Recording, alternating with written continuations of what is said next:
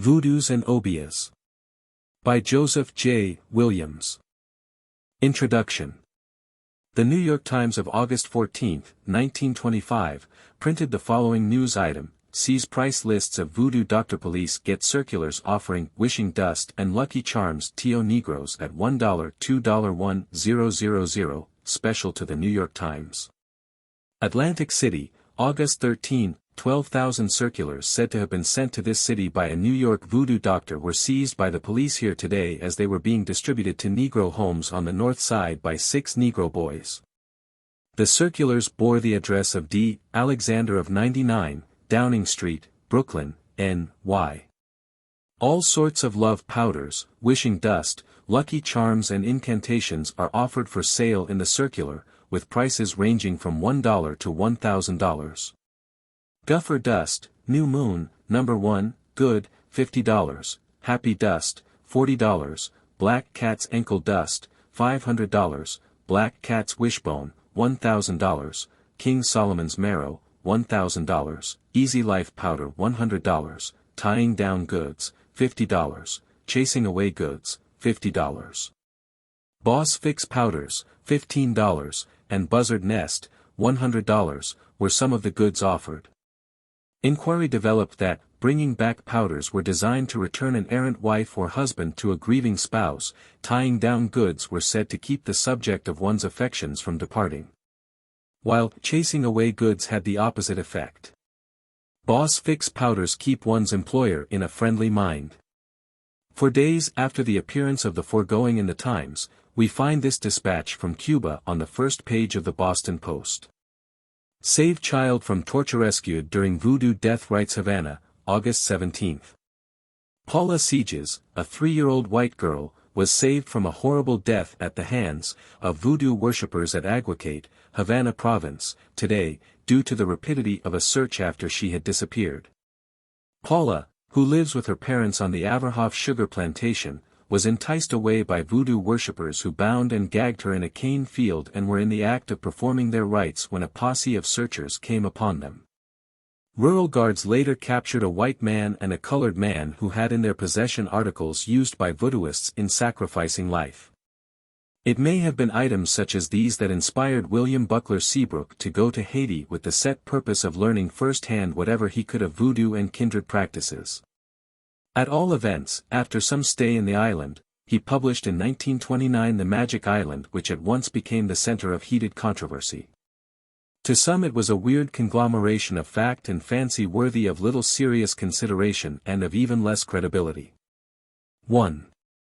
On the other hand, the usually conservative Literary Digest too apparently accepted it in its entirety as historic fact, and without question or cavil devoted 5 entire pages almost entirely to excerpts from its more startling passages and the reproduction of several photographs.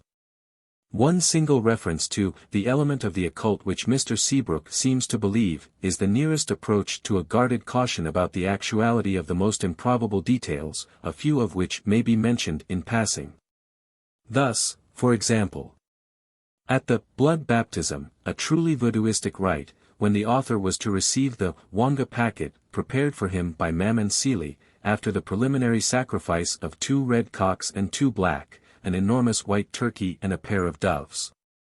In due course the sacrificial goat was led forth. He was a sturdy brown young goat, with big, blue, terrified, almost human eyes which seemed not only terrified but aware and wondering.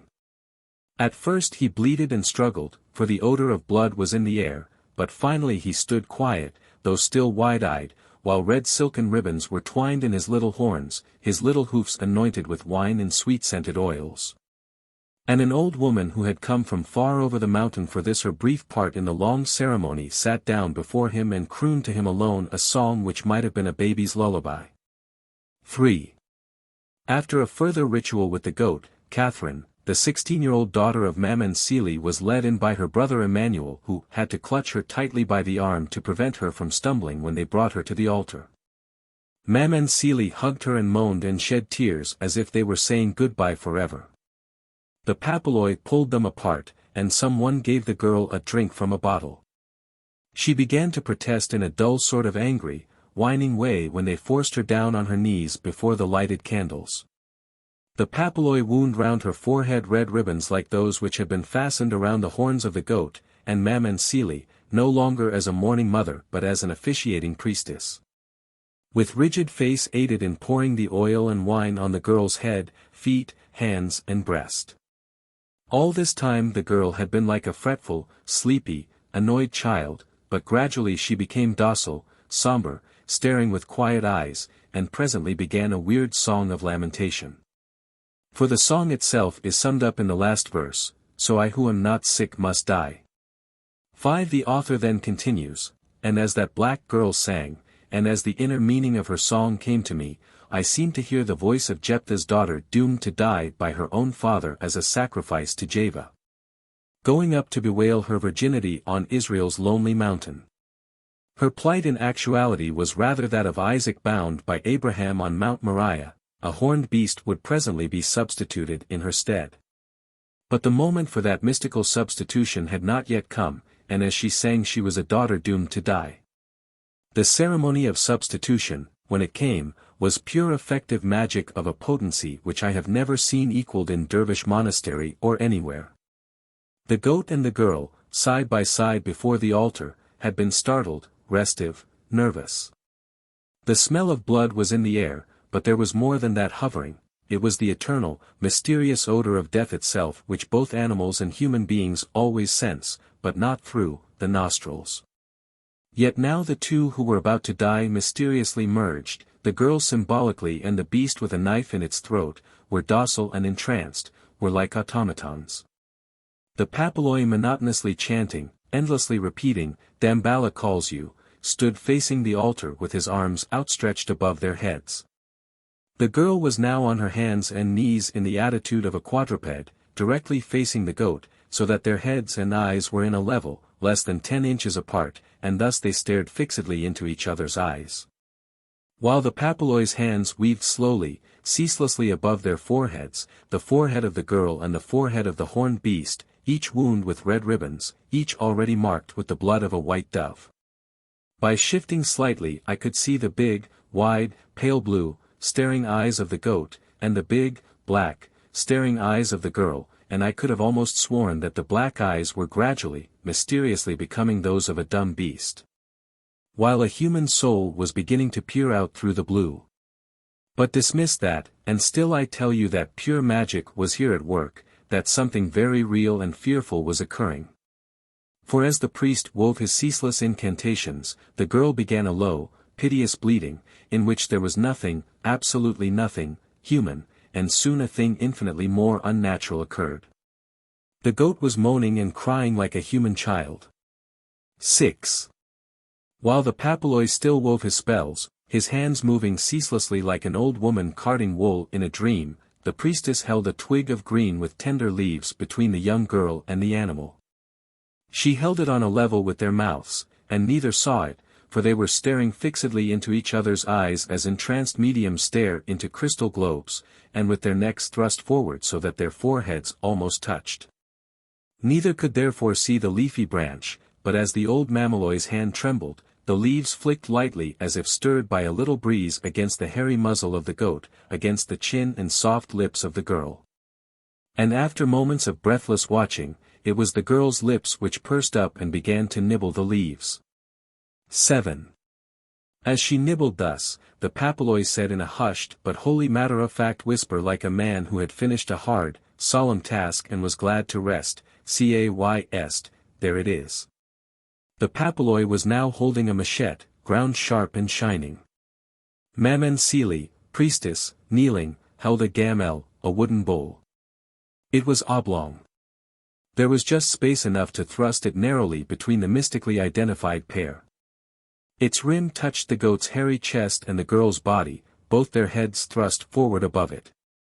Neither seemed conscious of anything that was occurring, nor did the goat flinch when the papilloi laid his hands upon its horns. Nor did the goat utter any sound as the knife was drawn quickly across the throat.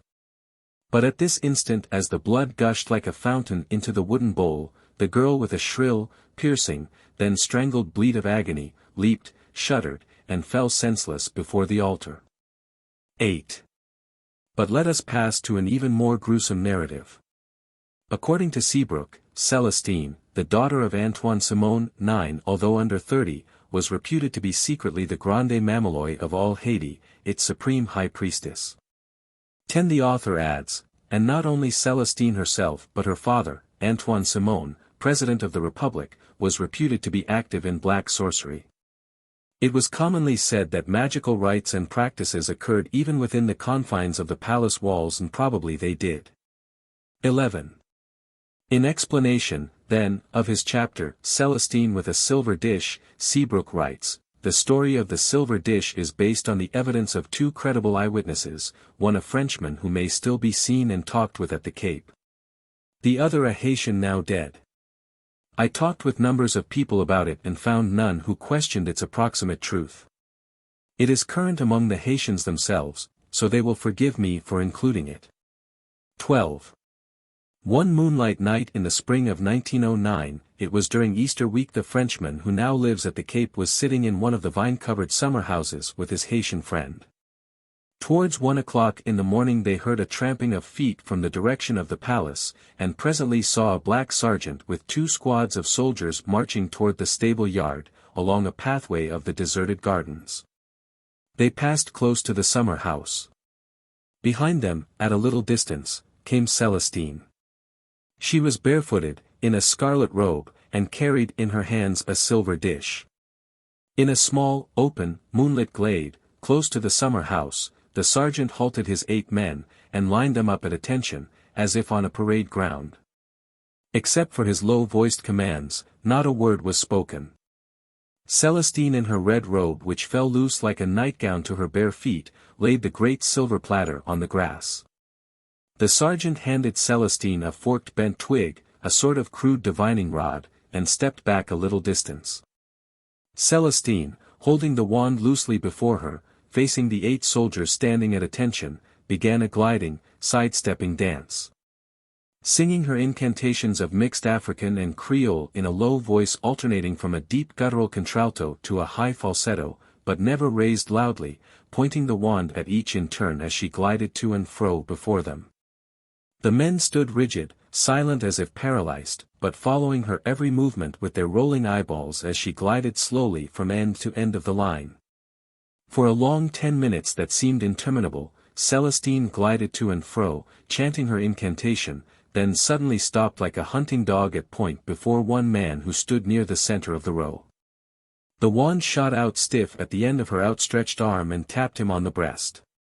"Oh la soul, avant," ordered the sergeant. "You there, alone, step forward." The man marched several paces forward from the ranks, and halting at command, stood still. The sergeant, who seemed unarmed, drew the man's own knife bayonet from its scabbard, grasped the unresisting victim by the slack of his coat collar, and drove the point into his throat. While this was taking place, the other 7 men stood silent obediently at attention. The victim uttered not a single cry, except a gurgling grunt as the point went through his jugular, and slumped to the grass, where he twitched a moment and lay still. The sergeant knelt quickly over him, as if in a hurry to get the job finished, ripped open the tunic, cut deep into the left side of the body just below the ribs, then put the knife aside, and tore out the heart with his hands. Black Celestine in her red robe, holding the gleaming platter before her, returned alone beneath the palm trees to the palace, barefooted queen of the jungle, bearing a human heart in a silver dish. 13. The general reaction on the author of such scenes, whether given as personal experiences or otherwise, is utterly appalling. Thus he tells us in connection with the ceremony described a few pages back, "Not for anything, no matter what would happen, could I have seriously wished to stop that ceremony. I believe in such ceremonies. I hope that they will never die out or be abolished. I believe that in some form or another they answer a deep need of the universal human soul. I, who in a sense believe in no religion, believe yet in them all, asking only that they be alive as religions. Codes of rational ethics and human brotherly love are useful, but they do not touch this thing underneath. Let religion have its bloody sacrifices, yes, even human sacrifice, if thus our souls may be kept alive. Better a black papaloy in Haiti with blood-stained hands who believes in his living gods than a frock-coated minister on Fifth Avenue reducing Christ to a solar myth and rationalizing the Immaculate Conception. 14. Of an earlier function at which he was present, he wrote, "And now the literary traditional white stranger who spied from hiding in the forest, had such a one lurked nearby.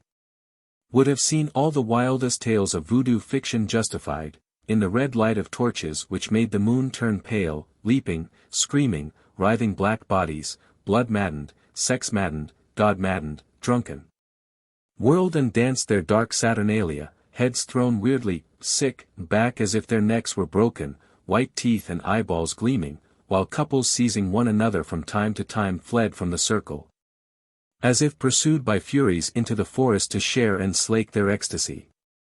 Thus also my unspying eyes beheld this scene in actuality, but I did not experience the revulsion which literary tradition prescribes. It was savage and abandoned, but it seemed to me magnificent and not devoid of a certain beauty. Something inside myself awoke and responded to it. These, of course, were individual emotional reactions, perhaps deplorable in a supposedly civilized person. But I believe that the thing itself their thing, I mean is rationally defensible. Of what use is any life without its emotional moments or hours of ecstasy? 15. We must not be surprised, then, that after watching the construction of the Whydah packet that was to preserve him safe from all harm amid these mountains, 16, when bid to make a prayer, this should be the author's response, May Papa Legba.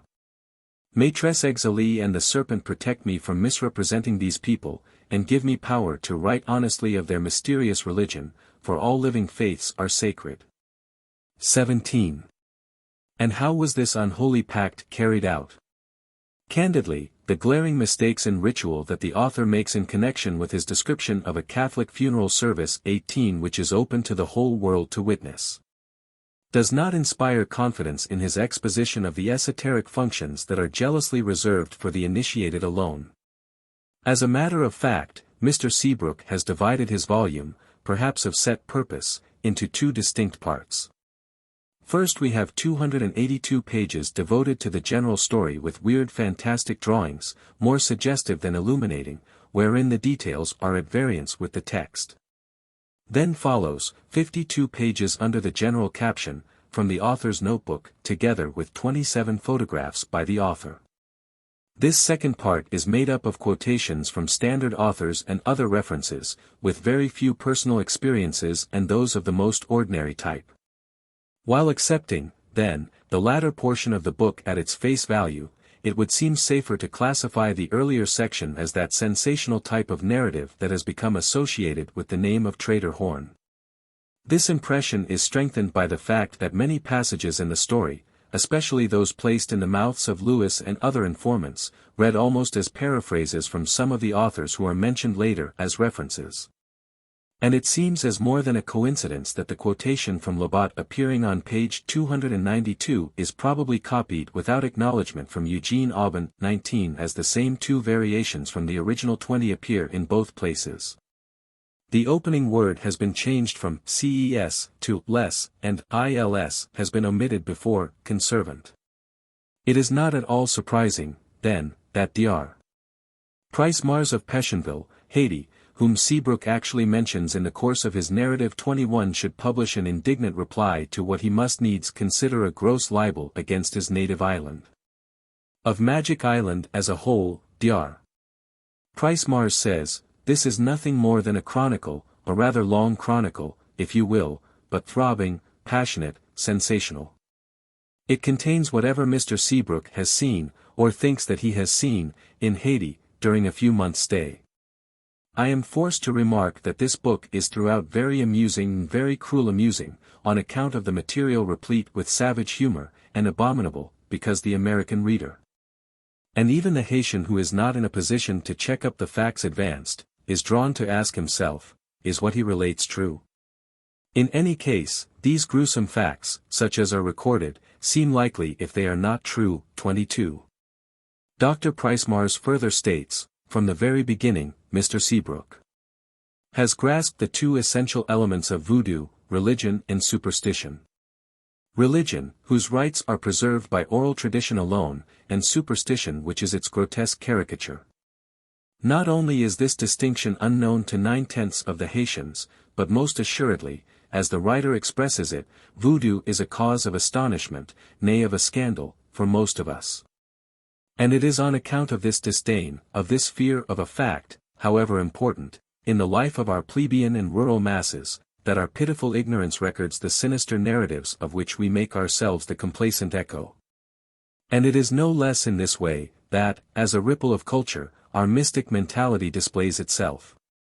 When, then, foreign writers arrive among us, I mean above all journalists who as a rule are in quest of sensational copy, they have only to imbibe at this fount of absurd beliefs the most marvelous discourses and put them on the lips of authentic individuals, to color them with an appearance of truth. Their misconception or even evil intention is nothing in comparison with the Haitian ignorance. How pitiful. 23. Dar. Price Mars stamps the "Goat Cry Girl Cry" episode as a ceremony in which he pretends to have taken part. But to my way of thinking, this ceremony is a creation of his fertile imagination. 24. And again, he positively asserts, as regards the ceremony of initiation, it is in every way false. 25. Furthermore, after recounting the description of the Petro sacrifice, which Seabrook 26 claims to have attended, Dr. Price Mars continues, and was he, then, the spectator that he claims to be? I don't think so. It is probable that he did assist at voodoo ceremonies. I personally sought to secure the opportunity for him, because, in the interviews that we had, I was made aware that he was familiar with the comparative history of religions. And the occasion seemed to me opportune to call attention to certain rites which indicate the antiquity of voodoo, the solid foundation of my theory, to wit, that voodoo is a religion. I was disappointed in my purpose, because I encountered a persistent distrust on the part of the peasants to whom I addressed myself, despite my long-established and friendly relations with them. That Mr. Seabrook may have succeeded in winning the confidence of a Mammon Sealy. I am willing to concede to him, on the condition, however, that he does not dramatize the situation by depicting to us the peasant community whose guest he has been as a nook lost in the highest and most inaccessible mountains, isolated from all communication with urban centers.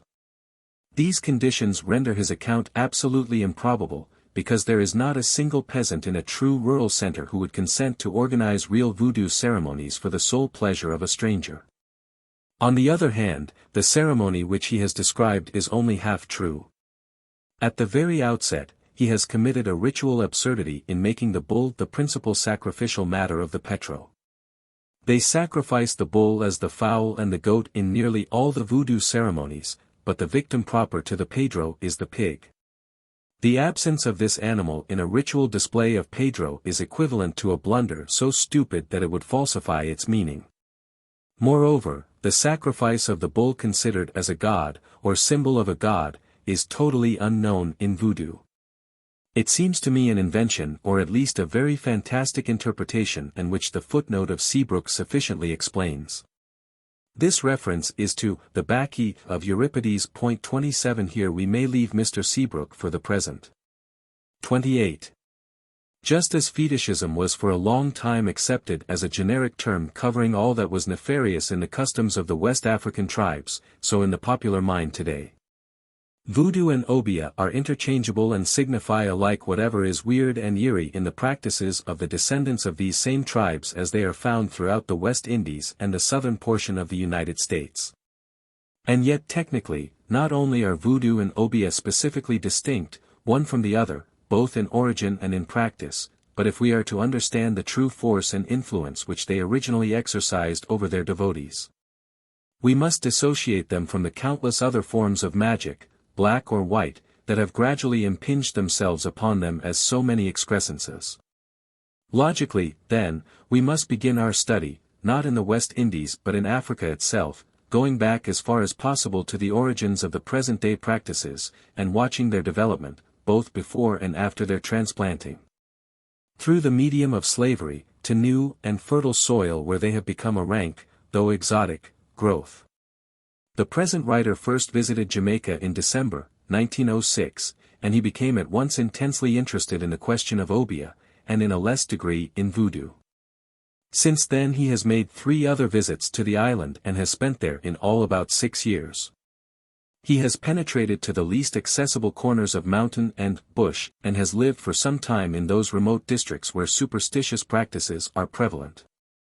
He has steadily sought to extend his knowledge of the black man's witchcraft, both by conversation with the natives of every class and by seeking out its practitioners.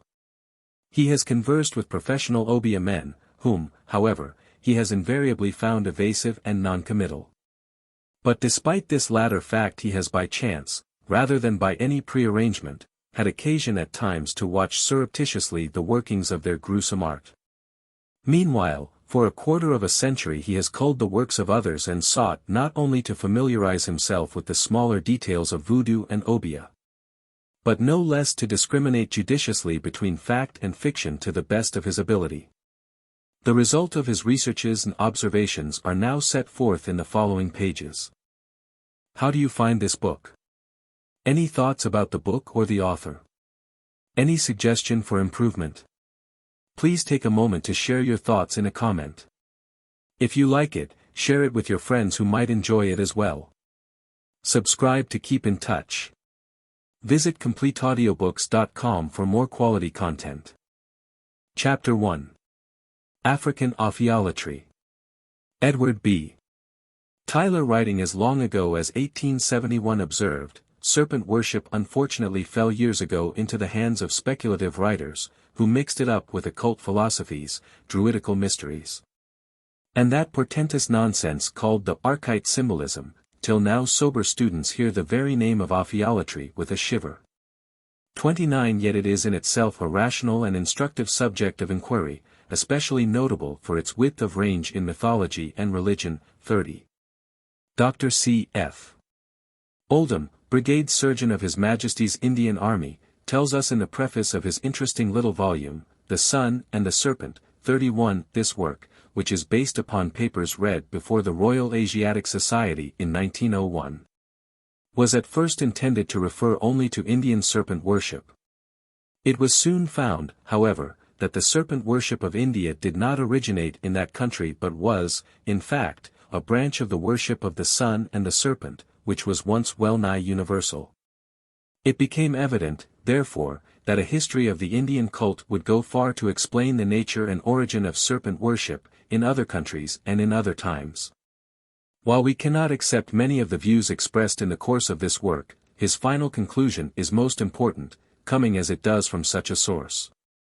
He says, it would seem, moreover, that the deification of totems, of kings, of ancestors, and of the heavenly bodies, which furnish so many of the divinities associated with the sun god, as also the human sacrifices and other abominations, which occurred in some sun-worshipping countries, all arose from the corruption of the earlier worship of a supreme deity who was believed to reside in the sun.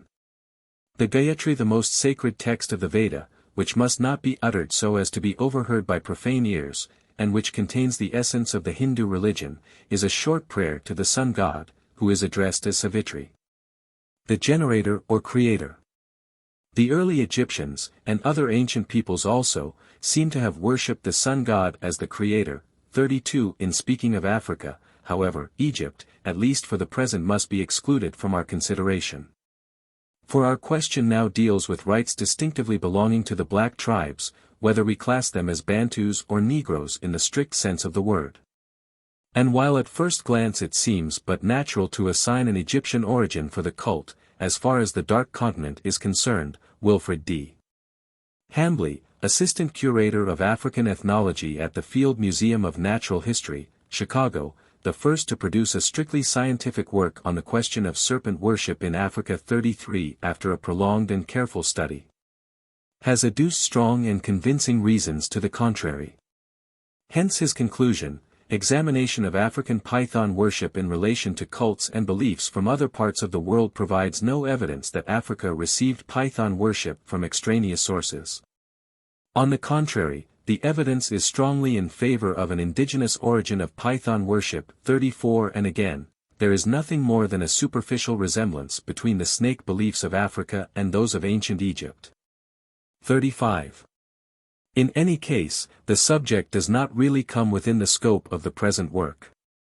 We are, it is true, in quest of the origin of voodoo as a serpent cult, but precisely, as we shall see later, under the particular aspect of worshipping the non-poisonous python. We have nothing to do here directly with rainbow snakes, or other like variants of the serpent cult. Point 36. Canon Roscoe furnishes us with a description of the principal center of serpent worship in East Africa. He tells Is, the python god, Selwanga, had his temple in Voodoo, by the river Majuzi, on the shore of the Lake Victoria Nyanza. The appearance of the new moon was celebrated by a ceremony extending over 7 days. For this the people made their preparations beforehand, because no work was done during the festival. A drum was sounded as soon as the moon was seen, and the people gathered together to make their requests and to take part in the ceremonies. Those who wished to make any request brought special offerings, whilst the rest brought beer and food as they pleased. The priesthood of this deity was confined to members of the Heart clan. The chief of the state upon which the temple stood was always the priest. His dress was the usual priestly dress, that is, it consisted of 2 bark cloths, one knotted over each shoulder, and 2 white goatskins as shirt. Round his chest he tied a leopard skin decorated with beads and with seed of the wild banana, and in his hand he carried 2 fly whisks made from the tails of buffalo. The priest first received the offerings for the god and heard the people's requests, then, going into the temple to the medium, he gave the latter a cup of beer and some of the milk from the python's bowl mixed with white clay. After the medium had drunk the beer and milk, the spirit of the python came upon him, and he went down on his face and wriggled about like a snake, uttering peculiar noises and using words which the people could not understand. The priest stood near the medium and interpreted what was said. During the time that the medium was possessed the people stood round, and the temple drum was beaten. When the oracle ended, the medium fell down exhausted, and would lie inanimate for a long time like a person in a deep sleep. 37. To further clarify our position, we may at the outset accept Hambley's distinction between worship and cult as a scientific working basis. Thus he says, the difficulty of supplying a rigid and logical definition of an act of worship is indisputable, but in practice confusion of thought may be avoided by using the word in connection with certain beliefs and acts. These might reasonably include ideas of a superhuman being, a priesthood, provision of a special house or locality, and also the employment of sacrifice and ritual procedure. The word cult may be used to designate beliefs and acts whose nature is less clearly defined than is the case with concepts and ceremonies surrounding an act of worship. The subject of serpent worship has suffered from hasty generalizations and a lack of classificatory treatment. Consequently there have been assumptions of similarities and identities where they do not exist. 38. Of Africa in general, Hambley says, the distribution of python worship is clear. The main foci are the southwest shore of Lake Victoria Nyanza, also several centers in the coastal regions of the west, from Ashanti to the south of the Niger. Python worship was probably indigenous to an ancient possibly aboriginal Negro population, which was driven to the west by racial pressure in the caste. Eventually the python-worshipping people were forced into unfavorable situations in the Niger Delta, where they are found at present.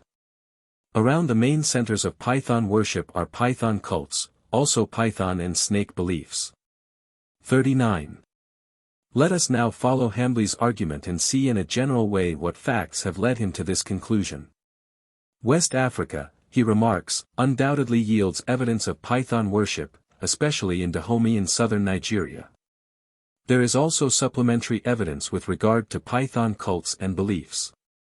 A geographical survey through the Congo, South Africa, and up the east is negative with regard to the existence of python worship.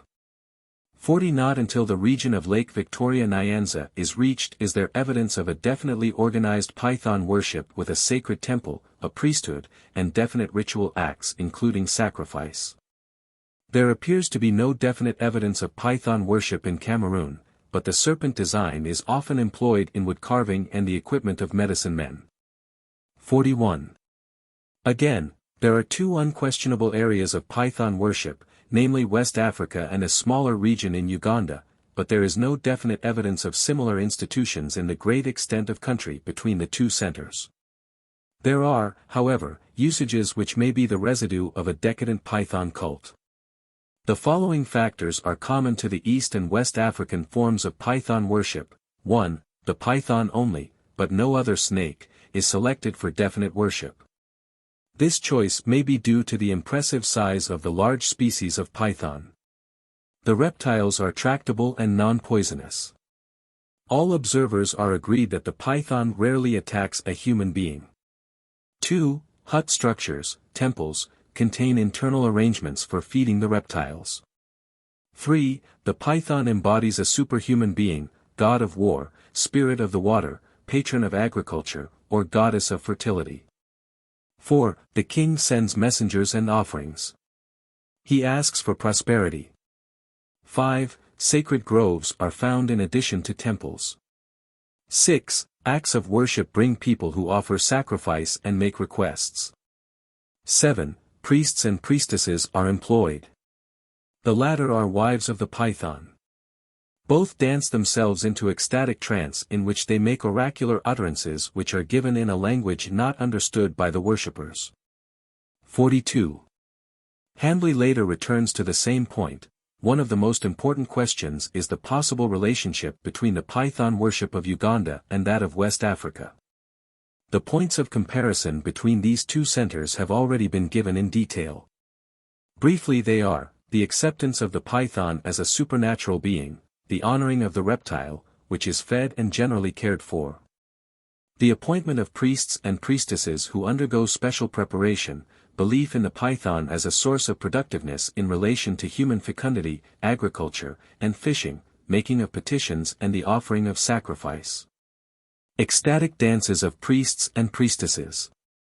These go into trance during which they prophesy and answer the requests of worshippers.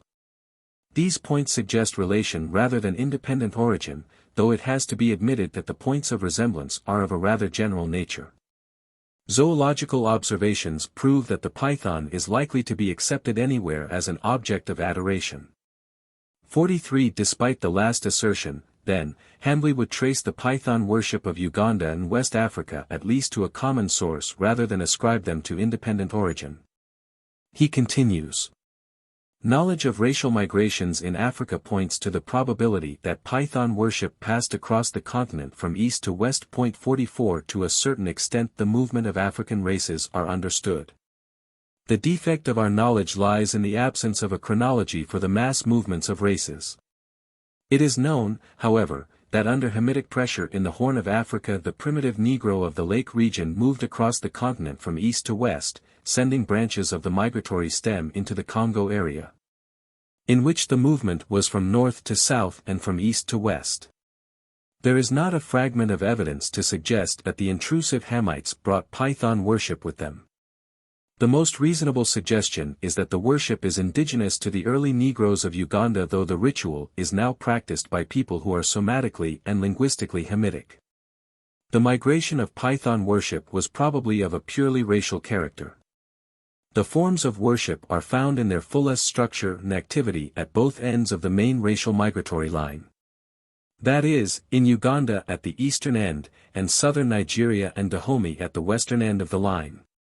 When the main masses of migrants had passed across the continent, they were 15 degrees north of the equator, that is, to the north of Dahomey, Ashanti, and Nigeria.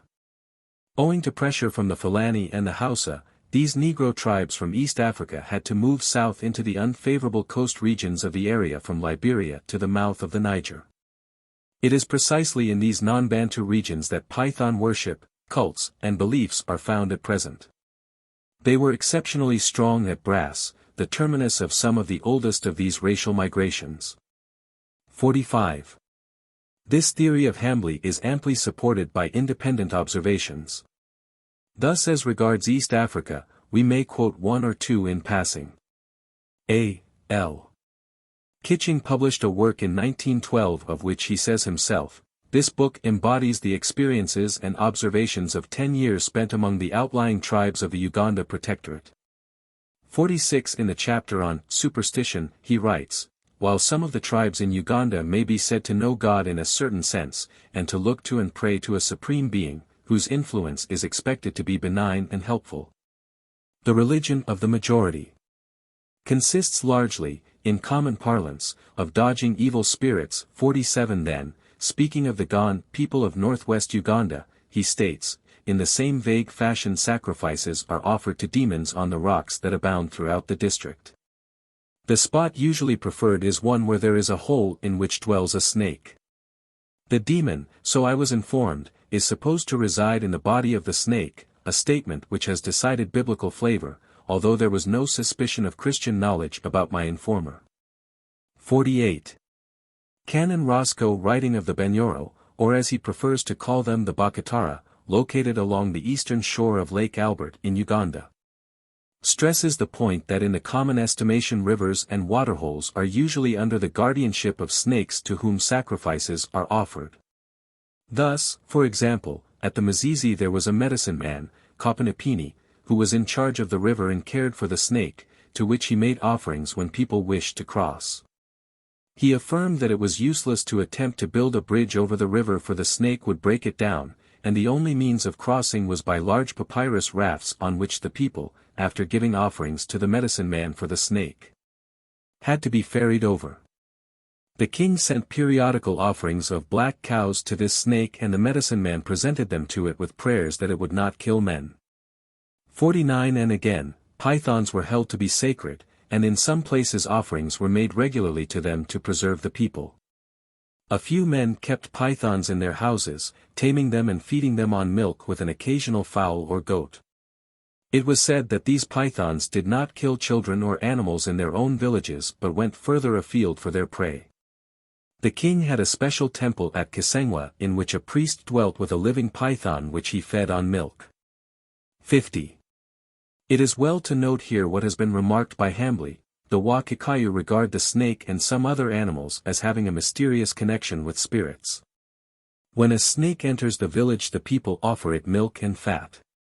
These snakes are not exactly the spirits themselves, but their messengers, who give warnings of future evils and come to indicate that an offering to the spirits will be opportune. 51. Having thus sufficiently established the fountainhead of Negro Ophiolatry at Uganda, we may turn to West Africa for a more intimate and detailed study of its development at what Hambly calls the western end of the racial migratory line. Major Arthur Glynn Leonard, writing in 1906, after 10 years of personal contact with the natives of South Nigeria, came to the conclusion that here at least the Ophiolatry practiced was a form of ancestor worship. In his opinion, the Nigerian venerates the snakes precisely because he believes that the spirits of his ancestors are embodied in them. Thus he states, in Benin City, at Nembi, Nkweri, and in various localities all over the Delta, Ophiolatry, so-called, exists and flourishes. As it has always done ever since man taught himself to associate the spirits of his ancestors with the more personal and immediate objects of his surrounding. And as snakes living as they did in the olden days in caves and trees, and as they now do not only in the towns, but inside the houses, underground as well as in the thatched roofs, were very closely associated with man, it is no wonder that they were early chosen to represent ancestral embodiment. 52. To one observation of Major Leonard we must draw particular attention. It is this: irrespective of tribe and locality, one fact in connection with these natives impressed me very forcibly, and that was that in every case, with regard to snakes, the emblem revered is the python, and not one of the poisonous varieties, such e.g. as the cobra or horned viper. The snakes whose bite means death are looked on as representing the spirits of evil. 53. In northern Nigeria there are comparatively few vestiges of the serpent cult, which may formerly have existed there, as indicated by certain finds. Thus C.K. Meek reports in connection with the Bauchi Plateau, 54, from a surface deposit at ROP there was discovered a representation in tin of a coiled snake. This evidently had some religious or magical significance, and once again points to the presence of a former people who knew how to work in tin, who had a developed artistic sense, and among whom the cult of the serpent was perhaps a feature of their religion. 55. And again, the Hausa states were foreigners from the east and all belonged to the same racial stock. The legend further suggests that the ancient people of Hausaland reverenced the snake. This we can readily believe, as certain snakes are still regarded as sacred by the Ongas, whose language is closely allied to Hausa, and representations of snakes have been dug up on the Bachi Plateau. 56 Later he adds, before the introduction of Islam, among the early peoples of the Hausa states various snakes were apparently common totem animals, especially among the people of Katsina and Dora. The Abayajidu invaders of the Dora traditions would appear to have slain the local snake and substituted their own sacred animal, e.g. the lion, Zaki, or some other worship instead. 57. Percy Amari Talbot of the Nigerian Political Service published in 1912 the conclusions resultant of 5 years of intimate contact with the Ikoi who were located on both sides of the boundary between the Cameroons and southern Nigeria. It is his suggestion that Ophiolatry reached Nigeria from Egypt and had its origin in the introduction of non-poisonous snakes into granaries, in order to protect their contents from predatory rodents. He writes, possibly the cult of the snake and crocodile has come down from very ancient times. It is well known that both were honored in Egypt as tutelar gods, and if the Ikoi have trekked, as seems likely, from the cast of Africa, it is probable that the original reason for deifying snake and cat, i.e., that these creatures were the principal scourges of the plague-carrying rat, lies at the back of the powerful snake cult, while traces of cat worship are still to be found. Rats are a great pest all over the land, and every possible means is taken to keep them down, though with little result. In Egypt the snake was not only the guardian of house and tomb, but a snake goddess presided over the harvest festival, held in the month of Farmuthi or April. Doubtless among other attributes she was regarded as the protectress of the garnered grain, and her cult grew from the practice of introducing non-poisonous snakes into granaries, in order to protect their contents from predatory rodents. 58. 14 years after the appearance of his first book, Talbot brought out a truly scholarly work in 4 volumes entitled, The Peoples of Northern Nigeria. 59 He was still of opinion that the striking resemblance between the Nigerian cults and those of ancient Egypt and the Mediterranean area generally can only be explained by intercourse, direct and indirect. 60. The following excerpts are of interest. Minor deities often assume the form or inhabit the bodies of snakes, some species of which, especially pythons, are held sacred throughout the region of marshlands and waters inhabited by the most ancient tribe of all, the Ijaw, while there are traces of Ophiolatry in many other parts. 61. The chief juju in the Badagry region used to be Idagbi, symbolized by a large python. 62. In some parts of the Brass Country, the principal worship is that of Ojidiga, which was apparently introduced from Benin by Isalima, the first settler at Nembi. He is represented by a python and is supposed by some to be identical with the Bini in Yoruba Alakan, god of the sea. 63. The Ile Edo worship a male Alos named Aruna, who resides in a very nimble snake, probably Dandropes augusticeps. If anyone kills this, a chief dies. It lives in a grove near the town and comes out when the priest sacrifices to it. It is supposed to bite and kill any bad person. 64. The Akis Edda chiefly worship Eziayaku, the property of the quarter, to whom sacrifices are offered at the foot of a special tree. Snakes are called her children and no one may touch or hurt them. 65. Among the Ikoi the most usual name for juju is some form of Ndiam. The Ajam appear to confine the word to those spirits, usually female, who live in trees, though they manifest themselves at times in the shape of snake or crocodile. 66. Finally, after another 6 years, Talbot further enhances his reputation as the leading authority on southern Nigeria by publishing his Tribes of the Niger Delta. 67 where we read, there is a special snake called Adida, which is also worshipped at Tombia. This is said to be the wife of Seminji and may never be slain. Should any Orukuruba find one of these lying dead, she would give it burial just as the Juju priests do for the Adumu serpents. 68. That this serpent cult can have its disadvantages at times is evidenced by the following incident related by Talbot. One evening, when staying in the rest house at Omiakini, an Igbo town in Owerri district, Chief Gabriel Amakiri Yellow came to say that he had heard of a woman's juju named Ogugu, the shrine of which was near at hand. Our informant began, Ogugu is the chief juju of the women of this country, and is very powerful for the granting of children. If anyone promises something to the juju and fail to give this, or swear on it name but does not carry out the thing, Ogugu always sends visitors to remind the person. Big snakes she sends to lie across the threshold of the house. At midnight, one will creep into bed, or coil by the head of the sleeper. Never, never does such a messenger leave again until the promise has been fulfilled. 69. Before passing on, it should be remarked that despite the insistence of Mr. Talbot that the serpent cult of Nigeria probably owes its origin to Egypt, as he bases his supposition in great part on the fact that the Ijaws are ultimately from distant East Africa, so far from weakening Hambley's theory. He only strengthens it as the latter has already shown that the Ijaw derive their origin, in all probability, not from Egypt but from Uganda. Stephen Septimus Farrow, in his thesis for the degree of Doctor of Philosophy in the University of Edinburgh, 1924, tells us, among the Igbo tribes of the Owerri district, near neighbors of the Yorubas, the boa constrictor is worshipped. On the 27th day of each month a white cock is offered to him, with cowries, palm oil or palm nuts, white cloth and kola nuts. The sacrifice is deposited at crossroads, away from the town.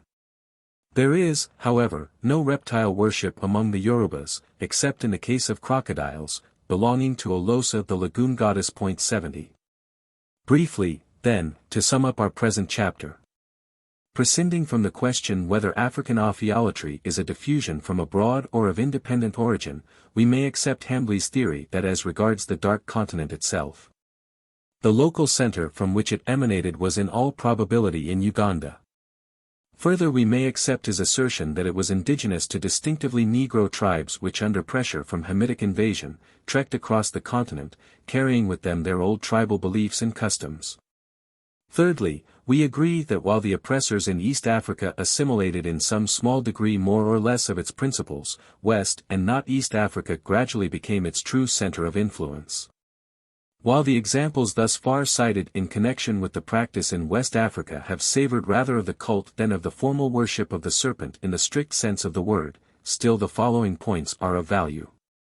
Independently of Whydah, where in the next chapter we will find Ophiolatry practiced in detail, scattered around this center we have all the requisites to satisfy our definition of serpent worship. True, it is, that they serve as confirmatory evidence and nothing more. But the very fact that they are scattered over many localities and not restricted to one place, adds to the strength of the argument. For local causes may at times lead to some particular introduction of a temporary cult, as in the instance related by Colonel Ellis, who writes, Dwijanu was a god who formerly resided at Connors Hill. Tradition says that the people of Cape Coast first discovered his existence from the great loss which the Ashantis experienced at this spot on the 11th of July, 1824. The slaughter was so great, and the repulse of the Ashantis so complete, that the Fantas, accustomed to see their foes carry everything before them, attributed the unusual result of the engagement to the assistance of a powerful local god. They accordingly sacrificed some prisoners to him, and sent to Winneba to inquire of the priests of Babawisi if their surmise was correct. The reply being in the affirmative, a regular cult was established, according to the directions of the priests of Babawisi. At that time Connors Hill was covered with usually dense bush, which swarmed with snakes. Indeed, even at the present day, when the bush is cleared every year, they are still very numerous, and large numbers are killed by the West India soldiers employed in his work. From this circumstance probably arose the idea that Dwijanu ordinarily presented himself to his worshippers in the shape of a serpent in the shape of the Cerastes, one of the most deadly of the Ophidia. 71 other snakes accompanied him, and were regarded as his offspring or dependents. The first sacrifices offered were human victims, but in later times eggs became the ordinary offering. If the god did not present himself to his worshippers in his assumed form, it was imagined that one of their number had given him offense, and the priests then made inquiries to discover the offender. He, being found, would then be mulcted of a sheep, a white cloth, and some rum, and with this special propitiatory offering the worshippers would again proceed to the hill. If the god still remained invisible, it was assumed that he was still dissatisfied, that the atonement was insufficient, and additional offerings were enforced upon the guilty member till the god revealed himself. Whydah was also believed to assume other shapes, and a leopard, which some 30 years ago haunted the vicinity of the hill, and became by its depredations the terror of the neighborhood, was believed to be the god who had adopted this form. When undisguised, Whydah was believed to be of human shape and black in color, but of monstrous size. He was represented as bearing a native sword in his right hand. His worship has now been extinct for some 20 years, the acquisition of the hill by the imperial government, the clearing of the bush, and the building of huts for the accommodation of troops, having proved fatal to the continuance of this particular cult. 72. Before going on to examine Ophiolatry as it existed at Whydah, we must accentuate one detail that already asserts itself, and that is the prevalence with which the veneration of the serpent, whether as a cult or worship, is associated with what is usually called ancestor worship. But even here, while the reptile may be regarded as the receptacle or dwelling place of the spirits, they in turn are only intercessors or messengers of the Supreme Being to whom the petitions or venerations ultimately tend. 73. It is not, then, idolatry, if we confine ourselves to the strict definition of the word, as was so frequently assumed by the early African travelers who came in contact with it and only too frequently described it in distorted terms. 74. Chapter 2. Serpent Cult at Whydah. Père Labat, writing of the year 1698 in the island of Martinique, recounts what he had personally heard from the lips of Père Briggs, who in turn had actually witnessed the serpent cult at Whydah when the king himself was in attendance to consult the oracle. This is probably the earliest recorded account of an eyewitness, before European contacts had modified the ritual. The narrative runs as follows: the people on their knees and in silence were withdrawn some distance apart. The king alone with the priest of the country entered the enclosure, where after prolonged prostrations, prayers and ceremonies, the priest drew near to a hole where supposedly he had a serpent. He spoke to him in behalf of the king and questioned him as regards the number of vessels that would arrive the following year, war, harvest and other topics. According as the serpent replied to a question, the priest carried the answer to the king, who was kneeling a short distance away in an attitude of supplication. This byplay having been repeated a number of times, it was finally announced that the following year would be prosperous, that it would have much trade, and that they would take many slaves. The multitude expressed their joy by loud shouts, dancing and feasting. Père Briggs further stated that he had subsequently interviewed the officiating priest, who assured him that the cult rendered to the serpent was only a cult in its relation to the Supreme Being, of whom they were all creatures. That the choice was not left to themselves, but that they had adopted it through obedience to the common master's orders, which were always founded on sound principles. The Creator knew perfectly the dispositions of the creatures who had come from his hands, and appreciated only too well man's pride and vanity, not to take every means suitable to humble him. For which purpose nothing seemed more effective than to oblige him to bow down before a serpent, which is the most despicable and the vilest of all animals. 75. Renaud Desmarches, the French navigator, went on his first voyage to Guinea in 1704. During the next 20 years, on recurrent visits, he made a close study of the customs and practices of the various kingdoms. In 1724 he sailed on his last voyage to the coast and spent several months carefully revising his notes and checking up on his sketches. Shortly before his death he gave his manuscript to Père Labat, who published it in 1730. 76. In his preface Père Labat accentuates the fact that on the voyage of 1724 Desmarches had corrected the observations which he had made on several earlier ones. 77. The narrative itself shows that Desmarches was an eyewitness of the scenes that he describes concerning the serpent cult at Whydah, and the dates on his sketches indicate that he attended these functions in different years. Concerning the origin of this worship of the serpent at Whydah he states, the principal divinity of the country is the serpent, although it is not known just when they began to acknowledge him, to render him a cult. They only know as absolutely certain that this pretended divinity came from the kingdom of Ardra. These Whyddahs having undertaken to give battle to the Ardras, a large serpent left the enemy's army and came to deliver himself to that of Whydah. But he appeared so gentle, that instead of biting like the other animals of his species, he caressed and embraced everybody. The chief sacrificer made bold to take hold of him and raise him up on high to bring him in view of the entire army, which, astonished at the prodigy, prostrated themselves before this compliant animal, and rushed on their enemies with such courage that they completely routed them. They did not fail to attribute their victory to this serpent. They respectfully carried him along, built him a house, brought him sustenance, and in a short time this new god eclipsed all the others, even the fetishes which were the first and oldest gods of the country. 78. Desmarches adds, it is of particular note that the most thoughtful Negroes very seriously assert that the serpent which they venerate today is really the identical one which came to find their ancestors, and which enabled them to achieve this famous victory which freed them from the oppression of the king of Ardra. 79. This would suggest that the center of Ophiolatry at Whydah is of comparatively recent origin, and other indications point strongly in the same direction. Up to the beginning of the 19th century the capital of Whydah is usually marked on the maps as Xavier or Sabi, also spelt Sabe, Sabe, Savi, etc. And presumably a corruption of the word Xavier which alone appears on the Danville map of Guinea dated April, 1729.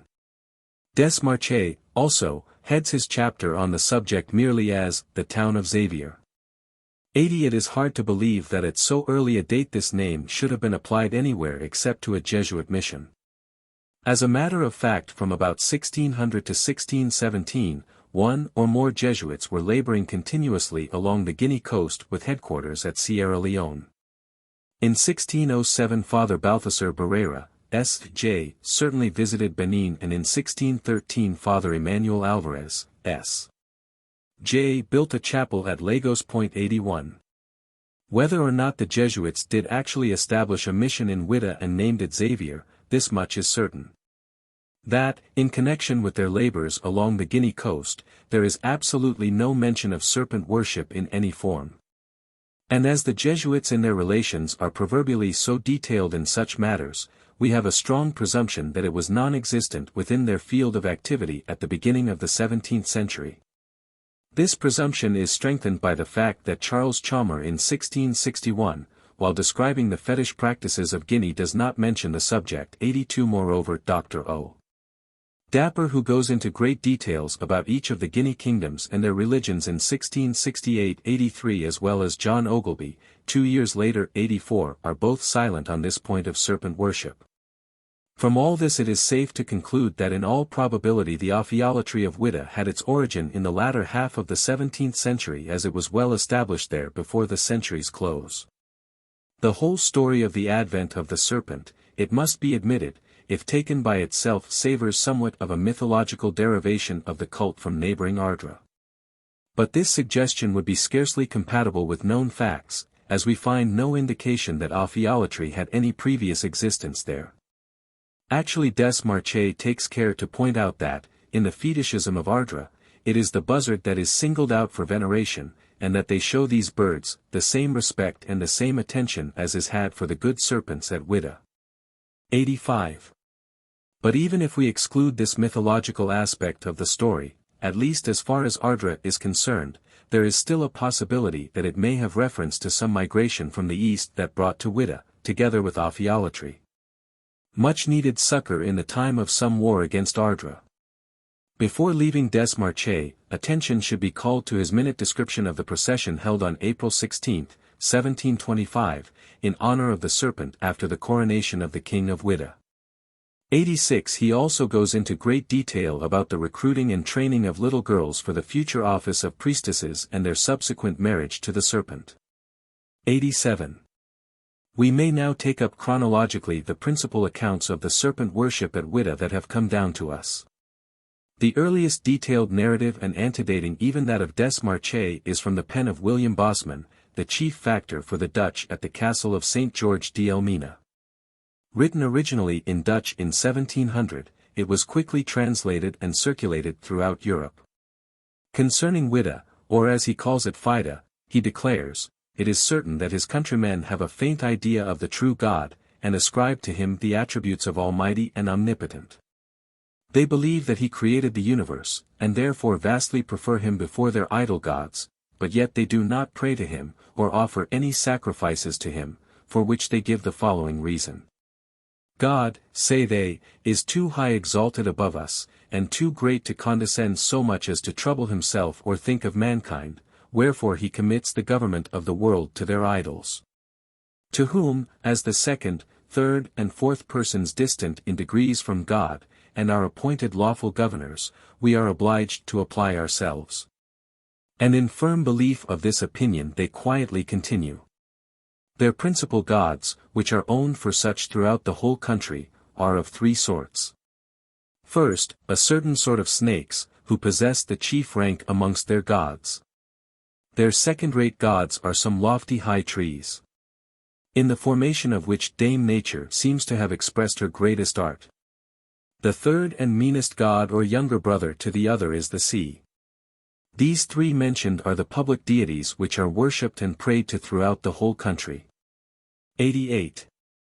They invoke the snake in excessive wet, or barren seasons, on all occasions relating to the government and the preservation of their cattle, or rather in one word, in all necessities and difficulties in which they do not apply to their new batch of gods.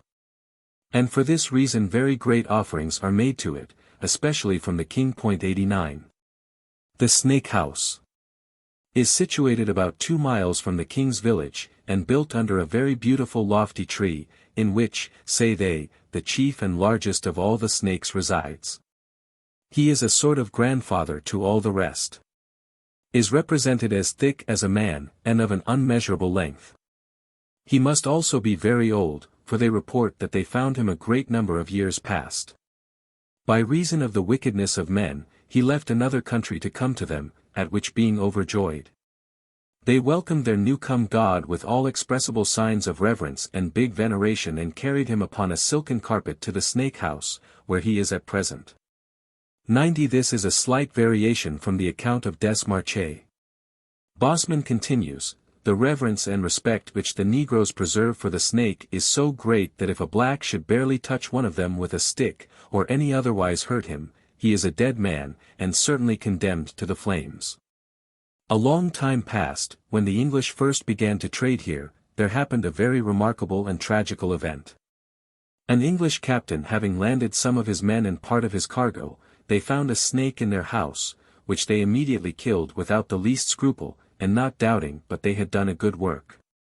Threw out the dead snake at their door, where being found by the Negroes in the morning, the English preventing the question who had done the fact, ascribed the honor to themselves. Which so incensed the natives, that they furiously fell on the English, killed them all and burned their house and goods. 91. In my time an Aquambian Negro took a snake upon his stick, because he durst not venture to touch it with his hands, and carried it out of the house without hurting it in the least, which 2 or 3 Negroes seeing, set up the same cry that is usual on account of fire, by which they can in a small time raise the whole country. By these instances we are deterred from meddling with the accursed gods or devilish serpents, notwithstanding that we are frequently molested by them, since in hot sunshine weather, as if they were lovers of darkness, they visit us by 5 and 6 together, creeping upon our chairs, benches, tables, and even our beds, and bearing us company in sleep, and if they get a good place under our beds, and our servants out of laziness don't turn up our bedding, they sometimes continue 7 or 8 days, where they have also cast their young. But when we are aware of these vermin and do not desire to be troubled with them any longer, we need only call any of the natives, who gently carries his god out of doors. 92. But what is best of all, is, that these idolatrous snakes don't do the least mischief in the world to mankind. For, if by chance in the dark one treads upon them, and they bite or sting him, it is not more prejudicial than the sting of the millipedes. Wherefore the negroes would fain persuade us that it is good to be bitten or stung by these snakes, upon the plea that one is thereby secured and protected from the sting of any poisonous snake. But here I am somewhat dubious, and should be loath to venture on the credit of their assertions, because I have observed that the gods themselves are not proof against these venomous serpents, much less can they protect us from their bite. We sometimes observe pleasant battles betwixt the idle and venomous snakes, which are not wanting here. 93. The species of these idle serpents here are streaked with white, yellow and brown. And the biggest which I have seen here is about a fathom long, and the thickness of a man's arm. 94. If we are ever tired with the natives of this country, and would fain be rid of them, we need only speak ill of the snake, after which they immediately stop their cars and run out of doors. But though this may be taken from a European that they like, yet, if a Negro of another nation should presume to do it, he would run no small risk. 95. In the year 1697, my brother factor Mr. Nicholas Pole, who then managed the slave trade for our company at Whydah, had the diversion of a very pleasant scene. A hog being bitten by a snake, in revenge or out of love to God's flesh, seized and devoured him in sight of the negroes, who were not near enough to prevent him. Upon this the priests all complained to the king. But the hog could not defend himself, and had no advocate. And the priests, unreasonable enough in their request, begged of the king to publish a royal order, that all the hogs in his kingdom should be forthwith killed, and the swiney race extirpated, without so much as deliberating whether it was reasonable to destroy the innocent with the guilty. 96. 20 years after Bosman wrote his narrative, John Atkins, surgeon in the Royal Navy, sailed from Spithead, February 5, 1720, on an expedition in quest of the pirates that were infesting the slave route from the Guinea coast to the West Indies. Under the caption, Whydah, he wrote in his account of the voyage, "This country is governed by an absolute king, who lives in negrish majesty at a town called Sabi, 6 miles from the sea. His palace is a dirty large bamboo building, of a mile or 2 round, wherein he keeps near 1,000 women, and divides his time in an indolent manner. He is fattened to a monstrous bulk, never has been out since he became king, nigh 12 years.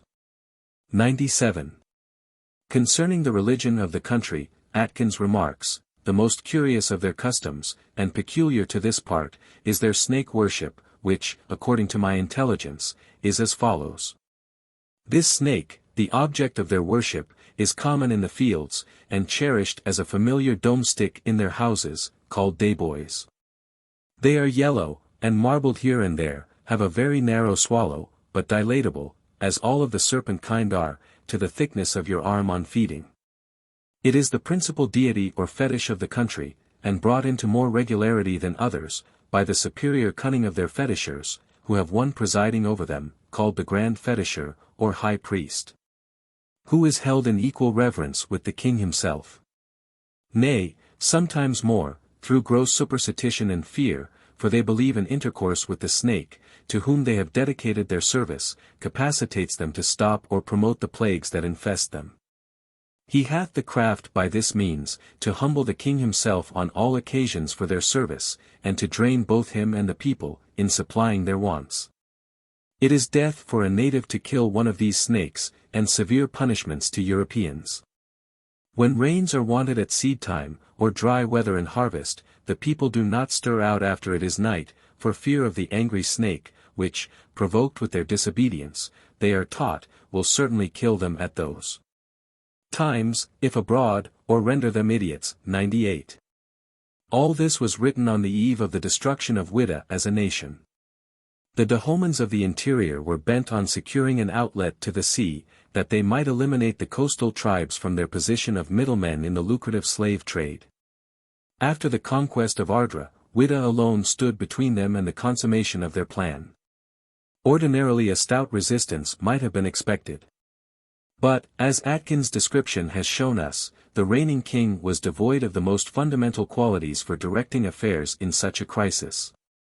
William Snelgrave, who visited the country 3 weeks after the event, places the date of the destruction of Whydah by the Dahomans as March, 1727. 99. In this connection he writes, the king of Dahomey, was obliged to halt there by a river, which runs about half a mile to the northward of the principal town of the Whydah, called Sebbi, the residence of their king. Here the king of Dahomey encamped for some time, not imagining he could have found so easy a passage and conquest as he met with afterwards. For the pass of the river was of that nature, it might have been defended against the whole army, by 500 resolute men, but instead of guarding it, these cowardly luxurious people, thinking the fame of their numbers sufficient to deter the Dahomeyans from attempting it, kept no set guard. They only went every morning and evening to the river side, to make fetish as they call it, that is, to offer sacrifice to their principal god, which was a particular harmless snake they adore, and prayed to on this occasion, to keep their enemies from coming over the river. And as worshipping a snake may seem very extravagant to such as are unacquainted with the religion of the Negroes, I shall inform the readers of the reasons given for it by the people of Whydah. This sort of snake is peculiar to their country, being of a very singular make, for they are very big in the middle, rounding on the back like a hog, but very small at the head and tail, which renders their motion very slow. Their color is yellow and white, with brown streaks, and so harmless that if they are accidentally trod on, for it is a capital crime to do so wilfully, and they bite, no bad effect ensues. Which is one reason they give for their worshipping of them. Moreover, there is a constant tradition amongst them, that whenever any calamity threatens their country, by imploring the snake's assistance, they are always delivered from it. However this fell out formerly, it now stood them in no stead, neither were the snakes themselves spared after the conquest. For they being in great numbers, and a kind of domestic animal, the conquerors found many of them in the houses, which they treated in this manner. They held them up by the middle, and spoke to them in this manner, "If you are gods, speak and save yourselves," which the poor snakes not being able to do, the Dahomeyans cut their heads off, ripped them open, broiled them on the coals, and ate them. It is very strange, the conquerors should so far condemn the gods of the country, since they are so barbarous and savage themselves, as to offer human sacrifices whenever they gain a victory over their enemies. 100. Another valuable witness is William Smith, who was sent out by the Royal African Society of England, which desired an exact account of all their settlements on the coast of Guinea. 101. He arrived at Whydah Road, April 7, 1727, that is, immediately after the snake incident. He adds many interesting details to Captain Snellgrave's account. Thus he tells us, His Majesty of Whydah, who is the largest and fattest man I ever saw, thinking himself a little too bulky to fight, was, upon the first alarm, privately conveyed away by the main strength of a couple of stout lusty negroes in a hammock, by which means he saved his life. 102. The city of Sebbi was above 4 miles in circumference.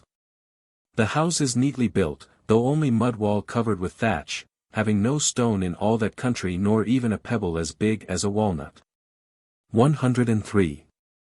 Concerning the serpent worship, Smith states, they are all pagans and worship a large beautiful kind of snake, which is inoffensive in its nature. These are kept in fetish houses, or churches, built for that purpose in a grove, to whom they sacrifice great store of hogs, fowls, and goats, and if not devoured by the snake, are sure to be taken care of by the fetish men, or pagan priests. The laity all go in a large body by night with drums beating, and trumpets of elephants' teeth sounding, in order to perform divine worship, and implore either a prosperous journey, fair weather, a good crop, or whatsoever else they want. To obtain which from the snake, they then present their offering, and afterwards return home. They are all so bigoted to this animal that if any Negro should touch one of them with a stick, or otherwise hurt it, he would be immediately sentenced to the flames. One day as I walked abroad with the English governor, I spied one of them lying in the middle of the path before us, which indeed I would have killed had he not prevented me, for he ran and took it up in his arms, telling me that it was the kind of snake which was worshipped by the natives, and that if I had killed it, all the goods in his fort, and our ship would not be sufficient to ransom my life. The country being so very populous that I could not stir without being seen by some of the natives, of whom there were several looking at us that happened to be on their march home from their captivity at Audra. They came, and begged their God, which he readily delivered to them, and they as thankfully received and carried it way to their fetish house, with very great tokens of joy. 104. The destruction of Whydah as a kingdom did not put an end to the veneration of the serpent there. According to William de Vaines, who was one of the directors of the East India Company and who had left the coast of Africa in 1763 after having resided there 12 years, 11 years as governor at Whydah and the other at Anambo. The snake was the peculiar worship of the ancient people of Whydah, and when this province was conquered by the king of Dahomey, the worship of the snake was continued upon motives of policy. Formerly a person who killed a snake was put to death, but now a goat is sacrificed as an atonement. 105. The last statement must apply to the case of Europeans alone, for as we shall see the death penalty against natives who injured the sacred snake continued for some time to come.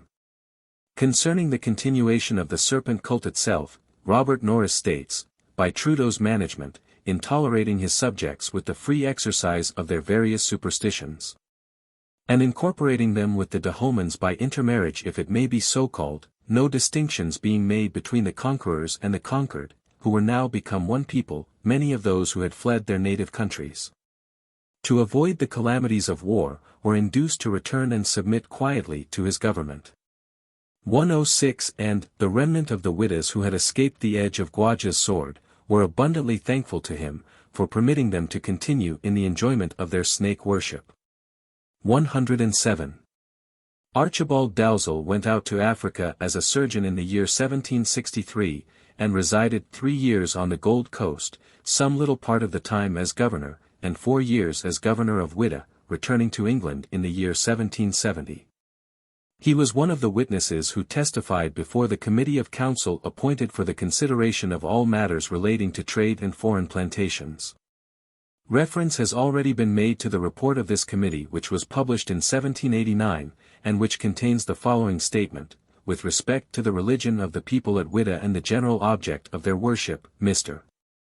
Dalzell observed that in no part of Africa had he been able to understand the religion of the natives. At Whydah they pay a kind of veneration to a particular species of large snake, which is very gentle. In Dahomey they pay the same kind of veneration to tigers. Thus veneration does not prevent people from catching and killing them if they please, but they must not touch the beard, which is considered as a great offense. They have a great number of men they call fetish men, or padres. The word fetish is derived from a Portuguese word meaning witchcraft. 108. For the condition at Whydah in the closing days of the 18th century, when throughout the British Empire the slave trade was coming to an end, we have the testimony of Dr. John Mlead, formerly of the British Navy, who in 1803 served as surgeon on a ship, bound from London to the coast of Africa, in the slave trade. On this occasion, he visited the center of the serpent cult and tells us, in Whydah, for some unaccountable reason, they worship their divinity under the form of a particular species of snake, called Obeah, which is not sufficiently large to be terrible to man, and is otherwise tameable and inoffensive. These Obeahs are taken care of in the most pious manner, and well fed on rat, mice and birds, in their fetish houses or temples, where the people attend to pay their adoration, and where those also who are sick or lame apply to them for assistance. 109. That the British abolition of slavery made little change in the serpent worship at Whydah, is evidenced by ample testimony. Thus, John Duncan in his journal records at Whydah in the spring of 1845, the snake is also a fetish here. And houses are built in several parts of the town for the accommodation of the snakes, where they are regularly fed. These houses are about 7 feet high in the walls, with conical roof, about 8 feet in diameter, and circular.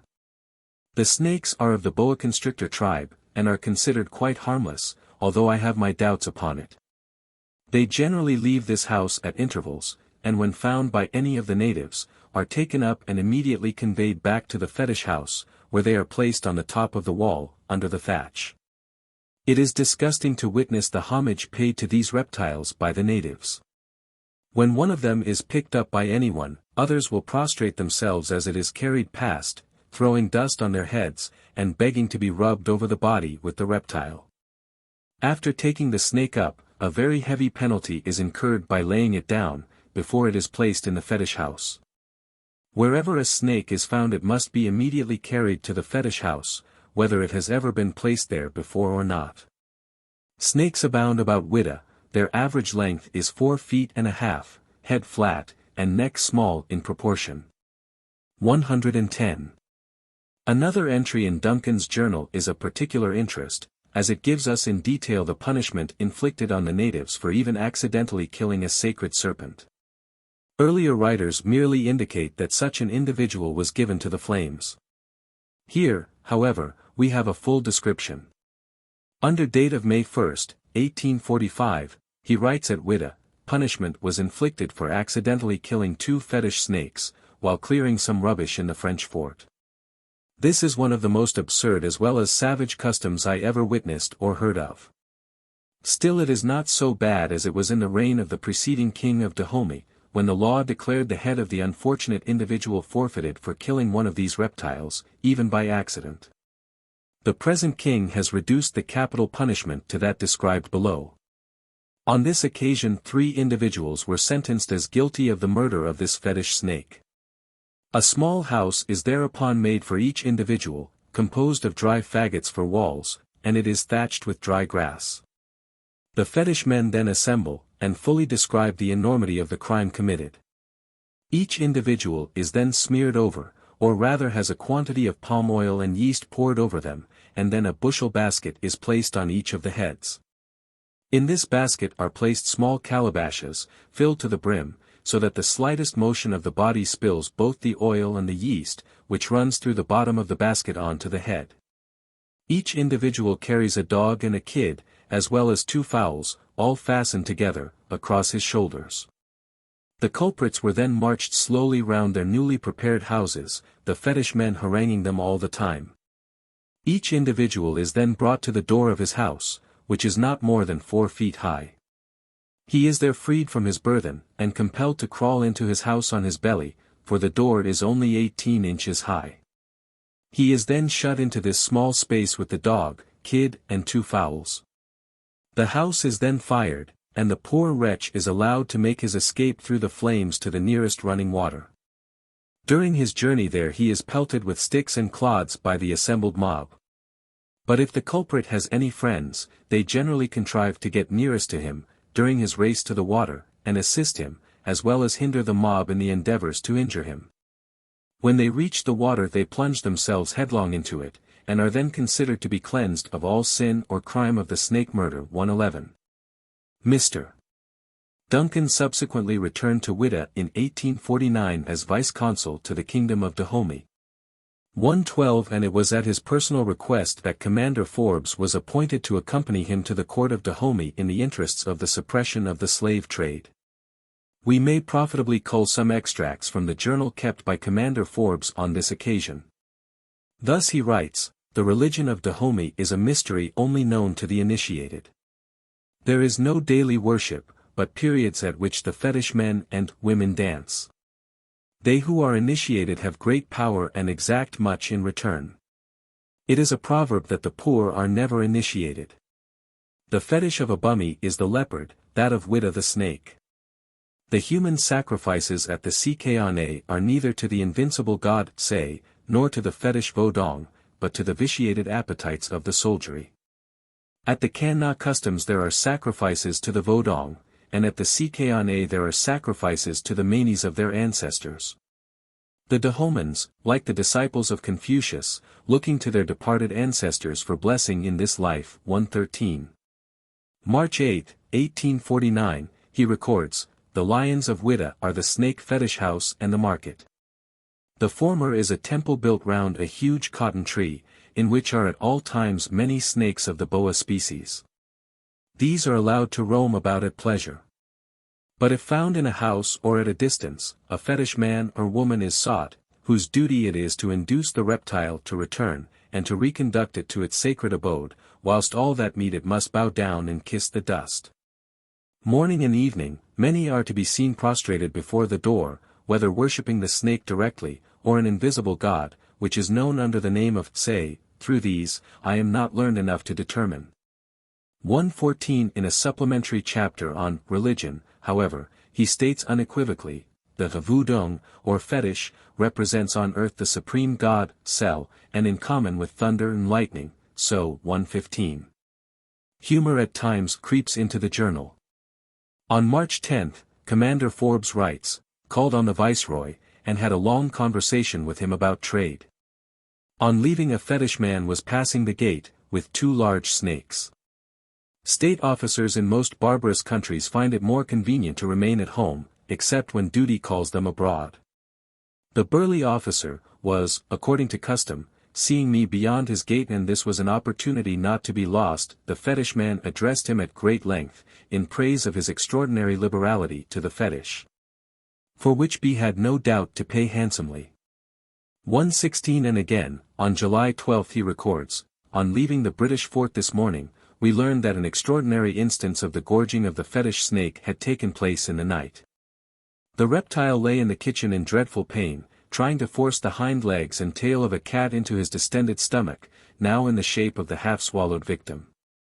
A fetish woman arriving, carried the deity to the temple. 117. It is not so surprising then, to find Father Lafitte, who arrived at Dahomey in 1861, and devoted 8 years to missionary work, reporting that among those employed in the service of the sacred serpents was a physician, charged especially to watch over the welfare of their laborious digestion. 118. Another witness covering this same period is J. Leighton Wilson, who devoted 18 years to missionary work in Africa and subsequently became a secretary of the American Presbyterian Board of Foreign Missions. Of the seaport town of Whydah, he says, there is no place where there is more intense heathenism, and to mention no other feature in their superstitious practices, the worship of snakes at this place fully illustrates this remark. A house in the middle of the town is provided for the exclusive use of these reptiles, and they may be seen here at any time in very great numbers. They are fed, and more care is taken of them than of the human inhabitants of the place. If they are seen straying away they must be brought back, and at the sight of them the people prostrate themselves on the ground, and do them all possible reverence. To kill or injure one of them is to incur the penalty of death. On certain occasions they are taken out by the priests or doctors, and paraded about the streets, the bearers allowing them to coil themselves around their arms, necks, and bodies. 119. This brings us to Richard F. Burton of Arabian Nights fame, who, writing in 1864, more than a century and a quarter after the event, thus details the debacle of the overtrustful devotees of the serpent god at Whydah. The infatuated Whydas, he says, instead of defending their frontier line, were contented to place with great ceremony Dan, the fetish snake, Dan-like, in the path. Agaja had retired to levy his whole force, leaving the field army under his general.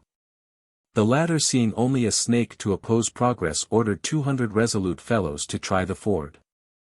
They not only crossed it unimpeded, but were able to penetrate into the capital. 120. He has already said, when the Dahomeyans permitted serpent worship to continue, the Whydas, abundantly thankful, became almost reconciled to the new stern rule. 121. The serpent revered as sacred in Burton's day was clearly of identical species with that first described by visitors to Whydah. For he says, the reptile is a brown yellow and white streaked python of moderate dimensions. And none appear to exceed 5 feet. The narrow neck and head, tapering like the slow worms, show it to be harmless. The Negro indeed says that its bite is a good defense against the venomous species, and it is tame with constant handling. M. Wallen saw 100 in the temple, some 10 feet long, and he tells his readers that they are never known to bite, whereas they use their sharp teeth like rats. Of these nice gods I counted 7, including one which was casting its slough. All were reposing upon the thickness of the clay wall where it met the inner thatch. They often wander at night, and whilst I was sketching the place a Negro brought an estray in his arms. Before raising it, he rubbed his right hand on the ground and duly dusted his forehead, as if grovelling before the king. The ugly brute coiled harmlessly round his neck, like a doctored cobra in India or Algeria. Other snakes may be killed and carried dead through the town, but strangers who meddle with the Dambwe must look out for palavers which, however, will probably now resolve themselves into a fine. 122 then follows a description, differing only slightly in detail from Duncan's account of 2 decades earlier. Thus, in older times death has been the consequence of killing one of these reptiles, and if the snake be abused, serious people still stop their ears and run away. When under former reigns, a native killed a Dambwe, even accidentally, he was put to death. Now the murderer is placed somewhat like the salamanders of old Vauxhall, in a hole under a hut of dry faggots thatched with grass which has been well greased with palm oil. This is fired, and he must rush to the nearest running water, mercilessly belabored with sticks and pelted with clods the whole way by the Dambwe or fetish priests. Many of course die under the gauntlet. 123. Of the Boa temple, he observes, it is nothing but a small cylindrical mud hut. Some fetish houses are square with thick clay walls supporting a flying thatch roof in extinguisher shape. 2 low narrow doorless entrances front each other, leading to a raised floor of tamped earth, upon which there is nothing but a broom and a basket. It is roughly whitewashed inside and out, and when I saw it last a very lubberly fresco of a ship under full sail sprawled on the left side of the doorway. A little distance from the entrance were 3 small pennons, red, white and blue cotton tied to the top of tall poles. 124 and again, on the other side of the road the devotees of the snake are generally lolling upon the tree roots in pretended apathy, but carefully watching over their gods. Here, too, are the fetish schools, where any child touched by the holy reptile must be taken for a year from its parents who pay the piper and must be taught the various arts of singing and dancing necessary to the worship. This part of the system has, however, lost much of the excesses that prevailed in the last century when at the pleasure of the strong-backed fetish men, even the king's daughters were not excused from incarceration from its presumable object. The temple is still annually visited by the viceroy, during the interval after the customs and before the campaigning season. He takes 1 bullock, with goats, fowls, cloth, rum, meal, and water to the priest, who holding a bit of kola nut, prays aloud for the king, the country, and the crops. 125. Burton relates one incident which shows what a hold the fanaticism had on the people at large even in his day. Speaking of the Catholic mission station at Whydah, which was located in what was known as the Portuguese fort, in March 1863, the fort was struck by the lightning god, Kevioso, the Shango of the Obeahs. And they are not wanting who suppose that the fetishers, having been worsted in dispute by the padres, took the opportunity of a storm to commit the arson. As the inmates impiously extinguished the fire, they were heavily fined. And, on refusing to pay, the Father Superior was imprisoned. In June of the same year occurred another dispute, about a sacred snake that was unceremoniously ejected from the mission premises, and doubtless this anti-heathenism will bring them to further grief. 126. Pierre Bouche, who spent 7 years on the Slave Coast, was resident at Whydah in 1868, where, as he tells us, he witnessed this scene. One day I was on my way to visit a sick person. The boy who accompanied me suddenly cried out, "Father, a fetish." I turned quickly, and saw a large serpent which had passed by me. Before it, a black prostrated himself, placing his brow in the dust and bowing low. His prayer deeply distressed me. "You are my father, you are my mother," said he to the reptile, "I am all yours, my head belongs to you. Be propitious to me." And he covered himself with dust as a mark of humiliation. 127. Writing of the same period, E. Describes tells us, the cult of living serpents is in vogue at many points along the coast, but nowhere have they temples and regular sacrifices as at Whydah. At Grand Popo not far from Whydah, the serpents have no temple, it is true, but they receive a cult even more revolting. There is there a species of large, very ferocious reptiles. When one of these serpents encounters small animals, he mercilessly devours them, and the more voracious it is, the more it excites the devotion of its worshippers.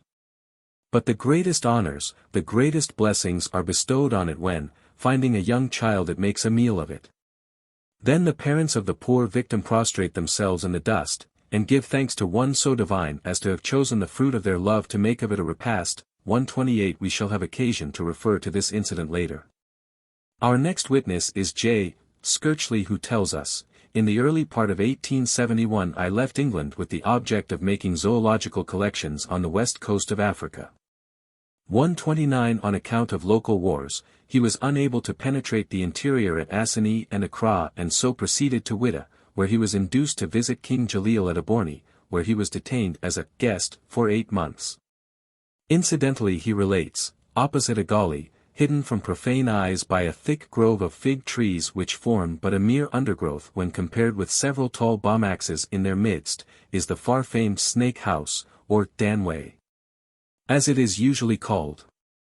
The name is derived from Daub, a snake, and Way, a residence. It is sometimes called Voden Way, i.e. the fetish house, and again, Danbui Way, or the big snake, python, house. I was much disappointed at this renowned fetish, for instead of a respectable temple, I found nothing but a circular swish hut, with a conical roof, in fact, an enlarged model of the Parian inkstands to be seen in every toy shop. There was a narrow doorway on the eastern side 130 leading to the interior, the floor of which was raised a foot above the street. The walls and floors were whitewashed, and there were a few rude attempts at reliefs in swish. From the roof there depended several pieces of colored yarn, and several small pots containing water were distributed about the floor. The roof was raised above the circular walls by short projecting pieces of bamboo. And coiled up on the top of the wall, or twining round the rafters, were 22 pythons. The creatures were the ordinary brown and pale yellow reptiles, whose greatest length is about 8 feet. They were the sacred Dambuis whose power was relied upon to save the kingdom from the conquering armies of Agaja. It was the tutelary saint of Whydah, and when that kingdom was conquered, was introduced into the Dahoman pantheon. As recent as the late king's reign, if a native had the misfortune to accidentally, for no one would have had the temerity to purposely, kill a Dambui, he was at once sacrificed, and his wives and property confiscated to the church. At the present time the defaulter has to undergo a foretaste of the sufferings of his portion hereafter. 131 Then follows a description of the ordeal by fire which has already been described. Incidentally, Skirchley gives indication of a decadence having set in, at least as regards external discipline. That reverence for the sacred serpent, as regards the populace, is becoming subservient to greed. Oil the part of the custodians of the temple, is evidenced by the following passage, the doorway being always open. The snakes frequently make excursions after nightfall. Should an unfortunate person of either sex meet the strolling deity, he is obliged to prostrate himself before it, and then, taking it tenderly in his arms, carry it to the priests. Of course he is rewarded by these gentlemen for taking care of the god, says the reader. No such thing. He is fined for meeting the snake, and imprisoned until it is paid to the last cowrie. 132. 8 years after Skirchley, Colonel Ellis visited Whydah and thus describes his experience. While at Whydah I stayed at the French factory, and there I had a rather unpleasant adventure on the night of my arrival. It was a very close night, and I was sleeping in the grass hammock slung from the joists of the roof, when I was awakened by something pressing heavily on my chest. I put out my hand and felt a clammy object. It was a snake. I sprung out of the hammock with more agility than I have ever exhibited before or since, and turned up the lamp that was burning on the table. I then discovered that my visitor was a python, from 9 to 10 feet in length, who was making himself quite at home, and curling himself up tinder the blanket in the hammock. I thought it was the most sociable snake I had ever met, and I like snakes to be friendly when they are in the same room with me, because then I can kill them the more easily. So I went and called one of my French friends to borrow a stick or cutlass with which to slay the intruder. When I told him what I purposed doing, he appeared exceedingly alarmed and asked me anxiously if I had yet injured the reptile in any way. I replied that I had not, but I was going to. He seemed very much relieved, and said that it was without doubt one of the fetish snakes from the snake house, and must on no account be harmed, and that he would send and tell the priests, who would come and take it away in the morning. He told me that a short time back the master of a merchant vessel had killed a python that had come into his room at night, thinking he was only doing what was natural, and knowing nothing of the prejudices of the natives. And had in consequence got into a good deal of trouble, having been imprisoned for 4 or 5 days and made to pay a heavy fine. Next morning, I went to see the snake house. It is a circular but with a conical roof made of palm branches, 133, and contained at that time from 200 to 250 snakes. They were all pythons, and of all sizes and ages. The joists and sticks supporting the roof were completely covered with them, and looking upwards one saw a vast writhing and undulating mass of serpents. Several in a state of torpor, digesting their last meal, were lying on the ground. And all seemed perfectly tame, as they permitted the officiating priest to pull them about with very little ceremony. Ophiolatry takes precedence of all other forms of Dahoman religion, and its priests and followers are most numerous. The python is regarded as the emblem of bliss and prosperity, and to kill one of these sacred boas is, strictly speaking, a capital offense, though now the full penalty of the crime is seldom inflicted. And the sacrilegious culprit is allowed to escape after being mulcted of his worldly goods, and having run amok through a crowd of snake worshippers armed with sticks and firebrands. 134 Evidently the ordeal of the burning huts has been mitigated, still another indication of the decadence in ritual. Ellis continues, any child who chances to touch, or to be touched by one of these reptiles, must be kept for a space of 1 year at the fetish house under the charge of the priest, and at the expense of the parents. To learn the various rites of Ophiolatry and the accompanying dancing and singing. 135. Abel Hovlak, writing in 1889, thus depicts the formal nuptial ceremonies with the serpent which the priestess undergoes when she has attained the marriage age of about 14 or 15 years. They are brought to the temple. On the following night they are made to descend into a vaulted cellar, where it is said that they find 2 or 3 serpents who espouse them in the name of the great serpent. Until the mystery is accomplished, their companion and the other priestesses dance and sing with the accompaniment of instruments. They are then known under the name of wives of the great serpent, which title they continue to carry all their lives. 136. During the last half of the 19th century a rapid decay set in as regards the veneration of the serpent at Whydah, due no doubt to increasing contacts with the white man and consequent European influences. Thus Edouard Foa, a resident in Dahomey from 1884 to 1890, describes conditions as they existed at the time of the French occupation which was completed in 1894. Remarking the extraordinary prestige which Dangby enjoyed, he tells us, one being alone, however, makes exception to the rule, it is the pig. When he meets the god, which happens at every step in Dahomey and Popo, without regard for the veneration of which it is the object, kills it, eats it up, or at least tramples it under foot when he has sufficiently gorged himself with the kind. 137 And apparently there are now no retaliatory measures on the part of the devotees of the serpent. Finally M.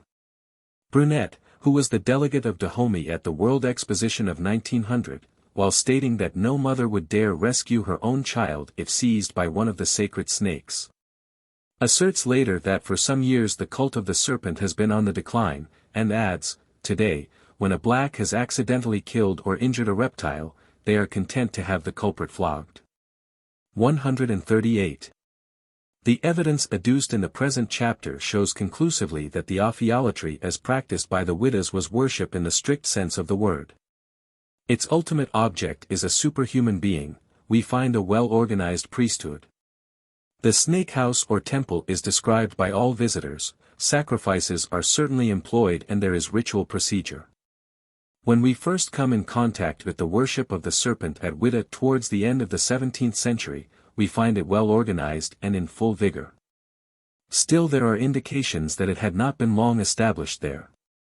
Certainly, all traditions point to the fact that it is not indigenous and that it has come presumably from the caste.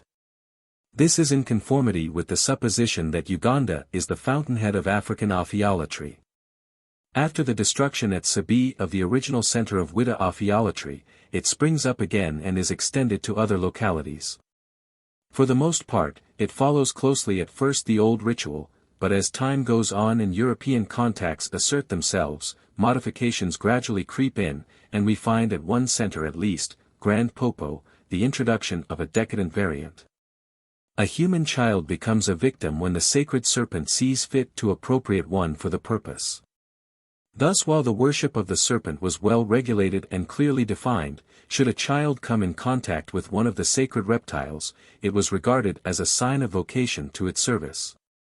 And the little one was immediately attached to the school established for the purpose, where the service of the deity was formally taught. In the decadent days, however, as witnessed independently by Disribes and Brunet, mothers readily yielded up their children not merely to the service of the sacred snakes, but as a living holocaust should one of these reptiles appropriate the little one for the purpose. We must also notice, that especially in the earlier accounts of the worship at Whydah there is no question of idolatry. The serpent itself is not the object of adoration, it is merely a medium of giving worship to the Supreme Being, whatever concept in the native mind this term may represent. In the present work we are excluding all theological considerations and we must leave to a later volume the analysis of what the real divinity was that was usually honored by the title of Creator or Maker.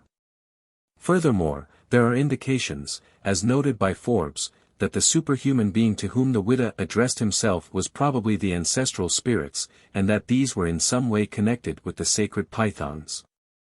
The Reverend Robert Hamill Nassau, a Presbyterian minister, with a doctorate both in medicine and in sacred theology, was for 40 years a missionary in French Congo, and published in 1904 a work on fetishism in West Africa, wherein he gives us the fruit of his life study of native customs and superstitions.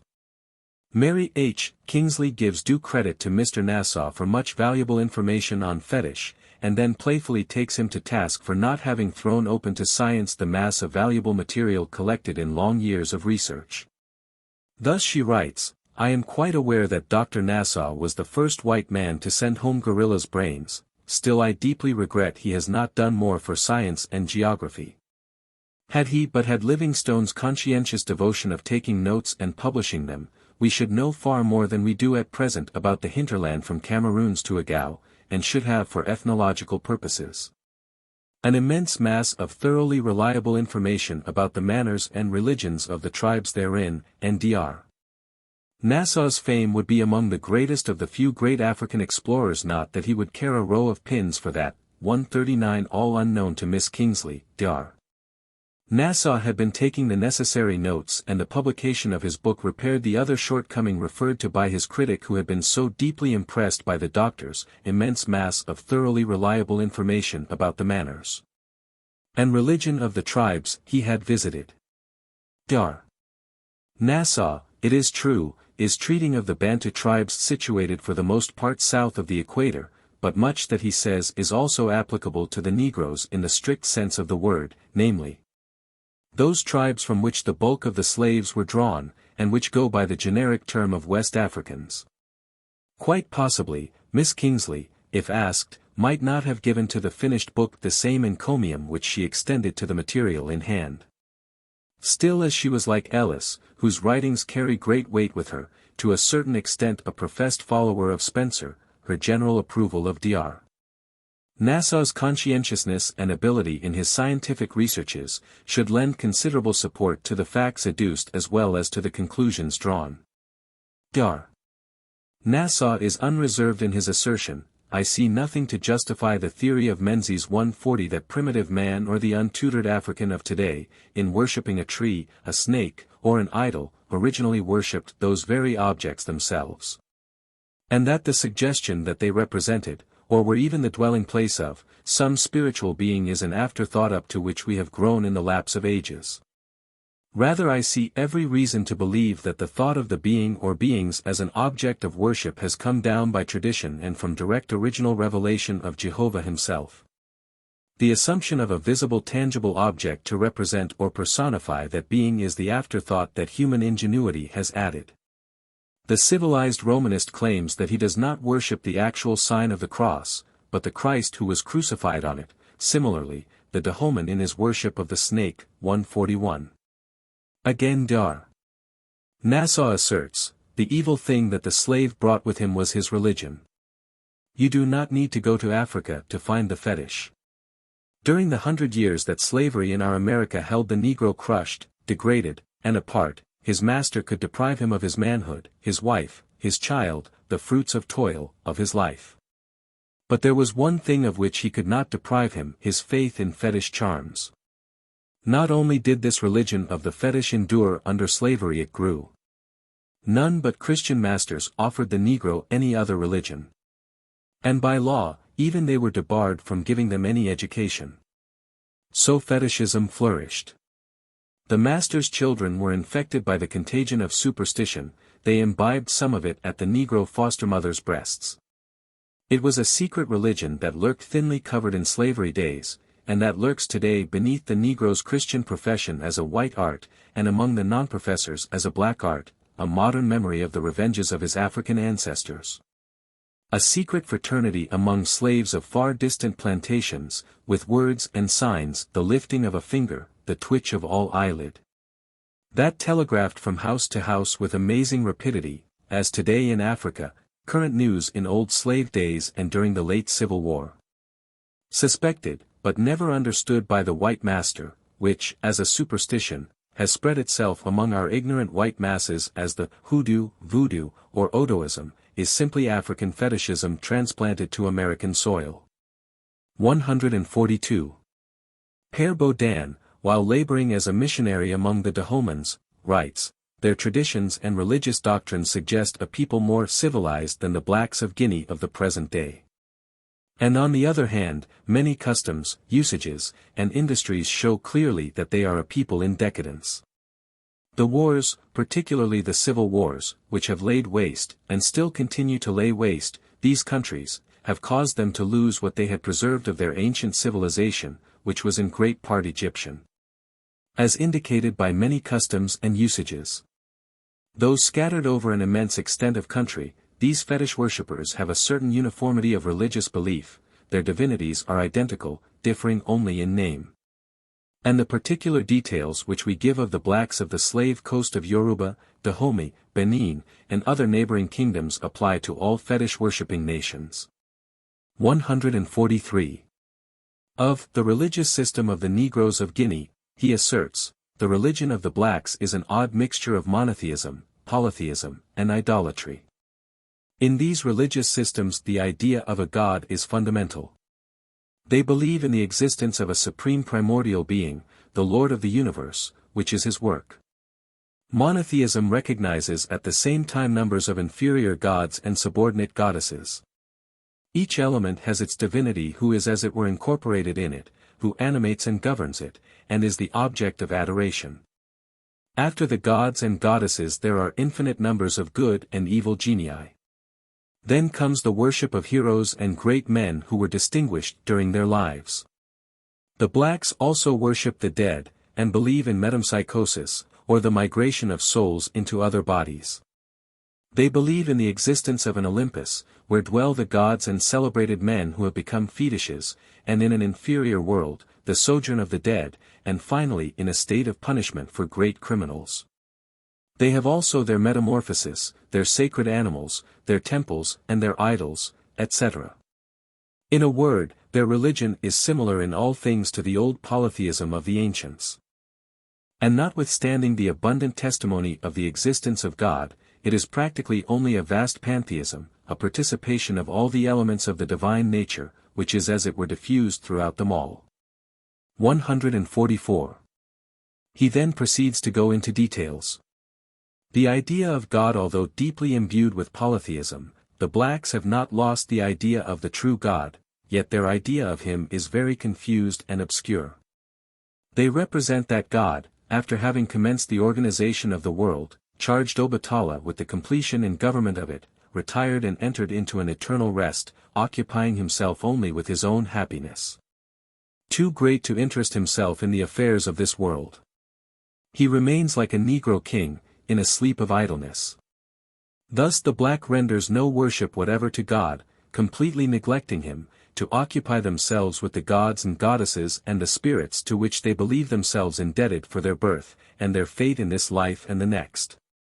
However, although they seem to expect nothing from God, the Negroes by instinct naturally address themselves to him in sudden danger or in great afflictions. When they are victims of injustice, they take God to witness their innocence. 145. This last statement nullifies in great part what he has just said about God being unconcerned about the affairs of the blacks, and their reciprocal neglect of him. Elsewhere this condition certainly does not exist.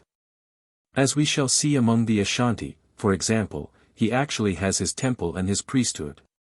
As regards the demigods, Père Baudin gives us the following explanation: a family establishes itself near a river, a forest, a rock, or a mountain. Imagination aided by the fetish priests soon creates a belief in a demigod, a tutelary genius of the place, and thus a new divinity makes its appearance in the Negro pantheon, and it is not long before it has its legend also. 146. The worship of the dead has greatly aided in augmenting the number of the gods. Joined to the worship of nature is that of humanity. The descendants from generation to generation offer presents and sacrifices on the tomb of their ancestor, and end by adoring him as a local divinity, the origin of which becomes more and more obscure and consequently more and more venerable. This occurred at Porto Novo in the case of the chiefs of families in various parts of the city, of whom the inhabitants are the real descendants. 147. Concerning the lesser spirits, Père Baudin writes, after the gods and the demigods come, the spirits or genii. The genii are very numerous, some are good and some bad spirits. A certain number serve as messengers to the gods and demigods, some are considered nearly as powerful as the gods themselves and have authority over lesser spirits who are their messengers, and these in turn command others, forming a hierarchy which is not very defined. The more ordinary spirits dwell in the forests and deserts. 148. One of these lesser spirits has its own interest for us. We are told, Odowido, the rainbow, is a genius, held in great veneration at Porto Novo. In Yoruba he is called Akumare. The temples dedicated to this genius are painted in all the colors of the rainbow, and in the middle of the prism a serpent is drawn. This genius is a large serpent. He only appears when he wants to drink, and then he rests his tail on the ground and thrusts his mouth into the water. He who finds the excrement of this serpent is rich forever, for with this talisman he can change grains of corn into shells which pass for money. 149. Chapter 3. Voodoo in Haiti. The report of the Lords of the Committee of Council appointed for the consideration of all matters relating to trade and foreign plantations, published in London, in 1789, states, Mr. Dalzell supposes that the number of slaves exported from the dominions of the King of Dahomey amounts to 10,000 or 12,000 in a year.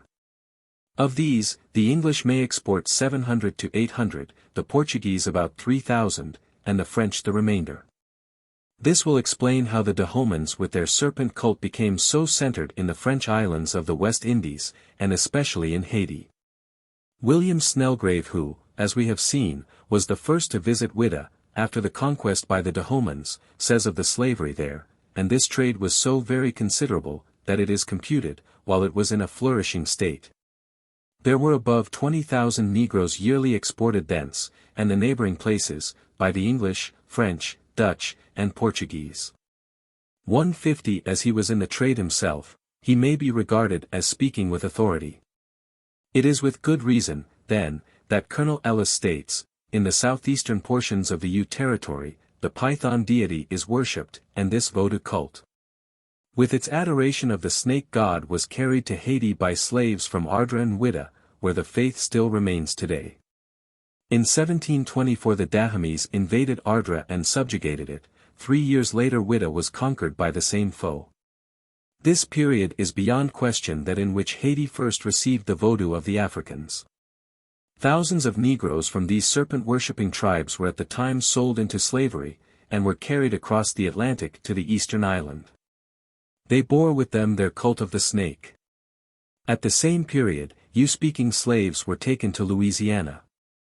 151. Elsewhere Ellis remarks, that the term Voodoo should survive in Haiti and Louisiana, and not in the British West India Islands, will surprise no one who is acquainted with the history of the slave trade.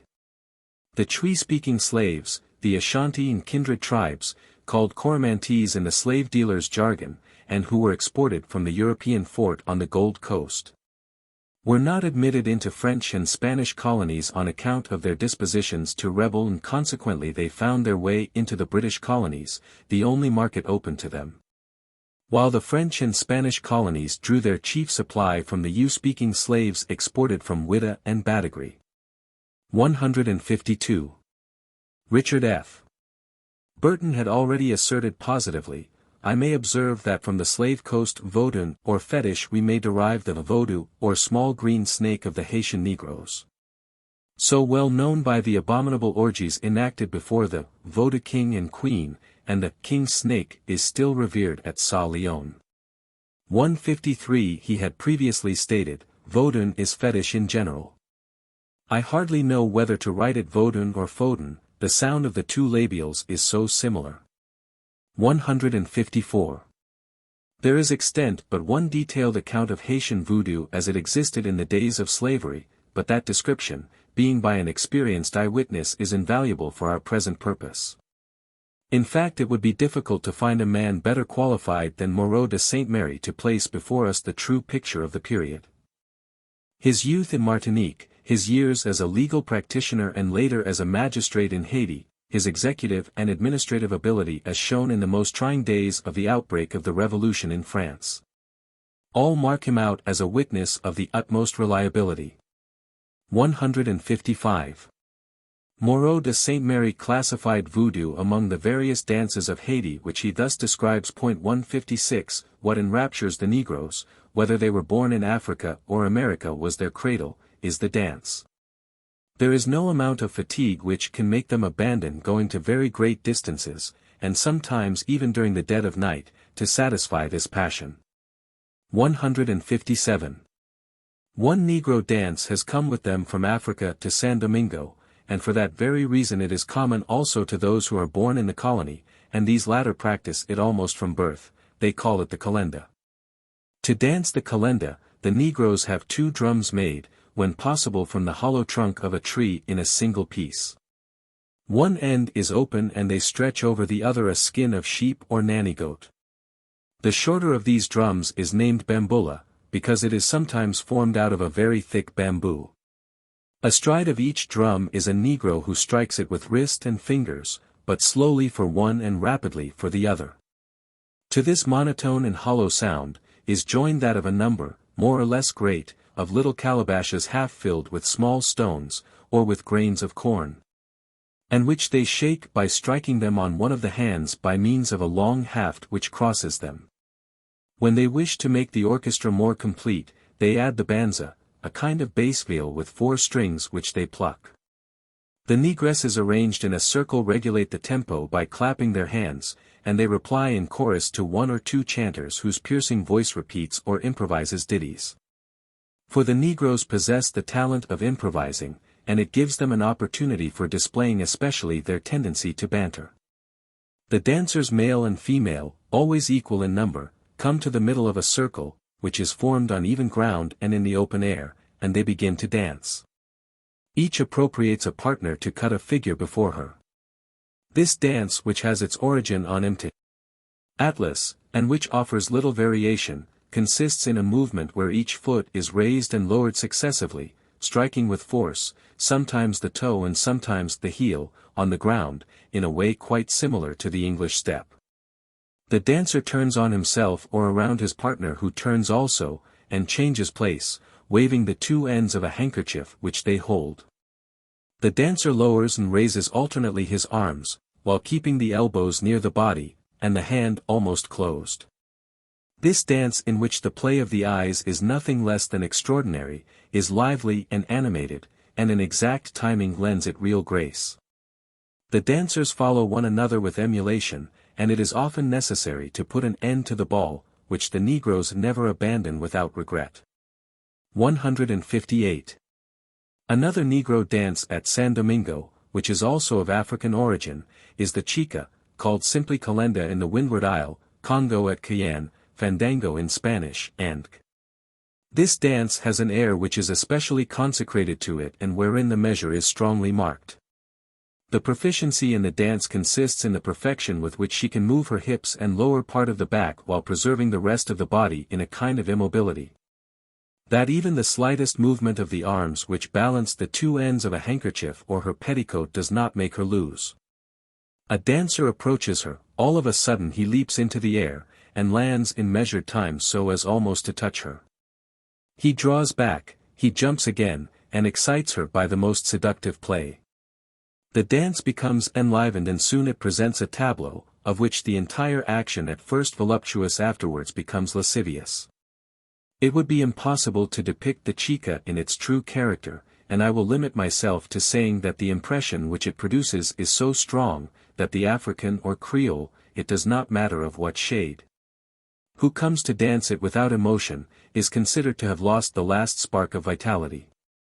The calenda and the chica are not the only dances in the colony derived from Africa. There is also another which has been long known there, especially in the western part, and it is called voodoo. But it is not merely as a dance that voodoo deserves consideration, or at least it is accompanied by circumstances which ranks it among those institutions where superstition and bizarre practices have a considerable part. According to the Negro Aradas 159, who are the real devotees of voodoo in the colony, and who keep up its principles and rules, voodoo signifies an all-powerful and supernatural being on whom depends whatever goes on in the world. But this being is the non-poisonous serpent, or a kind of adder, and it is under its auspices that all those assemble who profess the same doctrine. Knowledge of the past, realization of the present, foreknowledge of the future, all pertain to this adder, which, however, agrees to communicate its power, and make known its wishes. Only through the medium of a high priest whom its devotees select, and even more so through that of the negress, whom the love of the other has raised to the rank of high priestess. These two ministers who claim themselves inspired by their God, or in whom the gift of inspiration is really manifested, for the devotees bear the pompous names of king and queen, or the despotic ones of master and mistress, or finally the touching titles of papa and mama. They are, for life, the chiefs of the grand family of voodoo, and they have the right to the limitless respect of those who compose it. It is they who determine if the adder approves of the admission of a candidate into the society, it is they who prescribe the obligations, the duties which he must fulfill. It is they who receive the gifts and presents which the god expects as a just homage. To disobey them, to resist them, is to resist God himself, and expose oneself to the greatest misfortunes. This system of domination on the one side, and of blind obedience on the other, once well established, they meet at fixed intervals at gatherings where King and Queen Voodoo preside. According to those usages which they may have brought from Africa, and to which Creole customs have added many variants and traits which disclose European ideas. For example, the scarf or the rich belt which the Queen wears in this assembly, and which she sometimes varies. The reunion for the true voodoo, that which has least lost its primitive purity, never takes place except secretly, when the night casts its shadows, and in a secure place, and under cover from every profane eye. There each initiated puts on a pair of sandals and fastens around the body a more or less considerable number of red handkerchiefs, or at least of handkerchiefs in which this color is strongly predominant. The Voodoo King has more beautiful handkerchiefs and in greater numbers, and one which is entirely red and which he binds around his brow is his crown. A girdle, usually blue, puts the finishing touch to display his striking dignity. The Queen, clad with a simple luxury, shows also her predilection for the color red, which is most frequently that of her sash or belt. The King and Queen take their place at one end of the room near a kind of altar on which is a box where the serpent is kept and where each member can see it through the bars. When they have made sure that no busybody has gained admission to the enclosure, they begin the ceremony with the adoration of the adder, by protestations to be faithful to its cult and submissive to whatever it may prescribe. With hands placed in those of the King and Queen, they renew the promise of secrecy which is the foundation of the association, and it is accompanied by everything horrible that delirium has been able to devise to make it more impressive. When the devotees of voodoo are thus disposed to receive the impressions which the King and Queen desire to make them feel, they finally take the affectionate tone of compassionate father and mother, boasting to them of the good fortune which is attached to whoever is devoted to the voodoo. They urge them to confidence in it, and to give proof of this by following their advice as to the way they are to conduct themselves in the most important circumstances. Then the crowd scatters, and each according to his needs, and following the order of seniority in the sect, come to implore the voodoo. For the most part they ask of it talent to direct the mind of their masters, but this is not enough. One asks for more money, another the gift to please an unresponsive one, this one wishes to recall a faithless mistress, that one desires a speedy cure, or a long life. After these, an old hag comes to conjure the god to end the disdain of him whose happy youth she wishes to captivate. A maid solicits eternal love, or she repeats the malediction with which hate inspires her against a preferred rival. There is no passion which does not utter a vow, and even a crime does not always disguise those who have for object its success. At each of these invocations, the voodoo king is wrapped in thought, the spirit is working in him. All of a sudden he takes the box wherein the adder is, places it on the ground and makes the voodoo queen stand upon it. As soon as the sacred ark is under her feet, the new pythoness is possessed by the god. She shivers, her entire body is in a convulsive state, and the oracle speaks by her lips. At times she flatters and promises happiness, again she inveighs and breaks out in reproaches. And according to her heart's desire, or her own interests, or her caprice, she dictates as obligatory without appeal whatever it pleases her to prescribe, in the name of the adder. To the imbecile crowd which opposes not even the smallest doubt to the monstrous absurdity, and which only knows to obey all that is despotically prescribed. After all the questions have received some sort of an ambiguous answer from the oracle, they form a circle, and the adder is replaced on the altar. This is the time when they bring to it a tribute, which each one has tried to make most worthy of it, and which they place in a covered hat, that a jealous curiosity may not cause anyone to blush. The king and queen promise to make this acceptable to it. It is by the profits of these offerings that they pay the expenses of the assembly, that they obtain help for members absent or present, who are in need, or from whom the society expects something for its glory or its renown. Suggestions are made, measures are determined, actions are prescribed which the voodoo queen always declares to be the will of God, and which have not as invariably good order and public tranquility as an object. A new oath, as execrable as the first, engages each one to silence as regards all that has passed, to give assistance to whatever has been determined, and sometimes a vessel wherein is the blood of a goat, still warm, goes to seal on the lips of the congregation the promise to suffer death rather than reveal anything, and even to inflict it on anyone who forgets that he is thus solemnly bound to secrecy. After that, there begins the dance of the voodoo. If there is a candidate to be received, it is with his admission that the ceremony begins. The voodoo king traces a large circle with some substance that blackens, and places therein the one who wishes to be initiated, and in his hands he puts a packet of herbs, horsehair, pieces of horn, and also other disgusting objects. Tapping him lightly, then, on the head with a little wooden wand, he intones an African chant which those who surround the circle repeat in chorus, then the candidate begins to tremble and to dance. This is what is termed to make voodoo. If by mischance the excess of his transport makes him leave the circle, the chant ceases at once, the voodoo king and queen turn their backs on him to avert misfortune. The dancer recovers himself, re-enters the circle, begins anew, drinks, and finally becomes convulsive.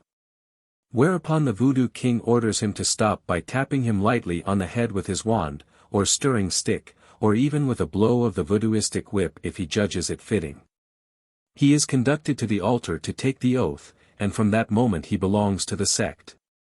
The ceremonial finished, the king places his hand or his foot on the box wherein is the adder, and soon he becomes agitated. This condition he communicates to the queen, and by her the commotion is spread around, and each one goes into contortions in which the upper part of the body, the head and the shoulders seem to be dislocated themselves. The queen above all is a prey to the most violent agitations, she goes from time to time to seek new frenzy from the voodoo serpent, she shakes the box, and the little bells with which it is decorated produce the effect of a fool's bauble. The delirium increases. It is even further aroused by the use of spirituous liquors which in the intoxication of their imagination the devotees do not spare, and which in turn keeps them up. Fainting fits, swoonings follow for some, and a kind of madness for others, but with them all there is a nervous trembling which they seem unable to control. They ceaselessly whirl around. And finally it comes about that in this sort of bacchanalia, they tear their clothes and bite their own flesh. Others who become senseless and fall to the floor, are carried, without interrupting the dance, to a nearby room, where in the darkness a disgusting prostitution holds the most horrible sway. Finally, weariness puts an end to those demoralizing scenes, but for a renewal of which they have taken good care to fix a time in advance. It is most natural to believe that voodoo owes its origin to the serpent cult, to which are particularly addicted the inhabitants of Whydah, who it is said come originally from the kingdom of Ardra, of the same slave coast. And when one has read to what an extreme these Africans carry the superstition for this animal, it is easy to recognize it in what I am about to relate. What is unquestionably true, and at the same time most remarkable in voodoo, is that sort of magnetism which prompts those who are assembled to dance to insensibility. The prepossession in this regard is so strong that even the whites found spying on the mysteries of this sect, and touched by one of the members who have discovered them, are sometimes set to dancing, and have agreed to pay the Queen Voodoo to put an end to this punishment. Nevertheless, I cannot refrain from remarking that never has any man of the constabulary who has sworn to fight voodoo, felt the power which forces one to dance. And which has doubtlessly preserved the dancers themselves from the necessity of taking flight. Without doubt, to assuage the fears which this mysterious cult of voodoo causes in the colony, they pretend to dance it in public, to the sound of drums and with the clapping of hands. They even have it follow a repast where they eat nothing but poultry. But I affirm that this is nothing more nor less than a scheme to escape the vigilance of the magistrates, and the better to assure the success of these dark conventicles which are not a place of amusement and pleasure, but rather a school where feeble souls go to deliver themselves to a domination which 1,000 circumstances can render baneful. One cannot believe to what an excess extends the dependence in which the chiefs of the voodoo hold the other members of the sect. There is not one of these latter who would not choose anything in preference to the misfortune with which he is threatened if he does not go regularly to the assemblies, if he does not blindly obey whatever the voodoo commands him. One has seen that the fear of it has been sufficiently aroused to deprive them of the use of reason, and those who, in a fit of frenzy, have uttered shrieks, shun the gaze of men and excite pity. In a word, nothing is more dangerous, by all accounts, than this cult of the voodoo, founded on this extravagant idea, but of which one can make a truly terrible force where the ministers of being whom they have honored with the name, know and can do everything. Who will believe that voodoo gives place to something further, which also goes by the name of dance? In 1768, a Negro of Petit Goave, of Spanish origin, abusing the credulity of the Negroes, by superstitious practices, gave them an idea of a dance, analogous to that of the voodoo, but where the movements are more hurried. To make it even more effective, the Negroes place in the rum, which they drink while dancing, well crushed gunpowder. One has seen this dance called Dance to Don Pedro, or simply Don Pedro, induce death on the Negroes. And the spectators themselves, electrified by the spectacle of this convulsive exercise, share the drunkenness of the actors, and hasten by their chant in a quickened measure, a crisis which is in some way common to them. It has been necessary to forbid dancing Don Pedro under grave penalty, but sometimes ineffectually, 160. According to Moreau de Saint Mary, then, four kinds of dances were indulged in by the Haitian slaves before the insurrection. The calenda and the chica have accompaniments of drums, etc., and the voodoo and Don Pedro in which there is no mention of such instruments. In fact, drums and the clapping of hands are actually introduced at the pretended voodoo, which was invented as a scheme to escape the vigilance of the magistrates and the better to assure the success of these dark conventicles which are not a place of amusement and pleasure, as we are expressly told. Here we have the first main distinction: the presence or absence of drums. Don Pedro, being an outgrowth from voodoo with even the year of its origin, 1768, clearly defined, may be passed over for the present with the single remark that in place of the goat of voodoo, the pig becomes the particular animal of sacrifice. Voodoo itself as described by Moreau de Saint Mary bears a close resemblance to its prototype of Whydah, making due allowance for local conditions. And it clearly satisfies all our requisites to be classed as worship in the strict sense of the word, as distinct from a mere cult. 161 Furthermore, despite the rankling controversy concerning modern voodoo in Haiti, all disputants seemingly accept Moreau de Saint Mary's account, at least substantially. We are safe, then, in making this our starting point in our study of Haitian voodoo. It is also generally agreed, that the slave insurrection was fostered and made possible by nocturnal assemblies that have been commonly ascribed to voodoo. This uprising of the slaves which resulted in the first massacre of the whites in Haiti, in 1791, is thus described by Dr. d'Orsainville. It was then that Boukman entered on the scene and determined to arouse the imagination and the senses. Born in Jamaica, Boukman was a non or priest of voodoo, the principal religion of the Dahomeyans. His tall stature, his Herculean strength, had attracted the attention of the master of the plantation, Serpent, who had him appointed successively an overseer and a coachman. Over all the slaves who came in contact with him he exercised an ascendancy which became extraordinary. To put an end to all hesitation and to arouse complete devotion, he gathered together on the night of August 14, 179 I, a large number of slaves in a clearing in the Cayman woods, near Morne Rouge. All were assembled when a tempest broke. The jagged flashes of lightning illuminating a sky of low and somber clouds. In a few minutes a torrential rain flooded the ground. At length under the repeated assaults of a violent wind, the trees of the forest writhed, moaned, and even their heavy branches, torn away, fell with a crash. In the midst of this impressive setting, the bystanders, motionless, seized with holy terror, saw an old negress arise. Her body shaking with prolonged shivers, she chants, spins around, and whirls a large cutlass above her head. Rigid stance, gasping breath, silence, blazing eyes fixed on the negress, the audience is fascinated.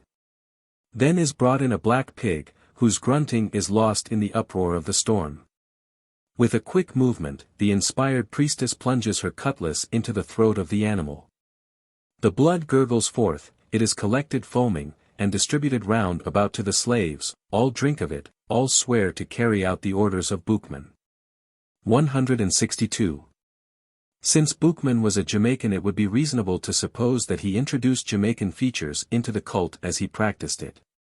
In all probability he had been banished from Jamaica for complicity in previous unrest there. His administering of the solemn fetish oath bears resemblance to the nihilistic ceremonial that will be discussed in a later chapter. In any case the sacrificial victim was a pig, the rite strictly speaking belonged to the Don Pedro and not to voodoo proper. This fact alone suggests that Don Pedro, which had started only 23 years previously, in its very origin, may have been devised precisely in preparation for such an uprising. Very little notice was paid to Haitian voodoo by the outside world until 1884, when there appeared a book which has caused no end of controversy from that day to this. It was entitled Haiti or the Black Republic, and the author was Sir Spencer St. John. His claim to credibility was based on the following facts. Before becoming Her Majesty's Envoy Extraordinary and Minister Plenipotentiary to Mexico, he had been England's resident and consul general in Haiti for more than 2 decades. Secondly, as he says himself, he had personally known the Haitian Republic above 25 years. 163 again writing from Mexico, November 13, 1888, in the introduction to his second edition, he says of his original work, the most difficult chapter to write was that on Voodoo worship and cannibalism.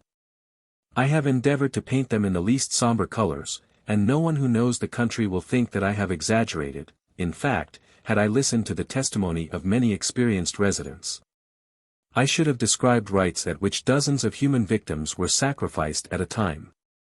Everything I have related has been founded on evidence collected in Haiti, from Haitian official documents, the press of Port-au-Prince, from trustworthy officers of the Haitian government, my foreign colleagues, and from residents long established in the country, principally, however, from Haitian sources.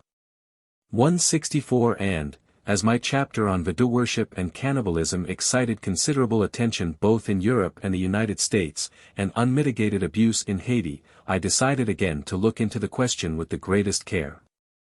The result has been to convince me that I underrated the fearful manifestations. I have therefore rewritten these chapters, and introduced many new facts which have come to my knowledge. 165 In view of this last statement, all our quotations will be taken from this second edition of the work. Let us, then, carefully weigh the testimony of Sir Spencer St. John. At the very outset, he states, I must notice that there are two sects which follow the Voodoo worship: those who only delight in the flesh and blood of white cocks and spotless white goats at their ceremonies. And those who are not only devoted to these, but on great occasions call for the flesh and blood of the goat without horns, or of human victims. It is a curious trait of human nature that these cannibals must use a euphemistic term when speaking of their victims, as the Pacific Islanders have the expression of long pig. 166. We must here remark the careful distinction between the cults in Haiti, and while the author does not also distinguish them by name, the legitimate cult, if we may so term it, is Voodoo proper, while the cannibalistic element belongs to Don Pedro. Further, it should be noted that while the human sacrifice is called the goat without horns, it is really substituted, not for the goat of Voodoo, but for the pig of Don Pedro, just as in those Pacific islands that are referred to, where the term long pig is used. But to resume St. John's narrative, when Haiti was still a French colony, Voodoo worship flourished, but there is no distinct mention of human sacrifice in the accounts transmitted to us. In Moreau de Saint Mary's excellent description of the island, from whose truthful pages it is a pleasure to seek for information, he gives us a very graphic account of fetishism, as it existed in his day, that is, towards the close of the last century. He means of course the 18th century. Then follows a lengthy citation from the very passage that we have already quoted. At the close of the quotation, St. John observes, in studying this account, freely taken from Moreau de Saint Mary, I have been struck how little change, except for the worse, has taken place during the last century. Though the sect continues to meet in secret, they do not appear to object to the presence of their countrymen who are not yet initiated. In fact, the necessity of so much mystery is not recognized, since there are no longer any French magistrates to send these assassins to the scaffold. 167. A few pages further on, we read, after studying the history of Haiti, one is not astonished that the fetish worship continues to flourish. The Negroes imported from the west coast of Africa naturally brought their religion with them, and the worship of the serpent was one of its most distinguishing features. St. Mary writes of the slaves arriving with a strange mixture of Mohammedanism and idolatry, to which they soon added a little Catholicism. Of Mohammedanism I have not myself observed the faintest trace. When the Negroes found the large, almost harmless serpent in Haiti, they welcomed it as their god, and their fetish priests soon collected their followers around them. The French authorities tried to put down all meetings of the Voodoo, partly because they looked upon them as political, but they did not succeed. Many of the tribes in Africa are to this day cannibals, and their ancestors no doubt imported this taste into the French colony. 168. Sir Spencer St. John had already remarked, I have been informed on trustworthy testimony that in 1887 cannibalism was more rampant than ever. 169 And now in the body of his work he writes, there are in Haiti, as I have before noticed, two sects of Voodoo worshippers. One, perhaps the least numerous, that indulges in human sacrifices, the other, that holds such practices in horror, and is content with the blood of the white goat, and the white cock. In the country districts the Catholic priests say these fetish worshippers call themselves les mystères, and that they mix Catholic and Voodoo ceremonies in a singular manner. The name probably refers to the rites they practice. 170 And, I have been informed that, besides the goat and cock, the Voodoo priests occasionally sacrifice a lamb. It is carefully washed, combed, and ornamented with bunches of blue ribbons before being sacrificed. 171. Let us come now to a spectacle that is even more revolting than any of those already described. In fact, where we are told that the rites actually included human sacrifice. The following letter appeared in the New York World of December 5, 1886. The writer of it is personally vouched for by Sir Spencer St. John, who quotes the letter in full.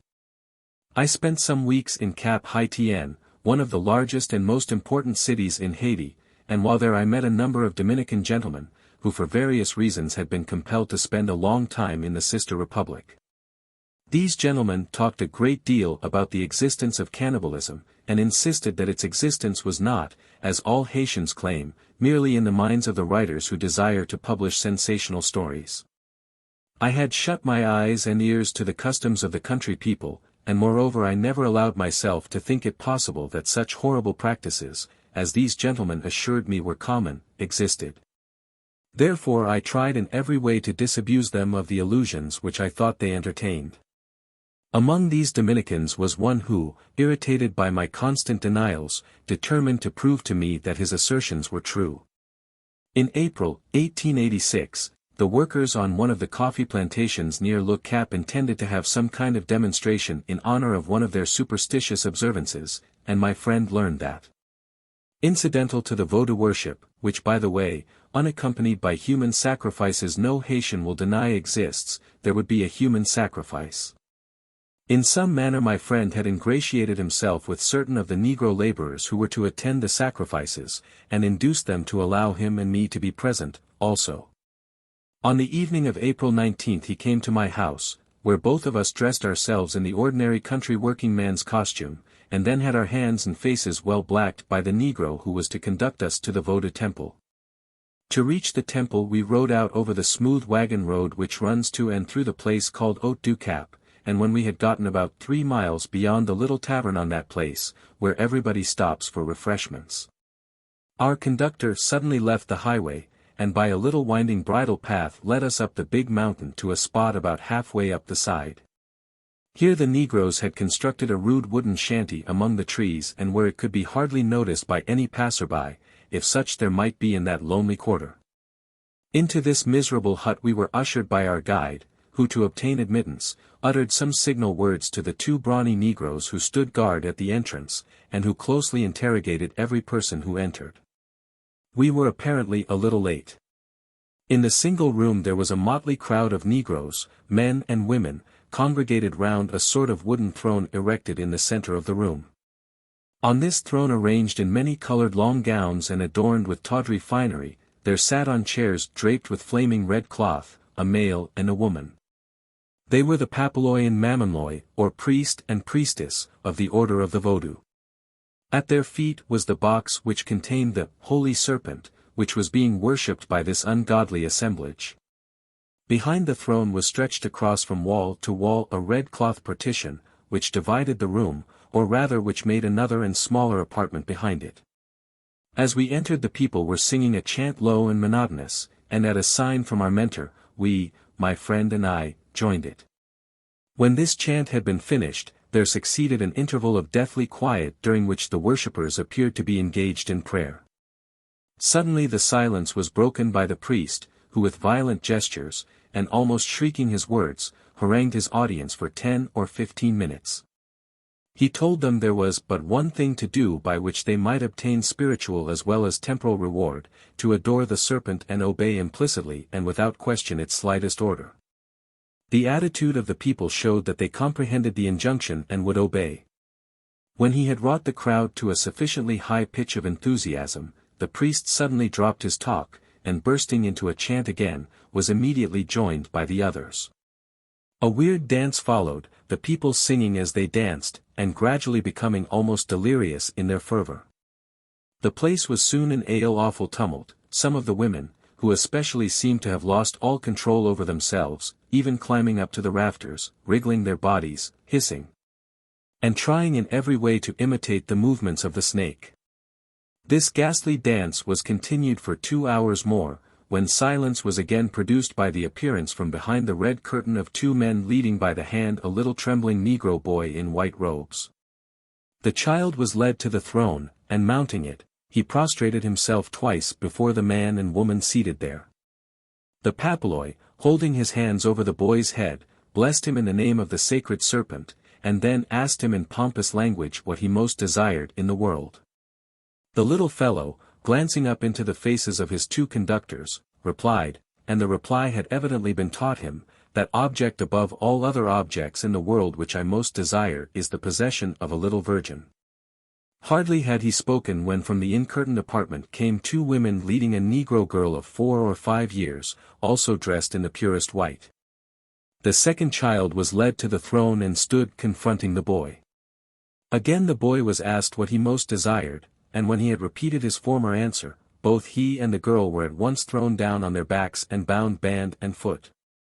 A burly Negro, knife in hand, separated himself from the crowd, who had been watching the proceedings with breathless interest, and mounted the throne. Reaching the boy, he said something to the men, who with their hands over his mouth was trying to stop the little fellow's cries, and they held their victim by the feet up in the air.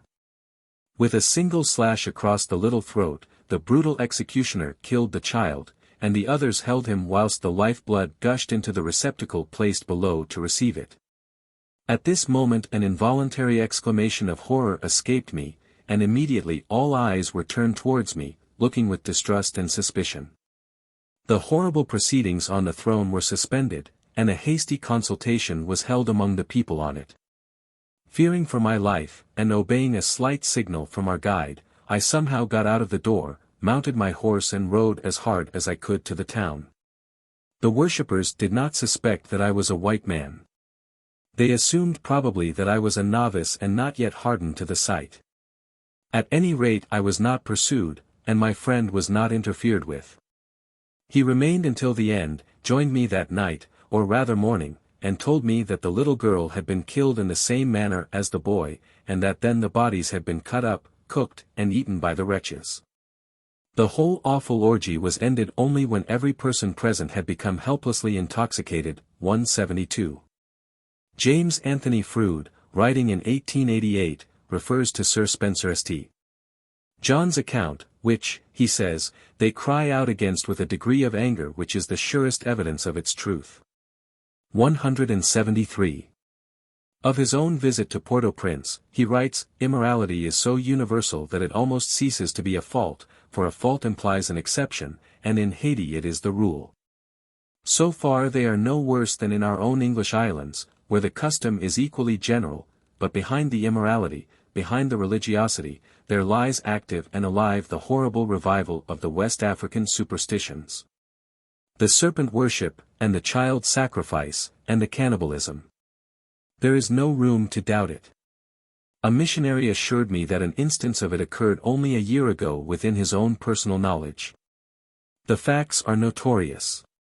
A full account was published in one of the local newspapers, and the only result was that the president imprisoned the editor for exposing his country. A few years ago persons guilty of these infamies were tried and punished, now they are left alone, because to prosecute and convict them would be to acknowledge the truth of the indictment. 174.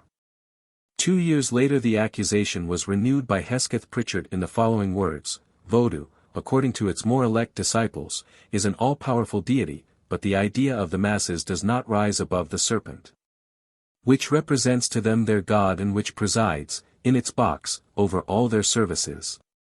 Voodoo is cannibalism in the second stage. In the first instance a savage eats human flesh as an extreme form of triumph over an enemy, so the appetite grows until this food is preferred to any other. The next stage follows naturally. The man, wishing to propitiate his god, offers him that which he himself most prizes. Add to this sacrifice the mysteries and traditions of the ages, and you have the Voodoo of today.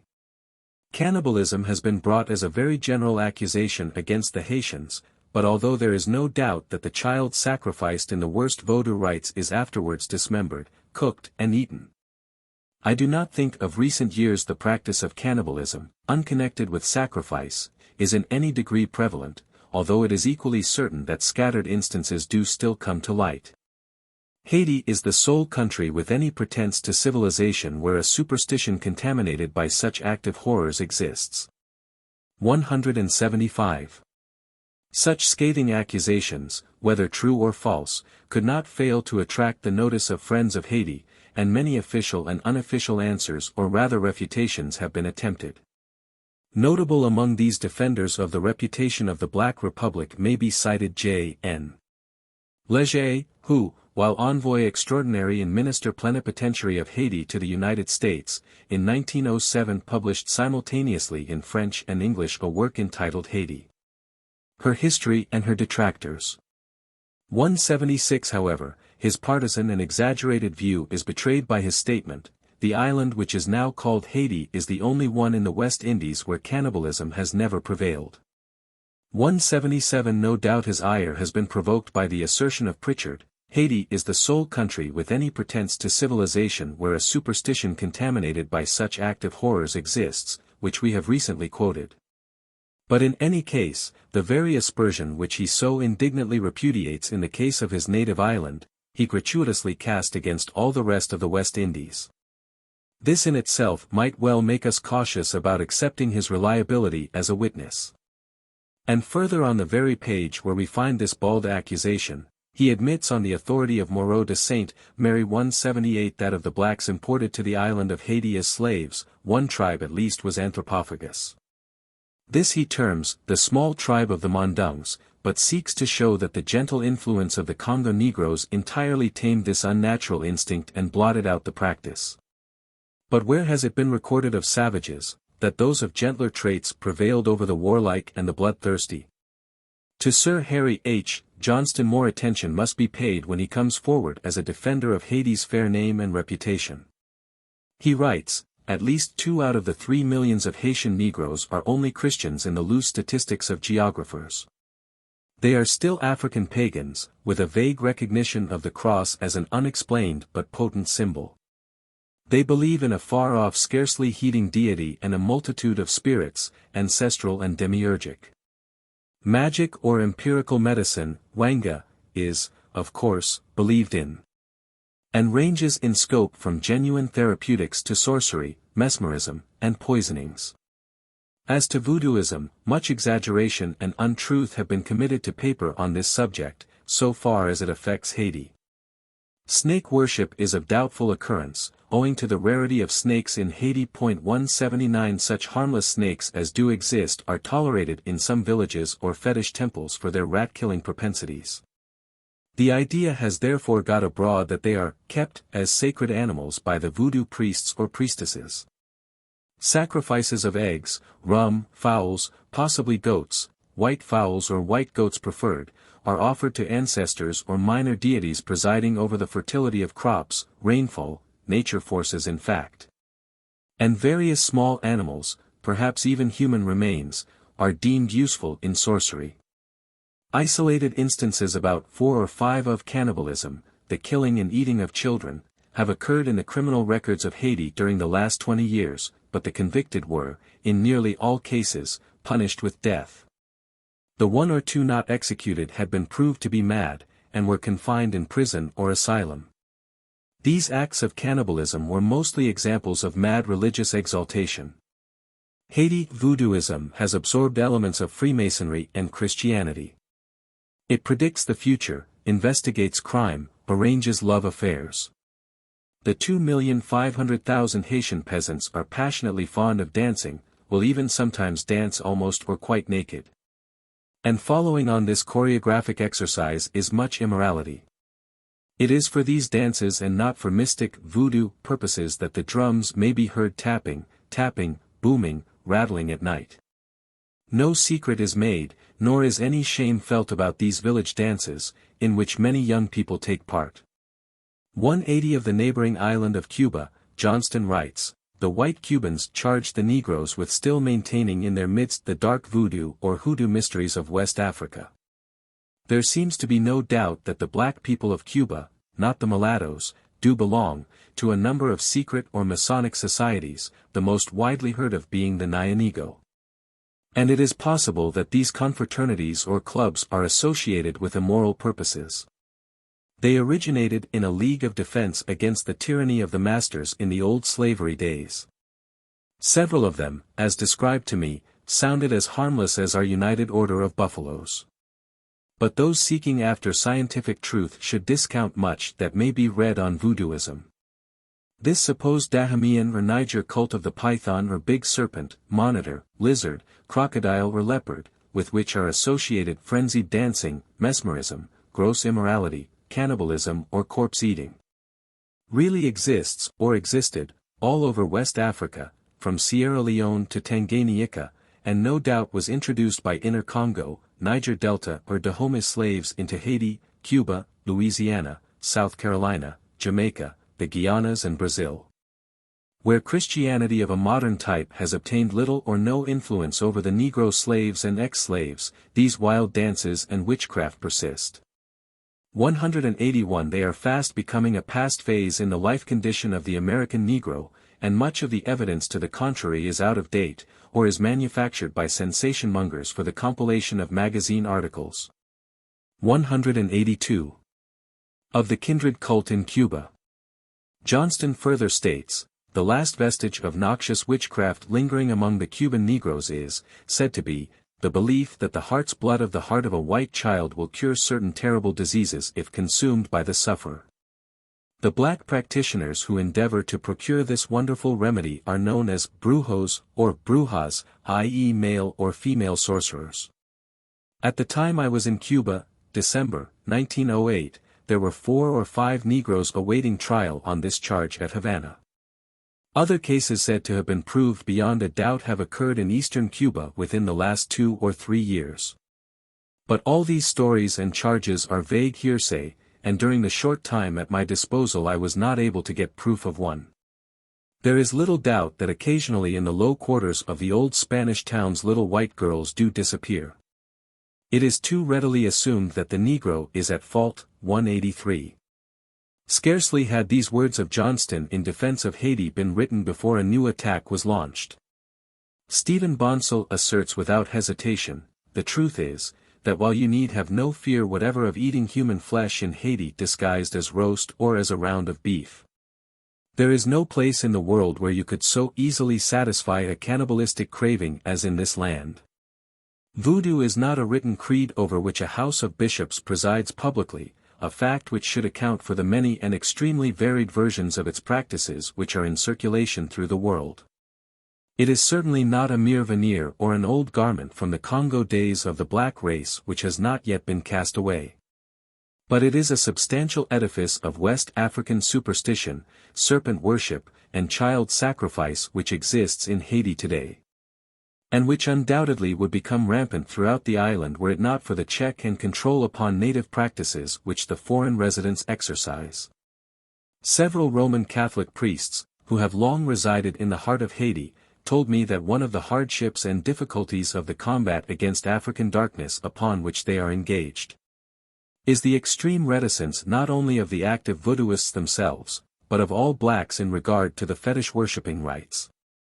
A Haitian is often absolutely lacking in that form of self-respect which is the last to depart from the most ignoble white. All will confess the most despicable crimes, said my priestly informant, and admit having sunk to the lowest form of human degradation, but even should you see him at the dance under the sablier tree at night, all smeared with the blood which may have flowed in the veins of a cock, or goat, or even a human child, he will deny having anything in common with the voodoo sectaries. 184. Again, of course, the real charge against Haitian civilization is not that children are frequently stolen from their parents and are often put to death with torture, and subsequently eaten with pomp at a voodoo ceremony, but that Haitians officials, often the highest in the land, not only protect the kidnappers, but frequently take part in the cannibalistic rites which they make possible. This is the charge which I bring and which I am prepared to substantiate in every particular upon evidence which appears to me, and to many others to whom I have submitted it, to be absolutely unimpeachable. 185. Finally, every moonlight night in Haiti you hear in the woods the tom-toming of the voodoo drums and you know that the devil's priests are astir. On the horizon burns a great campfire, and around it dance weird and shadowy forms.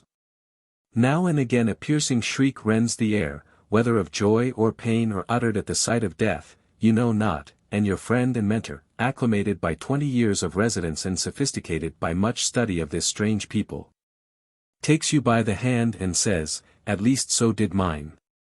It is time, high time, to go now. So I never saw the dark frenzy of the African rites descend to the level of the cannibalistic feast which, at least in the last generation, became so frequently a matter of court record. And I believe that today there is only one white man in Haiti, a French priest, who has seen the voodoo rites carried out to their ghastly conclusion. The little green serpent, the ruling spirit of the abject Guinea Coast sect, is often worshipped and the feast terminates in scenes of the most vile debauchery. The goat without horns, however, is not always being sacrificed. The cannibalistic feed is only indulged in on rare occasions and at long intervals, and is always shrouded in mystery, and hedged about with every precaution against interlopers. For, be their African ignorance ever so dense, their carnal fury ever so unbridled, the Papaloas and Mamaloas. The head men and head women of the serpent worshippers never seem to forget that in these vile excesses there should perhaps be found excuse enough for the interference of the civilized world to save the people of the Black Republic from the further degradation which awaits them. Within the last 15 years human victims have been sacrificed to the great god Voodoo in the National Palace of Haiti. Last February there was assembled in the National Palace what might justly be called a Congress of Serpent worshippers. During the life of Madame Nord, which came to an end in October, 1908, not a week passed but what a meeting of the voodoo practitioners was held in the executive mansion, and her deathbed was surrounded by at least a score of these witch doctors. General Antoine Simon, who recently achieved the presidency, may be the intelligent man he is represented to be by not a few white residents who have come in close contact with him during the years of his government of the southern arrondissements of the island. But one thing is quite sure, if he wishes to remain in the Black House and rule, he must share his sovereignty with the voodoo priests. If he should exclude them from power and banish them from his presence, his term of office will be of short duration. This prophecy was only too well verified. President Simon ruled about 2 years and a half, from December 17, 1908 to August 2, 1908, when he made his escape to Jamaica. Bonsall continues, there is generally, in fact invariably, much diversity of opinion in Haiti about things Haitian and a host of contradictory counselors, but upon this point there is practical unanimity. No government can stand in Haiti unless it is upheld by the voodoo priests or by foreign bayonets. At least 2 governments in the last 50 years, that of Geffrard and that of Boisron Canal, have tried to dispense with the priestly poisoners of men's minds and bodies without at the same time inviting the active support of the civilized world. And in each instance these governments ended in disaster and in bloodshed which lasted for years. But while few, if any, of the white men who are at present residents of the island have witnessed the sacrifice of the goat without horns, it is the easiest thing in the world to assist at the preliminaries at least of a voodoo feast. While my 2 visits to Haiti, taken altogether, do not cover quite a month, I have without great difficulty attended voodoo feasts in town and country, in the open air under the moonlit heavens, and in the slums of the capital under the pallid glare of the electric light. 186. This would almost indicate that even as visitors to Chinatown are said at times, to be allowed to visit some stage-set opium dive, where the actors for the occasion play up to the part with gruesome reality, so too. Perchance the Haitian brethren of the cult may not be averse to turn an honest penny by staging, in the hopes of a small consideration. A voodoo spectacle to satisfy the demands of tourists who in all good faith fancy that they have been admitted to the most secret mysteries. This would explain much that Seabrook has reported. Bruce W. Merwin, assistant curator at the University of Pennsylvania Museum, writes in the Museum Journal. 187 under the caption, A Voodoo Drum from Haiti, as follows. During the first 3 centuries of colonization of the New World many of the native customs and beliefs of West Africa were introduced and retained by the slaves. Of these fetish worship with considerable development or modification survives even to the present time. In Haiti, as the voodoo cult with its human sacrifices, this worship is the most primitive and degraded in the 2 Americas. Attention was drawn to the cult recently by a voodoo priest's drum presented to the University Museum by Mr. J. Maxwell Bullock, who had received it from Major Alexander Williams of the United States Marines.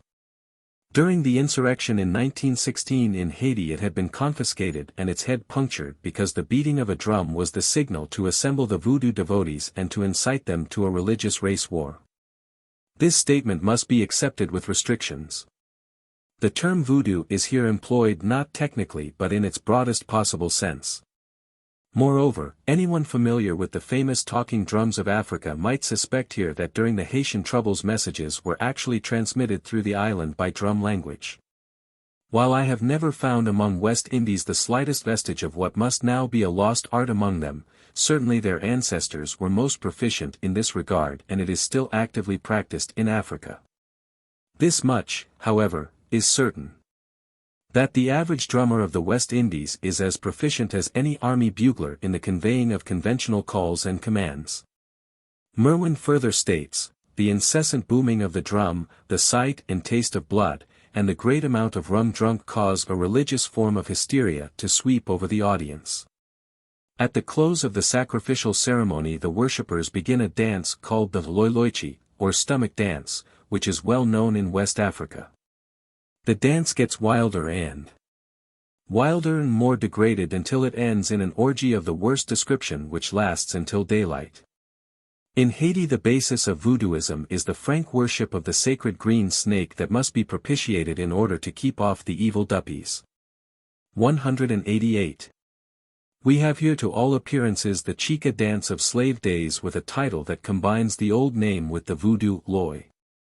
Hence we may conclude that it was presumably a voodoo feast at which the Chica was danced. George Mannington, in 1925 published a work on the West Indies in which he tries to sum up the whole question dispassionately. His book boasts a foreword by the Right Honourable Baron Olivier, a former governor of Jamaica. The following statement is of interest: Voodooism or serpent worship, is a degraded form of religion commonly practiced by the ancestors of the present Negroes in the forests of Africa. And was the only religion known to the slaves in the early days. It is said to be followed still in the remoter parts of some of the islands, especially Haiti. It is only fair to say, however, that the more self-respecting of the people indignantly deny that such practices are now followed even among the most backward of the race.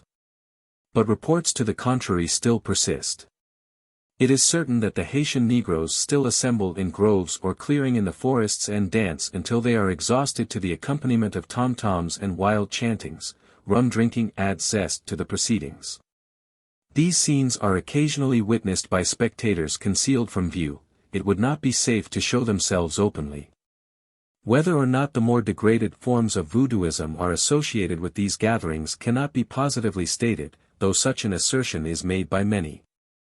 The belief of the voodoo, or vodou, votaries appears to be that an all-powerful non-venomous serpent controls all human events, knows all things past, present and future, and communicates his power and will to the priest and priestess who administer the rites, and who are called papaloi and mamaloi. Loi being the equivalent of the French roi and stands in the Negro terminology which is without gender for both king and queen. This deity is supposed to require the sacrifice of a goat without horns. Accordingly, the sacrifice of goats accompanied by incantations was the common practice, the animals being afterwards cooked and eaten.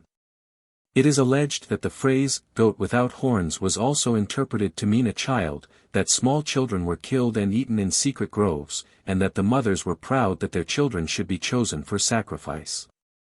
The victim's blood was mixed with rum and drunk. 189. Dr. Price Mars, whom we quoted at length when considering Seabrook's Magic Island, gives us an extended view of voodoo as he sees it. Being a devoted and loyal son of the little isle that was once so glorious as the proudest boast of colonial France, he may be partial in his views at times, but his sincerity cannot be questioned. Of the rise of the Haitian community, he tells us, we know, it is true, what elements have made up the Haitian community. We know that a drove of slaves, imported to San Domingo from the far-stretched western coast of Africa, presented in its entirety a microcosm of all the black races of the continent.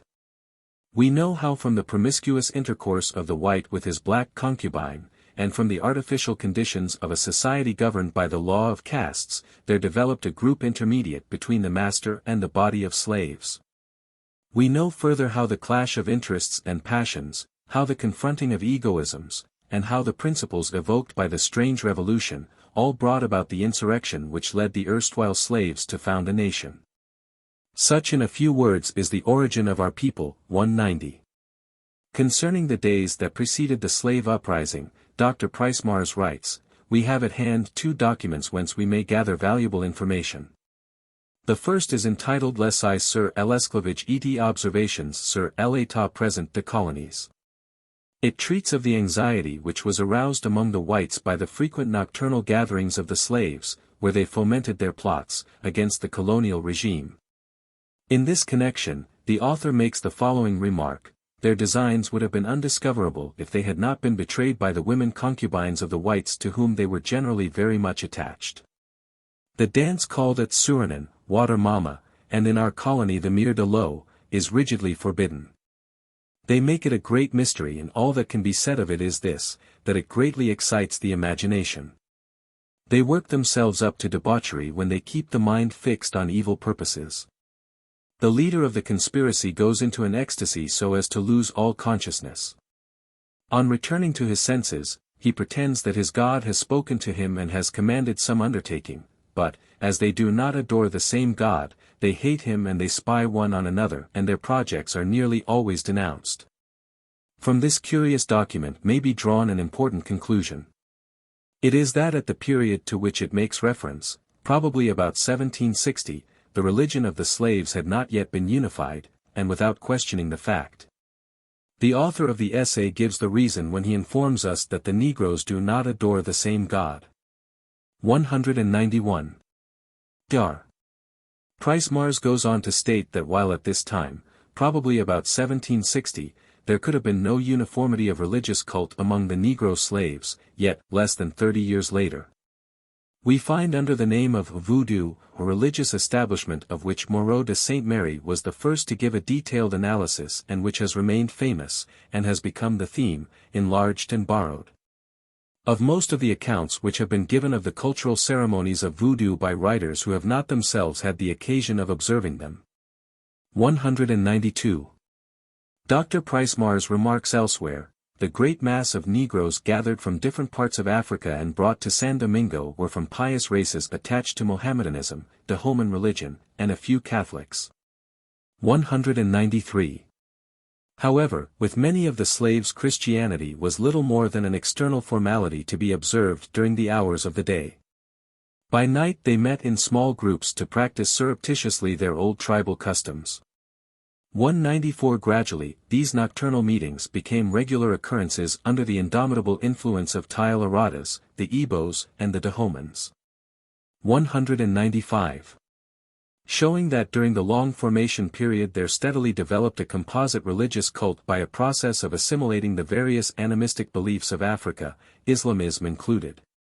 He observes, but there was only one religion which retained a solid framework of disciplinary traditions, a sacerdotal hierarchy, capable of imposing some of its rites upon the composite beliefs, and this was the Dahoman. 196. In connection with his criticism of Seabrook's Magic Island, Dr. Price Mars asks a question and then answers it: is there a voodoo initiation whereby a neophyte, it matters not who he is, thanks to the goodwill of the Hogan, 197 may be admitted to the congregation? It seems not. Listen, however. If anyone believes in the rites of voodoo and he desires actually to take part in some ceremony, rites of exorcism, of annual commemoration, expiatory rites, etc., be he white or black, he has only to address himself to the first Hogan met, who will give him the mode of procedure. As a general rule, the one officiating will not trouble himself to find out how far the applicant is sincere.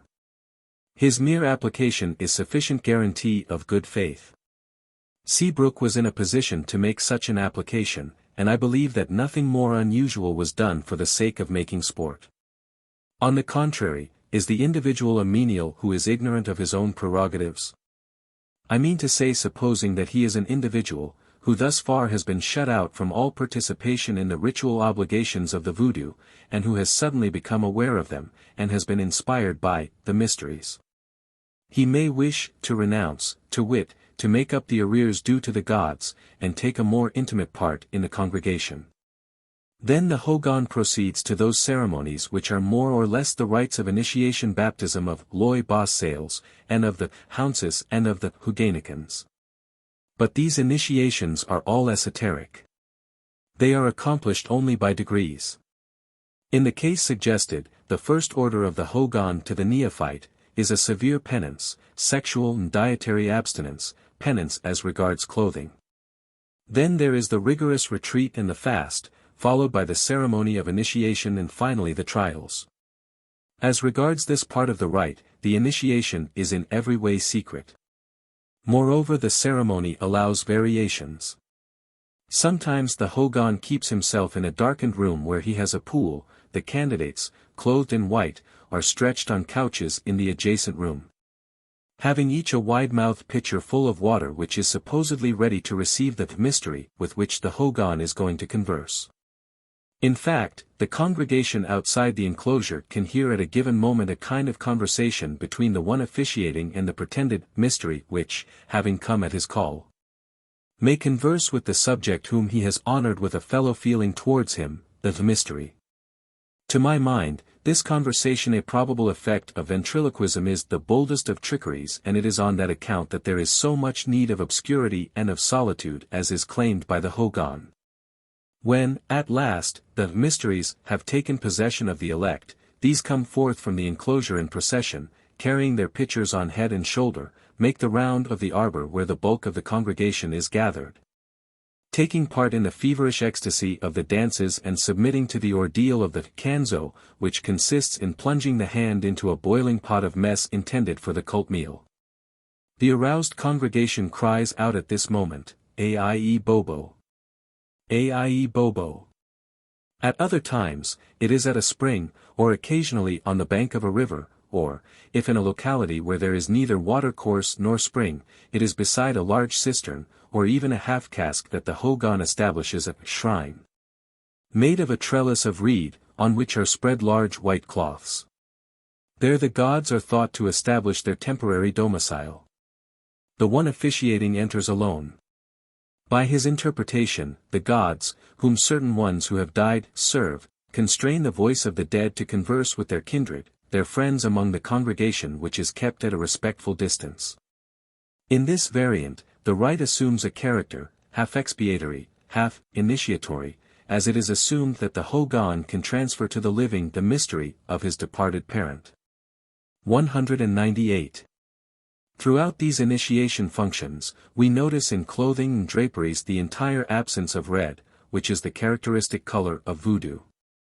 If the rites described really belong to present-day voodoo, then a marked change has been effected in the whole cultural ritual. As a matter of fact, the entire ceremony as described by Dr. Price Mars suggests Ashanti origin rather than Dahomey or Whydah. After a lengthy quotation from Moreau de Saint Mary, Dr. Price Mars observed in his earlier book, "This page of Moreau de Saint Mary assumes in our eyes an importance of the very first order. Not only because it is the only authentic document which contains serious facts on the religious manifestations of the Negroes of San Domingo, but on account of the fullness of details, the precision of delineation, the character of the whole work. One recognizes at once the evidence of the truth." Well does the author tell us that the sect was secret, and it is still so in our day. His relation actually gives us the impression of a deposition of an eyewitness.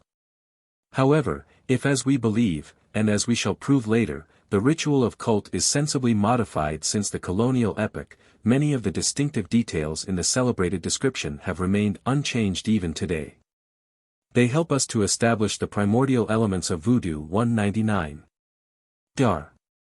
Price Mars now makes a very serious mistake by assuming that voodoo, as he sees fit to portray it at the present day, is substantially unchanged in 150 years, and that it is specifically the same rite as it was in slave times.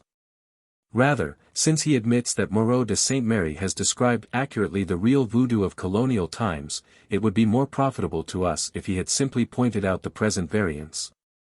Perhaps, however, it would be more accurate to say that it has been so radically changed that the term voodoo can be applied to it only by an extension, if not distortion, of its meaning.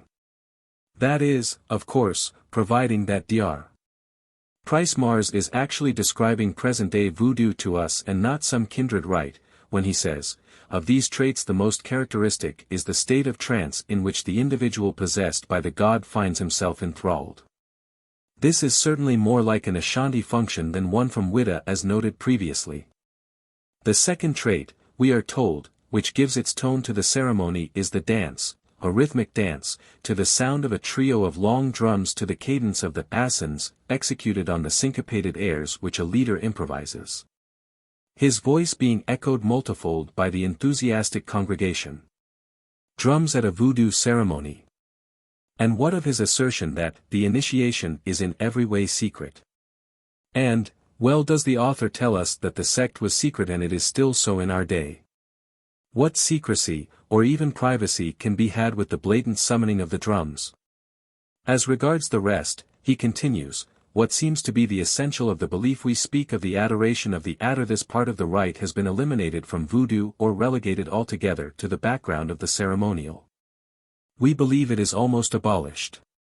On this point we may be permitted to give our personal testimony. In the course of our investigations, we have had occasion to assist at numerous voodoo ceremonies, 100 at least of which some were celebrated in the most remote districts. We have never seen, not even once, homage rendered to the adder. And, a remarkable coincidence, the writers, either Haitians or foreigners, who have seriously devoted themselves to the question, are unanimous in remarking the same, whether they say it explicitly or they fail to make mention of such a ceremony. 200 With all due respect to the experience of Dr. Price Mars, one cannot refrain from making the reflection either he was fully initiated into the cult, or he was not. If he was, then he has taken the oath to conceal the true facts. If he was not, then from his own statements, being an uninitiated, he would never be admitted to the full ceremonies. 201. Furthermore, if the present state of voodoo in Haiti is precisely as Dr. Price Mars describes it, with the serpent eliminated, there must have been a very radical change quite recently.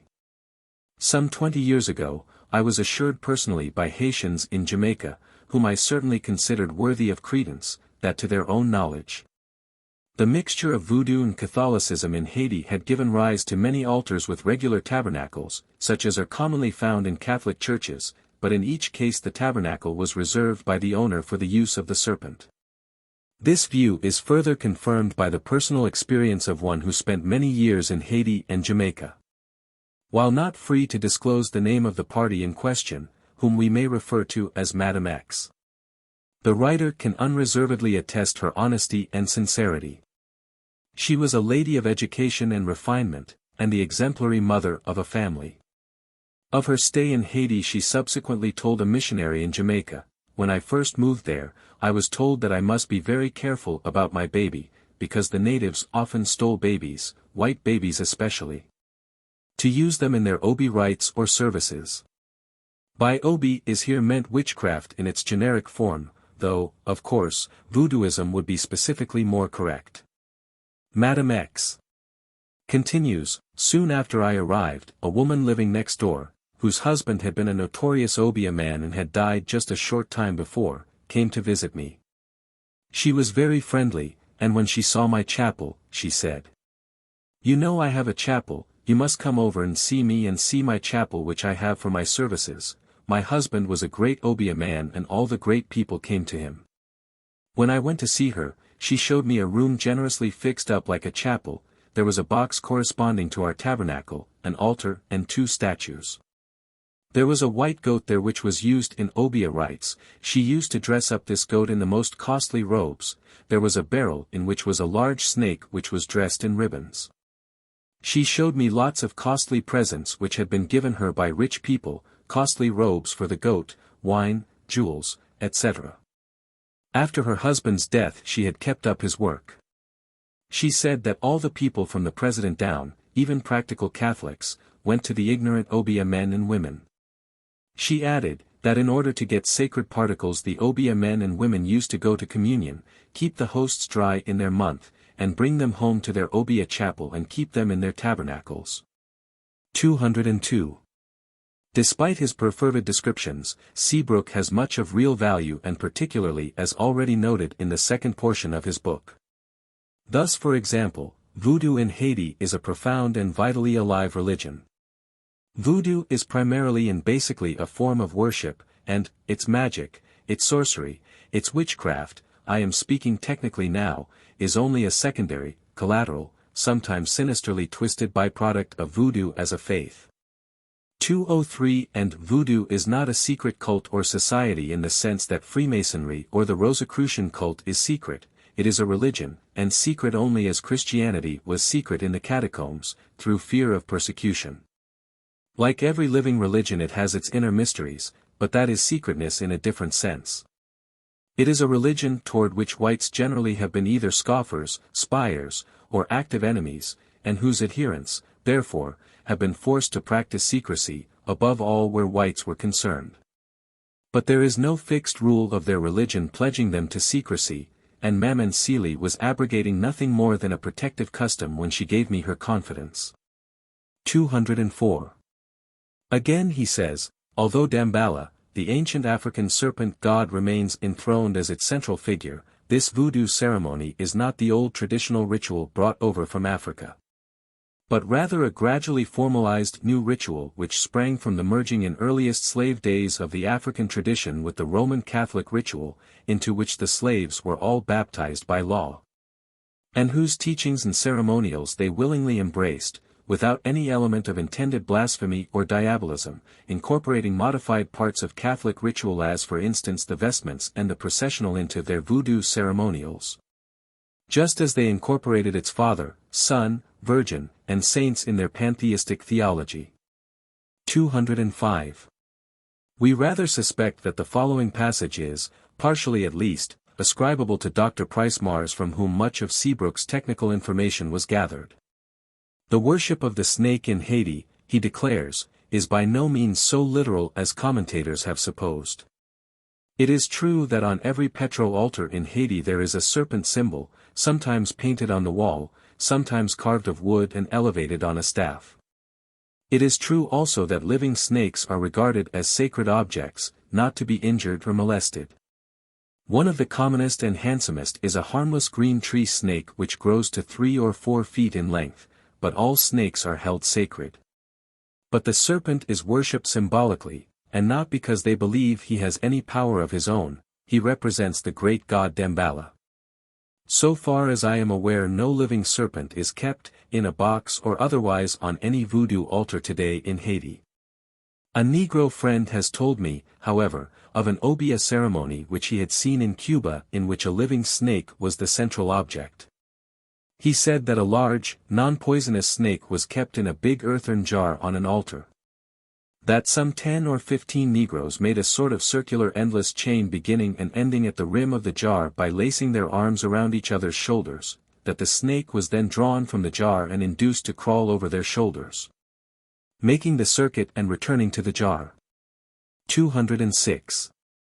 Finally Seabrook tells us, it is not my intention to gloss over the fact that actual human sacrifice is also an occasional integral part of the voodoo ritual in Haiti.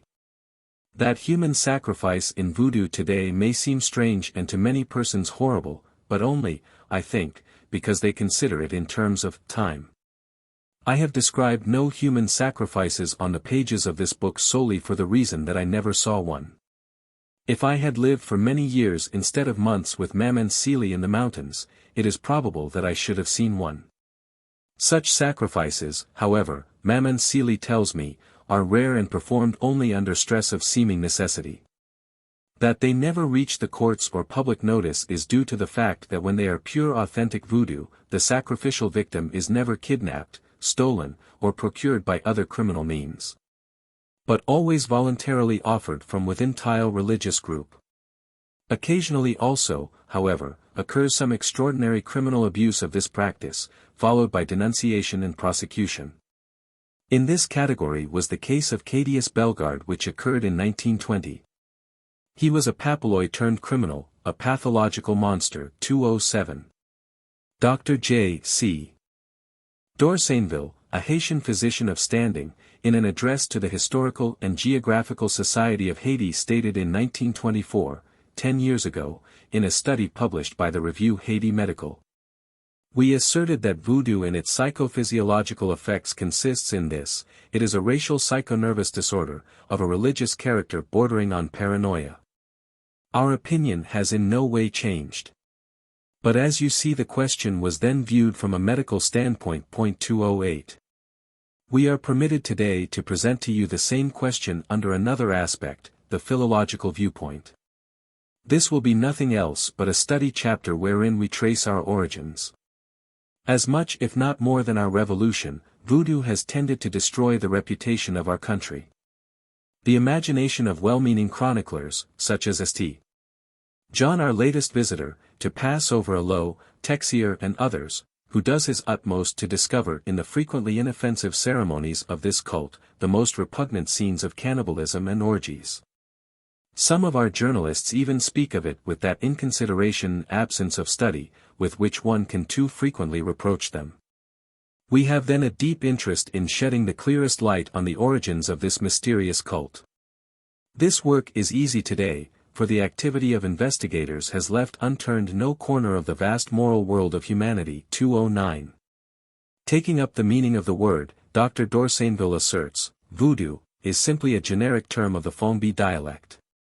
It is the most important word of the dialect since it includes nearly the whole moral and religious life of the Fons and is the origin, or rather it is the invariable root, of an entire family of words. What is the precise meaning of the word in Fongbi?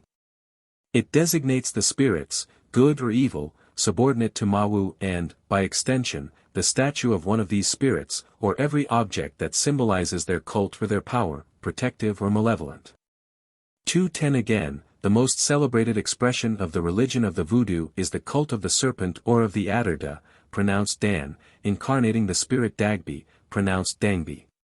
He is writing as a Frenchman. The two principal sanctuaries of this cult were found in the sacred woods of Somorne near Whydah and at Whydah. Among us by contraction, the Dahoman expression Dangby Whydah has become the Loa, a Congo word, Dambala, of which the symbol still remains an adder. 211. Of the establishment of the cult in Haiti, Dr. d'Orsainville has this to say: by comparison with other African tribes, the Aradas, Congos, Negos, etc., the Fons have been very much in the minority in San Domingo. How, then, explain the strong religious impress with which they have marked the people? It is here that shows forth all the importance of the voodoo cult in San Domingo. Whether it is pleasing or not, voodoo is a great social factor in our history. The colonials tolerated all the noisy dances of the slaves, but feared the voodooistic ceremonies. They instinctively dreaded this cult with its mystical movements, and felt in a confused way that it could become a powerful element of cohesion for the slaves. They were not mistaken, for it was from the heart of these voodooistic ceremonies that the great revolt of the slaves of San Domingo developed. Toussaint himself knew this so well that when he became the first authority of the colony, he no longer tolerated this kind cult. 212 He adds later, religion so hierarchic, so enshrouded in mystery, should, it is clear, exercise a powerful attraction in the other African tribes represented in San Domingo. It offered them a body of religious beliefs which were not in the least to be found in the superstitions practiced by themselves. But in branching out, voodoo divested itself of its original characteristics. It overburdened itself with parasitic beliefs, Eridine, Congolian, etc. 213. Dr. Parsons thus begins her article on the spirit cult of Haiti, during a recent folktale collecting tour to the south coast of Haiti. I had opportunities to observe combinations in cult of African paganism and French Catholicism of much interest to the student of acculturation, as well as to West Indian folklorist or historian. That this cult has heretofore passed undescribed in Haiti is probably due to the diversion of interest to one of its reputed features, ritual cannibalism or, in journalistic term, voodoo human sacrifice. The folklore of which is widespread among all foreigners, white and colored, in Haiti, as well as among Caribbean neighbors. Some St. Lucia boys shipwrecked in San Domingo told me there that they had become afraid of going on to Haiti, as they once thought of doing, since they had heard how they killed and ate people in Haiti. It was the same story I had heard 15 years before from the French wife of a Syrian merchant at the Haitian town of Genaves. This lady felt outraged against the island savages. If human sacrifice occur or has ever occurred in Haiti, it is in connection with the taureau criminal, the criminal bull, one of the spirits or loi of which there is a large number, both Catholic and African. Between patron saint and West Indian fetish no distinction is made in the cult, which may be described as a theory and practice of possession by spirits. There is little or no philosophic or religious expression of the theory to be heard in Haiti, but descriptive details of the practice abound. 214. Perhaps the most dispassionate account of voodoo comes from the pen of one who had lived for years in Haiti towards the close of the last century and had sought to study the question scientifically. Eugene Aubin, in giving the results of his researches, dissociates himself from the partisans of every phase of sentiment. His narrative is simple and to the point. 215 Thus, in the settlement as in the home, Negro life is dominated by old African superstitions, that is to say by the voodoo cult. Although they point out many traces of it in the United States and in certain islands of the Antilles, it is nowhere more prevalent than in Haiti where its development remains unimpeded. Elsewhere it restricts itself to the exploitation of witchcraft for the profit of some shrewd individuals, which they call Obeah in the English colonies. The historic development of San Domingo is sole cause for the difference in Haiti. Whereas in the other islands fetishism tends, if not to disappear, at least to disguise itself under the influence of Christianity, supported by external force. The independence of Haiti encourages parallel progress, even the confusion of the two beliefs. The study of Haitian fetishism is not easy. Those who treat of the subject do so with prejudice or inaccurately. The fathers Duterte and Labat scarcely touch on it. The latter restricts himself to a mere expression of distrust. The Negroes, he writes, do without scruple what the Philistines attempted. They associate the ark with Dagon and secretly preserve all their old idolatrous worship, with the ceremonies of the Christian religion. A trusty and intelligent negress understood little of anything at discordals.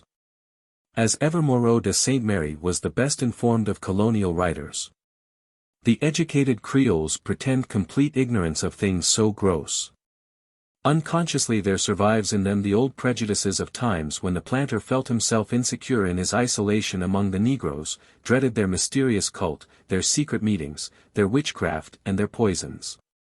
For his part, the Negro remains attached to his practices, observant of his initiations, Zaf mouton pas ziaf cabrit. The affairs of the sheep are not those of the nanny goat, says the Creole proverb. The things of the blacks do not concern the whites. However uncouth may seem the cult sprung from Haitian fetishism, the fault is in no way due to the fundamental principle of their beliefs, which restrict themselves to seeking out the manifestations of the divinity in the forces of nature. It is a pantheism, as any other, classified by the same standard as ancient paganism or the religions of India. The great wrong of the Negroes was to overindulge life, in exaggerating the evil character of the supernatural world and in conceiving the universe as peopled with predominantly evil spirits, among which the Lois and the ancestors freely enjoyed an aggressive role as regards suffering humanity. They came to the conclusion that it was necessary to conjure these evil influences by witchcraft, gifts and sacrifices. To the Papalois or sorcerers, people well versed in the mysteries, fell the charge and the profit of these conjurations. According to the tribe, the rites and the traditions differ. Just as the Negroes of San Domingo came in great numbers from all coasts of Africa, Haitian voodoo results from the confusion of all the African beliefs. However, there stands out two principal rites, each constituting a distinct cult, the rite of Guinea and the Congo rite. Although the blacks of this colony came in greater numbers from Congo than from Guinea, the followers are divided about equally, according to the origin or the convenience of the families. But, nevertheless, the superstitions of Guinea exercise a preponderating influence on the actual doctrines of voodoo. In each of the two rites, experts remark a series of subdivisions, corresponding to the different tribes of the north and of the middle coast of Africa. Arada, Nego, Igbo belong to the rite of Guinea. It seems that the North Coast has had more agreeable fetishism and freely admits good spirits. The Whydah would be the simplest and purest cult of all, knowing nothing whatever of witchcraft. The spirits venerated on the southern coast are more frequently wicked. These latter frequent the subdivision of the Congo Rite, the Congo Franc, the Petro, and the Kaplu. The scenes of cannibalism which occur even now at times, an example of this kind was tried in 1904 by the Criminal Court of Port-au-Prince, would be the work of the adherents, fortunately few in number, of the particular divisions of the Petro and the Kaplu. Some may be ascribed to the Mondung, of which the character is a little out of the ordinary, although belonging to the Congo Rite. The paraphernalia of all these rites have created a veritable mythology in Haitian voodoo. The lois, saints, the mysteries found in nature, have received the names of ancient African kings or indeed of the localities where they have been deified. They add the title of master, papa or mister. Legba, Dambala, Agui, Guide, derived from the rite of Guinea, are the object of an almost universal cult, Master Ogoun, Loco, Sago, Papa Badir, and they have also no end of others. The king of Angol, Angola, and the king Luange, Longo, belong to the Congo Rite. All the Lois wish to be served, and their service belongs to the Papa Lois. Do these ministers restrict themselves to the good Lois, namely to the rite of Guinea and to those elements of the Congo, as they say, who serve with one hand alone? To serve with two hands implies no less the cult of the evil Lois, pitiless deities, craving for blood and vengeance. The Haumforts, sanctuaries of these multiple spirits, are on every hand in the plains, where the people, better circumstanced, take care to surround their fetishism with elaborate ceremonies, unknown in the uplands. The Papaloi is a man versed in the rites, by heredity or study, who has gradually risen in the voodoo hierarchy. He has sometimes attended the famous Haumforts of the plains of Liagain and Arcahaye, received the most secret initiations and undergone the ordeal of an ordination. When these final ceremonies are concluded, the new Papaloi presents himself to the faithful, and possessed by the spirit, he intones the chant proper to the Loi who, during his life, will be the maître, the maître tête, and to whom will be consecrated the Haumfort which he is about to enter. The foundation of the voodoo cult is found in the family. Each family head, clothed with a family priesthood, honors the spirit of the ancestors and their protecting Lois. 216. To our way of thinking, then, voodoo as first found in Haiti was substantially the serpent worship of Whydah, and in the beginning at least, it was but slightly modified by local conditions. As the children of the African bush were ruthlessly torn away from their native haunts, they naturally carried with them the practices and superstitions that served as cherished memories of the past, and thus introduced to their new surroundings the diverse forms of perverted worship or sorcery, as the case might be, and for a time at least clung to their own peculiar customs. Those who had practiced Ophiolatry in Africa had a great advantage over the rest. Seemingly they had not lost their deity after all. For the non-poisonous python was waiting their arrival in Haiti. It was the one familiar object to meet their gaze. It was the one connection with the past. Naturally any of the priests and priestesses who were among them would not be slow to put the incident to good account. In any case, voodoo quickly became the dominant form of worship among the slaves. But as was to be expected, it gradually suffered modifications and even split tip into various sects according to the whim and fancy of some new leader who gained influence among the general body of the slaves. Thus in 1768, Don Pedro came into being, as seems probable, directly as a means of stirring up the slaves to insurrection. At Whydah the Serpent was consulted about the undertaking of war, and in a sense represented the god of war. But now something more aggressive and emotional was required. The serpent naturally was retained, but in the ritual not only were the dances quickened in their tempo, but the pig was substituted for the goat as the sacrificial animal. With the arrival of Brookman from Jamaica, the Don Pedro cult in Haiti developed further, as it began to take on more and more the form of sorcery.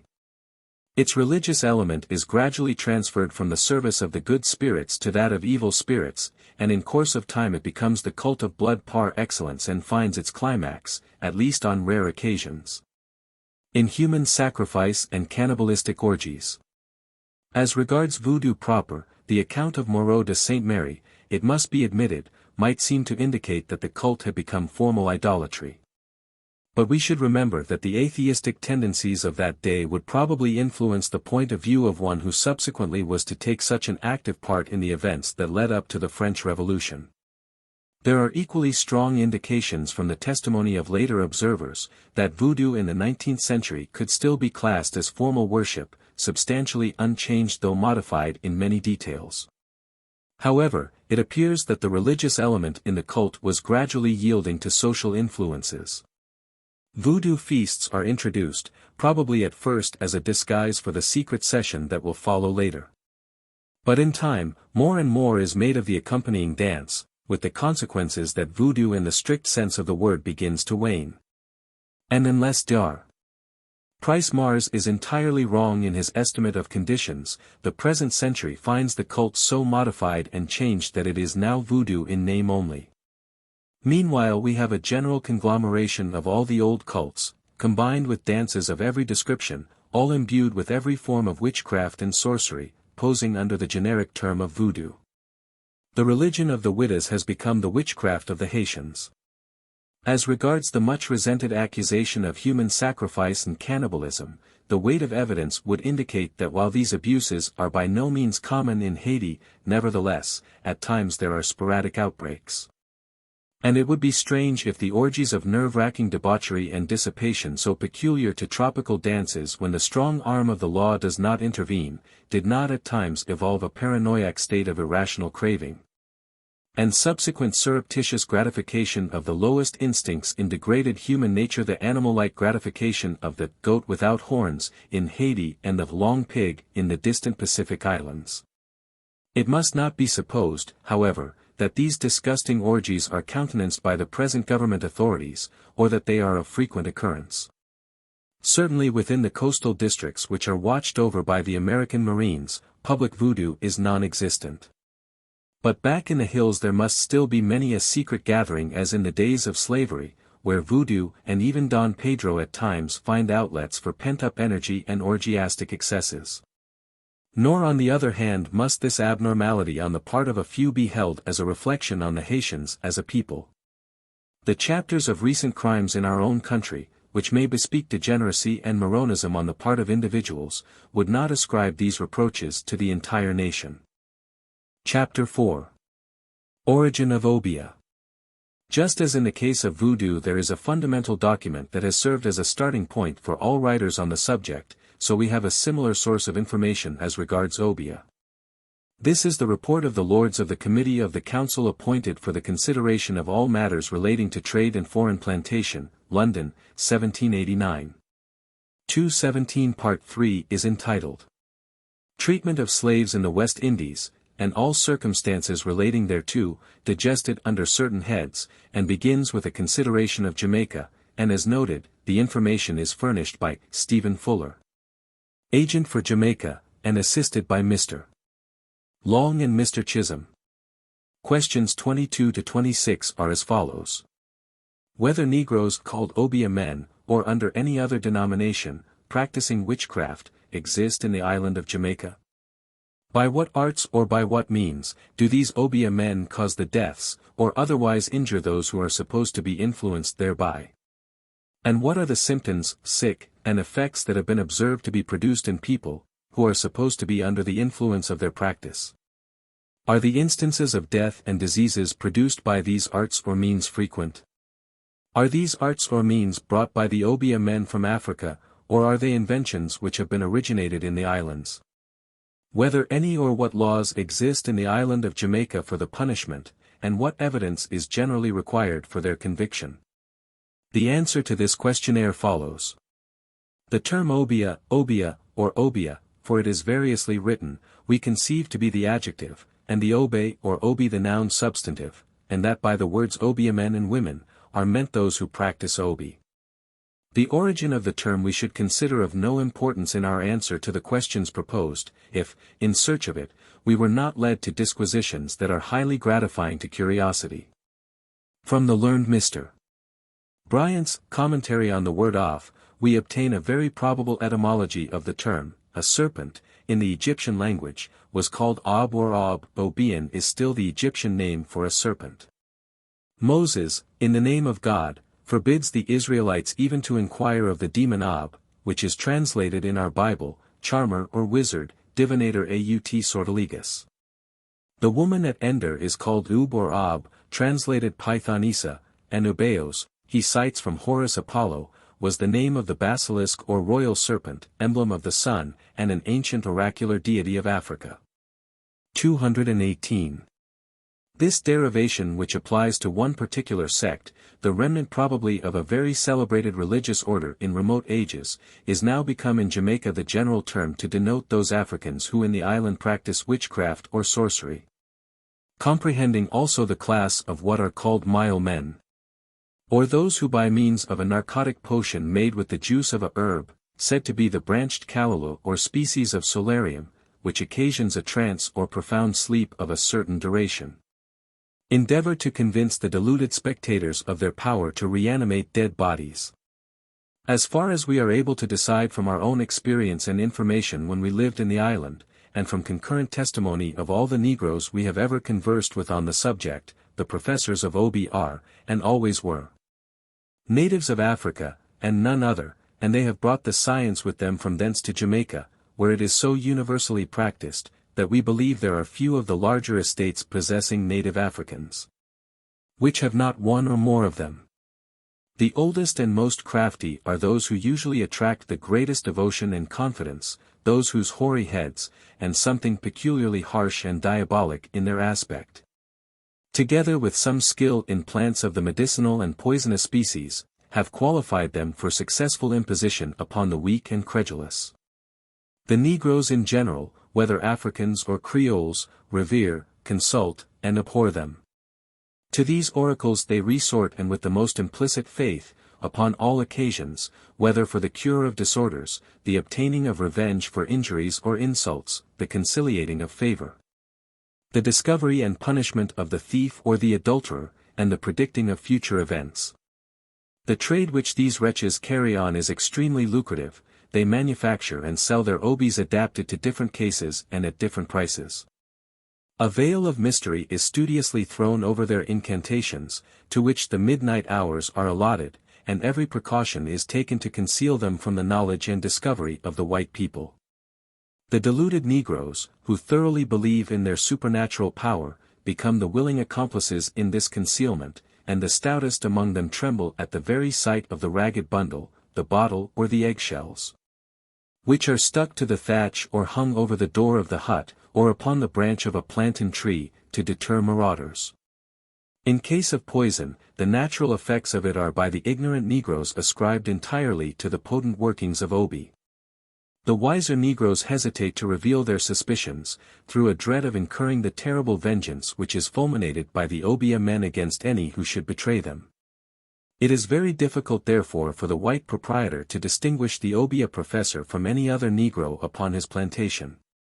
And so infatuated are the blacks in general, that but few instances occur of their having assumed courage enough to impeach these miscreants. With minds so firmly prepossessed, they no sooner find Obeah set for them near the door of their house, or in the path which leads to it, than they give themselves up for lost. When a Negro is robbed of a fowl or a hog, he applies directly to the Obeah man or woman. It is then made known among his fellow blacks, that Obeah is set for the thief. And as soon as the latter hears the dreadful news, his terrified imagination begins to work, no resource is left but to the superior skill of some more eminent Obeah man of the neighborhood, who may counteract the magical operations of the other. But if no one can be found of higher rank and ability, or if after gaining such an ally he should still fancy himself affected, he presently falls into a decline, under the incessant horror of impending calamities. The slightest painful sensation in the head, the bowels, or any other part, any casual loss or hurt, confirms his apprehensions, and he believes himself the devoted victim of an invisible and irresistible agency. Sleep, appetite, and cheerfulness forsake him, his strength decays, his disturbed imagination is haunted without respite, his features wear the settled gloom of despondency. Dirt, or any other unwholesome substance, becomes his only food, he contracts a morbid habit of body, and gradually sinks into the grave. A Negro who is ill, inquires of the Obeah man the cause of the sickness, whether it will prove mortal or not, and within what time he shall die or recover. The oracle generally ascribes the distemper to the malice of some particular person by name, and advises to set Obeah for that person.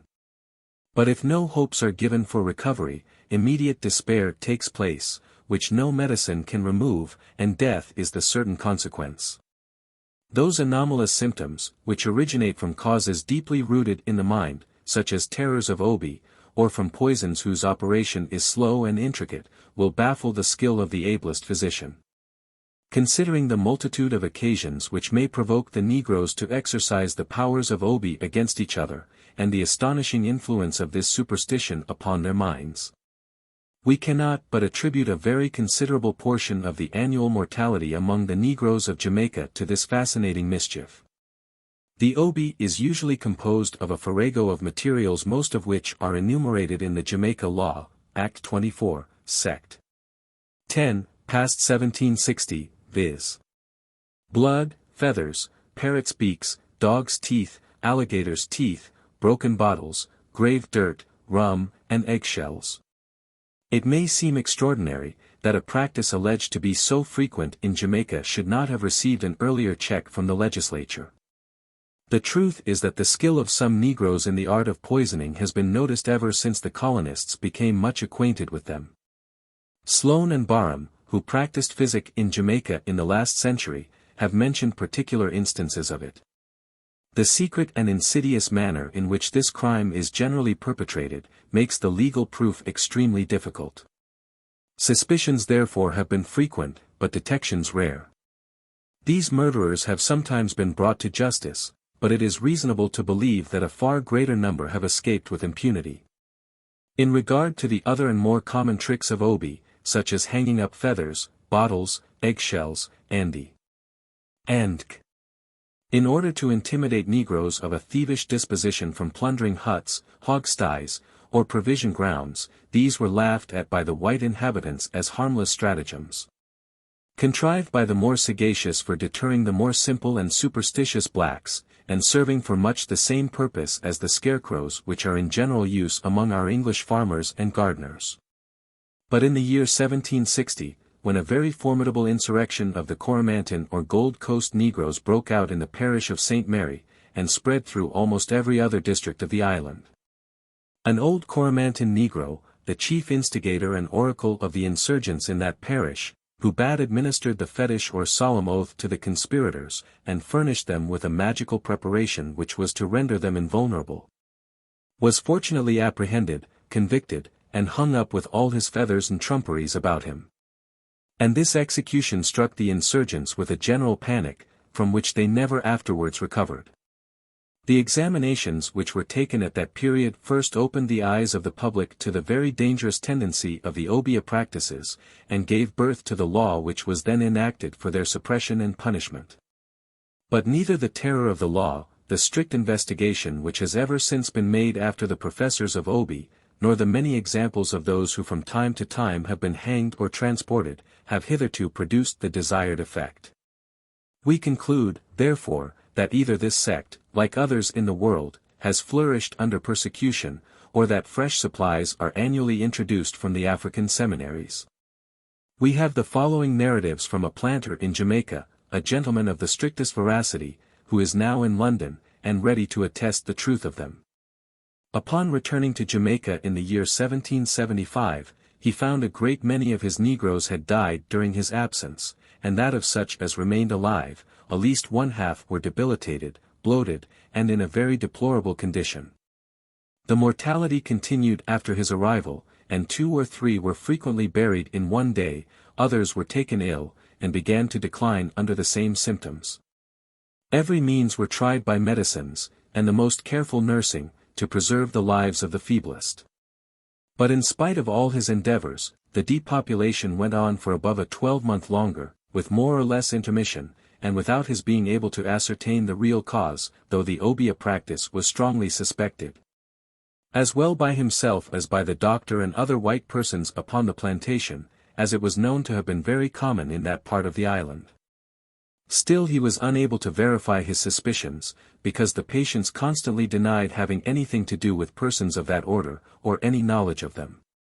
At length a negress who had been ill for some time, came one day and informed him, that feeling that it was impossible for her to live much longer, she thought herself bound in duty before she died, to impart a very great secret, and acquaint him with the true cause of her disorder, in hopes that the disclosure might prove the means of stopping that mischief which had already swept away such a number of her fellow slaves. She proceeded to say, that her stepmother, a woman of the Popo 219 country, above 80 years old, but still hale and active, had put Obeah upon her, as she had also done upon those who had lately died. And that the old woman had practiced Obeah for as many years past as she could remember. The other negroes of the plantation no sooner heard of this impeachment, than they ran in a body to their master, and confirmed the truth of it, adding that she had carried on this business since her arrival from Africa and was the terror of the whole neighborhood. Upon this he repaired directly with 6 white servants to the old woman's house, and forcing open the door, observed the whole inside of the roof, which was of thatch, and every crevice of the walls stuck with the implements of her trade, consisting of rags, feathers, bones of cats, and 1,000 other articles. Examining further, a large earthen pot or jar, close covered, was found concealed under her bed. It contained a prodigious quantity of round balls of earth or clay of various dimensions, large and small, whitened on the outside, and variously compounded, some with hair and rags and feathers of all sorts, and strongly bound with twine. Others blended with the upper section of the skulls of cats, or stuck round with cats' teeth and claws, or with human or dogs' teeth, and some glass beads of different colors. There were also a great many eggshells filled with a viscous or gummy substance, the qualities of which he neglected to examine, and many little bags stuffed with a variety of articles, the particulars of which cannot at this distance of time be recollected. The house was instantly pulled down, and with the whole of its contents committed to the flames, amidst the general acclamation of all the other negroes. In regard to the old woman, he declined bringing her to trial under the law of the island, which would have punished her with death, but from a principle of humanity, delivered her into the hands of a party of Spaniards, who, as she was thought not incapable of doing some trifling kind of work, were very glad to accept and carry her with them to Cuba. From the moment of her departure, his negroes seemed all to be animated with new spirits, and the malady spread no further among them. The total of his losses in the course of about 15 years preceding the discovery, and imputable solely to the Obeah practice, he estimates, at the least, at 100 negroes. The following paper relating to the Obeah man in Jamaica, was delivered by Mr. Redder. Obeah men are the oldest and most artful negroes. A peculiarity marks them, and every negro pays the greatest respect to them. They are perfectly well acquainted with medicinal herbs, and know the poisonous ones, which they often use. To prepossess the stranger in favor of their skill, he is told that they can restore the dead to life. For this purpose he is shown a negro apparently dead, who, by dint of their art, soon recovers. This is produced by administering the narcotic juice of vegetables. On searching one of the Obeah men's houses, was found many bags filled with parts of animals, vegetables, and earth, which the negroes who attended at the sight of, were struck with terror, and begged that they might be christened, which was done. And the impression was done away. In consequence of the rebellion of the negroes in the year 1760, a law was enacted that year to render the practice of Obeah, death. The influence of the professors of that art was such as to induce many to enter into that rebellion on the assurance that they were invulnerable, and to render them so, the Obeah man gave them a powder with which they were to rub themselves. On the first engagement with the rebels 9 of them were killed, and many prisoners taken. Among the prisoners was a very sensible fellow, who offered to discover many important matters, on condition that his life should be spared, which was promised. He then related the part the Obeah man had taken, one of whom was capitally convicted and sentenced to death. At the place of execution he bid defiance to his executioner, telling him that it was not in the power of white people to kill him. And the negro spectators were astonished when they saw him expire. On the other Obeah men, various experiments were made with electrical machines and magic lanterns, which produced very little effect. Except on one who, after receiving many severe shocks, acknowledged his master's Obeah exceeded his own. I remember sitting twice on trials of Obeah men, who were convicted of selling their nostrums, which had produced death. To prove the fact, 2 witnesses are necessary, with corroborating circumstances. As regards Barbados, in this same report, Mr. Braithwaite, agent for the Assembly of the island, stated, Negroes formerly called Obeah men, but now more commonly called doctors, do exist in Barbados, but I understand that they are not so many at present as formerly. And that the number has diminished greatly in the course of the last 20 years. The Council of the island answered the same question. There is hardly any estate in the island in which there is not some old man or woman who affects to possess some supernatural power. These are called Obeah Negroes, and by the superstitious Negroes much feared. As regards the origin of Obeah, Mr. Braithwaite answered, most undoubtedly imported with them from Africa. The council replied, it has been so long known here, that the origin is difficult to trace, but the professors are as often natives as Africans. The investigation concerning Antigua elicited the information that a few Obeah men were still to be found there, though in decreasing numbers. Also that, the arts and means they use seem to operate on the mind rather than on the body. For though it has been supposed that they have occasionally been guilty of administering poison, Dr. Adair has never had just ground for believing that any disease could be traced to this cause, though he does not deny the probability of it. Mr. Spooner, the agent for the islands of Grenada and St. Christopher, testified, Obeah among the Negroes must be considered in the same light as witchcraft, second sight, and other pretended supernatural gifts and communication among white men, with this difference only. That in proportion as the understanding of the Negroes are less cultivated and informed, and consequently weaker than those of white men, the impressions made on their minds by Obeah are much stronger, more lasting, and attended with more extraordinary effects. And further, Obeah has its origin in Africa, and is practiced entirely by natives from thence, the Creole Negroes, seldom, if ever, laying any pretensions to it. Strange as it may seem, even at the date of this report, 1789, practically nothing was known of Obeah which had already begun to threaten the white rule in Jamaica. They were satisfied to accept it as the remnant of a very celebrated religious order in remote ages. It was a reflection of the distant Egyptian Ob of antiquity, etc. The Council of Barbados alone was awake to the fact that Obeah is itself a vital, living force, that it is self-perpetuating. Elsewhere it is taken for granted that Obeah men are to be found solely among saltwater Negroes. That with the abolition of the slave trade, Obeah must of necessity die a natural death, as the race of imported Obeah men become extinct. Even in Jamaica, up to the rebellion of 1760, Obeah occasioned nothing more than scornful mirth at the absurd superstitions of the blacks, and yet for more than a century a terrible menace had been gathering force and threatening to obliterate the civilization and the morality of the island.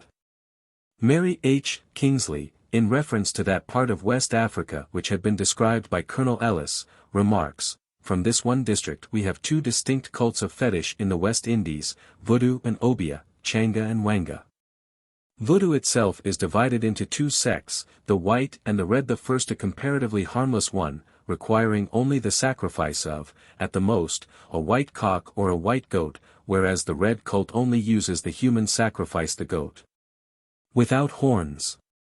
Obeah on the other hand kills only by poison, does not show the blood at all. And there is another important difference between Voodoo and Obeah, and that is that Voodoo requires for the celebration of its rites a priestess and a priest. Obeah can be worked by either alone, and is not tied to the presence of the snake. Both these cults have sprung from slaves imported from Ellis's district, Obeah from slaves bought at Coromantun mainly, and Voodoo from those bought at Dahomey. Nevertheless, it seems to me these good people have differentiated their religion in the West Indies considerably. For example, in Obeah the spider, Anansi, has a position given it equal to that of the snake in Voodoo. Now the spider is all very well in West Africa, round him there has grown a series of most amusing stories, always to be told through the nose, and while you crawl about. But to put him on a plane with the snake in Dahomey is absurd, his equivalent there is the turtle, also a focus for many tales, only more improper tales, and not half so amusing. 220. Here Miss Kingsley is as much in error when she associates Obeah with serpent worship, as she is when she ascribes to the Anansi of Jamaica any role at variance with his established place in Ashanti folklore. 221. W. P. Livingston has well said, Obeahism runs like a black thread of mischief through the known history of the race. It is the result of two conditions, an ignorant and superstitious receptivity on the one hand, and on the other, sufficient intelligence and cunning to take advantage of this quality. The Obeah man is any Negro who gauges the situation and makes it his business to work on the fears of his fellows. He claims the possession of occult authority, and professes to have the power of taking or saving life, of causing or curing disease, of bringing ruin or creating prosperity, of discovering evildoers, or vindicating the innocent. His implements are a few odd scraps, such as cock's feathers, rags, bones, bits of earth from graves, and so on. The incantations with which he accompanies his operations are merely a mumble of improvised jargon. His real advantage in the days of slavery lay in his knowledge and use of poisonous plants. Poisoning does not now enter his practices to any extent, but the fear he inspires among the ignorant is intense, and the fact that he has turned his attention to particular persons is often sufficient to deprive them of reason. Obeahism is a superstition at once simple, foolish, and terrible, still vigorous, but in former times as powerful an agent as slavery itself in keeping the nature debased. 222. The Jamaica term Obeah is unquestionably derived from the Ashanti word Obeahfo, which according to Captain Rattray signifies a wizard, or more generally a witch. 223 as noted elsewhere. 224 An Ashanti legend runs as follows. When Big Massa was busy with the work of creation, it happened that the little monkey Ifo was making himself generally useful, and when the task was accomplished, he asked Big Massa that, in return for the help rendered, all creatures should bear his name. To this Big Massa acceded to such an extent that henceforth certain classes of creatures added to their proper names the suffix fo, in acknowledgement of the little monkey's part in the work. 225 Such is the Ashanti fable, and hence we find the suffix fo in the names of peoples, nation and occupations. Dropping the suffix, then, from Obeahfo, the resulting Obeah, as heard from the lips of the Coromantun slaves, shown to be Ashanti, at least as regards their leading spirits, was variously rendered by the Jamaican whites as Obeah, Obeah, etc. For even now there is no agreement as to the correct spelling of the word. Both with the Ashanti themselves and their descendants in Jamaica the word is commonly shortened into Obi. Thus we find the Obi country referred to in the history of the Ashanti fetish priest, Okamfo-Anachi, that is Anachi the priest. About the year 1700 after committing a capital offense, as Captain Rattray tells us, he fled for his life to the Obi country. Here he had made a study of fetish medicine and became the greatest fetish man the Ashanti have ever had. Referring to the Obi country, Rattray notes, I have so far been unable to trace this place, but to this day in Ashanti any big fetish priest is called Obi Okamfo, that is, Obi priest. So also in Jamaica, in the practice of Obeah, the natives make Obi, even today. Captain Rattray, whose scholarly works on the Ashanti really led the way to a complete revolution in the study and evaluation of West Africa customs, fearlessly abandoned the trodden path of narrow prejudice and a priori reasoning of the Spencerian school, and literally reconstructed the entire system of scientific research among the Negro tribes. We cannot do better than to study in some detail the Ashanti prototype of the Jamaica Obeah as described by so discriminating a scholar, who knows nothing of the bearings his observations will have on Jamaica witchcraft, but is conscientiously setting down the facts as he sees them in his own chosen field where he is the undisputed master. 226. Captain Rattray is unequivocally of the opinion that the Ashanti worship a supreme being, Unyame.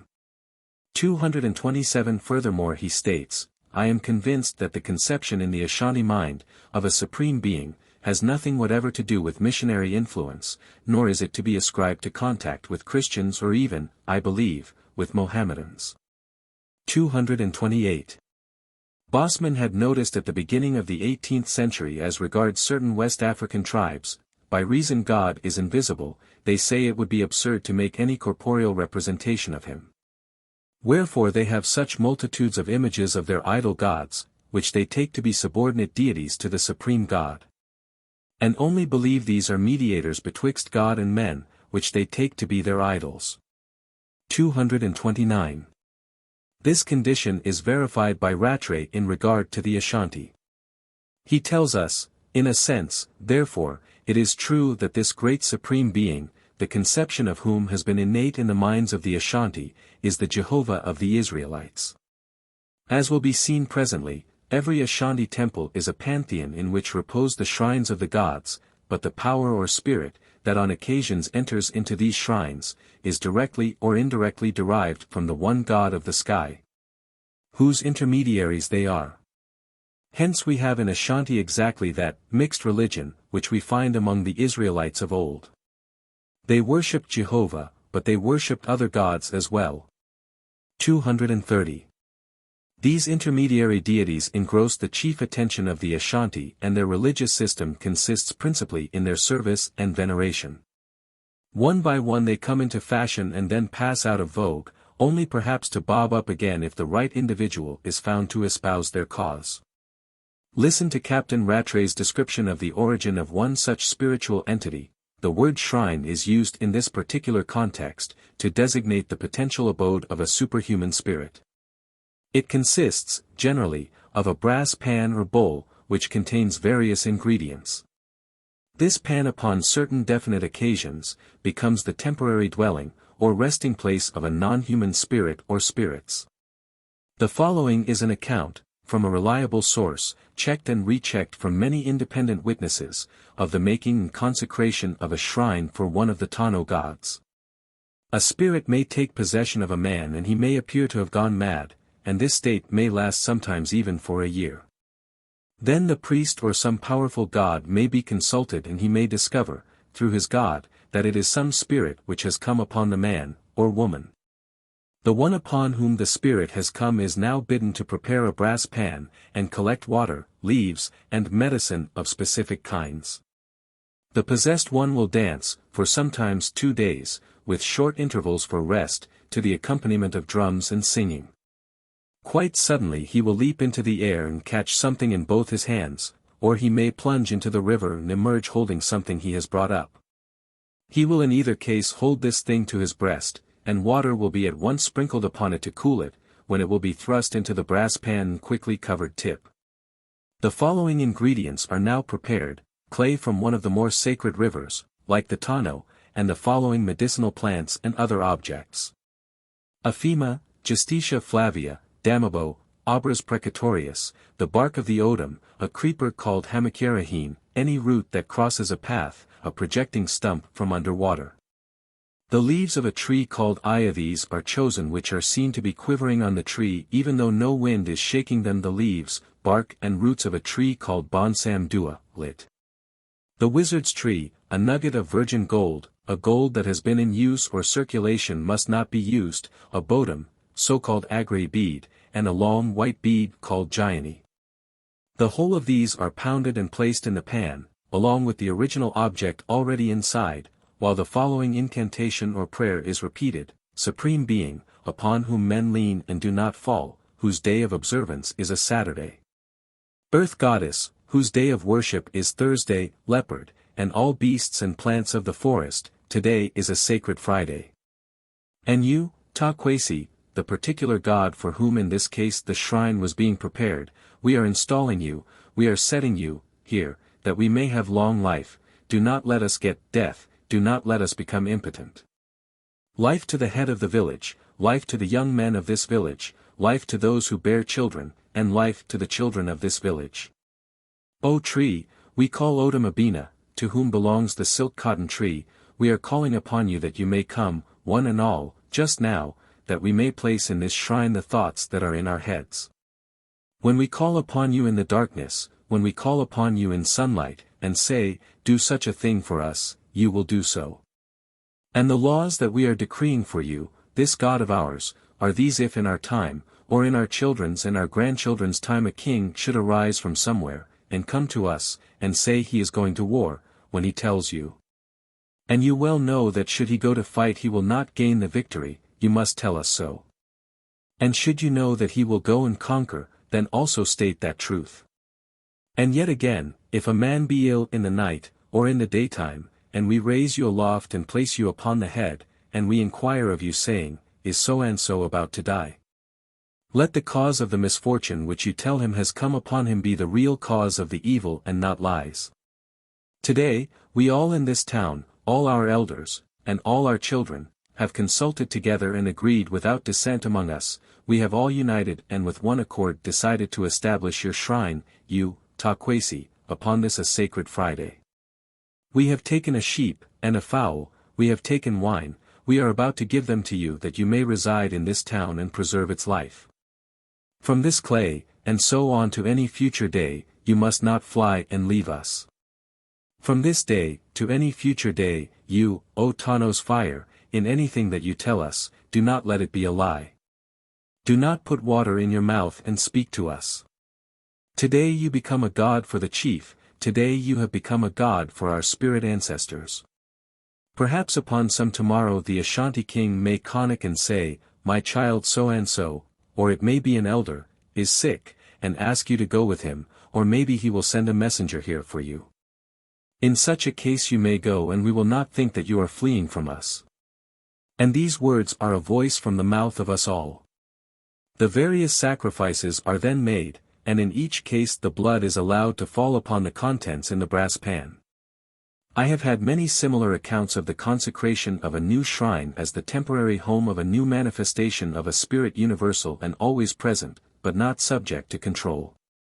It will be noted that other minor spirits or powers of nature are not wholly ignored or neglected, and that all are considered as able in some manner to help the greater spirit that is called upon to guide and assist mankind.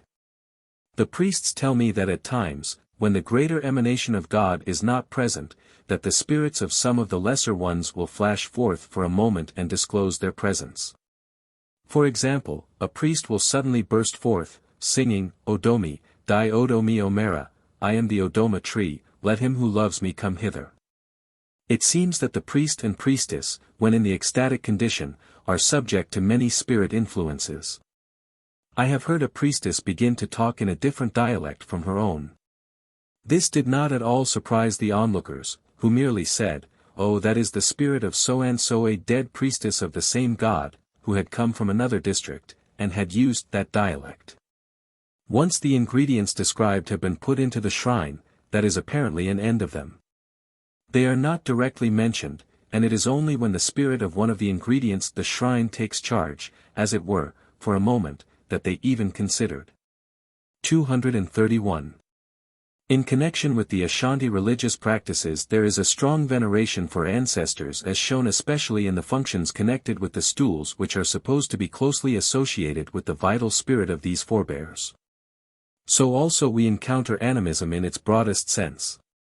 This is well illustrated in the use of the protective charm or suman which really forms an integral part of the Ashanti religious practice.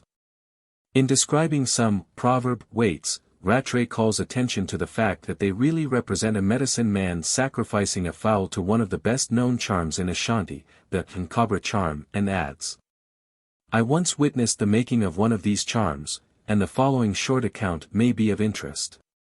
That this charm should have been represented shows how generally the rite is seen. The object upon the ground, over which the offering is being held, is known throughout the Ashanti as a charm, suman, called Nkabra, and the ceremony the medicine man is here seen performing is the sacrifice of a fowl preparatory to or after the ceremony known as Kaikir Nkabra, lit. To tie or bind the Nkabra. The Nkabra consists of 3 sticks, a stick from the tree called Bonsam Dua, lit. The wizard's tree. b. A piece of the root of a tree called Aquamia, taken where it crosses a path. c. A stick from the tree called Adwin. These 3 sticks are placed upon the ground, or sometimes upon an inverted pot, along with some pieces out of a sweeping broom. A piece of string is placed on top of all. The medicine man or priest now retires a few paces and then advances towards the charm with his hands behind his back, crossing one leg over the other as he walks.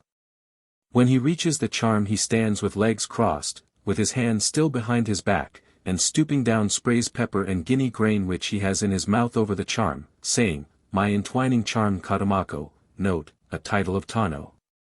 The priest whom I saw performing this rite informed me that he gave his suman all these high-sounding titles to please and flatter it, as if it were really a god. Who seizes strong men, mosquito that trips up, note, the word used literally signifies to trip in wrestling. The great silk cotton tree, shooting stars that live with the Supreme Being, I have to tell you that so-and-so are coming here about some matter. Here he takes his hands from behind his back and, stooping down, picks up the sticks and twine. Making a little bundle of the sticks, saying as he does so, I bind up their mouths. I bind up their souls, and their gods. I begin with Sunday, Monday, Tuesday, Wednesday, Thursday, Friday, Saturday. As he repeats each day he gives a twist of the string round the sticks till he has bound them all together, when he knots the string to keep it from unraveling, ending by saying, "Whoever comes may this be a match for them." From time to time a fowl will be offered to this suman. The medicine man or priest will advance upon it with crossed legs and hands held behind the back and perhaps with a whistle in his mouth, to call up the spirits, and will stand over the charm with legs crossed. He then holds the fowl by the neck and blows the whistle. This is what is shown in the weight. 232. Thus far we have briefly outlined what might be called the religious atmosphere of the Ashanti. Concomitant with this and essentially antagonistic to it, we have another condition of affairs which may be summed up as witchcraft. Of this phase of life, Rattray says, witchcraft was essentially the employment of antisocial magic. The belief in its general prevalence was largely due to the fact that certain forms of illness resulting in death could not otherwise be accounted for. There appears to be considerable logic in regarding killing by witchcraft as akin to murder, even if its classification as such by the Ashanti was not directly due to an acknowledgement of a fact which was in many cases true, i.e. that poison in some form or other was often an important stock-in-trade of the professed witch. 233. As already stated, the Ashanti word for witch was Obeahfo, and they have the proverb, Obeahfo Oriko e. Obeahfo Oriko e. Na wani Obeahfo a, wantwawaani, a witch is passing. A witch is passing. Someone cries, but if you are not a witch you do not turn your eyes to look. 234. This mysterious being is thus described by Rattray, Obeahfo, deriv. By, sorcery, synonymous term in, a wizard, or more generally witch. A kind of human vampire, whose chief delight is to suck the blood of children whereby the latter pine and die. Men and women possessed of this black magic are credited with volitant powers, being able to quit their bodies and travel great distances in the night. Besides sucking the blood of victims, they are supposed to be able to extract the sap and juices of crops. Cases of cocoa blight are ascribed to the work of the Obeahfo. These witches are supposed to be very common and a man never knows but that his friend or even his wife may be one. When prowling at night they are supposed to emit a phosphorescent light from the armpits and anus. An Obeahfo in everyday life is supposed to be known by having sharp shifty eyes, that are never at rest, also by showing an undue interest in food, and always talking about it, especially meat, and hanging about when cooking is going on. All of which habits are therefore purposely avoided. A man will seldom deny another, even a stranger, a morsel of what he may be eating, or a hunter a little bit of raw meat to anyone asking it, hoping thereby to avoid the displeasure of anyone who, for all he can tell, is a witch or wizard. The Obeahfo can also enter animals, etc., e.g. buffalo, elephant, snakes, and cause them to kill people. The Obeahfo is discovered by a process analogous to the smelling out of witches among the Zulu, i.e. the carrying of the corpse. Witches and wizards are guarded against by a suman, and a little raw meat or other food is frequently placed at the entrance to a village for them to partake of. This offering also frequently takes the form of a bunch of palm nuts pinned down to the ground with a stick, 235. Hence the proverb, Abeafo cum wadiwamami, na oncum wamami naajua. The sorcerer kills, by magic, the one who eats and gives him nothing, but he does not kill him who eats and gives him, even, a little piece, 236. Another Ashanti proverb runs, Sasabonsum koiea, oso Abeafo fi. When a Sasabonsum, devil, goes to attend a funeral, he lodges at a witch's house. 237. This Sasabonsum will be met with again in Jamaica. Rattray here remarks well to our purpose, Sasabonsum, deriv. Bon Sam, a devil, or evil spirit, not the disembodied soul of any particular person, just as the fetish is not a human spirit. Its power is purely for evil and witchcraft. The Abeafo is perhaps its servant, as the terms are sometimes synonymous. Sasa or Sisa is the word used for a person being possessed of a spirit or devil, Oi no Sisa, 238. And again, the Sasabonsum of the Gold Coast and Ashanti is a monster which is said to inhabit parts of the dense virgin forests. It is covered with long hair, has large bloodshot eyes, long legs, and feet pointing both ways. It sits on high branches of an odum or onyina tree and dangles its legs, with which at times it hooks up the unwary hunter. It is hostile to man, and is supposed to be essentially at enmity with the real priestly class. Hunters who go to the forest and are never heard of again, as sometimes happens, are supposed to have been caught by Sasabonsum. All of them are in league with Abeafo, witches, and with the Moshe, in other words, with the workers in black magic. As we have seen, however, and will see again farther on, their power is sometimes solicited to add power to the suman, fetish, not necessarily with a view to employing that power for purposes of witchcraft, but rather the reverse. I cannot help thinking that the original Sasabonsum may possibly have been a gorilla. Under the heading of witchcraft we shall see how the Sasabonsum's aid is solicited to defeat and to detect the very evil with which he is thought to be associated indirectly. 239. That the Ashanti clearly distinguished between religious practices and witchcraft is evidenced by the following observation of Rattray, from the information at our disposal. We now know that the Ashanti makes a distinction between the following: the Okamfo, priest, the Sumenkwafo or Dunsini, the medicine man, and the Bonsam Kamfo, witch doctor. The word Okamfo, without any further qualification, refers to a priest of one of the orthodox Abusum, gods. We see, however, that a witch doctor is allowed the same name as a kind of honorary title or degree, being known as a Bai Kamfo, a priest of witchcraft. Again, the ordinary medical practitioners are never termed Okamfo, they are Sumenkwafo, dealers in suman, or Dunsfo, workers in roots, or Odiefwa, workers in medicine. 240. Clearly defined Ashanti witchcraft, then, as a practice of black magic, is in theory at least essentially antagonistic to religion in any form, and as clearly dissociated from the making of a suman, which may be regarded as white magic. As its practitioner, the Abeafo, is distinguished from the medicine man Sumenkwafo. Nevertheless, the title Bai Kamfo, a priest of witchcraft, would indicate that even in Ashanti, there has developed a phase of what might be called devil worship, inasmuch as the Sasabonsum, or devil, is so closely associated with witches. 241. In all this, however, we do not find any real evidence of Ophiolatry, either as regards the religion or the witchcraft of the Ashanti. 242. No doubt the Abeafo affected at times the role of medicine man. He might remain respectable before the community at large as a Sumenkwafo, while in secret he plied his trade as a wizard. So, too, he must naturally have borrowed occasionally from the suman-maker's technique to effectually disguise his own incantations. If in the making of a suman the real Sumenkwafo actually invaded his realm by soliciting the aid of Sasabonsum, why should he not return the compliment in kind? Practically, in a general way, the differentiation was in the specific object of the rite which determined whether the magic was to be regarded as white or black. 243 But over and above all this, there was also a wide divergence in the ingredients employed, just as the knowledge of vegetable qualities, good and evil, was used for curative or destructive purposes, according to the profession of the herbalist. In fact, it would be natural to suspect that the really skillful Obeah would play the double role from motives of self-protection if not from any mercenary reasons. 244. D.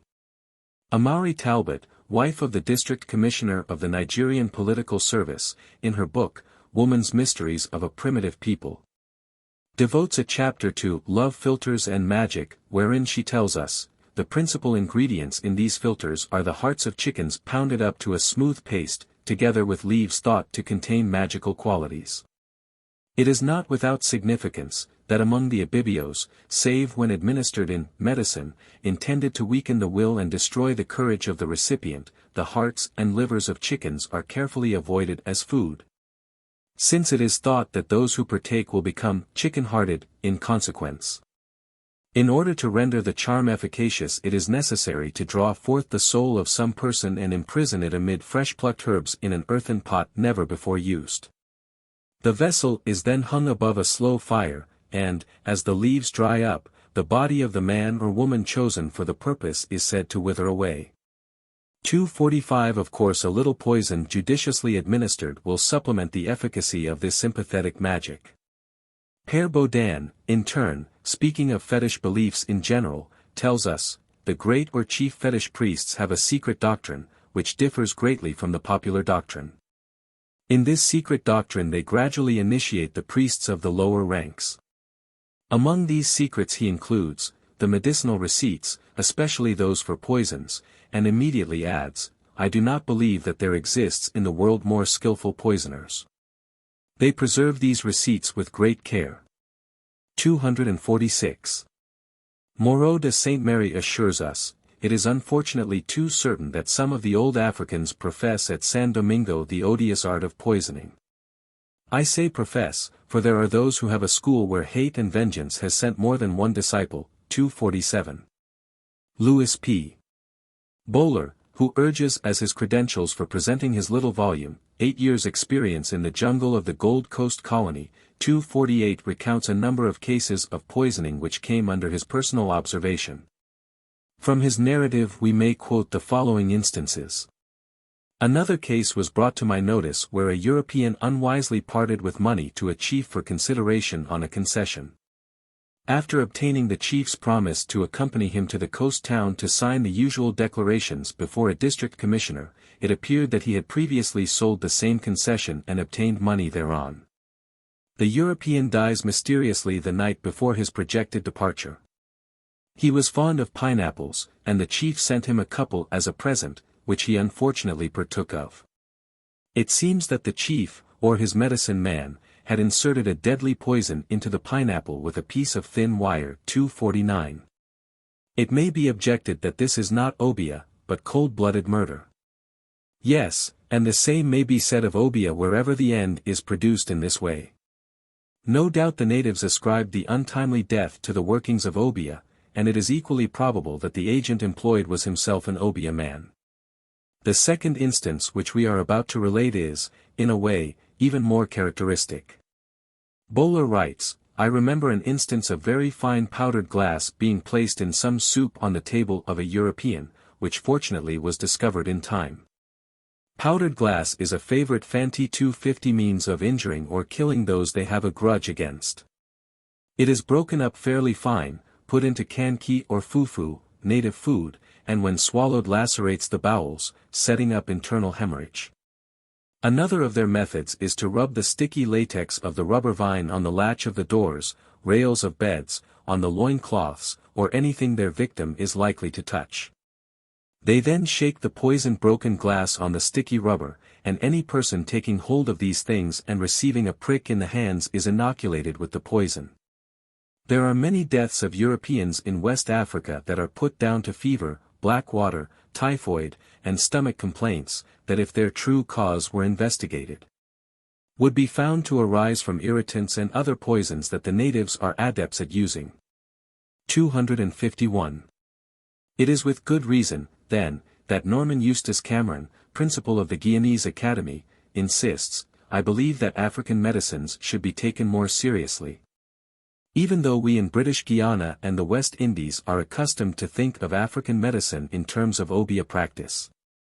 It is true that the native doctors, called medicine men or witch doctors by those who will not regard them with dignity, were acquainted with many deadly poisons, as, for instance, those which were used for poisoning their arrows in war. And it is also true that the kings of Benin and Zimbabwe took precautions against death by poisoning. But we ought to bear in mind that poisoning any member of an African community was and is considered by the community as murder, and if a person was suspected of having been killed by poison, elaborate inquiries were made to detect the murderer who would be tried and executed, sometimes cruelly, if found guilty. 252. This is in keeping with the practice of the Jamaica Mayalists to dig up Obeah. And as we shall see in the next chapter, it was precisely with the suppression of the Mayal dance in Jamaica that Obeah began to gain an ascendancy and develop into a quasi-religion with hatred of the white man and the ultimate overthrow of the white masters as an object. In view of all this, it is hard to understand how Sir Harry Johnston could have written, Obeah, misspelt Obeah, seems to be a variant or a corruption of an Efik or Igbo word from the northeast or east of the Niger Delta, which simply means doctor. Obeah is like hoodoo or voodoo, a part of the fetishistic belief which prevails over nearly all Africa, much of Asia, and a good deal of America. In its well-meaning forms, it is medical treatment by drugs or suggestion combined with a worship of the powers of nature and a propitiation of evil spirits. In its bad types it is an attempt to frighten, obsess, and hypnotize, and failing the production of results by this hocus-pocus, by poison. 253. Far more accurate is the definition of the Encyclopedic Dictionary 254, Obeah, a system of sorcery prevalent, though not to so great an extent as formerly among the Negro population of the West Indian colonies. It appears to have been brought from Africa by Negroes who had been enslaved, and to these Obeah men, or women, the blacks used to resort for the cure of disorders, obtaining revenge, conciliating favor, the discovery of a thief or an adulterer, and the prediction of future events. The practice of Obeah had become general towards the close of the last century, both in the West Indies and the United States, and there is little doubt that the Obeah man exercised vast influence, and that they carried on a system of secret slow poisonings, the effects of which were attributed by their more ignorant fellows to Obeah. The system resembles other superstitions of savage peoples. It may have originated in ancient religious practices, in which sorcery bore a large part. Hesketh J. Bell, who spent many years in the British colonial service in the West Indies and was subsequently governor of the island Mauritius, has written at length on the subject of Obeah and incidentally contributed valuable data gathered either from personal observation or through reliable eyewitnesses. Writing of Grenada, an English island in the Windward Group, Bell says, before the emancipation, the practice of Obeah was as rampant in all the West Indian colonies, and laws and ordinances had to be framed to put it down and combat its baneful influences. There were few of the large estates having African slaves, which had not one or more Obeah men in the number. They were usually the oldest and most crafty of the blacks, those whose hoary heads and somewhat harsh and forbidding aspect, together with some skill in plants of the medicinal and poisonous species, qualified them for successful imposition on the weak and credulous. In these days, an Obeah man would be hard to distinguish from other blacks, and might only be known by wearing his hair long, or some other peculiarity, or else by possessing a good substantial house, built out of the money obtained from his credulous countrymen, in exchange for rubbishing simples or worthless love spells. The trade which these impostors carry on is extremely lucrative. A Negro would not hesitate to give an Obeah man $4 or $5 for a love spell, when he would grudge 3 shillings for a bottle of medicine, to relieve some painful sickness. A veil of mystery is cast over their incantations, which generally take place at the midnight hour, and every precaution is taken to conceal these ceremonies from the knowledge of the whites. The deluded Negroes who thoroughly believe in the supernatural power of these sorcerers, screen them as much as possible, and the bravest among them tremble at the very sight of the ragged bundle. The eggshells or obeah bottles stuck in the thatch of a hut, or in the branches of a plantain tree to deter thieves. The darker and more dangerous side of obeah is that portion under cover of which poison is used to a fearful extent, and the dangerous and often fatal effects of many a magic draught are simply set down, by the superstitious black, to the workings of the spells of obeah, and never to the more simple effects of the scores of poisonous herbs growing in every pasture, and which may have formed the ingredients of the obeah mixture. Owing to the defective state of the laws relating to declaration of deaths and inquests, it is to be feared that very many deaths occur from poisoning, which are set down to a cold or other simple malady. 255. Bell recounts the following narrative as he received it from the lips of a French priest in Granada. I was riding to see a sick person living on the other side of the parish, when I happened to pass a small wooden house, before which a number of people were congregated, all talking together and evidently much exercised in their minds about something inexplicable. On asking what was the matter, I was told that the owner of the house was lying dead, and that he was an obeah man who had lived quite alone in the place for many years, and that there was consequently no one willing to undertake the job of looking after the corpse and burying it. In fact, no one would go inside the hut at all, as it was affirmed that His Satanic Majesty was there in person looking after the body of the obeah man, which now undoubtedly belonged to him. To allay their alarms, I got off my horse, and with the assistance of a couple of men broke open the door and entered the hut. Lying on a wooden stretcher was the body of the unfortunate individual, whose death must have occurred a good many hours before, and the body was in urgent need of burial. So after scolding the people for their cowardice, I prevailed on them to see about a coffin and other details as quickly as possible. It was, however, only in evident fear and trembling that any of them would enter the room, and the slightest noise would make them start and look towards the door, in the expectation of seeing le diable en personne coming to claim his property. The dirty little room was littered with the obeah man's stock in trade. Then after the catalogue of gruesome finds, he continues, in a little tin canister I found the most valuable of the sorcerer's stock, namely, 7 bones belonging to a rattlesnake's tail. These I have known sell for $5 each. So highly valued are they as amulets or charms. In the same box was about a yard of rope, no doubt intended to be sold for hangman's cord, which is highly prized by the Negroes, the owner of a piece being supposed to be able to defy bad luck. Rummaging further, I pulled out from under the thatch of the roof an old preserved salmon tin, the contents of which showed how profitable was the trade of obeah. It was stuffed full of $5 banknotes, besides a number of handsome $20 gold pieces, the whole amounting to a considerable sum, which I confess I felt very reluctant to seal up and hand over to the government, the obeah man not being known to have heirs. I then ordered the people to gather up all the rubbish, which was soon kindled and blazing away merrily in front of the hut, to the evident satisfaction of the bystanders, who could hardly be persuaded to handle the mysterious tools of obeah. The man, I heard, had a great reputation for sorcery, and I was assured that even persons who would never be suspected of encouraging witchcraft had been known to consult him or purchase some love spell. 256. Another incident related by the same French priest in Granada to Mr. Bell, must close this chapter. The incident runs as follows. I will give you an instance which happened to me, and which I have never been able to explain satisfactorily. Some years ago I was in Trinidad and had been sent by the Archbishop to take charge of a parish far in the interior of the island, and at that time but very little known and developed.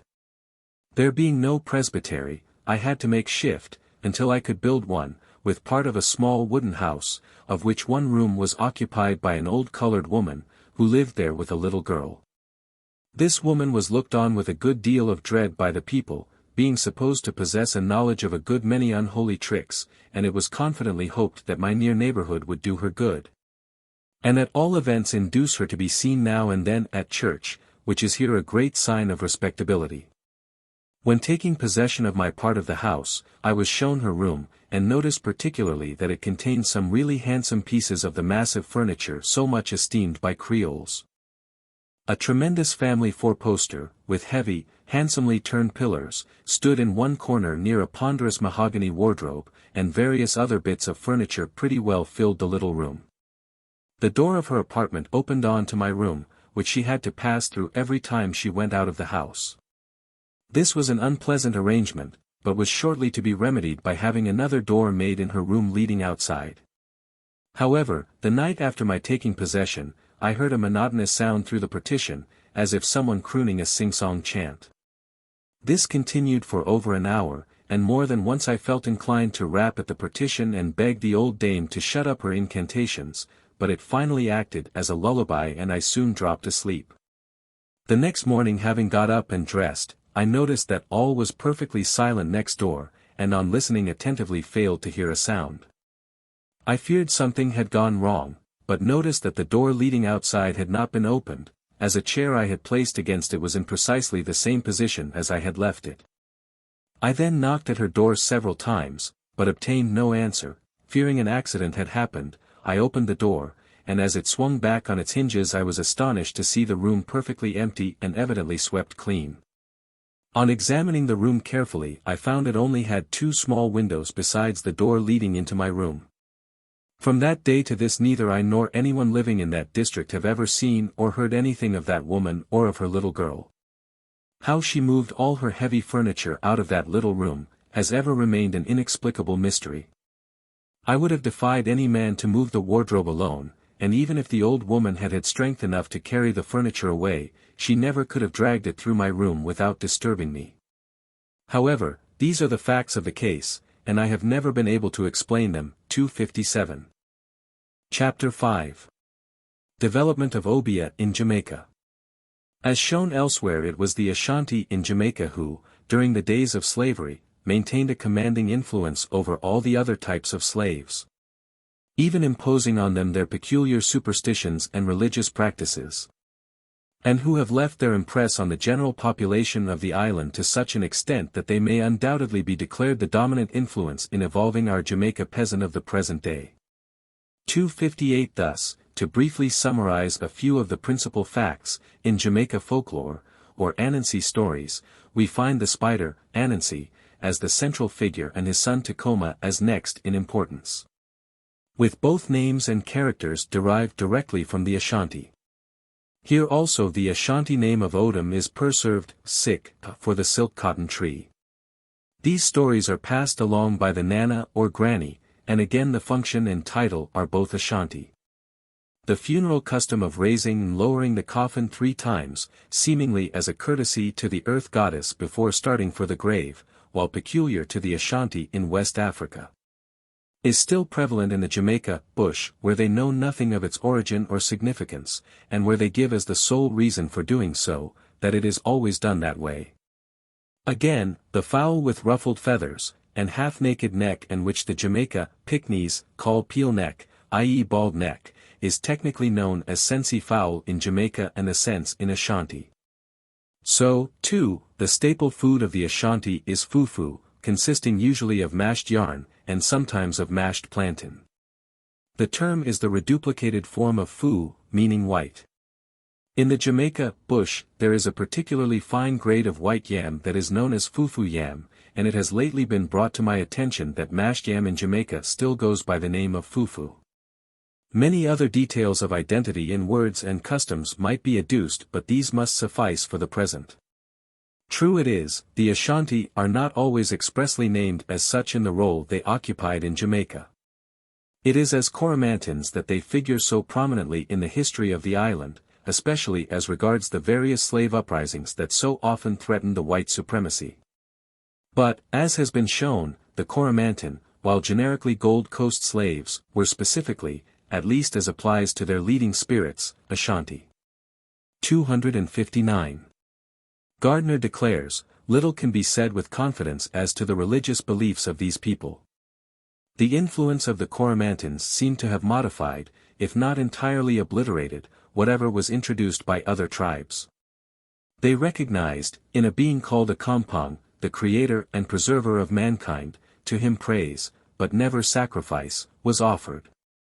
The tutelary deities included the departed heads of families, and the worship of such was almost the only one observed to any great extent by Africans or their descendants in Jamaica. 260. The supreme being among the Ashanti, as we have seen, was Nyam, and his primary title was Nyankapan, meaning Nyam, alone, great one. Akampong, then, was the white man's attempt to transliterate the Nyankapan which he so often heard on the lips of the expatriated Ashanti. As previously noted, Brian Edwards, in his brief outline of the religious beliefs of the Coromantun slaves, asserts, they believe that Akampong, the god of heavens, is the creator of all things, a deity of infinite goodness. In fact, we have in Jamaica today, in the parish of St. Elizabeth, a maroon town called Akampong, which according to Kundal, the island historian, was so called after an Ashanti chief who figured in one of the early rebellions of the island. One's first impression would be that this chief had abrogated to himself the title of deity. But we are assured by J.G. Christaller that among the Ashanti the divine name was frequently given to a slave in acknowledgement of the help of God enabling the owner to buy the slave, 261. Herbert G.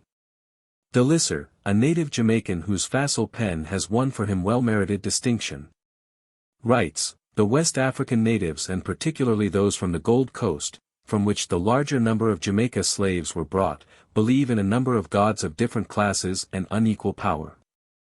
All these gods have their priests and priestesses, but there is one particular malignant spirit, which on the Gold Coast has no priesthood. He is called Sasabonsum, and any individual may put himself in communication with him. Sasabonsum's favorite residence is the Saba, the giant silk cotton tree. He is resorted to in the dead of night, his votary going to the spot where he is supposed to live, and collecting there a little earth, or a few twigs, or a stone, he prays to the god that his power may enter this receptacle.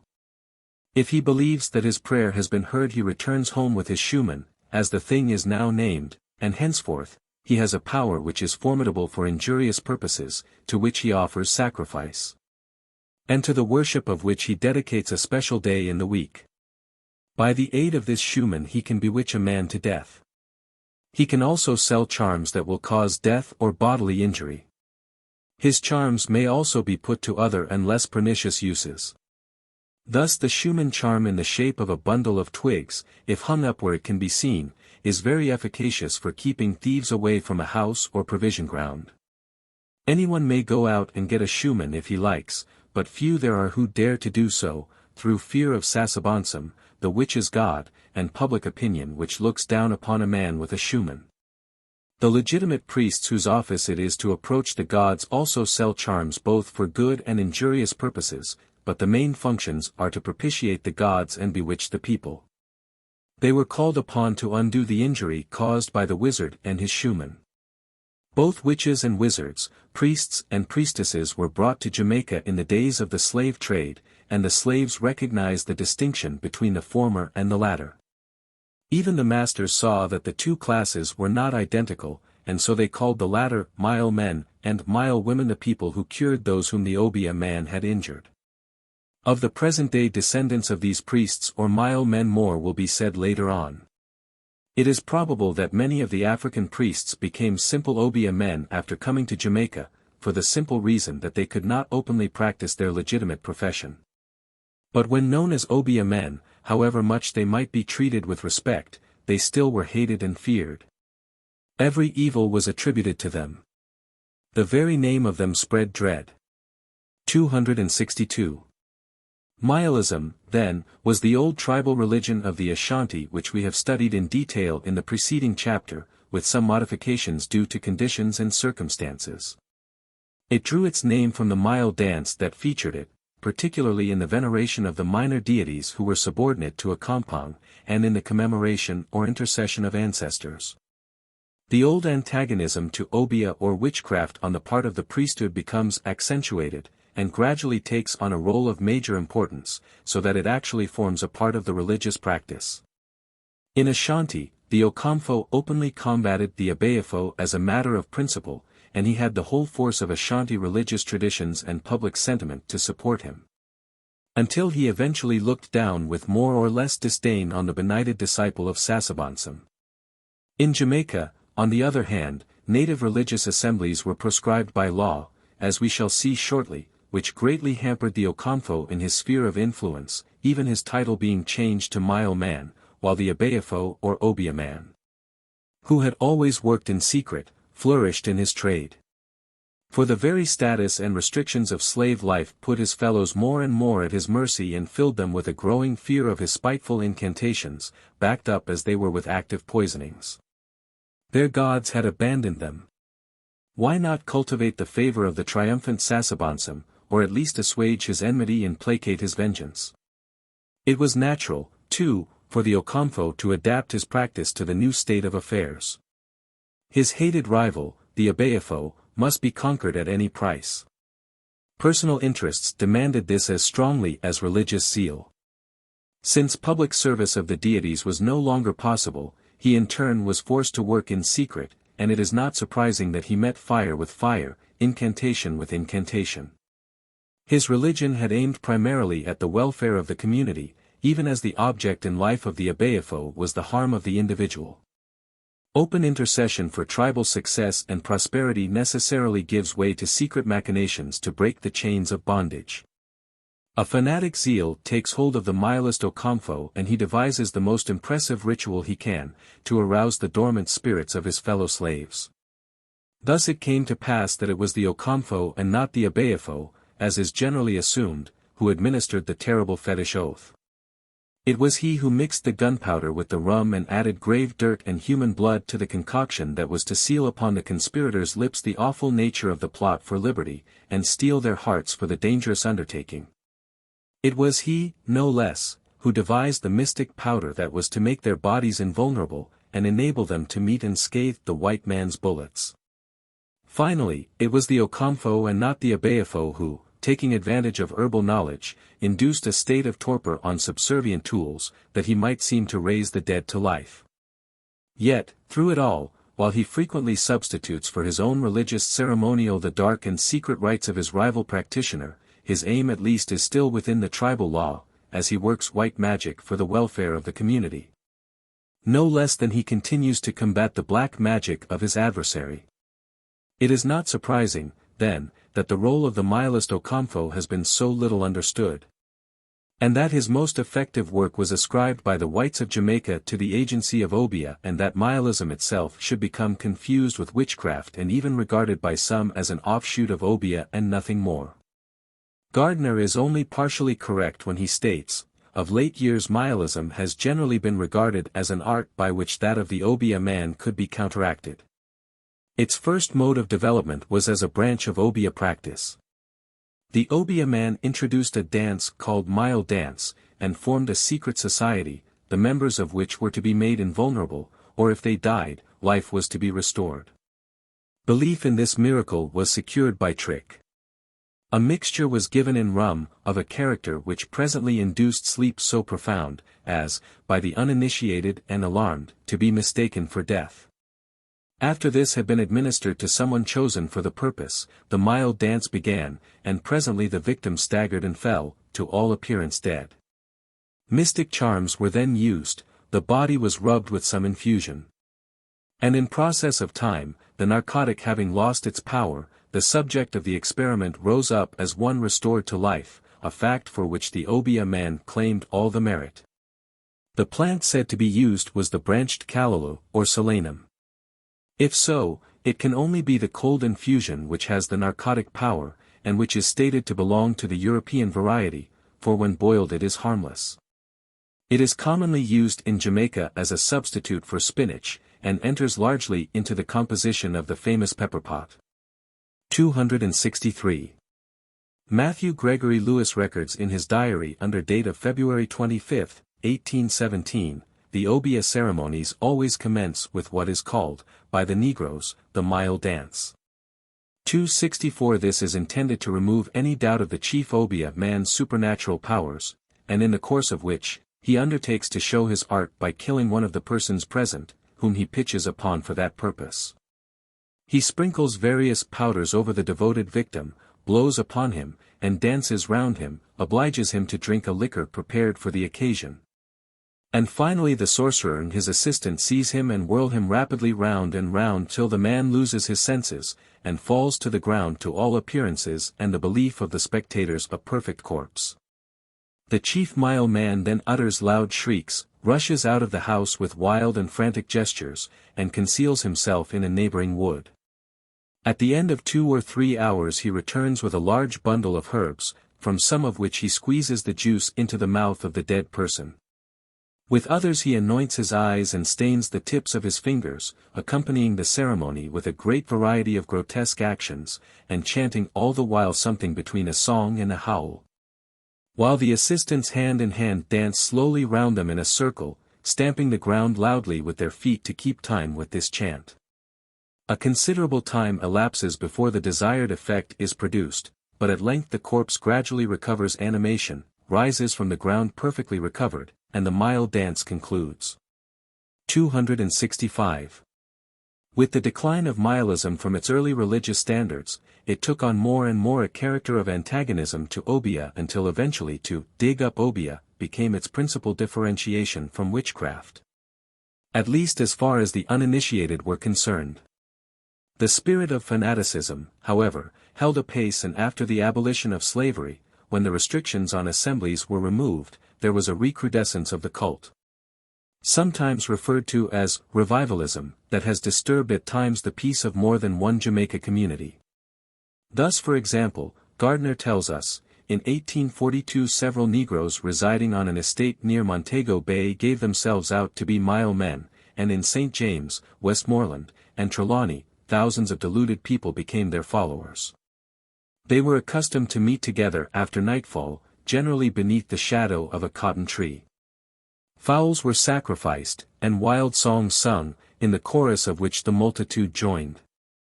Dancing then began, becoming more and more weird-like in character, until one and another fell exhausted to the ground, when their incoherent utterances were listened to as divine revelations. Half-demented creatures sat among the branches or in the hollow trunks of trees, singing, while others with their heads bound in fantastic fashion, ran about with arms outstretched and declared that they were flying. It became necessary at last to swear in several hundreds of special constables, and to punish numbers of these deluded people for disturbing the peace. Some 6 years later a Mile man, called Dr. Taylor, gave much trouble in Manchester and Clarendon, drawing great crowds after him. He was sent to the penitentiary, where he was accidentally killed. In 1852, the delusion again appeared. Some now gave themselves out to be prophets, and saw visions, but the firmness of the missionaries soon put an end to these practices. 266. There are some interesting details of the Mialistic outbreak of 1842 given by the Reverend R. Thomas Banbury, a native Jamaican, in a little volume which he published at Kingston, in 1895 on Jamaica's superstitions. He tells us, it took its rise at Newman Hall Estate in St. James and went through that parish, Westmoreland and Hanover, increasing as it went until it consisted of hundreds of deluded fanatics. They went by the name of Mile people. They were also called angel men. They declared that the world was to come to an end, Christ was coming, and God had sent them to pull all the Obeahs, and catch all the shadows that were spellbound at the cotton trees. In preparation for these events they affected to be very strict in their conduct. They would neither drink nor smoke. Persons who were known to be notorious for their bad lives were excluded from their society. They went from place to place pulling out Obeahs and catching shadows, and uttered fearful threats against sinners. About the time mentioned there was a very extraordinary comet, which continued in the heavens for several weeks.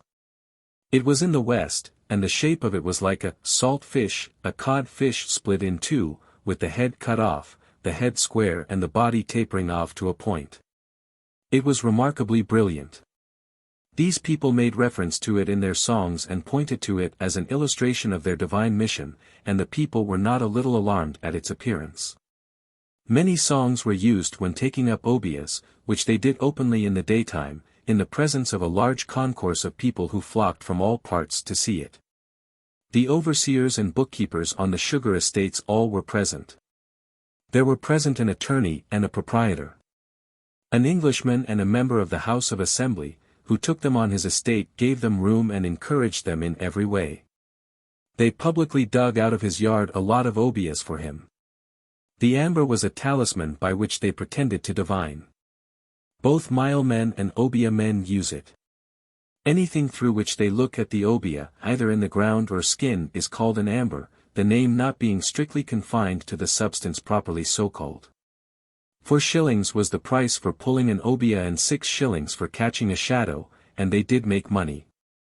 They accompanied their operations with violent singing and dancing. They worked themselves into violent animal excitement and fanaticism, jumping about, yelling like so many demoniacs. It was frightful to hear them. Sometimes one would bolt out of the ring and run into the bush, and then the others would go after him, declaring that the spirits had taken him away. They had vials filled with the juice of bad-smelling bushes which they called their weed. It was said that it had the effect of causing those upon whom it was sprinkled to become mild people. Not a little injury was done to the churches by this mild procession. A number of young people, especially females, were drawn away. They followed them all about and fell into immorality with the men, notwithstanding the affected piety of the latter. They went into the churches on Sundays and interrupted divine services by pulling out persons whom they suspected of dealing in Obeah, or who were so reported to them. Old men who looked suspicious were beaten, rolled in cotton bush and half killed. In a Baptist church at Slater's Hill an attack of this kind was made on a man whom these people considered notorious for Obeah. Afterwards the authorities had to take cognizance of their outrages and sent some of them to prison. In returning from prison their song was, "Mile nigga, we come o. We go to jail, we come out. Mile nigga, we come o. We work again, we come back. Mile man we come o." And according to the song they did begin their revelries again. There is no doubt that these people labored under a delusion from the devil. The mileism of these people also put on a somewhat different feature from that which existed before. They professed to take up Obeahs, which the regular mile man never did, for the work of the latter was confined to shadows, recovering persons who were struck by duppies and bringing home those who were carried away into the woods by the spirits. 267. In this last statement, we fear, Mr. Banbury is a little confused, since digging up Obeah was the distinctive characteristic of the Nihilist, while we have here for the first time any reference to catching shadows, and their connection with duppies. But what, it may be asked, were these shadows and duppies? Captain Rattray calls our attention to the fact that the Ashanti use a number of names translated into English by the words soul, or spirit, or ghost. He then proceeds to define these various terms. Thus Saman is a ghost, an apparition, a spectre. This term is never applied to a living person or to anything inherent in a living person. It is objective and is the form the dead are sometimes seen to take, when visible on earth. The word has no connection whatever with any kind of soul. 268 This is the Jamaica, duppy, in every detail. Again, he tells us, the sasa is the invisible spiritual power of a person or animal which disturbs the mind of the living, or works a spell or mischief upon them, so that they suffer in various ways. The sasa is essentially the bad, revengeful, and hurtful element in a spirit. It is that part which at all costs must be laid or rendered innocuous. The funeral rites are really, I believe, the placating, appeasing, and the final speeding of a soul which may contain this very dangerous element in its composition. 269 This is the shadow of Jamaica, where, however, both duppy and shadow have gradually assumed a material element in the general acceptation of the bush. Thus, for example, on the occasion of deaths in the neighborhood, especially if by violence, the superstitious will plug up every crack and crevice of their hovels at night, to keep the duppies out. An entirely useless precaution if the expected visitants were purely spiritual and so impassable. After the hurricane in Montego Bay in November, 1912, when about 100 were drowned, I wanted to send a messenger on the following day on an errand that would keep him out after dark. It was with the greatest difficulty that I found one, the usual form of excuse being, everybody stay home a night. Too many dead, round, saw. So, too, at a bush funeral, the most important circumstance is frequently the catching of the shadow. I have more than once watched the process from a very short distance, near enough, in fact, to be able to hear all that was said, and to watch carefully most that was done, as the actors, for such I must call them, scrambled and grasped at empty nothingness, with such realism of pretense, that I found myself actually rubbing my eyes, almost convinced against myself that there must be an elusive something that escaped my vision. When sufficient rum had been imbibed, and the singing led by a selfish voice had keyed up the assembly to the proper pitch, someone would excitedly cry out, "See, Imyer." Immediately 2 or 3 or even more rival hunters would start after that shadow at one and the same time.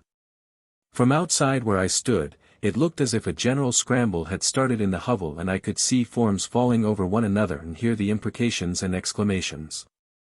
After a time, one more forward than the rest would claim to have caught the prey, only to be greeted with cries of scorn, "Im get away. See, im da." Whereupon the scuffle would start anew. Eventually, when all of them were breathless, dripping with perspiration, their clothes soiled or at times actually torn, and eyes almost popping out of their heads with excitement, while a general condition of hysteria had taken possession of the entire gathering, the feat would be accomplished by some belligerent individual, who would clasp his hands and let out a veritable scream of defiance, "Me got im. Me got I'm," with such vehemence that he would literally shout down all protests to the contrary, with perhaps just a little hint of possible physical violence that might follow as a support to the power of his vociferation. Then a box or at times a small coffin would be produced, and with much ado, not perhaps without a final effort to escape, the poor shadow would be securely fastened in and properly laid to be buried later at the funeral. I have further listened to 2 disputants on the following morning, while the rum fumes were still assertive, almost coming to blows as to which one of them had actually accomplished the feat of catching the shadow. And yet when I questioned them individually a few days later, despite the fact that I knew them intimately, both of them in perfect scorn, asserted, almost in the same identical words, "Me no believe in shadow, saw. Im all nonsense, saw." As far as I could form any judgment from my own observations, it seemed to me that one of the supposed avocations of the Obeah man was to catch the shadows of the living and nail them to a cotton tree, while the Mile man, to undo the damage, was busying himself by pulling the shadows from their imprisonment in the tree.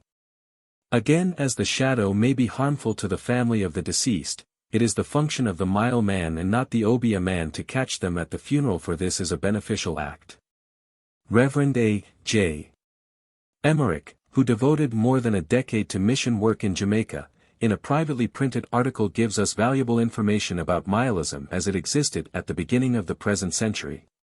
He writes, "To attempt to describe Jamaica Mileism, a superstition imported from Africa, is like trying to describe the intricacies of the most cunningly devised Chinese puzzle.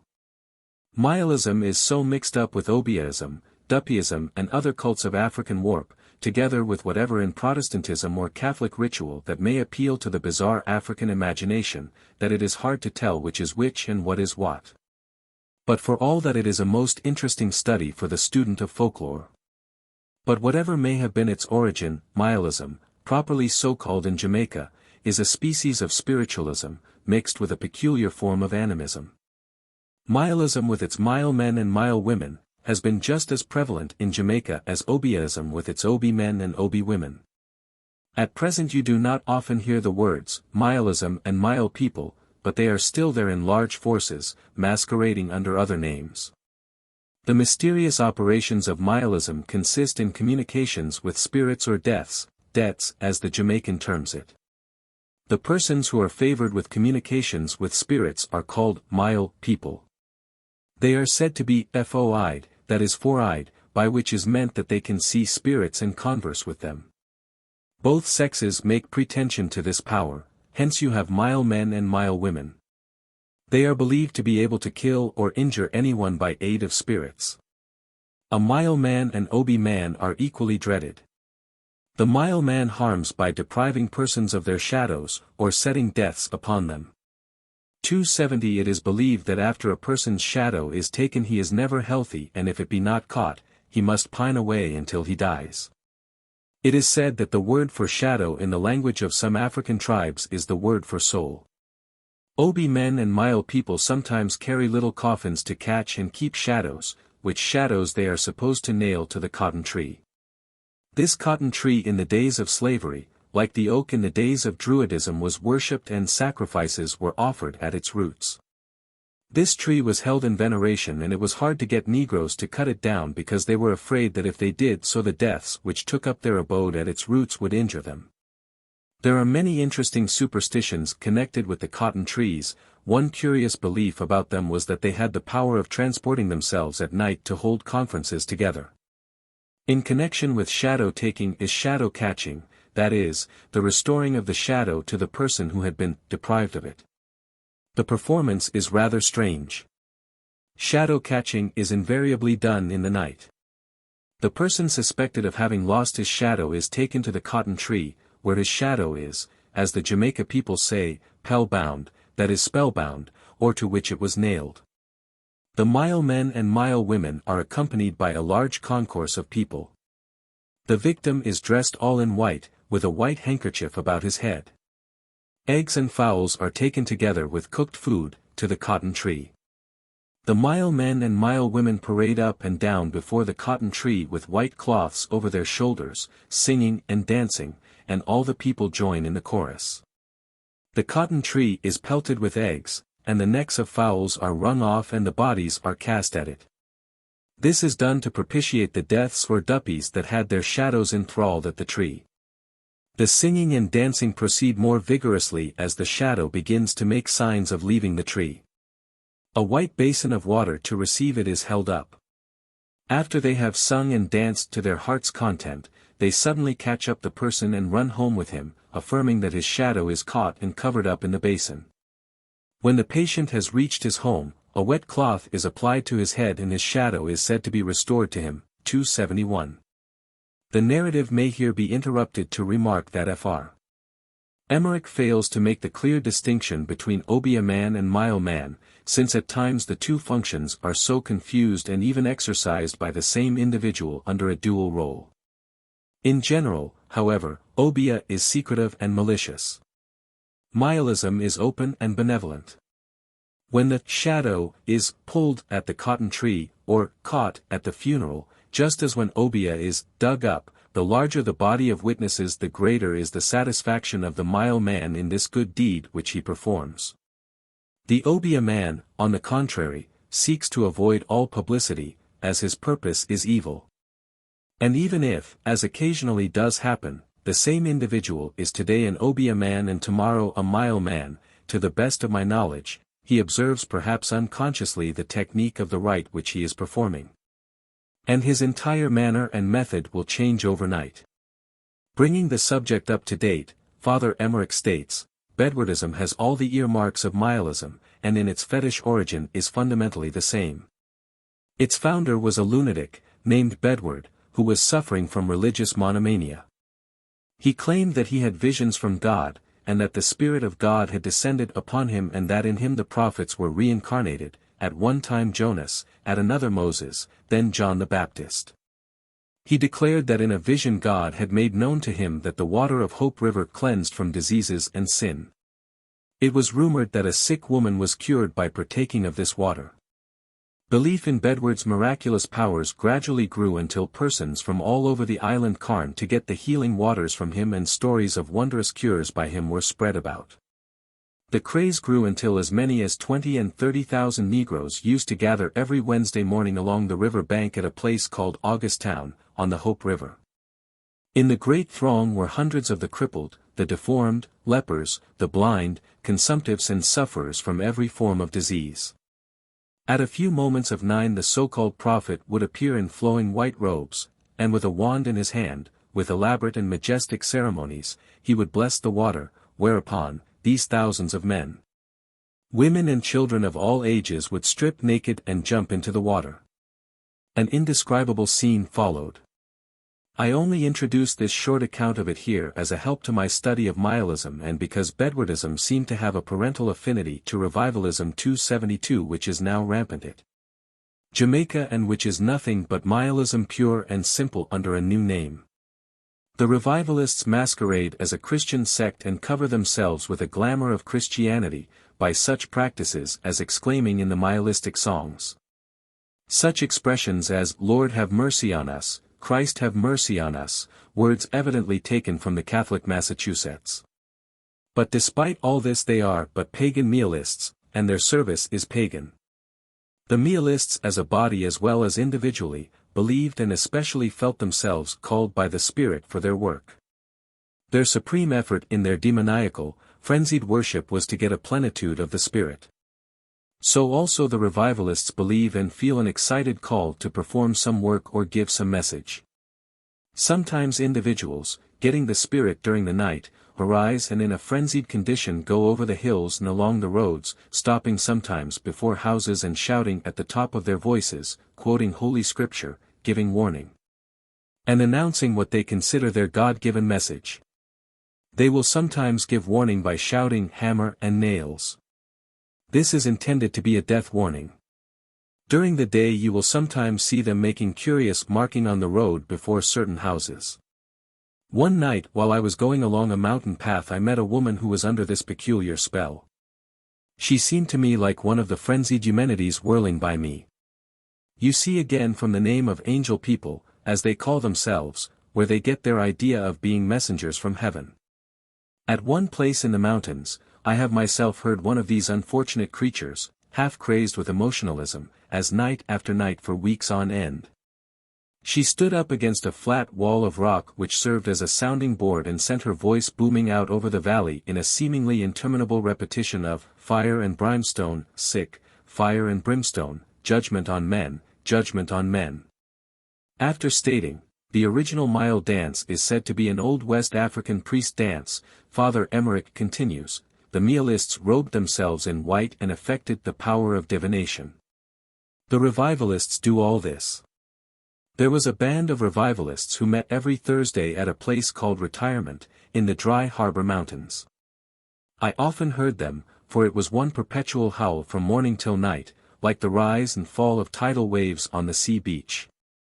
I have gone to see them and any account of demoniac possession that I ever read seemed tame in comparison with the demoniacal contortions, the hysterical singing and moaning, the frenzied gyrating, swaying, dancing and the abominable jerkings of these people in the heat of their wild African, weird fetish worship to become possessed by the Spirit. They form a compact circle, or rather wheel, of men and women. The whole living, squirming will circles and swirls in a body and each individual gyrates at the same time with many a curious bow and bend and dip and twist. Alternately they sing and moan and shout and scream. Every now and then by spells they go through abdominal contortions, just as if some infernal spirit of wondrous strength gripped them and threw into convulsions every fiber of their being. Their eyes and faces with the demon of possession looking from them made a horrible sight to see, and once you have seen it you will never forget it. They all do not do the same thing at the same time, some are doing one thing and others are doing different things, but all together they make a harmonious inharmonious whole. Each one held in his hand a green piece of bush or twig. I asked the reason for this, but got no satisfactory answer. There is always one man who is called the leader, or band master. He stands still not performing any of the gyrations, but directs the performance like the director of an orchestra or band, and announces the revelations which those possessed by the Spirit receive. 273. Describing a similar open-air meeting of revivalists, Delisser says, each of the white-robed women had a bit of withe twisted round her left wrist, and each carried a short cane. Noticing this, remembered that when the priests and priestesses of the African Gold Coast were about to dance in honor of their gods and to become possessed by them, they bound their wrists with adder and carried bundles of canes in their hands. Here then, clearly, was the survival of an African custom masquerading as a native Christian revivalist demonstration. 274. Whatever, then, may be thought of the present-day decadent Mialism as seen in Bedwardism and other revivalist outbreaks, it is certain that in its inception, as the offshoot of the old Ashanti tribal religion, it was of so potent a religious force, that it has survived a century and a half of legal proscription and still a further century of an undisguised death struggle with the powers of Obeah, and still is able to vitalize each recurrent upheaval against formal Christianity, even as it inspired the futile efforts to break the chains of slavery and cast off the white man's rule. Before constitutional methods had found a way to right the crying wrong of humanity. It is not surprising, then, that from the earliest days of legislation in Jamaica, a serious source of danger to the peace of the colony was recognized to be ever present in the assemblies of slaves where the old religious tribal dances were openly accompanied by drumming which aroused the fanaticism of Africans to such a pitch as to endanger a general uprising. Before long it was discovered that a second cause of danger, this time a personal one to master and slave alike, was to be traced to the secret poisonings that were ever becoming more common. And yet many years passed before it was even suspected that there could be any connection between this state of affairs and Obeah, which was looked upon with amused toleration as foolish superstition and nothing more. But even when the rebellion of 1760 disclosed the connection of Obeah and poisoning, and there was a set determination to crush the dread menace at any cost, it was not suspected that they were not dealing with witchcraft alone but a recrudescence of the old religious spirit in a new and more dangerous guise. In early legislation we find accentuated the danger from fanaticism aroused by religious assemblies and nothing more.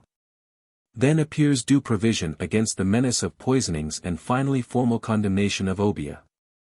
But through it all the secret phase of Imperialism and its confederation with its archenemy Obeah against the oppressor of both, never seems to have been suspected. We may be pardoned, if we review somewhat in detail the legal development of this phase in the law of Jamaica. Appended to the laws of Jamaica passed by the Assembly and confirmed by His Majesty in Council, April 17, 168, for 275 immediately following the royal confirmation and consequently disallowed, we have, an Act for the Better Ordering of Slaves. Wherein we find the words, and it is further enacted by the authority aforesaid, that every master or mistress or overseer of a family in this island shall cause all slaves' houses to be diligently and effectively searched once every 14 days. For clubs, wooden swords, and mischievous weapons, and finding any, shall take them away and cause them to be burnt. 276 This would indicate that even at this early date there was danger from a slave uprising.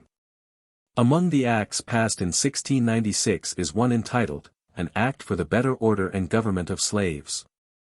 Herein we read under Clause 13 the very same words as in the above Act which was disallowed in 1684.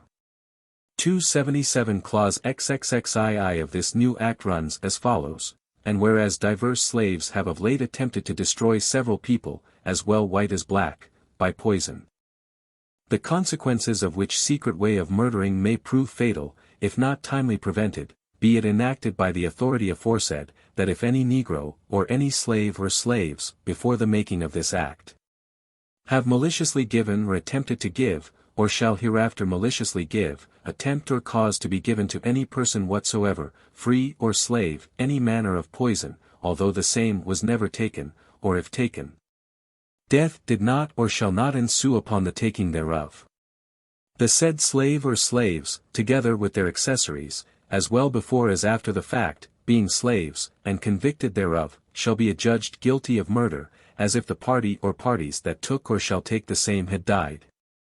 And shall be condemned to suffer death, by hanging, burning, or such other way or means as to the said justices and freeholders shall seem most convenient.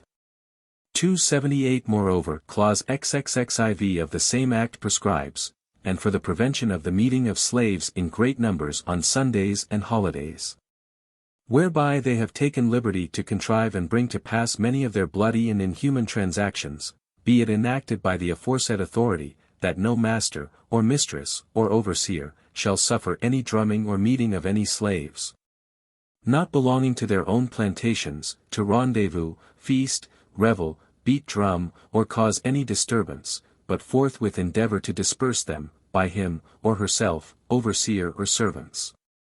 Or if not capacitated to do the same, that he presently give notice to the next commission officers to raise such number of men as may be sufficient to reduce the said slaves. 279 Failure in duty on this point, the commission officers included, carries a penalty of 40 shillings for every offence. This act was confirmed, January 5, 1699, 280 and thus became the first approved Code Noir of Jamaica. We have, then, in the very foundation of the Jamaica slave law, and that before the close of the 17th century, a clear distinction between danger from the rebellion of slaves and danger from poisoning. In 1717 there was passed an act for the more effective punishing of crimes committed by slaves. 281 of which Clause 8 thus accentuates the danger of slave uprisings, and whereas the permitting or allowing of any number of strange Negroes to assemble on any plantation, or settlement, or any other place, may prove of fatal consequences to this your Majesty's island, if not timely prevented, and forasmuch as Negroes can, by beating on drums, and blowing horns, or other such like instruments of noise, give signals to each other at a considerable distance of their evil and wicked intentions, be it further enacted, that in 1 month's time after the passing of this act, no proprietor, attorney, or overseer, presumed to suffer any number of strange Negroes, exceeding 5, to assemble on his plantation or settlement, or on the plantation or settlement under the care of such attorney or overseer. Nor shall any proprietor, attorney, or overseer, suffer any beating on drums, barrels, gourds, boards, or other such like instruments of noise on the plantations and settlements aforesaid. The penalty for each offence is to be £10 in the case of proprietor or attorney, and half that sum for overseers. This was an early recognition of the power of the talking drums, which so long mystified African travelers. In this act of 1717, there is no mention of the danger of poisoning.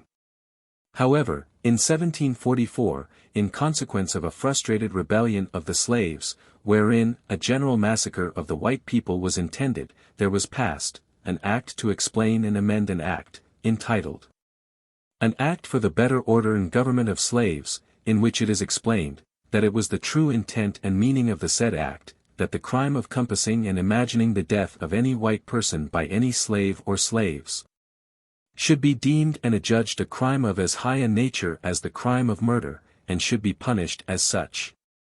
282 and again reiterates, although the bloody purposes of such slave or slaves be prevented before any murder hath been or shall be committed. 283. Thus what was originally applicable to the case of poisoning alone, is now by extension applied generally to any attempt whatsoever at the taking of the life of any white person. Again, before this last act, the danger from rebellion had been clearly dissociated from the danger of poisoning. Henceforth, while the two groups of prohibitions will be preserved, the danger of rebellion is recognized in both. However, the second group of clauses are now formally connected with Obeah, while the prohibition against assemblies becomes more detailed and specific in purpose. Gardner tells us, the safety of the island was again imperiled by the Coromantans. Several of the leaders met in St. Mary's in July 1765, when the solemn fetish oath was administered. Into a quantity of rum, with which some gunpowder and dirt taken from a grave had been mingled, blood was put, drawn in succession from the arm of each confederate.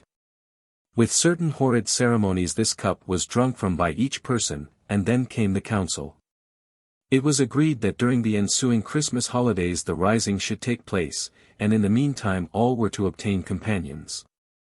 284 The impetuosity of one of their number frustrated the plans of his associates who were acting not under the influence of Obeah but of Imperialism, as the solemn fetish oath makes clear.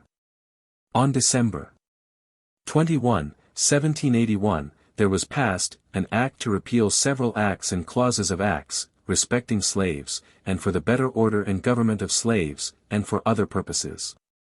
285 The purpose of this consolidated act was to rewrite the Code Noir in its entirety, and being passed for 3 years only, it was to expire with December 31, 1784.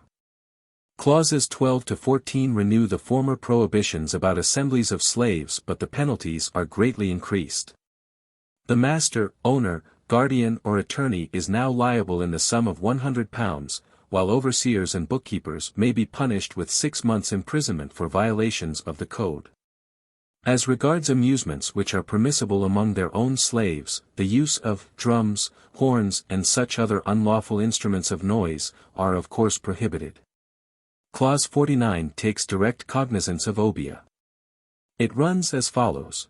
and in order to prevent the many mischiefs that may hereafter arise from the wicked art of Negroes going under the sick appellation of Obeah men and women, pretending to have communication with the devil and other evil spirits, whereby the weak and superstitious are deluded into a belief of their having full power to exempt them whilst under protection from any evils that might otherwise happen, be it therefore enacted by the authority aforesaid, that from and after the 1st day of January, aforesaid, any Negro or other slave who shall pretend to any supernatural power, and be detected in making use of any blood, feathers, parrot's beaks, dog's teeth, alligator's teeth, broken bottles, grave dirt, rum, eggshells, or any other materials relative to the practice of obeah or witchcraft, in order to delude and impose on the minds of others, shall upon conviction before 2 magistrates and 3 freeholders, suffer death or transportation.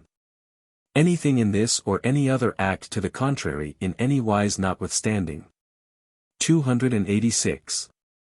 This act never received the royal assent, and at its expiration the matter was allowed to rest for a couple of years. But the action of the Assembly in Jamaica during the years 1787 and 1788 resulted in what was commonly called the New Consolidated Act, 287, to which Stephen Fuller refers as being the present Code Noir of that island. Clauses 19 to XXI prohibit the meetings of slaves, etc. along the general lines of previous acts. Clause XL represents the restrictions on obeah without enumerating the paraphernalia, but specifies as the purpose of the deed, in order to affect the health of lives of others, or promote the purposes of rebellion. 288 In Clause XLA, we find repeated the old penalty against poisoning, which had been overlooked in the Act of 1781, where it was supposed to be contained under the General Decree against obeah. 289. December 14, 1808, there was passed, an Act for the protection, subsisting, clothing, and for the better order, regulation, and government of slaves, and for other purposes, which was replaced on December 19, 1816. By an Act for the subsistence, clothing, and the better regulation and government of slaves, for enlarging the powers of the Council of Protection, for preventing the improper transfer of slaves, and for other purposes. 290. In the latter Act, clauses XXXIV to XXXVA prohibit the assemblies of slaves in the usual form, but under the section permitting amusements on the properties to which they belong, so as they do not make use of military drums, horns and shells, we find the further restriction, provided that such amusements are put an end to by 10 o'clock at night. 291. Clause 49, page 123 deals with obeah, and clauses AII and LIII 292 repeat the former penalties for poisoning and having poisons in one's possession. By Clause L, placed immediately between obeah and poisonings, slaves are forbidden to preach or teach, without a permission from the owner and the quarter sessions. And by Clause LI nightly 293 and other private meetings of slaves are declared unlawful. And as there is no mention of outside slaves or drumming or dancing, we may safely conclude that these 2 new clauses are associated with Imperialism in its new form, the true nature of which even here escapes detection. 294 This surmise is strengthened by the fact that the whole matter is thus placed immediately after obeah, to which the legislators evidently thought it was connected. Clause LIII proceeds to extend the scope of previous legislation against the danger from poisonings and further identifies the process with obeah. It runs as follows: and be it further enacted, that if there shall be found in the possession of any slave any poisonous drugs, pounded glass, parrot's beaks, dog's teeth, alligator's teeth, or other materials notoriously used in the practice of obeah or witchcraft, such slave upon conviction, shall be liable to suffer transportation from this island, or such other punishment, not extending to life, as the court shall think proper to direct. 295 The Act of 1781 had made the use of such instruments unlawful, the present clause is directed against even having them in possession. The prevalence of poisonings in Jamaica about this period is evidenced by a visitor to the island in 1823, as follows: 296 A Negro man, named Schweppes or Swipes, to which his comrades had added the appellation of Saint, took it into his head to poison a preacher at Montego Bay. He but half killed the poor creature, who discovered the nature of the poison in time to prevent its fatal effects, though it is more than probable he will never recover his former health. The maniac did not escape, but argued that the spirit moved him to kill Massa Parson.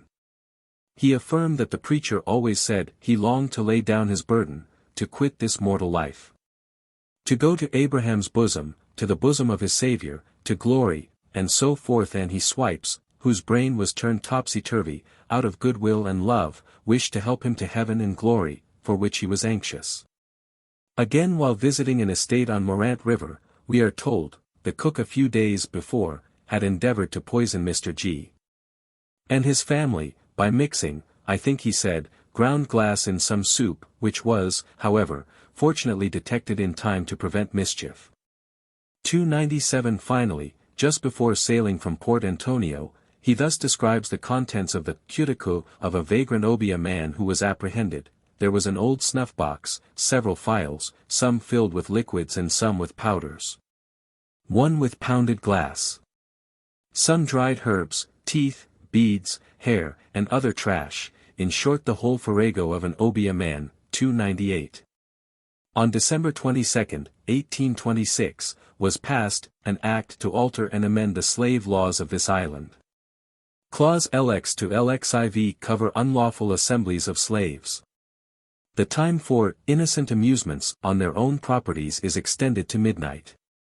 299. Clause LXXXII deals with Obeah, and the following clause repeats the prohibition against slaves preaching and teaching without permission, another evidence of rejuvenated nihilism.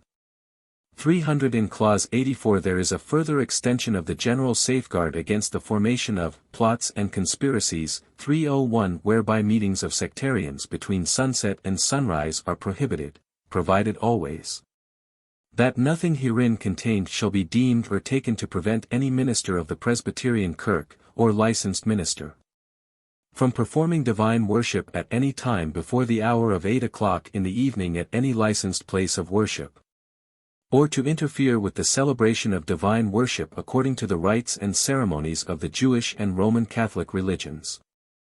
Then follows an article for the punishment of designing teachers for laying contributions on slaves. 302 and the usual prohibition against nightly meetings of slaves and the clauses on poisoning. 303. Clause 84 prohibiting meetings of sectarians between sunset and sunrise aroused strong opposition, especially on the part of the Methodists, who claimed that the instruction of the slaves was thereby practically restricted to the established Church of England. 304 and the act was accordingly disallowed. The dispatch thereupon sent by W. Huskisson, His Majesty's principal Secretary of State for the Colonies, addressed to the Governor of Jamaica, Sir John Keane, under date of September 22, 1827, states, in part, among the various subjects which this act presents for consideration, none is more important in itself, nor more interesting to every class of society in this kingdom, than the regulations on the subject of religious instruction. The 83rd and the two following clauses must be considered as an invasion of that toleration, to which all His Majesty's subjects, whatever may be their civil condition, are alike entitled. The prohibition of persons in a state of slavery assuming the office of religious teachers might seem a very mild restraint, or rather a fit precaution against indecorous proceedings. But amongst some of the religious bodies who employ missionaries in Jamaica, the practice of mutual instruction is stated to be an established part of their discipline. So long as the practice is carried on in an inoffensive and peaceable manner, the distress produced by the prevention of it will be compensated by no public advantage. The prohibition of meetings for religious worship between sunset and sunrise will, in many cases, operate as a total prohibition, and will be felt with peculiar severity by domestic slaves, inhabiting large towns, whose ordinary engagements on Sunday will not afford leisure for attendance on public worship before the evening. It is impossible to pass over without remark the invidious distinction which is made not only between Protestant dissenters and Roman Catholics, but even between Protestant dissenters and Jews. I have indeed no reason to suppose that the Jewish teachers have made any converts to their religion among the slaves, and probably, therefore, the distinction in their favor is merely nominal. Still it is a preference, which, in principle, ought not to be given by the legislature of a Christian country. 305. Again he says further on, 306, it may be doubtful whether the restrictions upon private meetings among the slaves, without the knowledge of the owner, was intentionally pointed at the meetings for religious worship. No objection, of course, could exist to requiring that notice should be given to the owner or manager whenever the slaves attended any such meetings. But, on the other hand, due security should be taken that the owner's authority is not improperly exerted to prevent the attendance of the slaves. I cannot too distinctly impress upon you that it is the settled purpose of His Majesty's government to sanction no colonial law, which needlessly infringes on the religious liberty of any class of His Majesty's subjects. And you will understand that you are right to assent to any bill imposing any restraint of that nature, unless a clause be inserted for suspending its operation until His Majesty's pleasure shall be known. Later, taking up the question of Obeah, he writes, the definition of the offense of Obeah will be found to embrace many acts, against which it could not have been really intended to denounce the punishment of death. The definition of the crime of preparing to administer poison is also so extensive as to include many innocent and even some meritorious acts.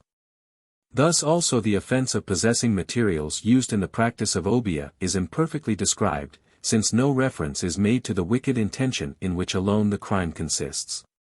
307.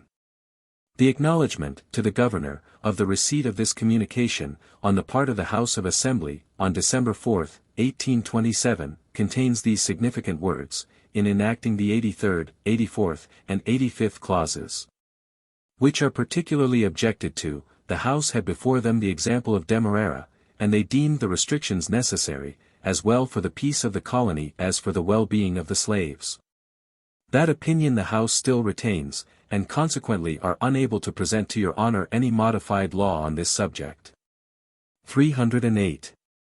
In the formal answer to the letter, passed unanimously 309 by the Jamaica House of Assembly on December 14 we read, the 83rd clause prohibits the preaching and teaching of slaves, not because mischief might possibly accrue, but because it has been found by experience, as the preamble in the clause declares, to be attended with the most pernicious consequences, and even with the loss of life. So long as the slave subsists at the cost of the master, so long must that master's right be admitted to watch over his actions, on which depend his health and his life.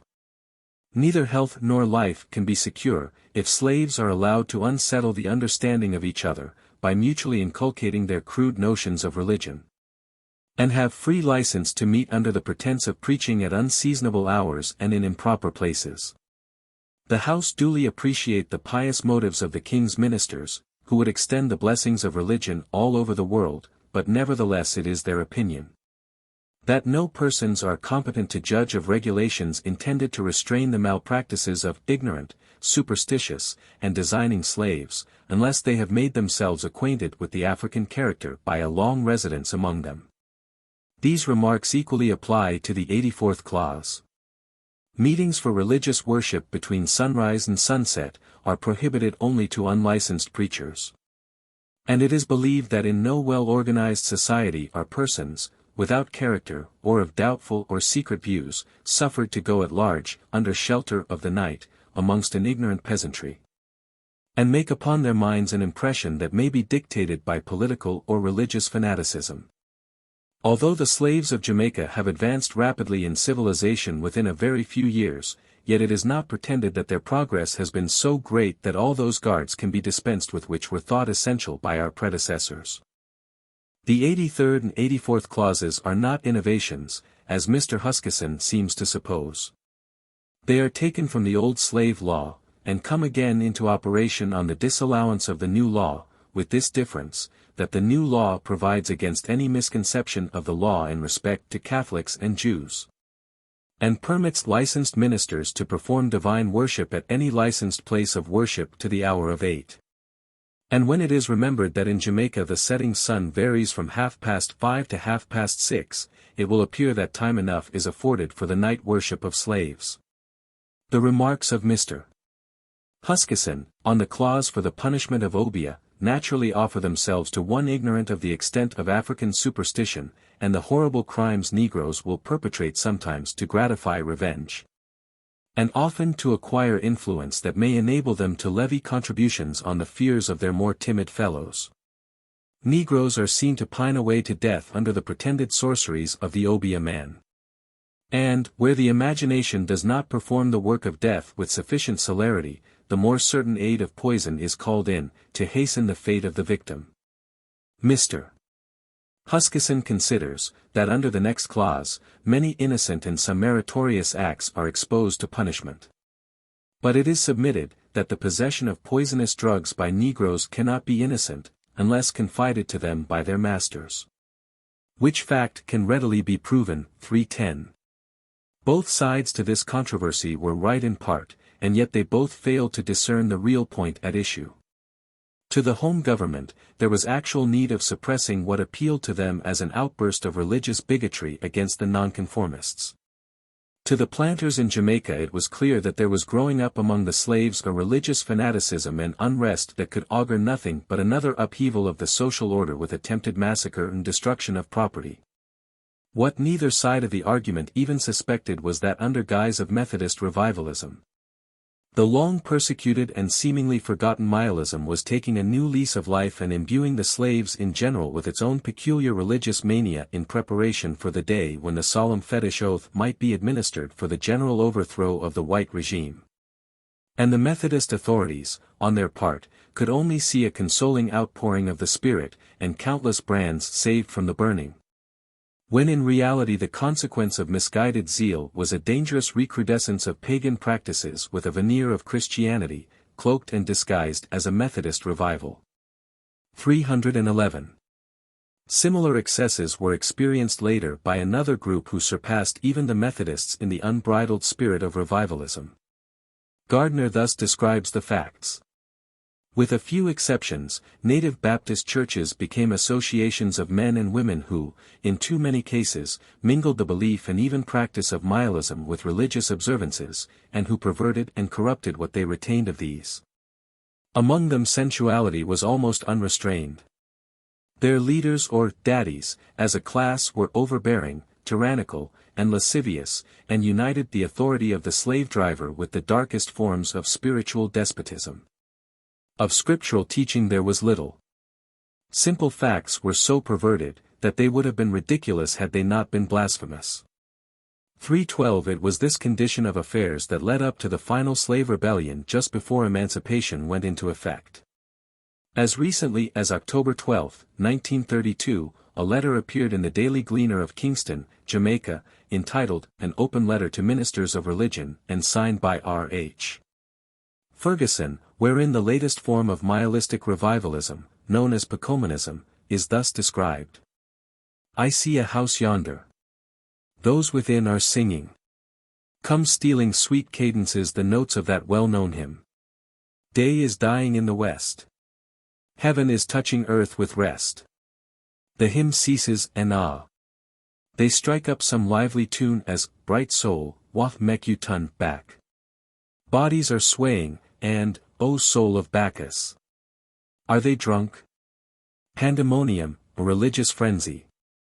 I am minded of the berserkers, a little madness as men and women jumping like kangaroos, to a well-timed rhythm place their hands to their mouths, grunting, is it grunting? For all they are worth, like wild boars sounding their war cries as they resist the onslaught of the charging hounds. That exercise over, a stalwart Negro man, wearing a red and white bandana, steps forth and makes an oration. Listen. I come here to take off ghosts, and if the devil himself come with you, him must go. Can it be possible in law-abiding Jamaica? Sick folks are washed and anointed with evil-smelling oils, presumably, oil a ton back, oil a carry away, oil a keep him down, oil a bomba, dead man drops. O shade of Aesculapius! Songs, songs, sacred songs.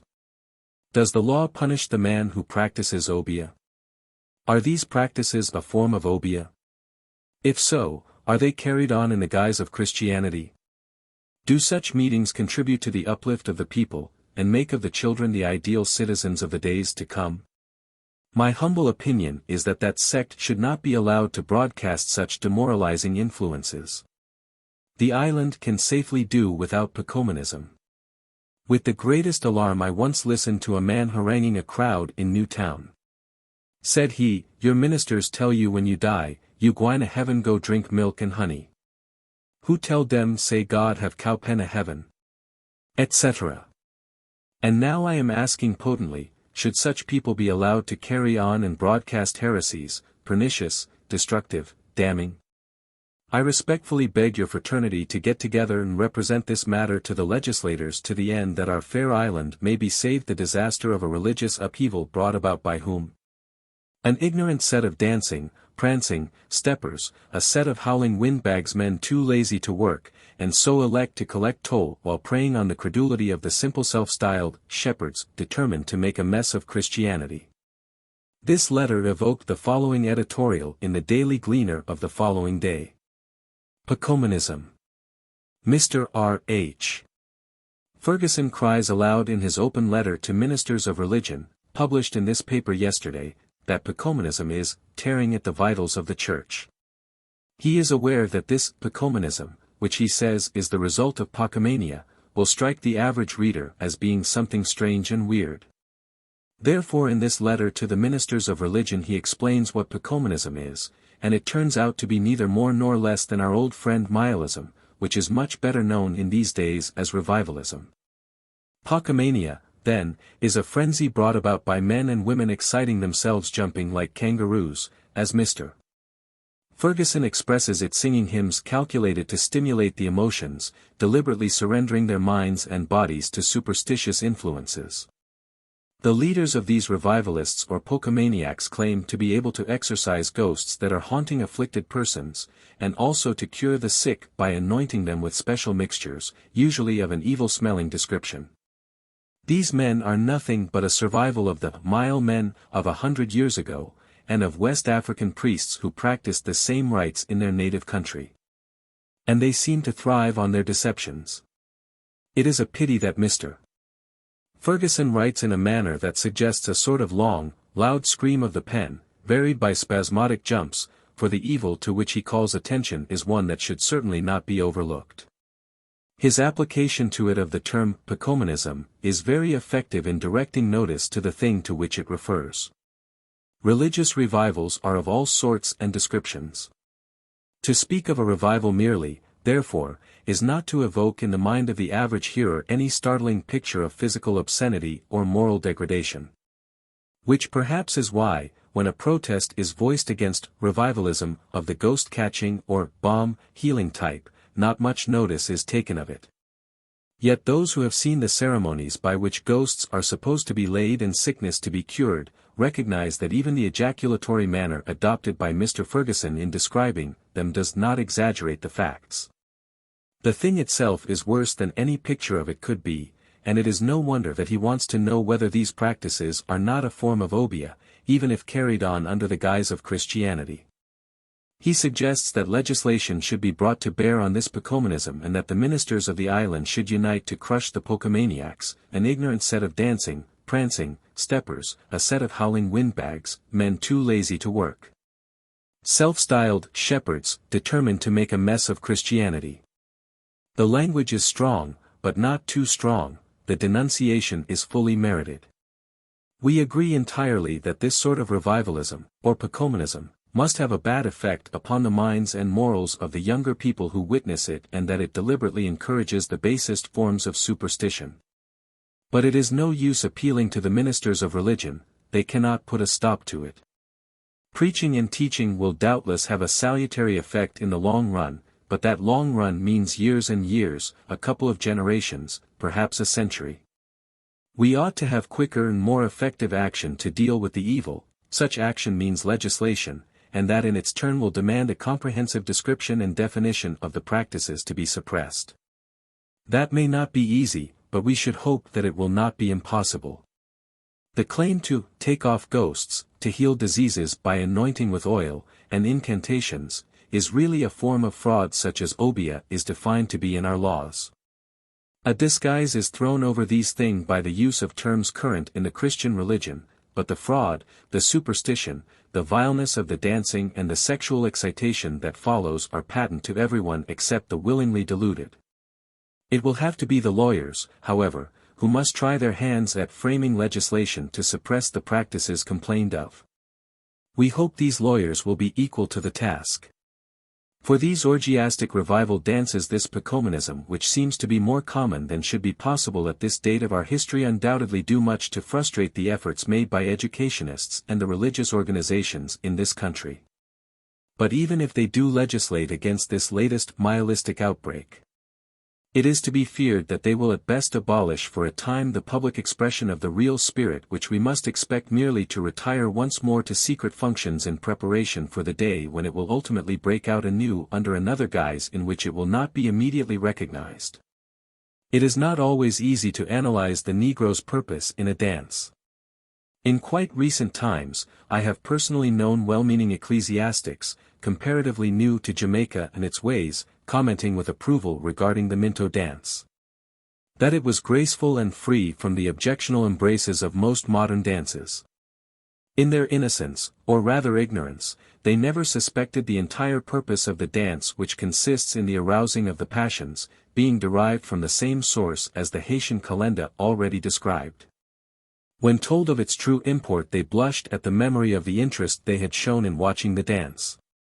An interest that had probably made the participants chuckle shamelessly at Parsons' lack of understanding. I'm ignorant fee true, sa. For they who dance the Minto know full well its evil purpose. William Wilberforce asserted, the Jamaica planters long imputed the most injurious effects on the health and even lives of their slaves, to the African practice of Obeah, or witchcraft.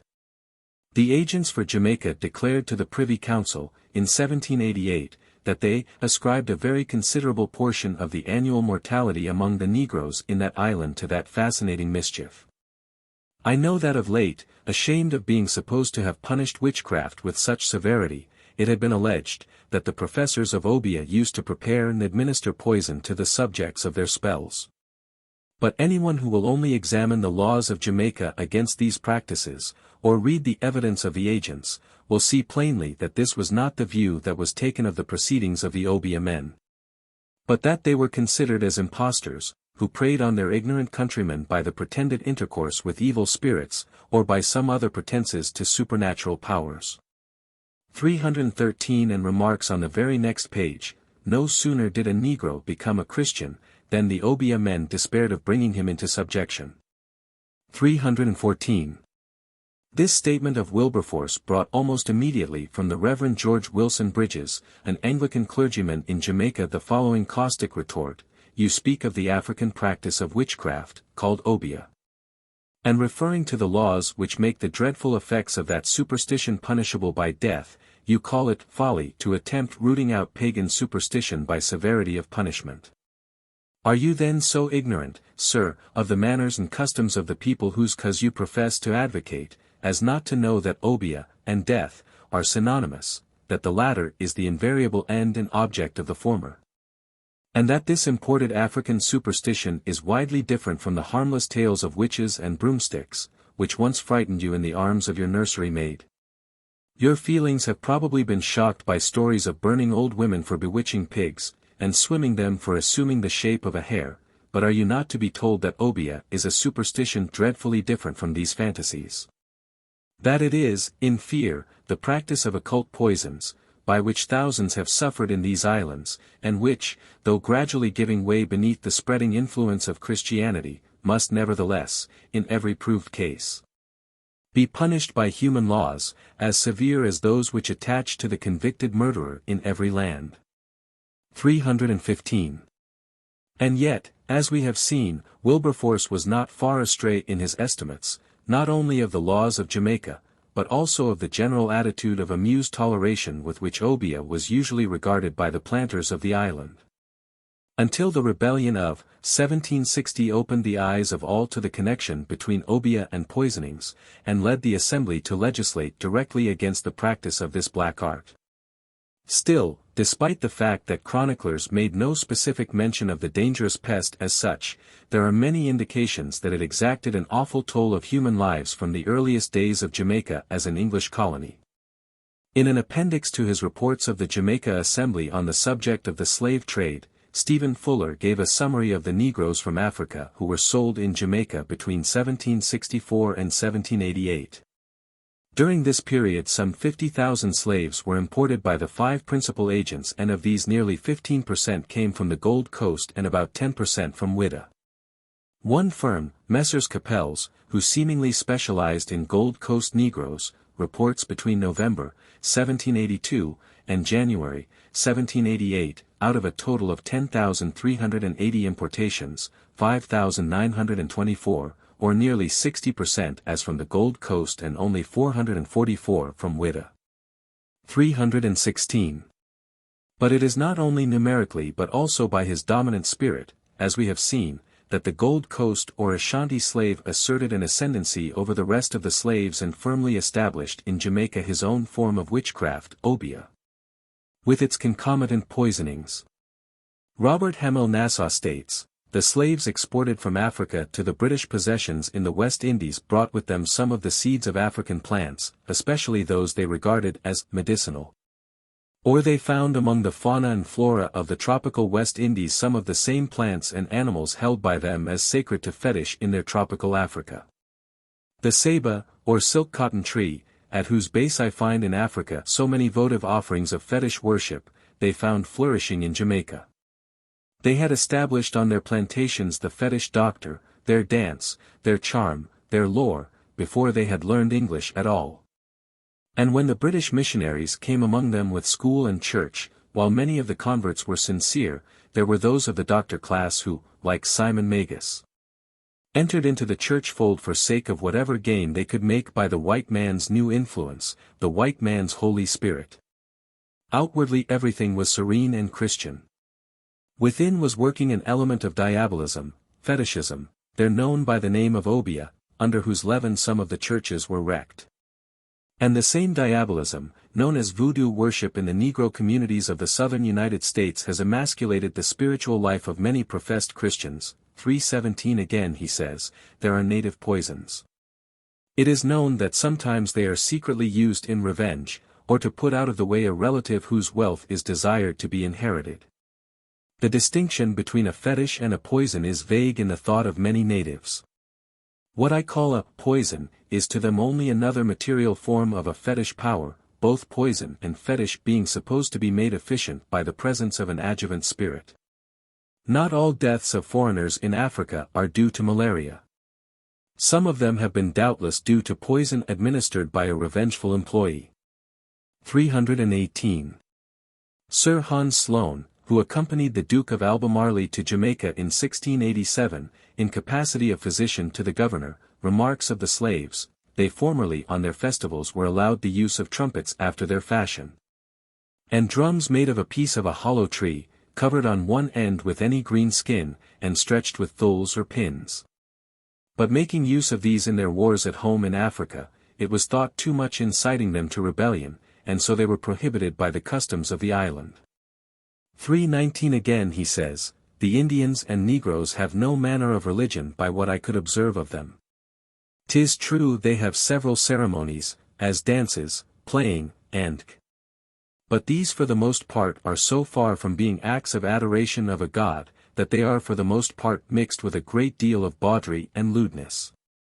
320 With the suppression of drumming and assemblies, the mild dance, and in a disguised form, was all that was left of their religious practices that could be produced in public. In passing Sloane remarks a couple of cases of poisoning, but makes no mention of Obeah as such. 321.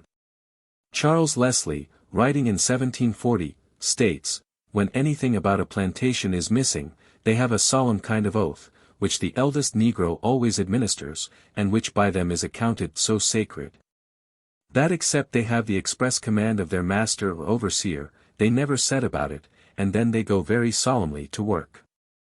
They range themselves in that spot of ground which is appropriated for the Negro burying place, and one of them opens a grave. He who acts the priest, takes a little of the earth, and puts it into every one of their mouths. They say, that if any has been guilty, their belly swells, and occasions death. I never saw any instance of this but once. And it was certainly a fact that a boy did swell, and acknowledged the theft when B was dying, but I am far from thinking there was any connection betwixt the cause and the effect, for 1,000 accidents might have occasioned it. Without accounting for it by that foolish ceremony. 322 While this passage is frequently quoted as an example of Obeah, it is really a religious ordeal, similar to so many practiced in Africa. It is employed publicly and for the general good. Consequently we must ascribe it to Mialism and not to Obeah. 323.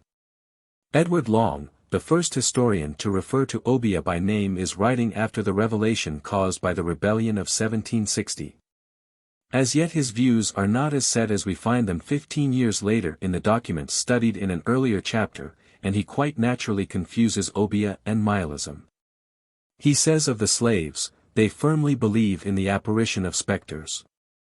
Those of deceased friends are duppies, others, of more hostile and tremendous aspect, like our rawhead and bloody bones, are called bugaboos. The most sensible among them fear the supernatural powers of the African Obeah men, or pretended conjurers. Often ascribing those mortal effects to magic, which are only the natural operation of some poisonous juice, or preparation, dexterously administered by these villains. But the Creoles imagine, that the virtues of baptism, or making them Christians, render their art wholly ineffectual, and for this reason only, many of them have desired to be baptized, that they might be secured from Obeah. Not long since, some of these execrable wretches in Jamaica introduced what they called the Mile Dance 324 and established a kind of society, into which they invited all they could. The lure hung out was, that every Negro, initiated into the Mile Society, would be invulnerable by the white man, and although they might in appearance be slain, the Obeah man could, at his pleasure, restore the body to life. The method, by which this trick was carried on, was by a cold infusion of the herb-branched callaloo, which, after the agitation of dancing, threw the party into a profound sleep. In this state he continued, to all appearances lifeless, no pulse, nor motion of the heart, being perceptible. Till on being rubbed with another infusion, as yet unknown to the whites, the effects of the callaloo gradually went off, the body resumed its motions, and the party on whom the experiment had been tried, awoke as from a trance. Entirely ignorant of anything that had passed since he left off dancing. 325 A few pages later, Long adds, bits of red rag, cat's teeth, parrot's feathers, eggshells and fish bones are frequently stuck up at the doors of their houses when they go from home, leaving anything of value within. Sometimes they hang them on fruit trees, and place them in cornfields, to deter thieves. Upon conversing with some of the Creoles upon this custom, they laugh at the supposed virtue of the charm, and said they practiced it only to frighten away the saltwater Negroes, of whose depredations they are most apprehensive. 326. Long seems too easily satisfied with the explanation of this Creole. Even today, every Negro in Jamaica has a superstitious fear of anything that is referred to, even in joke, as preternatural. On more than one occasion I have seen a gentleman throw a piece of ordinary paper on the floor and say to the housemaid, a married woman of exemplary character and a regular church member, "Look out, Ida, duppy there." To which Ida would invariably reply with a laugh, "Me no believe duppy, saw. All nonsense, saw." And yet she would give that piece of paper a wide berth, and if told to bring something that would necessitate her passing the suspicious object, she would walk all the way around the room to avoid it. When asked why she did not go direct, she would explain, "Me prefar walk this way, saw." And that paper would remain there untouched until a friendly breeze blew it out of the house. During the last quarter of the 18th century, there lived one of the most desperate characters in Jamaica history. His depredations accomplished single-handed and over a wide area left the impression that he was the head of a numerous and well-organized band of robbers, and his very name became synonymous with terror throughout the country districts. Owing to the loss of 2 fingers in an early encounter with a Maroon, he was generally known as Three-Finger Jack. Concerning this desperado, many accounts have come down to us, all of which show that his chief reliance was the machinations of a notorious Obeah man. Thus we are told, Dr. Mosley in his treatise on sugar, says, "I saw the Obeah of this famous Negro robber, Three-Finger Jack, this terror of Jamaica in 1780. The Maroon who slew him brought it to me. It consisted of a goat's horn, filled with a compound of grave dirt, ashes, the blood of a black cat, and human fat, all mixed into a kind of paste. A cat's foot, a dried toad, a pig's tail, a flip of virginal parchment, of kid skin, with characters marked in blood on it, were also in his Obeah bag. 327 Burdett thus describes the Obeah man who bestowed this gruesome gift on Mansong. Amalker, the Obeah practitioner, dwelt in a loathsome cave, far removed from the inquiring eye of the suspicious whites, in the Blue Mountains. He was old and shriveled, a disorder had contracted all his nerves, and he could hardly crawl. His cave was the dwelling place, or refuge of robbers, he encouraged them in their depredations. And gave them Obeah, that they might fearlessly rush where danger stood. This Obeah was supposed to make them invulnerable to the attacks of the white men, and they placed implicit belief in its virtues. 328 He evidently played the role of Nihilist as well as Obeah man. Coming now to the 19th century, as would be expected, every writer in Jamaica has something to say about Obeah which still remains, however, a great enigma to be explained according to each individual's point of view. Thus Stewart writing in 1808, and expressing the opinion that was commonly maintained by the missionaries, there is one good effect which the simple persuasion of his being a Christian produces on the mind of the Negro. It is an effectual antidote against the spells and charms of his native superstition. One Negro who desires to be revenged on another, if he fears a more open and manly attack on his adversary, has usually recourse to Obeah. This is considered as a potent and irresistible spell, withering and palsying, by undescribable terrors, and unwanted sensations, the unhappy victim. Like the witch's cauldron in Macbeth, it is a combination of all that is hateful and disgusting. A toad's foot, a lizard's tail, a snake's tooth, the plumage of the carrion crow, or vulture, a broken eggshell, a piece of wood fashioned into the shape of a coffin, with many other nameless ingredients, compose the fatal mixture. It will of course be conceived that the practice of Obeah can have little effect, without a Negro is conscious that it is practiced upon him, or thinks so, for as the sole evil lies in the terrors of a perturbed fancy. It is of little consequence whether it is really practiced or not, if he only imagines that it is. An Obeah man or woman upon an estate, is therefore a very dangerous person, and the practice of it for evil purposes is made felony by the law. But numbers may be swept off by its infatuation before the practice is detected. For, strange as it may appear, so much do the Negroes stand in awe of these wretches, so much do they dread their malice and their power, that, though knowing the havoc they have made, and are still making, many of them are afraid to discover them to the whites. And others, perhaps, are in league with them for sinister purposes of mischief and revenge. A Negro under this infatuation can only be cured of his terrors by being made a Christian. Refuse him this indulgence, and he soon sinks a martyr to imagine evils. The author knew an instance of a Negro, who, being reduced by the fatal influence of Obeah to the lowest state of dejection and debility, from which there were little hopes of his recovery, was surprisingly and rapidly restored to health and to spirits, by being baptized a Christian. So wonderful are the workings of a weak and superstitious imagination. But, though so liable to be perverted into an instrument of malice and revenge, Obeah, at least a sort of it, may be said to have its uses. When placed in the gardens and grounds of the Negroes, it becomes an excellent guard or watchman, scaring away the predatory runaway, and midnight plunderer, with more effective terror than gins and spring guns. It loses its effect, however, when put to protect the gardens and plantain walks of the Buckras. 329.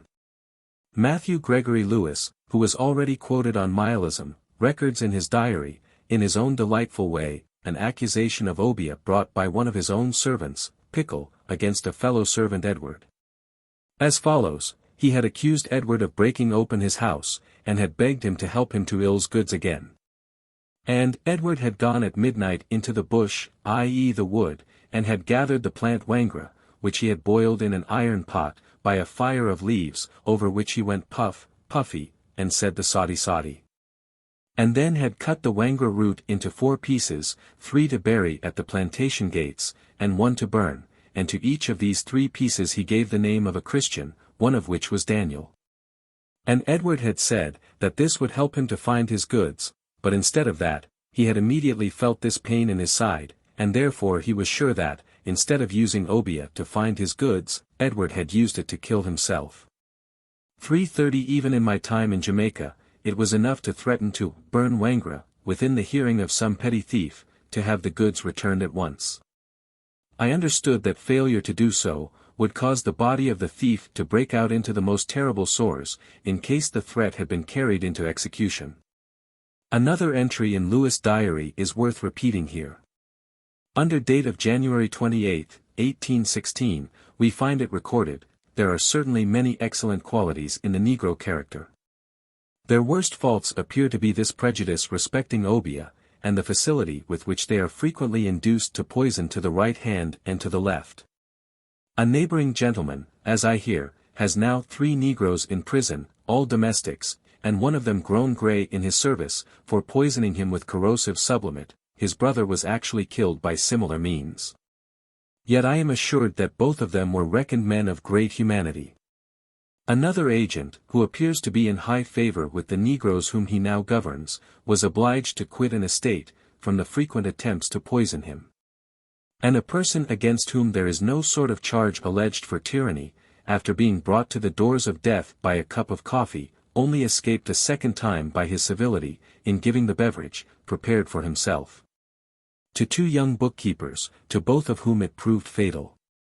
It, indeed, came out, afterwards, that this crime was also effected by the abominable belief in Obeah. The woman who mixed the draught, had no idea of its being poison, but she had received the deleterious ingredients from an Obeah man, as a charm to make her massa good to her. By which the Negroes mean, the compelling a person to give another everything for which that other may ask him. 331. James Stephen, on the other hand, writing in 1824, in defense of the slaves, still clings to the old estimate of Obeah as being for the most part fanciful. Thus he argues, Obeah also is a practice, which has, by laws of Jamaica and Dominica, all of a modern date, been constituted a capital offense, and many Negroes have of late years been executed for it in the former island.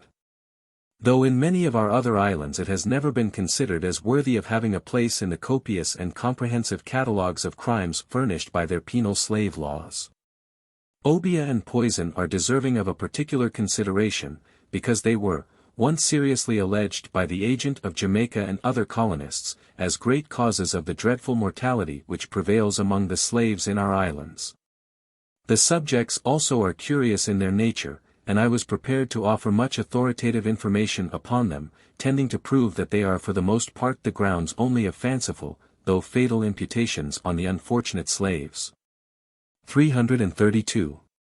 This passage drew a sharp reply from Alexander Barclay, who had just returned from a 21 years' residence in Jamaica. Another part of the slave law which Mr. Stephen disapproves of is the punishment of Obeah with death, but he has not assigned his reasons for thinking that it has been, for the most part, the ground of a fanciful though fatal imputation on the poor slaves. The deaths which the Obeah man occasioned by working on the imaginations of their superstitious countrymen, and by poison, certainly were not fanciful, whatever their pretended supernatural powers might be. I was present some years ago, at a trial of a notorious Obeah man, driver on an estate in the parish of St. David, who, by the overwhelming influence he had acquired over the minds of his deluded victims, and the more potent means he had at command to accomplish his ends, had done great injury among the slaves on the property before it was discovered.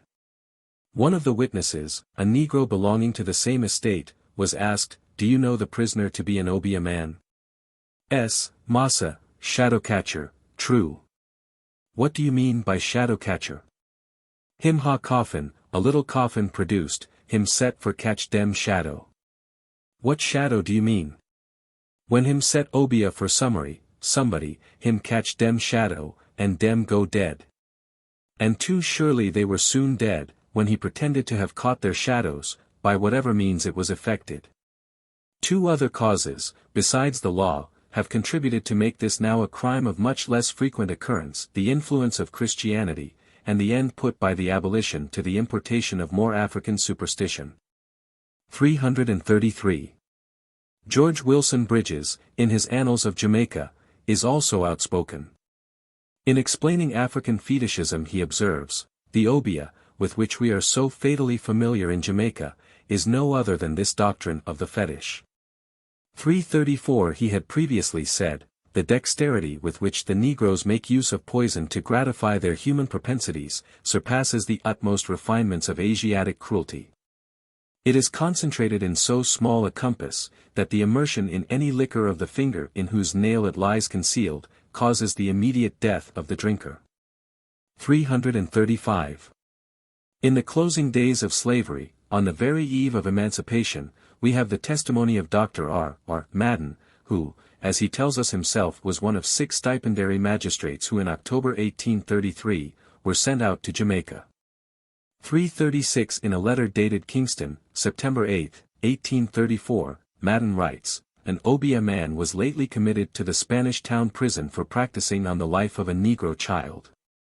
It appeared in evidence that he went to a Negro hut, and asked for some fire to light his pipe. That he was seen to put some herb, into the pipe, and then placing himself to windward of the child, commence smoking, so that the fumes were directed by the wind towards the child. Immediately after he went away, the child was taken alarmingly sick, the father pursued the man suspected of Obeahing, and brought him back. He was accused of being an Obeah man, of having injured the child. And being threatened with violence if he did not take off the Obeah he consented to do so, and accordingly performed certain ceremonies for that purpose, the child improved and he was suffered to depart. The improvement however was only temporary. He was again sent for and with a similar result. I have copied the account of his examination by the Attorney General, from the original document. He confessed that he was a practicer of Obeah, that he did it not for gain or vengeance, but solely because the devil put it into his head to be bad. He had learned the use of the bush from an old Negro man on estate, where master had been poisoned by old man. It was a small plant which grew in the mountains, but did not know the name of it. He gave some of the dried leaves to the attorney, who showed them to me for examination. But they were so broken that nothing was to be made of them. He said it did him no hurt to smoke this plant, but whoever breathed the smoke was injured by it. He had no spite against the father or mother of the child, nor wished to injure them. He saw the child, and he could not resist the instigation of the devil to Obeah, but he hoped he would never do it any more. He would pray to God to put it out of his head to do it. Such was the singular statement made to the Attorney General by the prisoner, and the Attorney General informed me, made with an appearance of frankness and truth which gave a favorable impression of its veracity. 337 This looks like smoking wangra or wanga, which has become very common of recent years. The effect on the smoker, however, is similar to that of Indian hemp, and renders many of the devotees veritable maniacs. Dr. Madden also records, there are 2 descriptions of Obeah, one that is practiced by means of incantations, and the other by the administering of medicated potions. In former times, it is said of poisons, and these practitioners were called mile men. 338 He is here mixing up the two, Obeah and mileism, as might be expected from one insufficiently acquainted with the island to discriminate.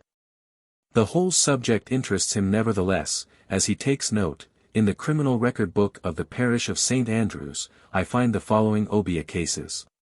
1773. Sarah, tried for having in her possession cat's teeth, cat's claws, cat's jaws, hair, beads, knotted cords, and other materials, relative to the practice of Obeah, to delude and impose on the mind of the Negroes, sentenced to be transported. 1776. Solomon, for having materials in his possession for the practice of Obeah, to be transported. 1777, Tony, for practicing Obeah, or witchcraft, on a slave named Fortune, by means of which, said slave became dangerously ill. Not guilty. 1782, Neptune, for making use of rum, hair, chalk, stones, and other materials, relative to the practice of Obeah, or witchcraft, to be transported. 339. Immediately after Jamaican emancipation, and during the trying days of reconstruction of the entire social order. With a readjustment to conditions that were so vastly different from the accepted status of nearly 200 years when the word of the master usually stood against the world. Free rein was given to the religious frenzy that brought again into vogue the nihilistic spirit so long repressed. A spirit of exultation naturally drove the slave of yesterday to take advantage of his freedom and sate himself with long-forbidden joys, and the outbursts of religious fanaticism became so intermingled with nocturnal saturnalia that for a time it was difficult to distinguish the one from the other. The old objective of nihilism quickly reasserted itself. Now that the shackles had been stricken from their bodies, why not strike the chains from their souls as well? To dig up Obeah consequently became widespread and persistent. This gave witchcraft a setback for a time, or rather made it even more secretive and vindictive. As a consequence, there was no abatement in the general fear and terror in which it was held by Negroes without exception. And it cannot be surprising if occasionally the practitioner of Obeah, perhaps for self-protection, assumed the role of nihilist, and dug up perhaps the Obeah that he himself had planted. In public, too, he might become a nihilist doctor, while in secret he was still the Obeah man.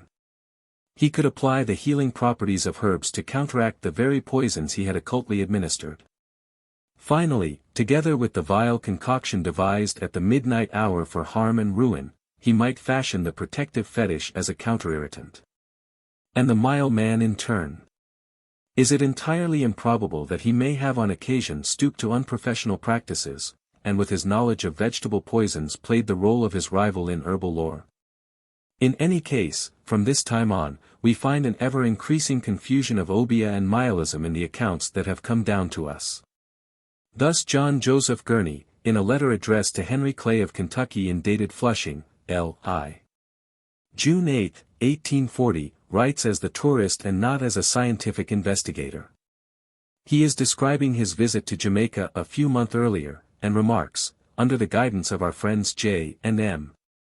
Candler, we drove several miles into the country, to breakfast at Papine, the estate of J. B. Wildman, late Member of Parliament for Colchester. There we were entertained by William Manning, a catechist of the Church Missionary Society, who like other agents of that institution in the island, is very valuable and useful. We were disappointed, on visiting the sugar works of Papine, to find them stopped, and we saw young men, doing nothing, in some of the comfortable cottages which have been built on the property. The reason assigned was, that there was a matter to settle. The said matter turned out to be the trial of a nihilist or black doctor, one of those persons who hold communion, as is imagined, with departed spirits, and practice medicine, under their direction. For the cure of the living, the diseases themselves, being ascribed to Obeah, or evil witchcraft. These superstitions, although not nearly as prevalent as formerly, still prevail in some places, and deprived as the Negroes now are of regular medical attendance, some of them have recourse to these magical quack doctors. To the great danger of their lives. The whole day was now given up by the people to this strange concern, but under a promise of their working for their master 2 of their usual spare days, in lieu of it.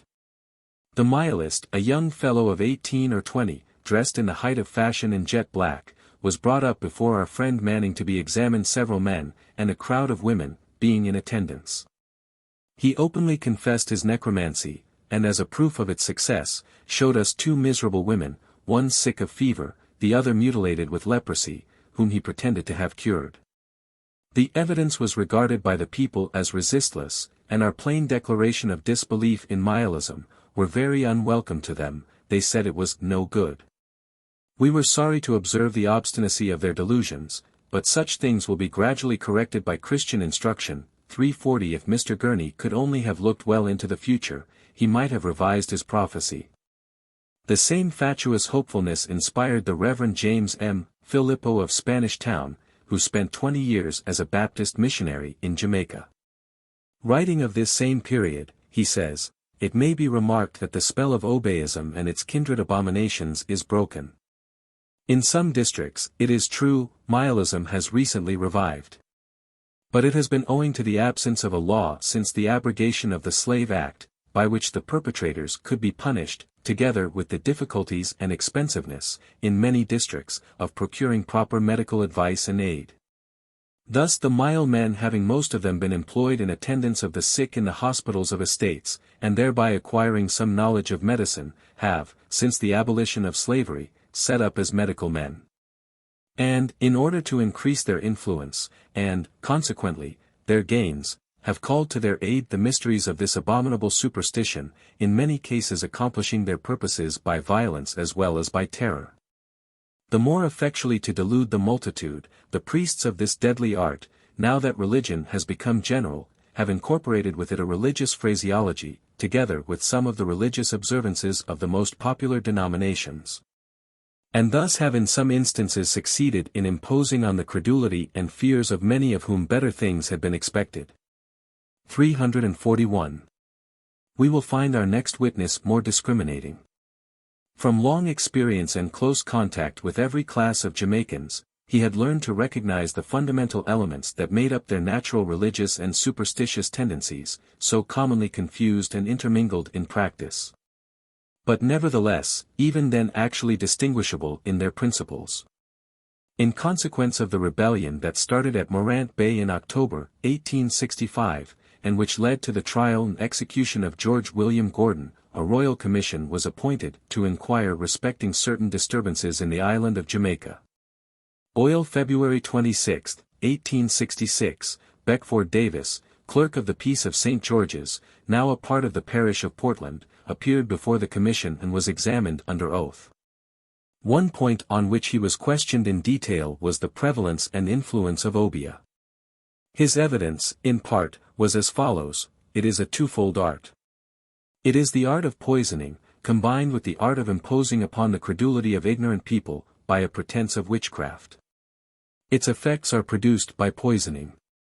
The Obeah men are parties who are acquainted with many of the simples of this country, which are not known, and they administer them with a very pernicious effect. I can only imagine what they are from the effects which I have seen produced on individuals. I did not see the poison administered. I know that the general belief is that Obeah men are acquainted with the venomous plants of this country. Their habit of practice in it is by imposing on the negroes by means of charms and things of that kind, such as dried fowl's head, a lizard's bones, old eggshells, tufts of hair, cat's claws, duck's skulls, and things of that kind. I have seen a good deal of it. Asked, are these Obeah men still much consulted, he answered, very much indeed. And their influence is so great that nothing that can be said to the black population can induce the more ignorant of them to question the power of the Obeah man. They have no fixed residence. They wander about the country wherever they can pick up dupes. The people have many superstitions about them, but they are mortally afraid of them. He testifies about one particular Obeah man who was apprehended in his district but was sent to Port Antonio for trial, and describes the contents of his chest, and a book full of strange characters. Among the Obeah articles noted in the chest was a white powder, which was identified by Dr. Robert Edward Gale of St. George's as being arsenic. Being asked, did you ever see an Obeah stick, he replies, oh yes, plenty of them. With twisted serpents round them. Yes, some, and some with the likeness of a man's head, only of a very deformed cast. They have different kinds of things on them. The negroes are in great dread of them. They consider if an Obeah man touches you with one of these sticks, some great misfortune will happen, if not death itself. Questioned further if he had ever seen an Obeah man with a globe of glass into which persons look to see the future. He asserts, they have not arrived at that stage of superstition yet. Grave dirt is a favorable article with the Obeah man. It is the grave dirt taken from whence the corpse is buried. It is supposed that if an Obeah man throws that at a person, he will die. To the inquiry, are the Obeah men solitary persons or have they wives and families, he answers, those that I have seen have always been single men. Has he any distinct mark by which he is known? None in particular, that I know of, except that he is generally possessed of a very bad countenance. There is generally a peculiarity about them. Finally asked, "Do not they possess the art of curing as well as poisoning?" He declared, "No, it is another class that do that, called Mile men. They profess to undo the work of the Obeah man. They are the antidote, not the bane." Just so. 342. The real sinister element of Obeah now began to assert itself. As the entire tone of the Royal Commission had been from the start antagonistic to Governor Eyre, and its every move was sympathetic towards the restless masses who had been implicated in the Morant Bay uprising where Obeah had played its evil part. Many an Obeah man boasted of the influence he had exercised throughout the conduct of the investigation and consequently applied his trade with new energy and the general terrorization of the island. 7 years after the publication of the report of the Jamaica Royal Commission, Charles Rampini writes, "Of all the motive powers which influence the Negro character, by far the most potent, as it is also the most dangerous, is that of Obeah. The Obeah man or woman is one of the great guild or fraternity of crime. Hardly a criminal trial occurs in the colony in which he is not implicated in one way or another. His influence over the country people is unbounded. He is the prophet, priest, and king of the district. Does a maiden want a charm to make her lover good to her? Does a woman desire a safe delivery in childbirth? Does a man wish to be avenged of his enemy, or to know the secrets of futurity? The Obeah man is at hand to supply the means and to proffer his advice. Under the style and title of a bush doctor, he wanders from place to place, exacting cauchery from his dupes on all hands. Supplied with food by one, with shelter by another, with money by a third, denied naught from the mysterious terror with which he is regarded. And refused nothing from fear of the terrible retribution which might be the consequences of such a rash act. His pretensions are high, but he has means at hand to enforce them. He can cure all diseases, he can protect a man from the consequences of his crimes, he can even reanimate the dead. His knowledge of simples is immense. Every bush and every tree furnishes weapons for his armory. Unfortunately, in too many instances more potent agents are not wanting to his hand. His stock in trade consists of lizards' bones, old eggshells, tufts of hair, cat's claws, duck's skulls, an old pack of cards, rusty nails, and things of that description. Grave dirt, that is earth taken from where a corpse has been buried, is also largely used. But ground glass, arsenic and other poisons, are not infrequently found among the contents of the Obeah man's puss-skin wallet, and it is not difficult to conjecture for what purposes these are employed. As an outward and visible sign of his power, the Obeah man sometimes carries about with him a long staff or wand, with twisted serpents or the rude likeness of a human head carved round the handle. He has his Kabbalistic book, too, full of strange characters, which he pretends to consult in the exercise of his calling. One of these is now in my possession. It is an old child's copybook, well thumbed and very dirty. Each page is covered with rude delineations of the human figure, and roughly traced diagrams and devices. Between each line there runs a rugged scrawl, intended to imitate writing. There is something indescribably sinister about the appearance of an Obeah man, which is readily observed by persons who have mixed much with the Negroes. With a dirty handkerchief bound tightly round his forehead, and his small, bright cunning eyes peering out from beneath it, he sometimes visits the courts of petty sessions throughout the island, if some unfortunate client of his who has got into trouble requires his aid to defend him. Serpent or devil worship is by no means rare in the country districts. And of its heathen rites the Obeah man is invariably the priest. Many of them keep a stuffed snake in their huts as a domestic god, a practice still common in Africa, from which of course the custom has been derived. 343. This is evidently an element of decadent voodoo that temporarily impinged itself on Obeah. I have found many references to this in recent writers but never came across any indication of it in my own investigations. As regards the Kabbalistic book, referred to by both Beckford Davis and Rampini, we have possibly a residue of Mohammedanism. In the report of 1789, answering the question about the religion of those among the slaves who were not Christian, Stephen Fuller replied, "They are either pagans or Mohammedans, but principally pagans." The Mohammedans are those that come from the Mandongo country chiefly. Père Labat had already stated, nearly all the Negroes are idolaters. There are only those from the neighborhood of Cape Verde, of whom some are Mohammedans. When they bring these last to the islands, it is necessary to be on one's guard in assuming charge of them. For besides the fact that they will never embrace Christianity, they are extremely subject to the abominable sin which caused the destruction of the 4 ill-famed towns, and it is of the greatest importance that this vice be not introduced among the Negroes nor in the country. 344 He is writing in the year 1698. Much of the sensuous in Voodoo is probably due to this influence of these Mohammedans, and possibly Obeah, too, may owe to a like source some of the more repulsive features of its later practice. 345. Rampini gives some of the results of his own investigations concerning Obeah and incidentally mentions in passing, I have before me the records of the slave courts held in the parish of Portland between the years 1805 and 1816. They are full of cases of Obeah. One woman attempts to murder her master by putting arsenic into his moyo, another by mixing pounded glass with his coffee. A third is charged with practicing upon the credulity of his fellow slaves by pretending to cure another of a sore in his leg, and, taking from thence sundry trifles, a hawk's toe, a bit of wire, and a piece of flesh.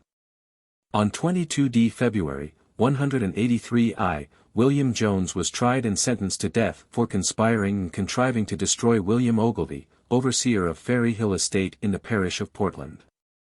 The notes of the evidence taken at the trial state, this prosecution arises out of the confession of Thomas Lindsay, who was shot to death pursuant to the sentence of a court-martial, on the 31st day of January, 1832.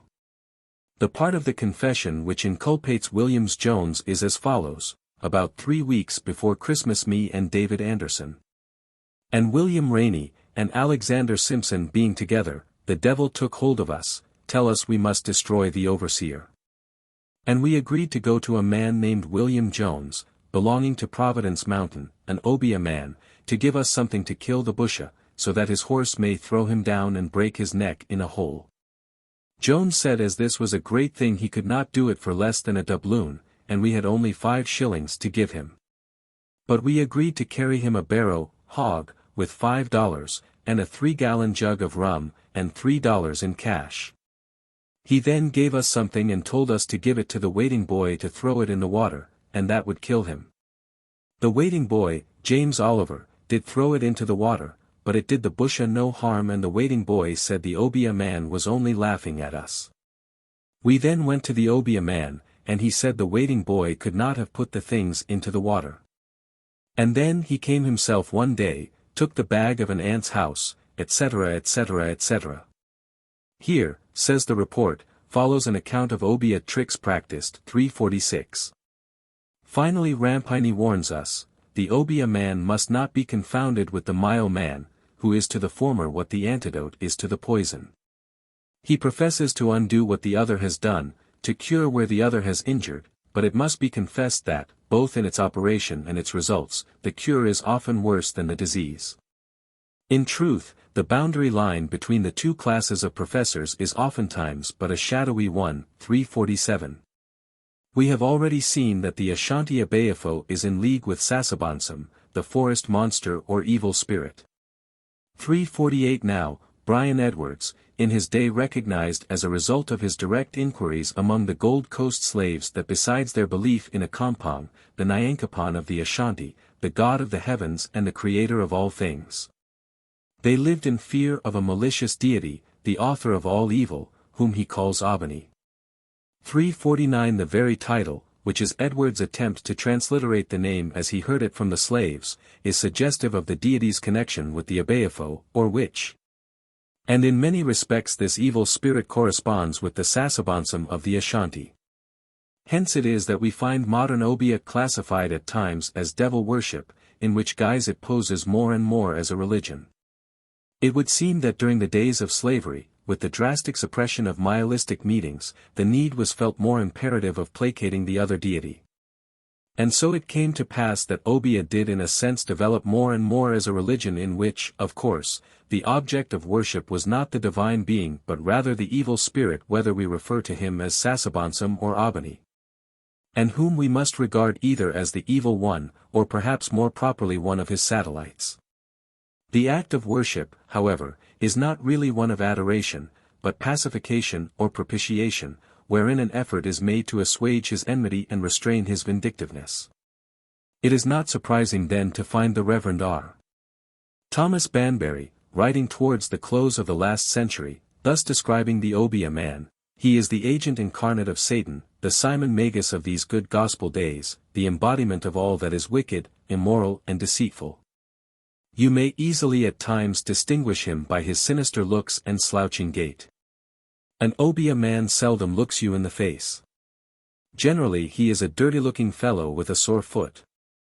But some few are known to be decent in appearance and well clad. He never goes without a wallet or bag in which he carries his things. He is a professional man that is as well paid as the lawyer or doctor, and sometimes better. It is a well-known fact that in cases of lawsuits the Obeah man is retained as well as the lawyer. And at times he not only works at home on the case but goes to the court with his client for the purpose of stopping the mouth of the prosecutor and his witnesses and of influencing the judge and jury." 350. A more recent writer remarks, Obeah. What's in an imposing name? Evidently a good deal.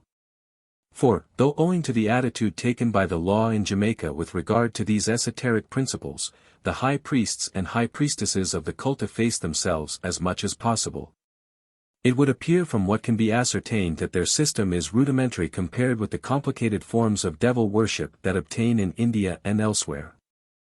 Obeah is an ignorant, superstitious foreigner, but owing to man's eternal sense of awe, to the indestructible desire deep down in the breast of most human beings to connect themselves with the unseen world, and to that most powerful of all reasons, the thirst of revenge, it has not died out. There are outward and visible signs of this mangrove-rooted curse well known to the police. A white cock, it would seem, plays a similar role to that personated by the black cat of the witch in medieval times.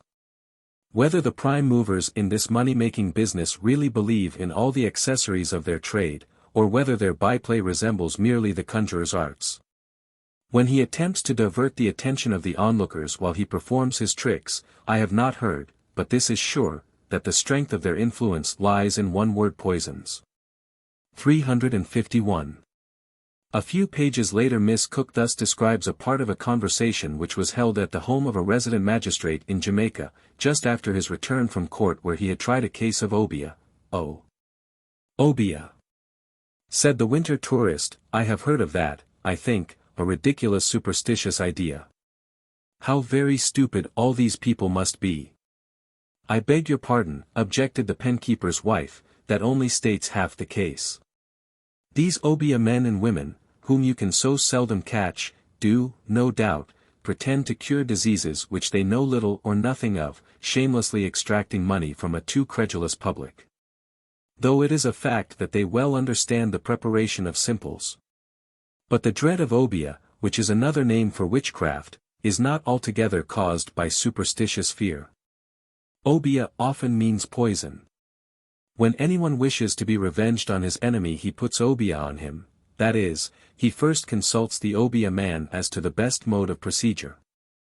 With the result that poison is administered in such a cunning manner that it is almost impossible to find it out. The strange thing is that those who give the poison hardly realize what they are doing, but attribute the result to supernatural agency. "That is true," corroborated the hostess. 352. We cannot close this chapter without quoting again from the experienced missionary who threw so much light on the question of nihilism. Father Emmerich is speaking from 11 years of experience and close study in some of the most pronounced Obeah districts of Jamaica. Space, however, restricts us to a few of the more striking passages taken from his valuable and careful study. Thus he says, "The West Indies are like so many little Africas or African colonies, with many of the customs, ideas, words, observances and superstitions of their home country, Africa, still clinging to them. Since a nation's religion exerts the strongest influence upon its people, for they cling with greater tenacity to it than to anything else, it is natural to suppose that the last thing that they would give up, and that only after a great struggle, would be what to them was their religion, their fetish worship and superstitious practices. Thus it is that the Africans brought with them their African superstitions, which soon became prevalent in all the West Indies, and I can assure you that Jamaica has its share of them. There was a saying in vogue that the African Obeah man carried his Obeah magic under the hair of his head when he was imported. For this reason the heads of Africans were shaved before landing. It was also said that before leaving Africa he swallowed his magical instrument. These imported superstitious practices flourished in the island, in spite of the fact that these people have been under the civilizing influence of a Christian nation for 400 years. And in spite of the fact that slavery in Jamaica has been abolished since August 1, 1824, Obeah flourishes in Jamaica although the most drastic laws have been passed against it. And in spite of the fact that 12 months hard labor and the lashes of the cat o' nine tails are inflicted upon those found guilty of practicing it. Obeah may be defined in general to be a superstitious belief that certain men and women, known as Obeah men and Obeah women, can exercise certain preternatural power over places, persons and things and produce effects beyond the natural powers of man, by agencies other than divine. It seems to be a combination of magic and witchcraft. Magic, we are told, is an attempt to work miracles by the use of hidden forces beyond man's control, so it is in Obeah. It is an attempt to produce by some undetermined, invisible power, effects out of proportion to and beyond the capabilities of the things and activities employed. In witchcraft, we are told, there is involved the idea of a diabolical pact, or at least an appeal to the intervention of the spirits. In the history and make-up and practice of Obeah there is involved the idea of association with the devil. His satanic majesty is the invisible head of Obeah. The visible agent, head and front of Obeah is the Obeah man or Obeah woman, more often and more characteristically the Obeah man. Who and what is the Obeah man? In general the Obeah man or woman is any man or woman who is supposed to have communication with some invisible agent through which he or she can exert preternatural power over animate and inanimate beings. You have Obeah men of all sorts, just as you have professional doctors and quack doctors. As Obeahism is so common among the people and is a form of religion, it comes natural for any individual to practice it as he would practice any religious rite. From this you can easily understand how any rascal who wants to gratify his revenge, avarice, or lust, can work upon the superstitious, practice Obeah and get a following as an Obeah man. Hence Obeah working is very common. The Obeah man's incantation is generally the muttering of strange sounds, often meaningless, the pronouncing of some word or words over the objects to be Obeahed, joined with some grotesque actions. It may consist in words or actions alone. The following lines which I find in my notes on Obeah, by a Jamaican poet describe an Obeah man at work. Crouched in a cave I saw thee and thy beard, white against black, gleamed out. And thy gaunt hand mixed lizard skins, rum, parrots' tongues and sand, found where the sinking tombstone disappeared. Sleek gollywasps looked on thee, grimly peered. Blood christened John Crows with a hissed demand. Who art thou? Then like ghouls to a dim land fled, for they saw thee working and they feared.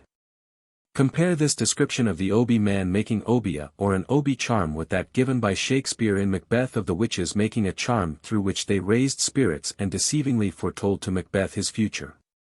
And you will find that they have much in common. If a gentleman in Jamaica find a rusty nail or knife hanging over his door he knows that it is an Obeah. It has been placed there by one of his servants who has been offended or discharged.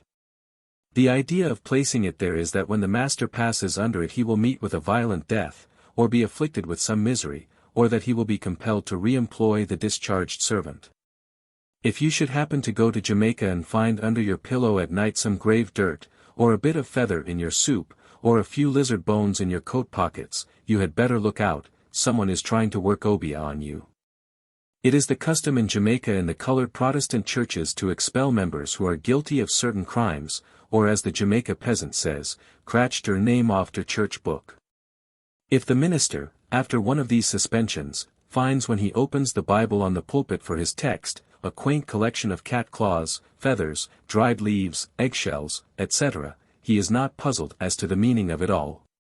He knows that it expresses Kwashi's desire to be received back into the membership of the church. Teachers will sometimes scatter Obeahs over the school floor to compel the government inspector of schools to give the school good marks. The Obeah credulous entertain the greatest dread of anything supposed to be an Obeah, an egg seen on the road, or anywhere, supposed to be placed designedly, would not be touched, they would not walk near it. It would be accounted madness to step over an egg or any parcel wrapped up with a string, found in the yard or on the path. They will not walk near it, but take a circuitous way to avoid it. Even money would not be picked up if there was a suspicion that it had been used by the Obeah man in washing some diseased person and cast in the road to transfer the disease to the person picking it up. But of all things an egg is perhaps the most dreaded. The story is told of an old woman giving her parting advice to her son going far away from home. "James, my boy, you do go wa from me, alla wara you to go, no lee, no teef, no swa, but if you do even teef, my boy, no teef full egg. Because if you do tek people's full egg, my boy, dem tek nara full egg go troa same ina sea, same fashion to see rowl as so you belly bottom to rowl." That is, James my boy, you are going far away from me. But wherever you go, do not lie, do not steal, do not swear, but if you do even so forget yourself as to steal, do not steal a foul egg. Because if you do the person from whom you steal the foul egg will take another fowl's egg and throw it in the sea, and as the sea waves roll so will the bottom of your belly roll. Very frequently Obeah is used to bring about an influence over the mind of another, in order to gain some advantage from or over the person. It is a sort of hypnotism. This they call, turn him ye, that is, turn his eye, the eye in the phrase meaning his mind or will, or the controlling of his actions. This frequently happens in lawsuits. The Obeah man at times is retained as well as the lawyer, and the former is considered as indispensable, if not more so, than the later. The Obeah man sometimes not only works on the case at home but also goes to the court with his client for the purpose, as they call it, of stopping the mouths of the prosecutor and his witnesses and influencing the judge and jury. This is understood to be turning dem yes. There is a turn him ye Obeah, which is the equivalent of the love potion in witchcraft. The Jamaicans call it the tempting powder. Men and women use this turn him ye Obeah in fits of jealousy. A Lady Clara de Vere must be very careful about breaking the heart of some country swain. He might get a tempting powder from the Obeah man and put it in her tea, and then she will fall madly in love with the broken-hearted swain. It is said that the making of this love potion is unspeakably filthy and disgusting. Here is a case of an Obeah man undertaking to force an undesirable lodger to leave a man's house. An old Obeah man heard a respectable Negro proprietor say that he wished he could make a lodger leave his house as he was a nuisance. The Obeah man offered to manage it for a price. The proprietor must get 2 white fowls, a white shirt, a pint of rum, some black thread, a bundle of wood, 2 nails and a hammer. It was then arranged that they meet at the proprietor's house. The proprietor, pretending to agree, went and told the police. At the appointed time he concealed 2 policemen in some coffee bushes where they could see all that went on. After some weird incantations, the Obeah man drove 1 nail into the front door and another into the back door of the house, tying the black thread from nail to nail. He then produced a flask filled with a mixture of oil, rum and fowl's blood and lubricated the string, at the same time monotonously chanting. The remnants of the liquid he threw into the fire. The next part of the ceremony was to kill the 2 white fowls and sprinkle their blood on the floor. The Obeah man then demanded 17 shillings and 3 bangles, remarking at the same time, "I gib dat fellow 1 day fay clear out, if him don't go, I catch bin, shadow and him go fay true." The detectives then stepped in and arrested him. 353. In rejecting the Slave Act of 1826, one reason assigned was, as we have seen, the restriction placed on preaching and teaching on the part of the slaves, as it was claimed that, amongst some of the religious bodies who employ missionaries in Jamaica, the practice of mutual instruction is stated to be an established part of their discipline. 354 The deleterious effect of such practice is shown in an earlier protest of the Jamaica Assembly against the rejection of the Slave Act of 1807, as we find it in the report of the Committee of the Assembly dated November 16, 1809. 355 How two dissenting ministers while making application for a license before the magistrates of Kingston in August, 1809, admitted freely, that they had been informed that their predecessors did, upon many occasions, conduct themselves improperly, and did inculcate improper notions in the minds of the slaves. 356 Two frequently well-meaning ministers of the gospel, especially in the first days among the slaves, easily were misled to believe that what was in reality nothing but fanatical emotionalism consequent on the arousing of the spirit of the old African religions, was to them an awakening of the spirit. Even for the experienced it is hard at times to distinguish between the hysterical dementia of an old-time camp meeting and the obsession of nihilism in a degraded form. So late as 1861, as Gardner remarks, during the revival, as it was termed, a party of young women, in a state of religious excitement, went to the house of a reputed Obeah man, residing in one of the suburbs of Kingston, and brought him, with all the implements of his art, to the parade. His box contained not only nearly all the abominations mentioned, but, in the midst of all, sad to say, was a number of class tickets, indicating that he had been a member of a religious body for a good number of years. 357 Thus not only the persecuting nihilists but their victim the Obeah man as well, could be church members in good standing, during this weird stage of revivalism. And if the zealous, well-meaning Methodist missionaries were so easily deceived, why should we be surprised in our own day that such egregious blunders are made at times by chance visitors to Jamaica or even by the more experienced folklorist who spends a few hurried months in the island interviewing the very class of individuals who are least likely to furnish correct information, since they feel themselves called upon to deal with the whole question as a foolish superstition of the low and ignorant, and usually too, out of local pride, gloss over or deny the real workings of Obeah. 358. Chapter 6. Conclusions. As Moreau de Saint Mary remarks, San Domingo was the first place in America where African slaves were introduced. It was proposed to use them in place of the Indians who were dying off in consequence of the hard work in the mines to which they were ill-adapted. 359. At that period, there were two sets of Negro tribes, one group back of the Gold Coast, the other further to the east across the Volta River, both in the formative stage and as yet unknown to the white man. These two groups, to be known later as the Ashanti and the Dahomans, were in time to become not only rivals for the supremacy of West Africa, but were destined to establish in the West Indies two distinct spheres of influence, as antagonistic in slave circles as their own political ambitions were to be at home. 360. Among the Ashanti tribes, there was a strong religious organization with well-defined ritual, inspiring a coordination and spirit of nationalism that later drew from Lord Wolseley the encomium. From the Ashantis I learned one important lesson, namely that any virile race can become paramount in its own region of the world, if it possesses the courage, the constancy of purpose, and the self-sacrifice to resolve that it will live under a stern system of Spartan military discipline enforced by one lord, master or king. 361.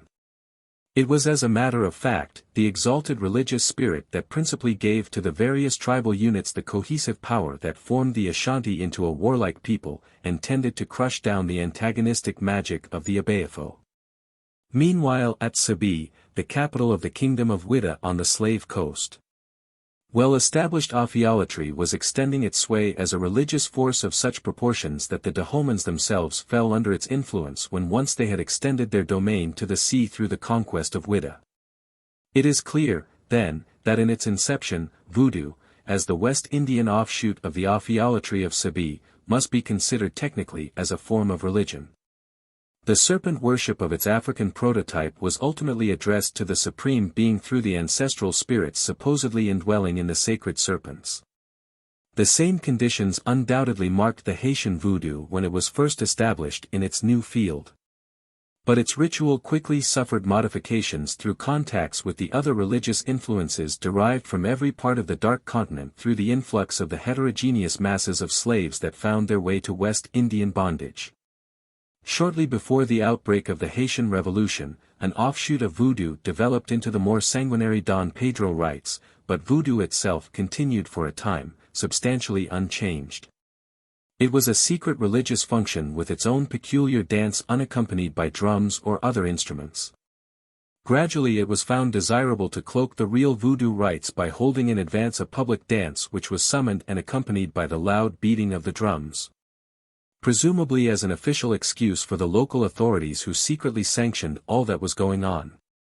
This dance in turn developed into what came to be known as a voodoo feast, since prolonged dancing without refreshments is scarcely compatible with the Negro temperament. Meanwhile the religious element in voodoo became somewhat decadent and superstitious practices associated themselves with its ceremonies at times. The voodoo feast, in consequence, was more and more accentuated.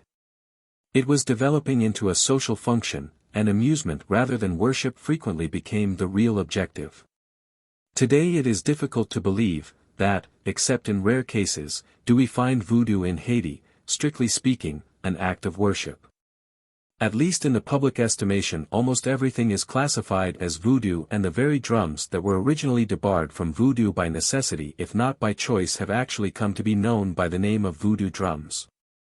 Magic and even witchcraft have entered into an unholy alliance with voodoo, and the papaloi and mamaloi have somewhat assumed the role of medium if not that of witch and necromancer. We are even told that the serpent has now been eliminated from the ritual. This may be true. We would not like to question the reliability of such an authority as Dr. Price Mars in the matter. However, if so, the change must have been effected within the past few years, as I know from reliable witnesses that the practice was still in vogue well after the opening of the present century. In any case it seems inconsistent to have our friend Dr. Price Mars insisting on this disappearance of the serpent from present-day voodoo, and yet demanding that it still be classified as a religion. Let us quote his very words: "It is inconceivable that the Dahoman traditions should disappear without leaving traces in the Haitian beliefs. There remain as survival a few touches. We remark that the fear noticed among our peasants of killing adders, a species of water boa, Ongalia, is the most pronounced manifestation of this survival. If, therefore, we omit the cult of the adder on which rests the whole economy of colonial voodoo, probably because it approaches more closely to its Dahoman connection, what remains then of the original belief? Nothing except the dance and ecstasy, both strengthened by sacrifices. May we not be permitted to point out that these three elements, the dance, the ecstasy, and the sacrifice, form the permanent parts of religious rites, and that one finds them connected or separated in the most exalted religions. 362 But if you eliminate the serpent from the cult, it should no longer be called voodoo. Can you play Hamlet without the title part? It should at least be known by some other term, more generic and including all Negro cults, as did fetishism a generation ago. We can admit that much of the emotional religious manifestations of the Haitians today is not voodoo in the strict sense of the word, but with all due respect to Dr. Price Mars, we are not entirely convinced that the serpent cult, substantially the same as practiced in the last century, is not still secretly in vogue in Haiti. The transition seems too sudden. Possibly, too, there is just a little verbal quibble in the repeated assertions that the serpent is no longer worshipped. Our contention, too, is that it was never worshipped. It was merely venerated as a depository of some spiritual entity, not even itself divine, but only an intermediary to the divine being, who is ultimately and alone worshipped. 363. Arthur C. Millepas, who was the financial advisor general receiver of Haiti, 1927 to 1929, in depicting the condition of Haiti, in the eve of intervention in 1915. Simply states, in the interior the practice of voodooism persisted, but it was neither general nor open and tended to disappear. 364. But while he fails to define what he means by voodooism, since his references are to Kilsey, St. John and Seabrook, we must conclude that he is taking it in its worst possible sense. Certainly the wholesale confiscation of voodoo drums by the American Marines shows that the popular form of voodoo was still very much in evidence. As regards the conditions at the time of writing in 1931, Millepaugh has nothing to say about voodoo beyond a passing remark in a footnote wherein he ascribes to the medical service the principal factors in the combating of ages of superstition and voodooistic beliefs. 365. Possibly the fact that he is writing for the World Peace Foundation makes him avoid whatever might offend the self-respect of the Haitians to the detriment of general peace and harmony. Concerning human sacrifice, the goat without horns, and cannibalism, despite the loud protests of the Friends of Haiti, it is hard to believe that the practice is entirely extinct. It would, of course, be a grave mistake to suppose that it is a regular practice or connived at by the present government authorities. Still, it would be even more surprising if the sexual excitement of their various dances with the concomitant excessive use of stimulants did not at times break down the nervous systems of individuals here and there, and induce a kind of paranoia with a recrudescence of all that is vilest and most degraded in fallen nature. At all events, when such half-crazed outbreaks do occur, they are to be associated with the Don Pedro swinish rites where the ordinary victim is the pig, and where the human substitute would be more appropriately called not the goat without horns, but the long pig, as was done under similar circumstances in the distant islands of the Pacific. As regards Obeah, we find at work a process directly opposite to that noticed in the case of voodoo. Obeah, no less than Mialism, as we have seen, derived their origin from the Ashanti. The latter was the old religious dance modified somewhat by circumstances and surroundings in Jamaica, but substantially the same as practiced in West Africa. The former, on the other hand, was Ashanti witchcraft, essentially antagonistic to Mialism, which made one of its chief objects the digging up of Obeah. The Ashanti warlike and indomitable spirit was not crushed by slavery, and the old religious practice easily stirred them up to a point of rebellion. Hence from the earliest days of legislation in Jamaica, the tribal religious dance remained inactive as assemblies were strictly prohibited. During the long years of slavery, then, Mialism might be regarded as dormant. There was no opportunity of its development or branching out. It was preserved secretly and cherished as the fondest tradition of the past. No doubt the hours of amusement allowed to the slaves on their own cultivations, preserved in some degree the Mialistic rites, disguised as one of the social dances that were countenanced by the planters. The native African is essentially religious in his own way, and as formal ceremonies were debarred, he found an outlet by associating with Obeah an element of worship, if not of a compound, at least of Sasabonsum or Albany. If he could not venerate the supreme being through the minor deities and ancestral spirits, he might at least placate the evil one, and bespeak his influence for purpose of revenge or to coerce his master to grant him something that he sought. We find Obeah thus really becoming a form of devil worship in the Christian sense, and when at length Mialism entered into an alliance with it for the overthrow of the white regime, it naturally gained in the popular estimation of the slaves, since its archenemy Mialism had come to recognize its power. And yet this public esteem was not one of devotion but of unholy fear, which the Obeah man naturally played up to his own advantage. With emancipation, Mialism made haste to assert itself in an endeavor to regain its pristine ascendancy and made open war on Obeah, at the expense, be it said, of the general peace of the community. Its newfound independence led to excesses of every kind, and in course of years it became as great an evil as Obeah itself. Its old priestly class was dead, for a generation none had come from Africa, and there had been no opportunity of establishing a succession in the craft or of passing along the ritual in practice.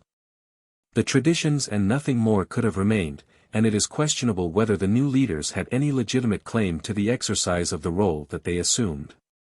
It is simple, then, to see that the decay of Mialism as a religious force was inevitable.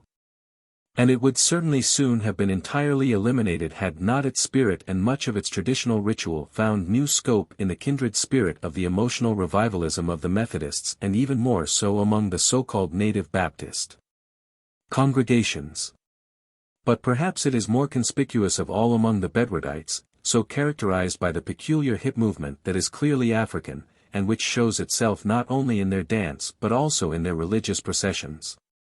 And gives a peculiar lilt to all their hymns. Here, strictly speaking, Mialism disappears as a separate entity.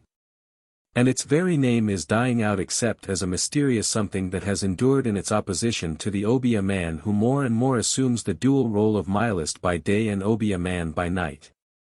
Using the title as a safeguard from the law in the prosecution of his real aims in life. As a further consequence, Obeah is taking on more and more of a religious aspect, and it is now, not entirely undeservedly, classified by many as devil worship. My first experience with an Obeah man in Jamaica was as follows. Accompanied by a native of the district, I was returning late one night to my residence high up in the mountains. When suddenly my companion who was leading the way shrank back and pointing a trembling finger through an opening of the coffee walk where we happened to be passing, whispered almost inaudibly, "Obi, saw." It was a bright moonlight night, and a short distance off the path might be seen a filthy-looking bedraggled fellow plying his art of Obeah for weal or woe. I drew my reluctant companion behind a shrub to watch the process which is so seldom vouchsafed to the eye of a white man. The Obeah man had placed on the ground some sticks, feathers, eggshells and other objects that could not clearly be distinguished. A piece of string was placed on top of the little heap. He then retreated for a short distance and began a mumbling incantation which was accompanied by a rhythmic swaying of the body. With hands behind the back he next approached, crossing one leg over the other as he slowly advanced and drew near the incongruous ingredients of what was evidently intended for a fetish. With legs still stiffly crossed and swaying body he stooped and breathed upon and spat at it, and then gathered up the articles one by one. Still mumbling some weird incantation as he placed the sticks together and crushed the eggshells and other ingredients within them and finally bound all together with the piece of string. When the task was accomplished, a cringing woman advanced from the shadow of a tree where her presence had not previously been noted. The Obeah man passed her the fetish charm and with fierce injunction charged her to hasten on her way without looking back or speaking to a living soul. She was especially warned to guard her fetish from every moisture. Should river or rain or dew, or even the perspiration of her own body chance to wet it, not only would all efficacy be lost but it would inevitably turn against herself. I could not follow all the words despite my knowledge of the language of the bush, but I had been able to gather the general gist of the instructions which were almost in the form of an invocation or curse. 366.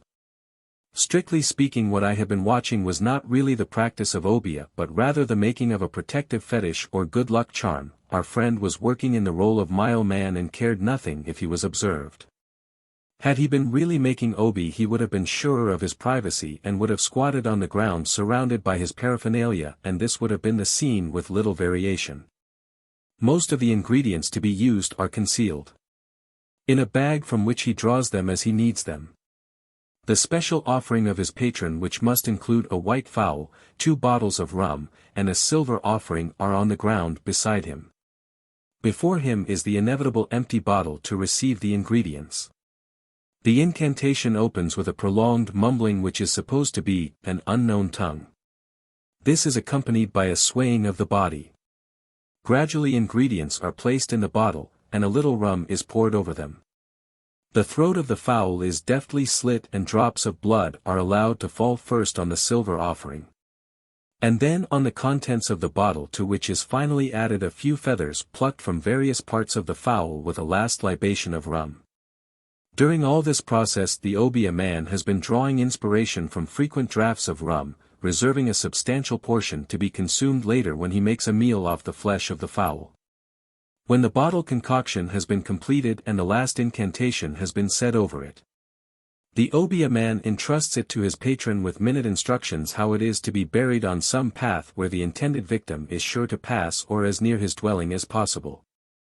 In the days of slavery, the expert in Obeah was frequently distinguished by being physically or mentally defective or abnormal. So we find today that not a few of the pretenders to expertness in Obeah affect a disregard for cleanliness and hygiene, at strange variance with the Jamaicans' characteristic love of bathing and neatness. If not actually disfigured, then, the Obeah man usually presents a disgusting and filthy appearance, especially when actually making obi. Again, he cannot as a rule meet your gaze, but shiftily moves his eyes around and nervously distorts his countenance, although on the other hand he will stare fixedly at the blazing tropical sun without blinking an eye. Possibly his very hangdog look may be explained by injury to the optic nerve induced during his long preparation for his future avocation, when as a little fellow he was forced to stand motionless by the hour with every muscle tense and set while he stared the sun out of countenance. Another peculiarity of Jamaica Obeah should be noted here. Possibly through contact with missionaries at an early date in West Africa, Obeah in its various manifestations makes use of crosses to a great extent. In the making of a fetish, as we have seen, the Obeah man approaches his task, carefully crossing his legs at every step. So, too, while crouched over the bottle, in making real obi, he is particular to keep his legs crossed under him. Many crosses are made during the ritual and sticks are crossed and recrossed again and again. It is no uncommon thing to find a sickly child to whom the Obeah man has been called all marked up with crosses made with indigo or colored clay. For Big Obi, the wax drippings from altar candles and the refuse from the censer after benediction, but especially the grains of unburnt incense, are particularly in demand. This last is probably explained by what follows. The Obeah man has a wholesome fear of the priest and usually tries to avoid his presence. There is a conviction among them that the priest can exercise a more powerful influence than any Obeah man. This belief is expressed by the aphorism, French Obi, him strongest. The first priest to become well known through the Jamaica bush was a Frenchman, and the Catholic Church in consequence has come to be known familiarly as the French Church. Hence, French Obi, him strongest really means that the Catholic Church exercises the strongest Obeah. It is also accepted as a fact by the devotees of the Obeah cult that the priest can give evidence of this dominant power by lighting a candle on them. This process is thus described: fader take pin and fader take candle. And him stick der pin in der candle, and him light der candle on you. Der candle him burn, and him burn, and him burn. And you waste, and you waste, and you waste. And when der flame touch dat pin you die. So that it is only necessary for a priest to make the playful remark to some black fellow in the bush, I think I'll have to light a candle on you, to bring him to his knees with, oh fader, don't. The Ashanti Moesha, or little folks, are associated with the forest monster Sasabonsum and the Abeafo or witch in imparting power to the suman or fetish. 367 according to A. W. Cardinal. They are preeminently mischief workers, and are said to throw stones at one as one passes through the bush. 368 Captain Rattray calls them fairies, and also tells us that in the Ashanti belief they are of three distinct varieties, black, red and white, and they converse by means of whistling. The black fairies are more or less innocuous, but the white and the red Moesha are up to all kinds of mischief. 369 For this latter group perhaps imps would be a more appropriate name than fairies. Be that as it may, the Jamaica duppies or ghosts are notorious for their stone-throwing propensities, and this poltergeist, as it is technically called, is associated in the popular mind with evil agencies. In this connection it is interesting to note the testimony of no less an authority than Lord Olivier, a former governor of Jamaica, who recently wrote to me, "The occasional outbursts of this poltergeist phenomenon in Jamaica is remarkable. I investigated with some care the evidence as to one case which occurred when I was in Jamaica, and there have been very full reports in the local press of another recent occurrence which seems to have been carefully investigated without detecting any possibility of corporeal agency. The phenomenon itself is ascribed by the peasantry to duppies or ghosts who, despite their intangible nature, are extraordinarily good shots to all appearances. True, it is a frequent means of frightening or annoying an enemy to cast stones from a distance so that they will fall on the roof of his house and make him think that the duppies are after him. On the other hand, there are undeniable instances of persons being stoned, and that, too, by no determinable agency. The stones, for example, simply came out of the trees with truly remarkable accuracy, and no one can be found either in the trees or on the line of fire. A Jamaica missionary already quoted on Imperialism and Obeah, graphically describes some of his own experiences and gives many instances that he has investigated where the stones thus thrown seem to violate all the laws of science. For example, some of the stones which came from the bushy declivity, after smashing through a window, turned at a right angle and broke the teacher's clock, glasses, etc., on a sideboard. 370 A man running from the stone thrower turns and fires a gun in the direction from which the stones were coming, and as he does so another stone comes from the very opposite direction and hits him in the back of the neck. 371 Some of them seem to come in the open door, turn around and fall at the teacher's feet. 372 A stone that has come flying into the house is marked by one of the occupants and thrown out again with the remark, "If him be a true duppy, him will throw this stone back," and back it came, proving that the stone thrower was a true duppy. In the common estimation. 373. At times these duppies, imps, evil spirits, call them what you will, have other means of disturbing one's peace of mind. On one occasion I was on the outskirts of a notorious Obeah district and a man, a non-Catholic, came to me and begged me to come and bless his house as his children were starving. "Why don't you give them something to eat?" was the obvious question. "Dem can't eat, fatter," was the astonishing reply. "Someone put Obeah on dem." He explained further that when they tried to eat, the food would fly up and hit them in the face, but that they could not get it into the mouth. Absolutely incredulous, I mounted my horse and followed him to his house. The entire village was assembled around the dwelling and a state of panicky hysteria had taken possession of all. While I did not actually witness the diabolic display myself, as I did not feel justified in provoking the evil one to an exhibition merely to satisfy my curiosity, all the men, women and children there present agreed in their testimony of what had happened. I blessed the house, but whether the blessing took or not, I cannot say, as I was shortly leaving Jamaica and never revisited the district. To understand the rapid transition from Imperialism to revivalism in Jamaica, it is necessary to go into the question of the religious condition of the island in the closing days of slavery. In his chapter on Religion and Education, prior to 1782, Gardner writes, "It is no easy task to portray the religious history of the colony during the period now under review. With the exception of some letters written by the rector of Port Royal immediately after the earthquake, preserved in Gentleman's Magazine, there appears to be no document in existence which in any way illustrates the spiritual labors of the clergy. From Mr. Bridges, as a clergyman, we might have expected some account of the labors of his brethren. But though he devotes considerable space to the history of the established church, it is only so far as the emoluments and status of its clergy were concerned. Amidst the dearth of information, the letters of the Port Royal rector are of peculiar interest. Writing of the day of the earthquake, he says, "On Wednesday, the 7th, I had been at prayers, which I did every day since I was rector of Port Royal, to keep up some show of religion amongst a most ungodly and debauched people." This description of the general character of the population applies, it is to be feared, to the whole island, but it is questionable whether the incumbent of the doomed city was not almost singular in his zeal. 374. Then after quoting further from the letter, Gardner adds, "For more than 2 generations we shall search in vain among the records of the colony for any further illustration of ministerial zeal and fidelity." 375. Edward Long states, "The Bishop of London claims this as a part of his diocese.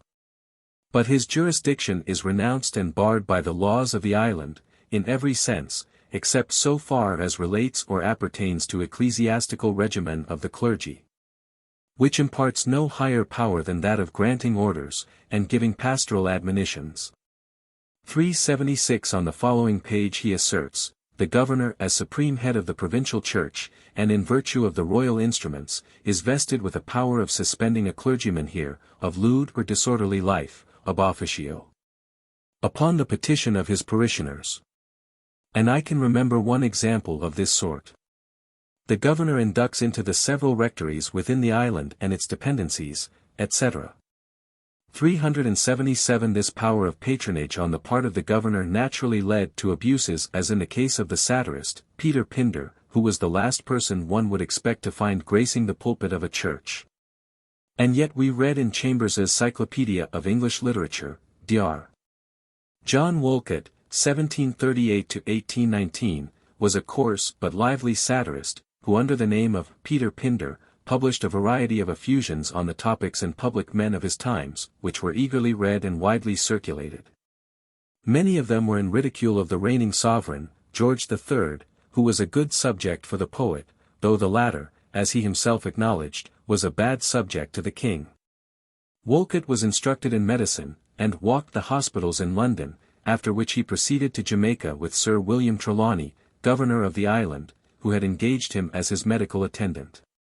The social habits of the doctor rendered him a favorite in Jamaica, but his time being only partly employed by his professional avocations, he solicited and obtained from his patron the gift of a living in the church, which happened to be vacant. The Bishop of London ordained the graceless neophyte, and Wolcott entered upon his sacred duties. His congregation consisted mostly of Negroes, and Sunday being their principal holiday and market, the attendance at the church was very limited.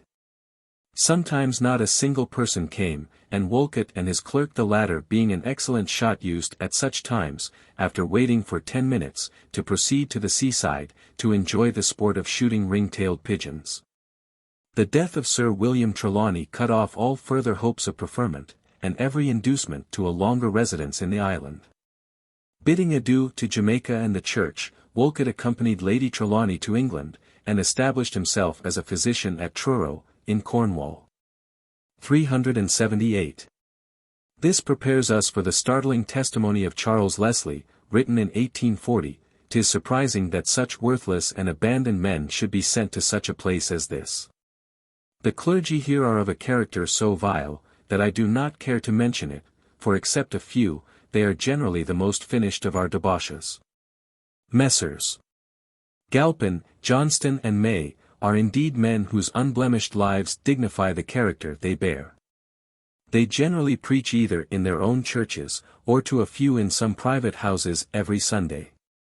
But for others, their church doors are seldom opened." 379. With such an account of the clergy, it is not surprising to find Stephen Fuller, the agent for Jamaica at London, addressing the Earl of Shelburne as regards the pressing military needs of the island. Painting the free Negroes and mulattoes in somber colors. Thus he writes on April 2, 1782. "The free Negroes and mulattoes have been reckoned about 900 fencible men, out of which number not above 500 can be employed to any useful purpose. The greatest part of them being the most idle, debauched, distempered, profligate wretches upon earth. Besides this, there is an insuperable objection to their being armed, as they are not to be trusted in corps composed of themselves, and the incorporating them with the whites will not be endured. 380 What, then, the religious and moral condition of the slaves themselves must have been, can well be surmised. William Wilberforce, writing in 1823, states, "It cannot be denied, I repeat, that the slaves, more especially the great body of the field Negroes, are practically strangers to the multiplied blessings of the Christian revelation." What a consideration this! A nation, which, besides the invaluable benefit of an unequaled degree of true civil liberty, has been favored with an unprecedented measure of religious light, with its long train of attendant blessings, has been for 2 centuries detaining in a state of slavery, beyond example rigorous, and in some particulars, worse than pagan darkness and depravity, hundreds of thousands of their fellow creatures, originally torn from their native land by fraud and violence. Generation after generation have been pining away, and in this same condition of ignorance and degradation they still, for the most part, remain. 381. It was Wilberforce's appeal that drew an answer from the Reverend George Wilson Bridges, rector of the parish of Manchester, 1817–23, and later rector of the parish of St. Anne's, 1823–37, of whom Frank Kundal says, that he, as a rule displays more fertile imagination than long without half his trustworthiness as a historian. 382 Kundal further observes in his regard, in 1823 he published his Voice from Jamaica, written in defense of slave owners, for which the Assembly 2 years later voted him £700. 383 This fact in itself renders Bridges' evidence of questionable value. As regards the particular citation which we have given from Wilberforce, Bridges replies in part, as to the pagan darkness of the Negroes. Though their progress certainly does not keep pace with our anxious wishes to see them in that state which would make it safe to confide ourselves to their estimation of a Christian oath. Nor in that condition which would render it advantageous to themselves to be trusted with the liberty of self-control, yet the promises of Christianity are so far understood, and its preliminary rites so ardently desired by them, that during my residence in this parish, I have actually baptized 9,413 Negro slaves, many of them attend church. Some have learned the Lord's Prayer, and 10 Commandments, and a few have so far advanced, as to be now disseminating their little stock of religious knowledge on the estates to which they are attached. As I said before, I believe all my fellow laborers here have been at least as assiduous as myself, and some more successful. I expect therefore that you, sitting by your own fireside, 4,000 miles off, will not refuse credit to the unanswerable fact, advanced by one who is on the spot, an actor in the deeds he records, and who has certainly the better means of forming a correct judgment, on the point at issue. 384. Here is a direct challenge, and it is taken up by a brother clergyman, also long resident in Jamaica. Reverend William James Gardner, Congregational Minister, who, 11, 2d in charge of the North Street Church, Kingston, in 1874, reviewing the whole question, takes Mr. Bridges to task in no uncertain manner. Thus he writes, the Reverend G. W. Bridges, the analyst, stated in 1823, that he had baptized 9,413 slaves during 2 years, and that many of them attended church. The proportion must indeed have been small, for the church he refers to, Mandeville, could not at that time have held a 20th part of that number. Most of these slaves paid half a crown each as a baptismal fee. Mr. Bridges, in happy oblivion of what he had said of the money given to missionaries being the result of a cruel and heartless imposition on their superstition and ignorance, observes of the fees received, that, this laudable desire of exchanging worldly goods for celestial rewards, evinces a measure of faith words cannot express. By the end of another year this zealous baptizer was able to report that 12,000 out of 17,000 slaves in the parish had received the holy ordinance, and he adds, happily there are no sectarians. 385 This last remark probably explains the bitterness of Mr. Gardner himself. However, the general estimate given is supported by the Reverend R. Bicknell, a contemporary of Mr. Bridges and like him a minister of the established church, who was stationed at Kingston and Port Royal during the period that Mr. Bridges was at Manchester. He says, in the parish church of Clarendon I have often been, and never saw 100 of all colours there, latterly a much less number, and once in particular, about 10 or 12 only. Though within 5 or 6 miles of the church there were several thousands of inhabitants. The churches of St. John's, St. Thomas's in the Vale, St. Dorothy's, St. George's, St. Mary's, Hanover and Vere, are but little better attended, some of them even worse, as I can testify from my own knowledge and the assurance of creditable persons. The remaining churches I believe to be but little better, with the exceptions of those in the parishes of Kingston, St. Thomas in the east, St. Catherine, Port Royal, and St. Andrew, 386 certainly if Mr. Bridges had been really accomplishing anything out of the ordinary some mention of it would be expected here. The Reverend John Reland, curate of Yoxall, Staffordshire, somewhat facetiously styles Mr. Bridges' claims of 9,413 baptisms of slaves, a direct illustration of Obeah practice under the forms of Christianity. And adds, if we assume these 9,413 to have been also actually converted from paganism to Christianity, or even to have been taught enough of the fundamental truths of the gospel to understand the engagements into which they entered, we have here a miracle as great as was exhibited on the day of Pentecost. And if they were not converted to Christianity, of if they did not understand the nature of the solemn vow and covenant they were called to make, what a mockery of religion, and what a prostitution of the sacred initiatory rite of baptism is here made the subject of boast. 387. But let us return to Mr. Bicknell, whom we have recently quoted. We find him advertised as a member of the University of Cambridge, late naval chaplain at Port Royal, sometime curate of that parish, and previously of the city of Kingston, in the aforesaid island. His description of conditions among the slaves is not a pleasant one.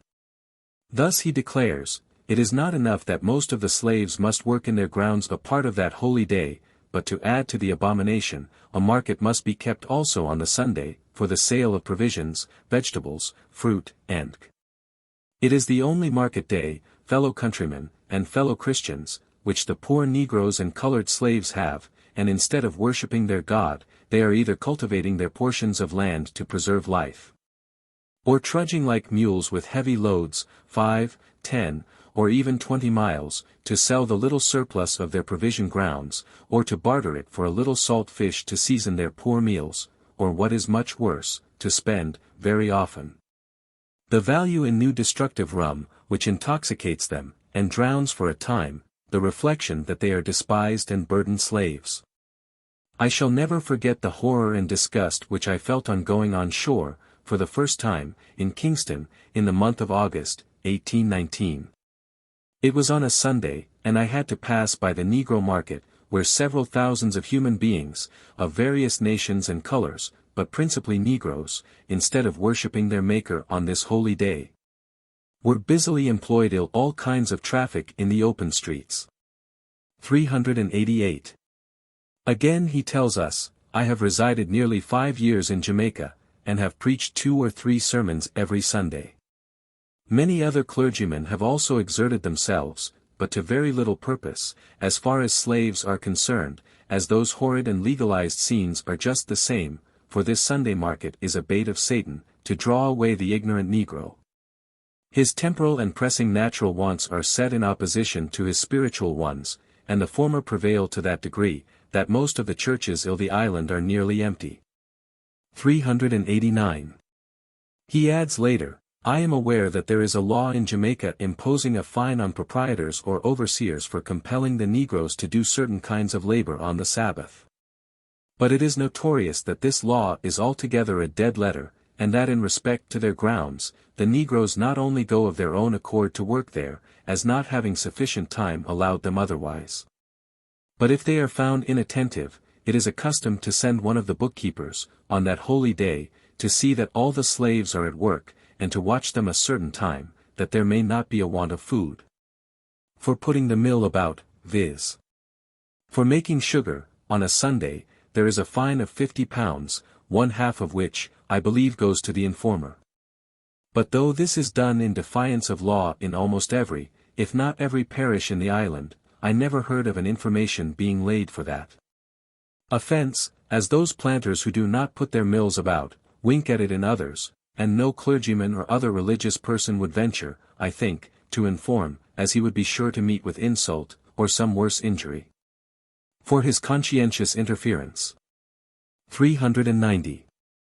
Mr. Bicknell's conclusion is, nearly the whole of the field Negroes, 9/10 of the population, have not even the outward form of religion, and are just as great heathens as they were on the banks of the Gambia or Niger. 391.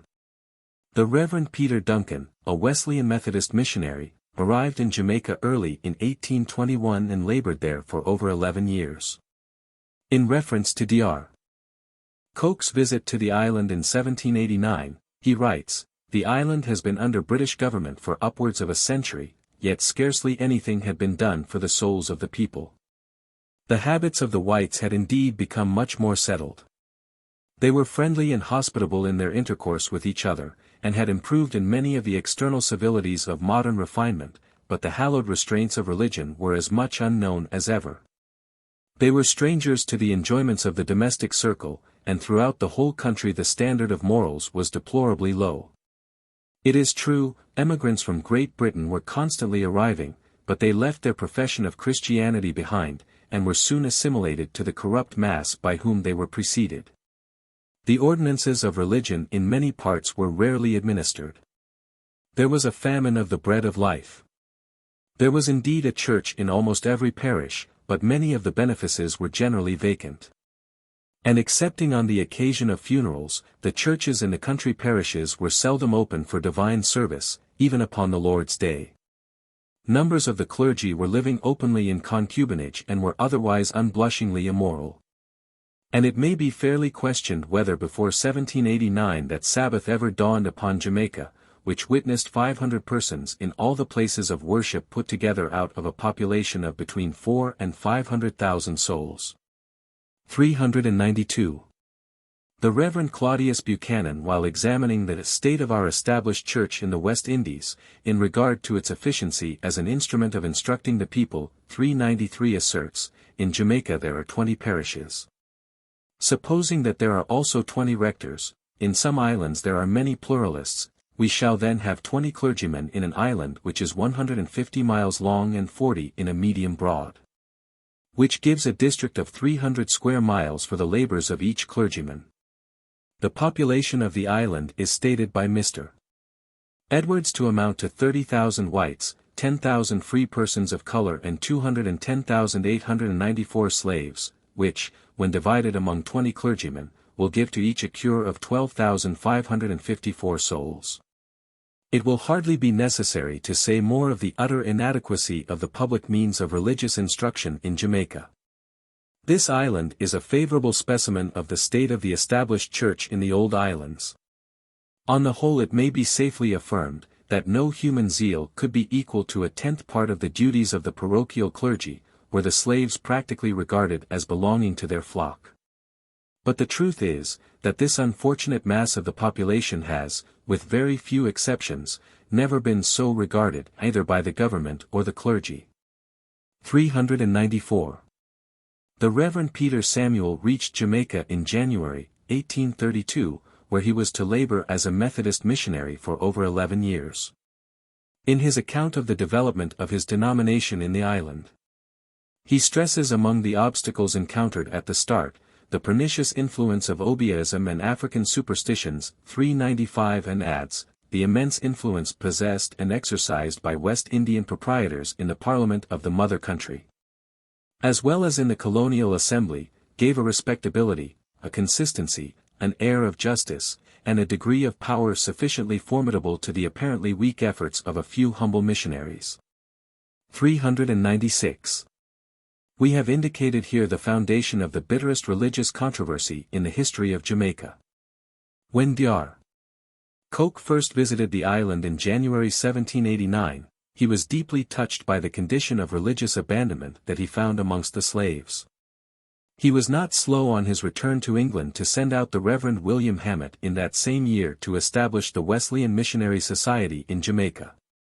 The emotional element in Methodism immediately appealed to the kindred nihilistic spirit among the Negroes. And as they found in the assemblies which the newly arrived missionaries were convoking in open defiance of the authorities and in face of the opposition of the planters, an opportunity of renewing much of their own pagan rites in connection with the Christian service, they were not slow to take advantage of the general confusion of ideas, and forthwith the digging up of Obeah again became much in evidence. And the missionaries, good, well-meaning souls, derived comfort and consolation among their hardships and persecutions, in what they must have regarded as promising manifestations of faith.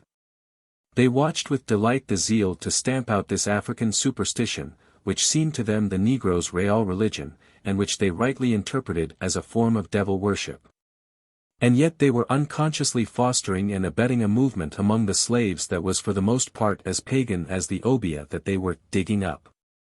Space will not permit our going into this controversy in detail. We can only touch on it as far as it has reference to our present study. The nucleus of the Wesleyan mission in Jamaica was really formed of refugees from what is now the United States in consequence of the Revolutionary War, at least as regards the leading spirits. This in itself may have stirred up opposition. 397. On one occasion, Dr. Coke himself, while preaching in Kingston, was almost dragged from the hall by a party of whites who seriously threatened him with bodily harm. 398. In November, 1790, the grand jury of Kingston presented to the Court of Quarter Sessions a complaint against the Methodist meeting in that city as a nuisance, on the grounds that it is injurious to the general peace and quiet of the inhabitants of this town. 399.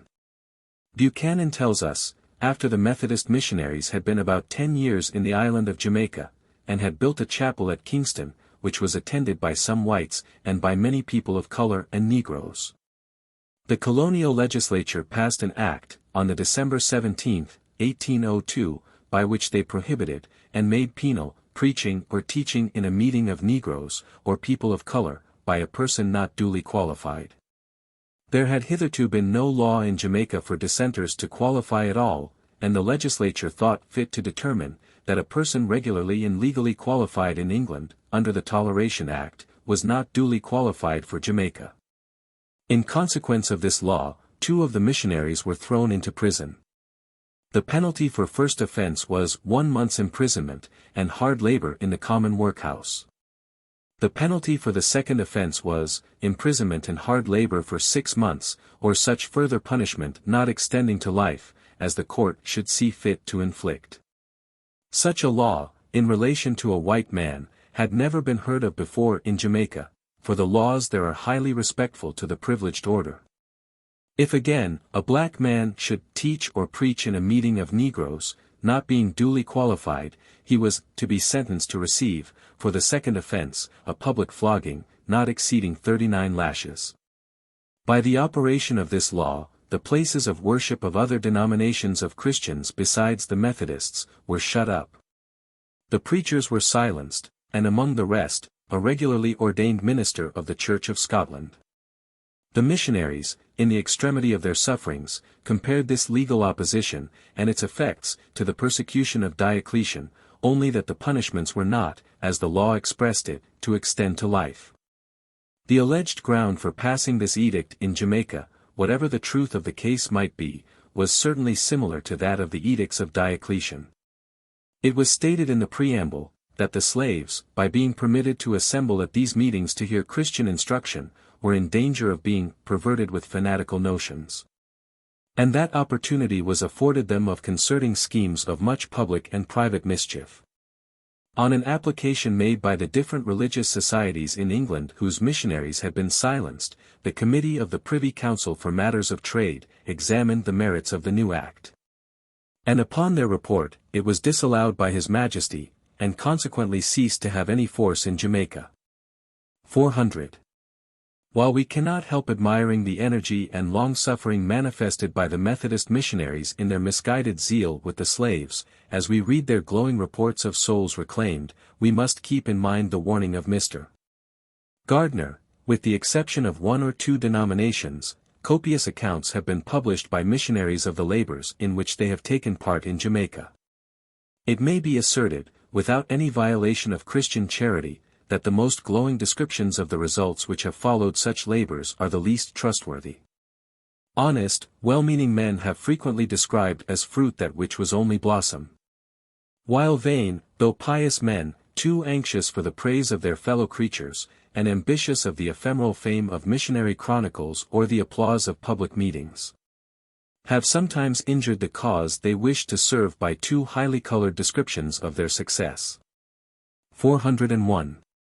In a report of the Committee of the Whole House which had been appointed to inquire into and take further into consideration the state of the island, presented to the House of Assembly of Jamaica on December 20, 1815, we find the words, 402, the subject of religion, and the best method of introducing genuine Christianity in the mild and beneficent spirit of its founder, is of so great importance that the committee declined going deeper into it at present, but recommend that early in the next session a committee may be appointed, for the special purpose of discussing and considering the most eligible manner of diffusing religious information amongst that class of society. The Assembly has always been against communicating to them the dark and dangerous fanaticism of the Methodists, which, grafted on the African superstitions, and the general temperament of Negroes in a state of bondage, has produced, and must continue to produce, the most fatal consequences, equally inimical to their well-being and comfort in this world, and to the practice of those virtues which we are led to believe ensure happiness in the next. But the representatives of the people have not displayed any of that aversion with which they have been charged, to encourage the propagation of Christianity in the form which they thought likely to be beneficial. It shows further, however, that the representatives of the people have always been desirous to encourage the introduction of pastors, whose education gave security for the nature of the doctrines which they were to inculcate. They continue of that disposition, although equally satisfied, as in former times, that to communicate the lights of Christianity through Methodism would have consequences the most fatal to the temporal comforts of the slaves and the safety of the community. This report was accepted unanimously, and on December 22, 1815, a resolution passed, also unanimously, to this effect, that early in the next session, this House will take into consideration the state of religion amongst the slaves, and carefully investigate the means of diffusing the light of genuine Christianity, divested of the dark and dangerous fanaticism of the Methodists, which has been attempted to be propagated, and which, grafted on the African superstitions, and working on the uninstructed minds and ardent temperament of the Negroes, has produced the most pernicious consequences to individuals, and is pregnant with imminent danger to the community. 403. As already noted, neither side of the controversy even suspected the real root difficulty. The Methodist missionaries felt that they were the victims of the rankest bigotry and cried aloud in protest. If they had only realized that they were offering themselves as martyrs to revivify and extend absolute paganism with a veneer of Christianity in the resuscitated nihilism that was parading as revivalism, they might have been less outspoken in their denunciation of the entire House of Assembly. If the planters, on the other hand, who honestly recognized in the unrest, caused by the activities of the Methodists, among the slaves, the significant forerunners of serious disorders, if they had only been able to really analyze the situation, and distinguish between the strong nihilistic tendencies and the Methodistic emotional susceptibilities, they might have been able to direct the latter influence into less dangerous channels and have opened the eyes of its proponents to what was actually afoot. But each side of the controversy was deaf to the arguments of the other, just as they were both blind to the real nature of the terrific forces for harm that were accumulating among the mass of the blacks. When the dreaded uprising actually began in St. James Parish on the night of December 28, 1831, the feeling of bitterness on both sides was intense. The Reverend David Jonathan East, writing on the West Indies in the centenary volume of the Baptist Missionary Society 404, admits that the insurrection broke out in the very district in which missionary labors had been most successful, and adds at once, it is not perhaps surprising that the first thought of the planters was that missionaries were the authors of the rebellion. Exaggerated as this view of the planters certainly was, it is no more extreme than the attitude of some of the missionaries themselves. Thus the Reverend Peter Duncan, who was a Methodist minister in Jamaica at the very time of the slave rebellion, fosters his own resentment, and writing 18 years after the events, unhesitatingly insinuates, seemingly with absolutely no foundation in fact, time may yet show, whether, in some instances, the Negroes were not directly instigated to violence for the purpose of casting odium upon the missionaries. 405, and in a note he explains, this thought has been ridiculed, and it has been asked, whether it can be believed, that any man would instigate the Negroes to destroy his own property, perhaps not. But it never was pretended that the instigators of the Negroes had property to destroy. The overseers, the parties alluded to, had no property. Such found it easier to kindle the fire than to put it out. It is not, however, suspected that many directly instigated the Negroes to the work of destruction. 406. If both sides could only have understood the insidious workings of nihilism as we do today, how much different might have been the closing days of slavery in Jamaica. 407, in place of the mutual antagonism, and bitter recriminations, they might have worked harmoniously together for the peace and prosperity of the entire community. The years of apprenticeship might then have witnessed a gradual enlightenment of the masses of former slaves, spiritually as well as intellectually. And with their freedom from bondage, they might naturally have acquired a disillusionment as regards nihilism and Obeah alike. In that case the recrudescence of paganism that blighted the early days of Reconstruction might never have occurred. In any case, the fact remains that actually the forces of nihilism and Obeah today have degenerated into a common form of witchcraft not unfrequently associated with devil worship, and even those of the blacks who belittle its general influence. In practice show a wholesome fear of the powers of the Obeah man. And here we must leave the question for the present, reserving for a future volume a detailed study of Duppism and kindred subjects. Bibliography. Space restricts us to such works as may be found in the Boston College Library, Newton, Massachusetts. Bibliography for African Ophiolatry. Anonymous. Ophiolatria or Serpent Worship, printed privately. Atkins, John. A Voyage to Guinea, Brazil, and the West Indies in His Majesty's Ships the Swallow and Weymouth, London, 1735. Baston, G. T. Among the Igbos of Nigeria, London, 1921. Bodan, Per. Fetishism et Fetishers, Lyon, 1884. Bosch, F. Le culte des ancêtres chez les Banyamwezi Anthropos, Volume 20, 1925. Bosman, William. A New and Accurate Description of the Coast of Guinea, divided into the Gold, the Slave, and the Ivory Coast, London, 1705. Bouche, Pierre. La Côte des Esclaves et le Dahomey, Paris, 1885. Breasted, James Henry. History of Egypt, New York, 1905. Development of Religion and Thought in Ancient Egypt, New York, 1905. Ancient Records of Egypt, London, 1907. History of Ancient Egyptians, London, 1908. Briault, M. Polytheism and Fetishism, London, 1931. Brassas, Charles de. Du culte de fétiches au parallèle de l'ancienne religion de l'Égypte avec la religion de Nigrity, Paris, 1760. Brown, W. G. Travels in Africa, Egypt and Syria, from the year 1792 to 1798, London, 1806. Bruce, James. Travels to Discover the Source of the Nile, Edinburgh, 1804. Brugsch, Henri. History of Egypt under the Pharaohs, London, 1879. Brunet, L. Dahomey et Dependences, Paris, 1901. Budge, A. E. Wallace. Egyptian Magic, London, 1908. Egyptian Ideas of the Future Life, London, 1908. The Book of the Dead, London, 1923. Short History of the Egyptian People, London, 1923.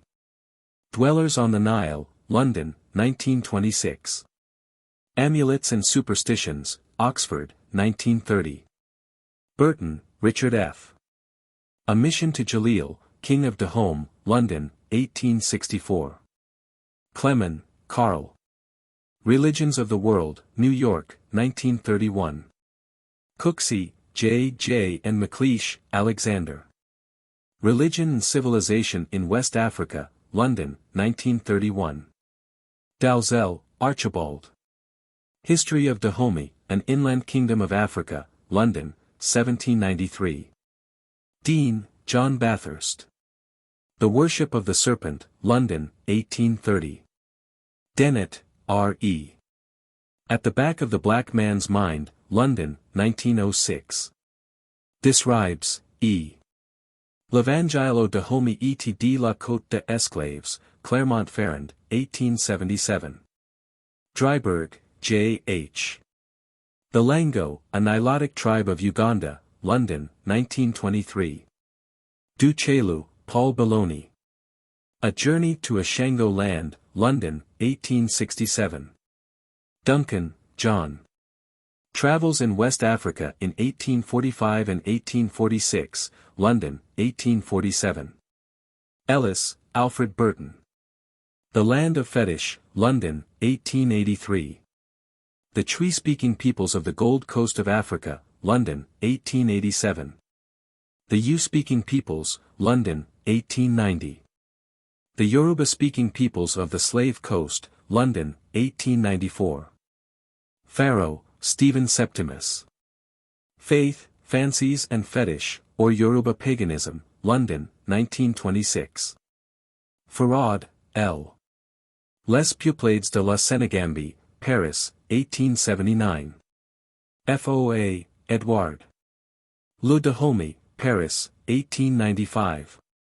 Forbes, Frederick E. Dahomey and the Dahomans, being the journals of two missions to the King of Dahomey, and residence at his capital, in the years 1849 and 1850, London, 1851. Fraser, James George. Totemism and Exogamy, London, 1910. The Golden Bough, London, 1920.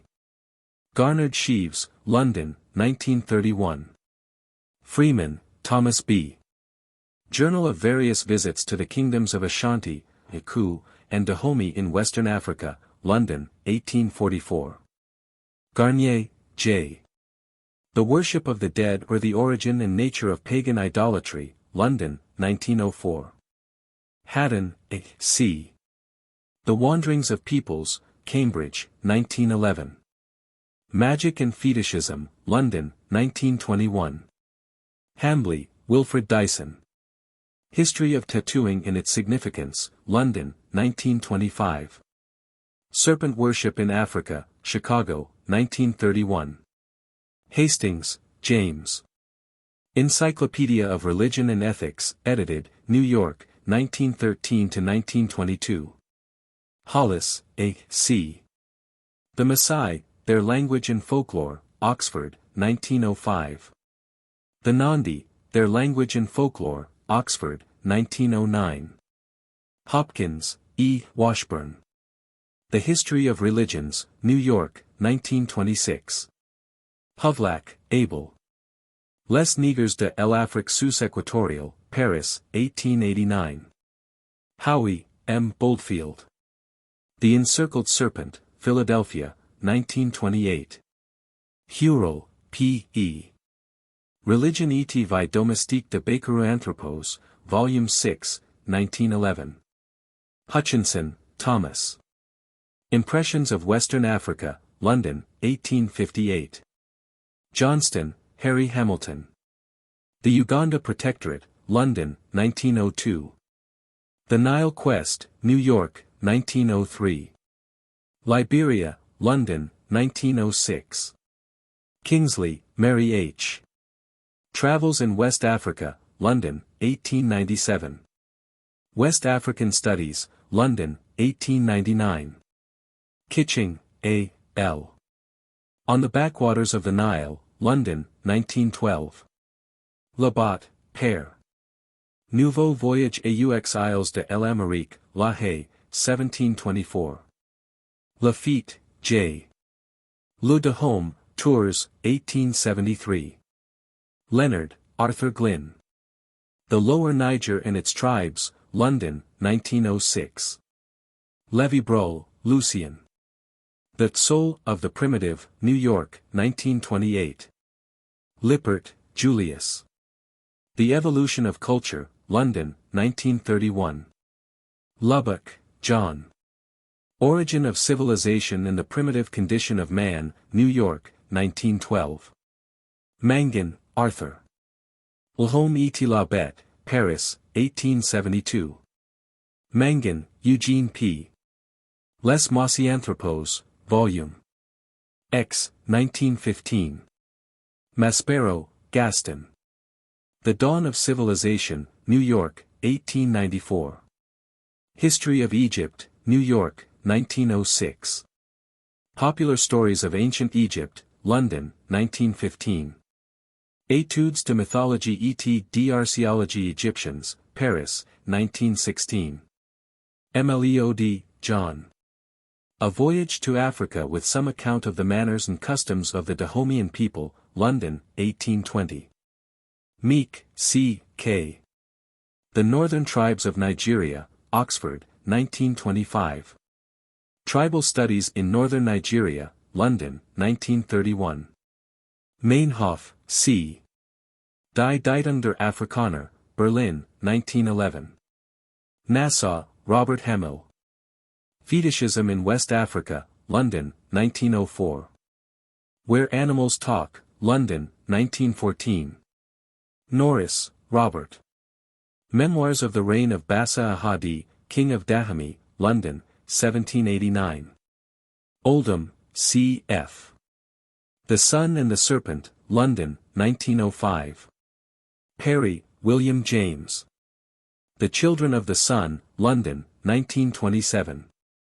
Petrie, W. M. Flinders. History of Egypt, New York, 1896. Religions and Conscience in Ancient Egypt, New York, 1898. Personal Religion in Egypt Before Christianity, London, 1909. Amulets, London, 1914. History of Egypt from the Earliest Kings of the XVth Dynasty, New York, 1924. Pritchard, James Cowles. Researches into the Physical History of Mankind, London, 1851. Ratzel, Friedrich. The History of Mankind, London, 1896–1898. Reville, A. Les Religions de Peuples Non-Civilises, Paris, 1883. Roscoe, John. The Baganda, An Account of Their Native Customs and Beliefs, London, 1911. The Northern Bantu, Cambridge, 1915. 25 Years in East Africa, Cambridge, 1921. The Soul of Central Africa, London, 1922. The Bakatara or Benyoro, Cambridge, 1923. The Banyankole, Cambridge, 1923. Rougemont, Frederick de. Le Peuple Primitif, Sa Religion, Son Histoire sa Civilisation, Genève, 1855. Sayce, A. H. Ancient Empires of the East, London, 1886. Egypt of the Hebrews and Herodotus, London, 1896. The Religions of Ancient Egypt and Babylonia, Edinburgh, 1903.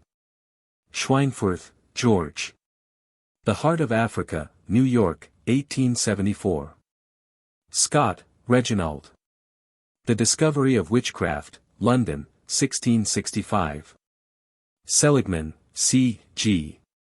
Races of Africa, London, 1930. Skirchley, J. A. Dahomey as It Is, Being a Narrative of 8 Months' Residence in That Country, London, 1874. Smith, Edwin W., and Dale, Andrew Murray. The Isla-Speaking People of Northern Rhodesia, London, 1920. Smith, Grafton Elliott. The Evolution of the Dragon, Manchester, 1919. The Migrations of Early Culture, Manchester, 1929.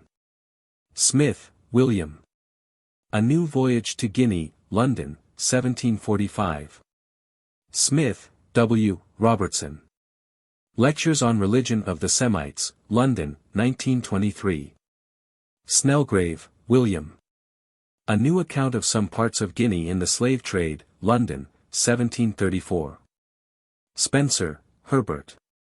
Descriptive Sociology, African Races, compiled and abstracted by Professor David Duncan, London, 1875.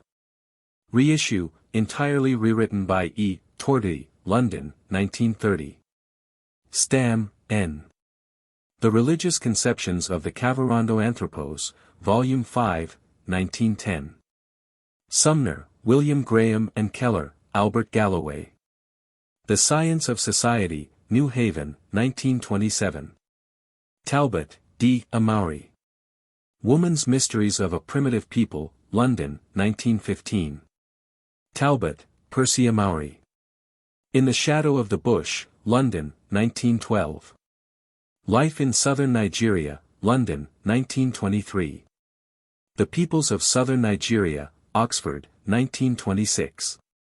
Tribes of the Niger Delta, London, 1932. Thomas, Northcote W.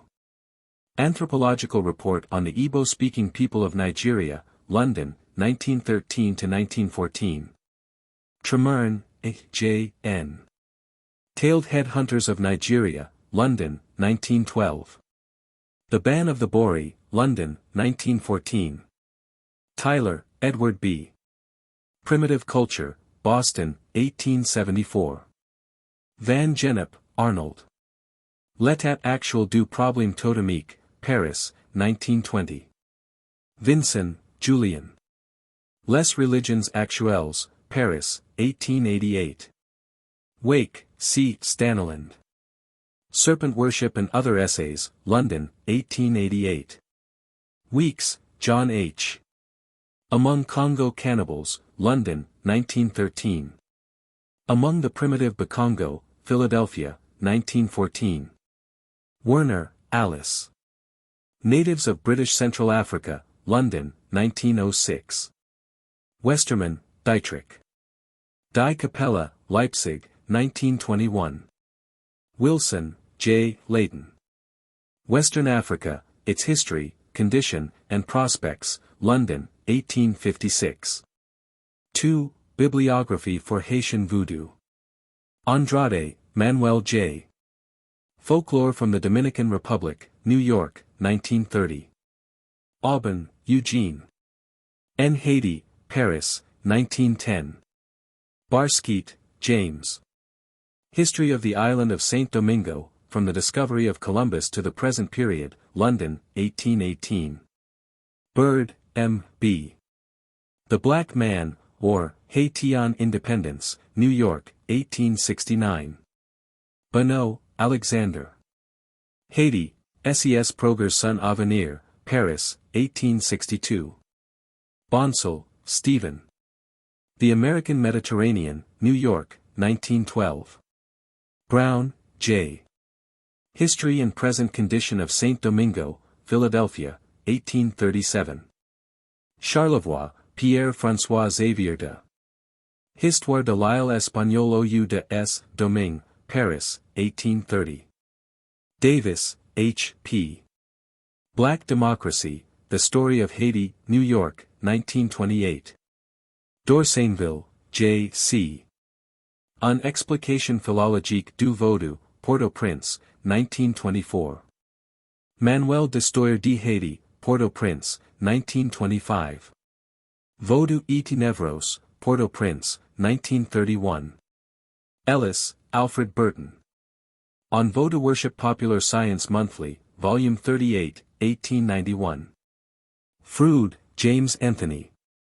The English in the West Indies, or, The Bow of Ulysses, London, 1888. Hazard, Samuel. Santo Domingo, Past and Present with a Glance at Haiti, London, 1873. Johnston, Harry Hamilton. The Negro in the New World, London, 1910. Leger, J. N. Haiti, Son Histoire et ses Detracteurs, New York, 1907. Haiti, Her History and Her Detractors, New York, 1907. Media, Thomas. Histoire de Haiti, Années 1492-1807, Port-au-Prince, 1922-1923. Histoire de Haiti, Années 1843-1846, Port-au-Prince, 1904. Mannington, George. The West Indies with British Guiana and British Honduras, New York, 1925. Merwin, Bruce W. A Voodoo Drum from Haiti, University of Pennsylvania Museum Journal, Volume 8, 1917. Morand, Paul. Magie Noire, Paris, 1928. Moreau de Sainte-Marie, Médéric Louis Elia. Loix et Constitutions de Colonies Françoises de l'Amérique sous le Vent, Paris, 1780. Description de la Partie Française de l'Île Saint-Domingue, Philadelphia, 1797-1798. Topographical and Political Description of the Spanish Part of Saint Domingo, Philadelphia, 1798. Newell, William W. Myths of Voodoo Worship and Child Sacrifice in Haiti, Journal of American Folklore, Volume 1, 1888. Niles, Blair. Black Haiti, A Biography of Africa's Eldest Daughter, New York, 1926. Parsons, Elsie Clews. Spirit Cult in Haiti, Paris, 1928. Price Mars, Dr. Le sentiment et le phénomène religieux chez les Nègres de Saint-Domingue, Port-au-Prince, 1928. Ainsi parla l'oncle, Port-au-Prince, 1929. On a tape de l'évolution haïtienne, Port-au-Prince, 1929. Pritchard, Hesketh. Where Black Rules White, A Journey Across and About Haiti, Westminster, 1900. St. John, Spencer Buckingham. Haiti or the Black Republic, London, 1884. Second edition, New Matter, London, 1889. Savin, Albert. Saint-Domingue à la veille de la Révolution. Souvenirs du Baron Wimpfen, Paris, 1911. Seabrook, William Buckler. The Magic Island, New York, 1929. Trolliat, D. Esquisse ethnographique, Le Voodoo, Port-au-Prince, 1885. Vaissière, Pierre de. Saint-Domingue, La Société et la vie créoles sous l'Ancien Régime, 1629–1789, Paris, 1909. Weatherford, Willis Duke. The Negro from Africa to America, New York, 1924. Wright, J. Voyage to St. Domingo in the years 1788, 1789, and 1790, by Francis Alexander Stanislaus, Baron Wimpfen. Translated front the original manuscript which has never been published, London, 1817. 3. Bibliography for Jamaica Obeah, Mialism and Revivalism. Anonymous.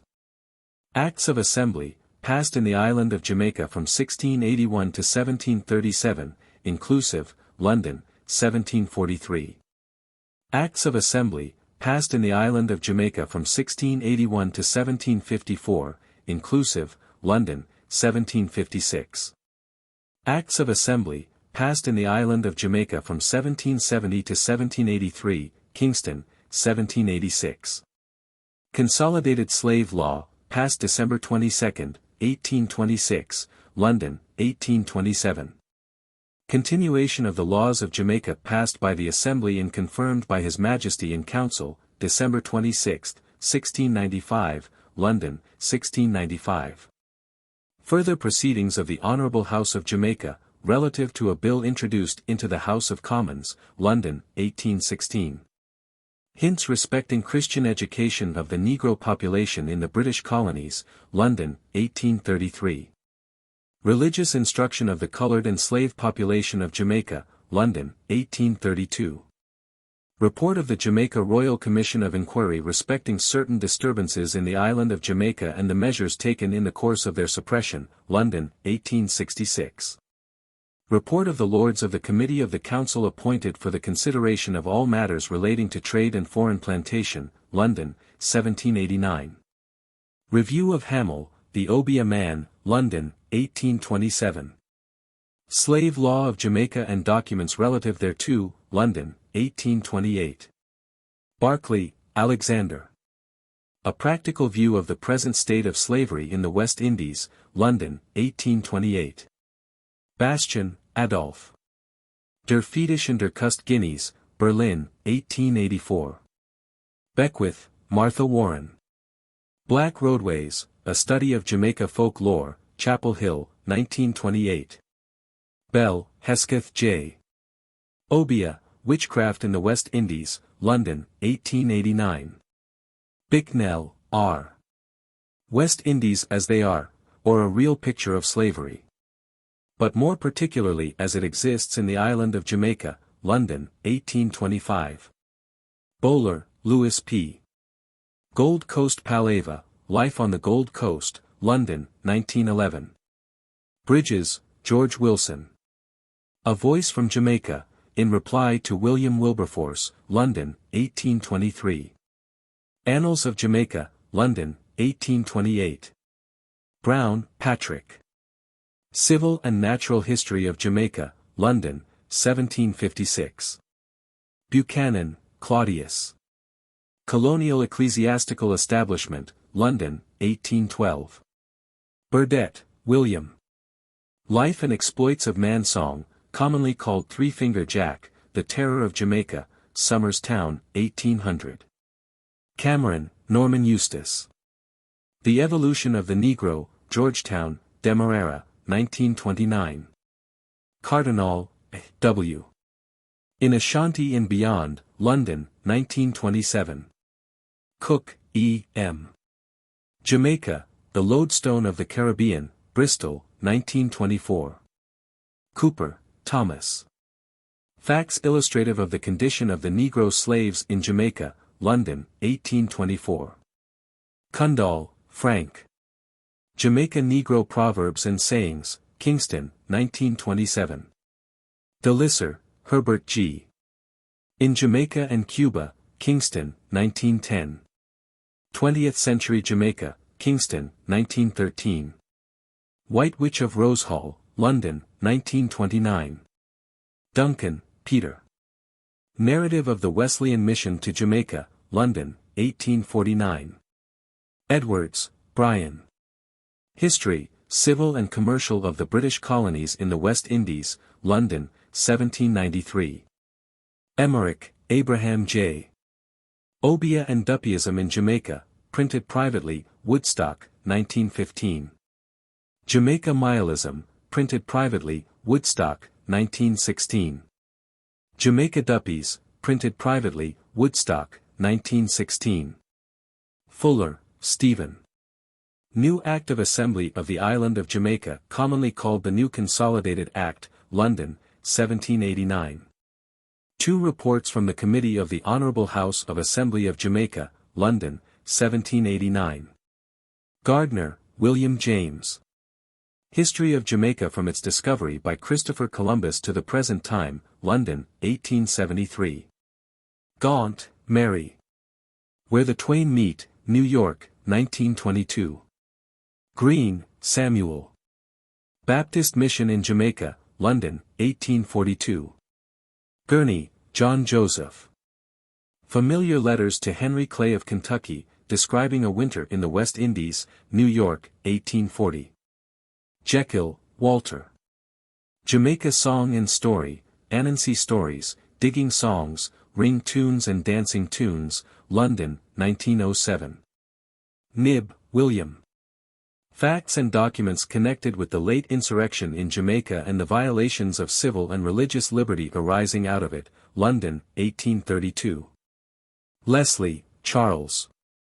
New History of Jamaica, London, 1740. Lewis, Matthew Gregory.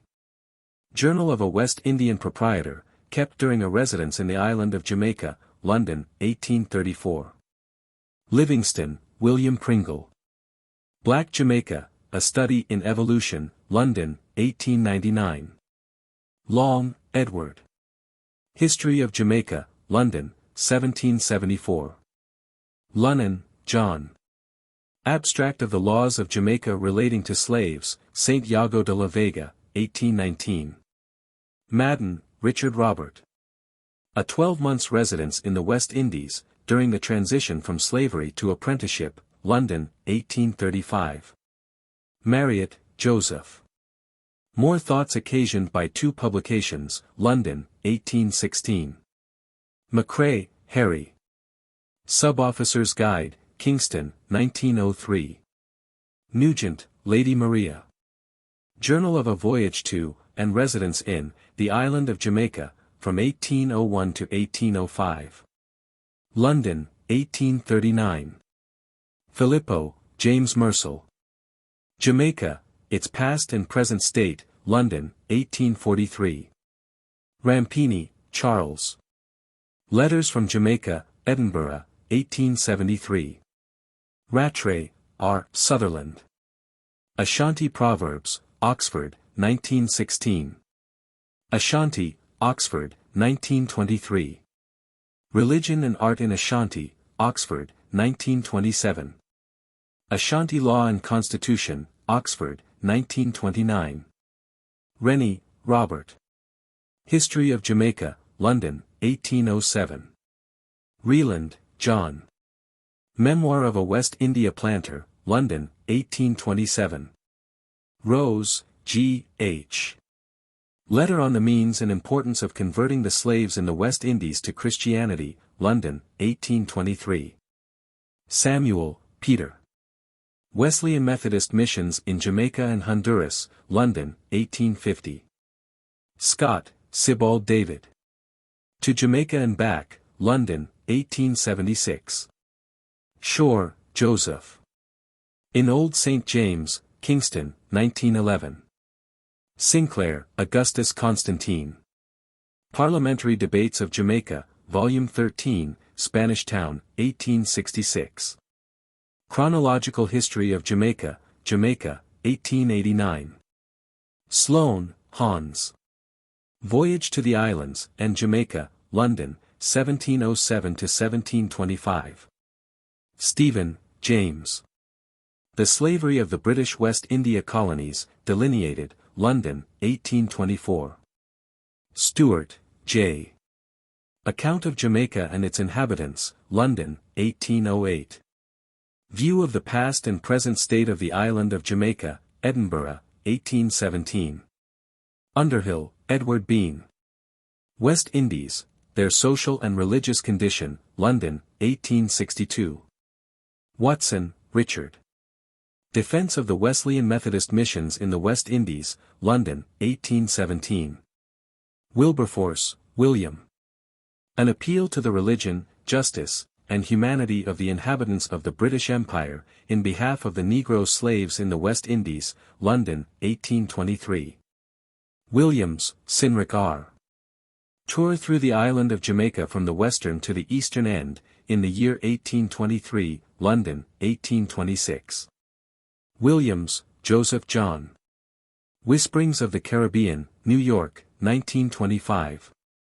Hebrewisms of West Africa, New York, 1930. Young, Robert. View of Slavery in Connection with Christianity, London, 1825.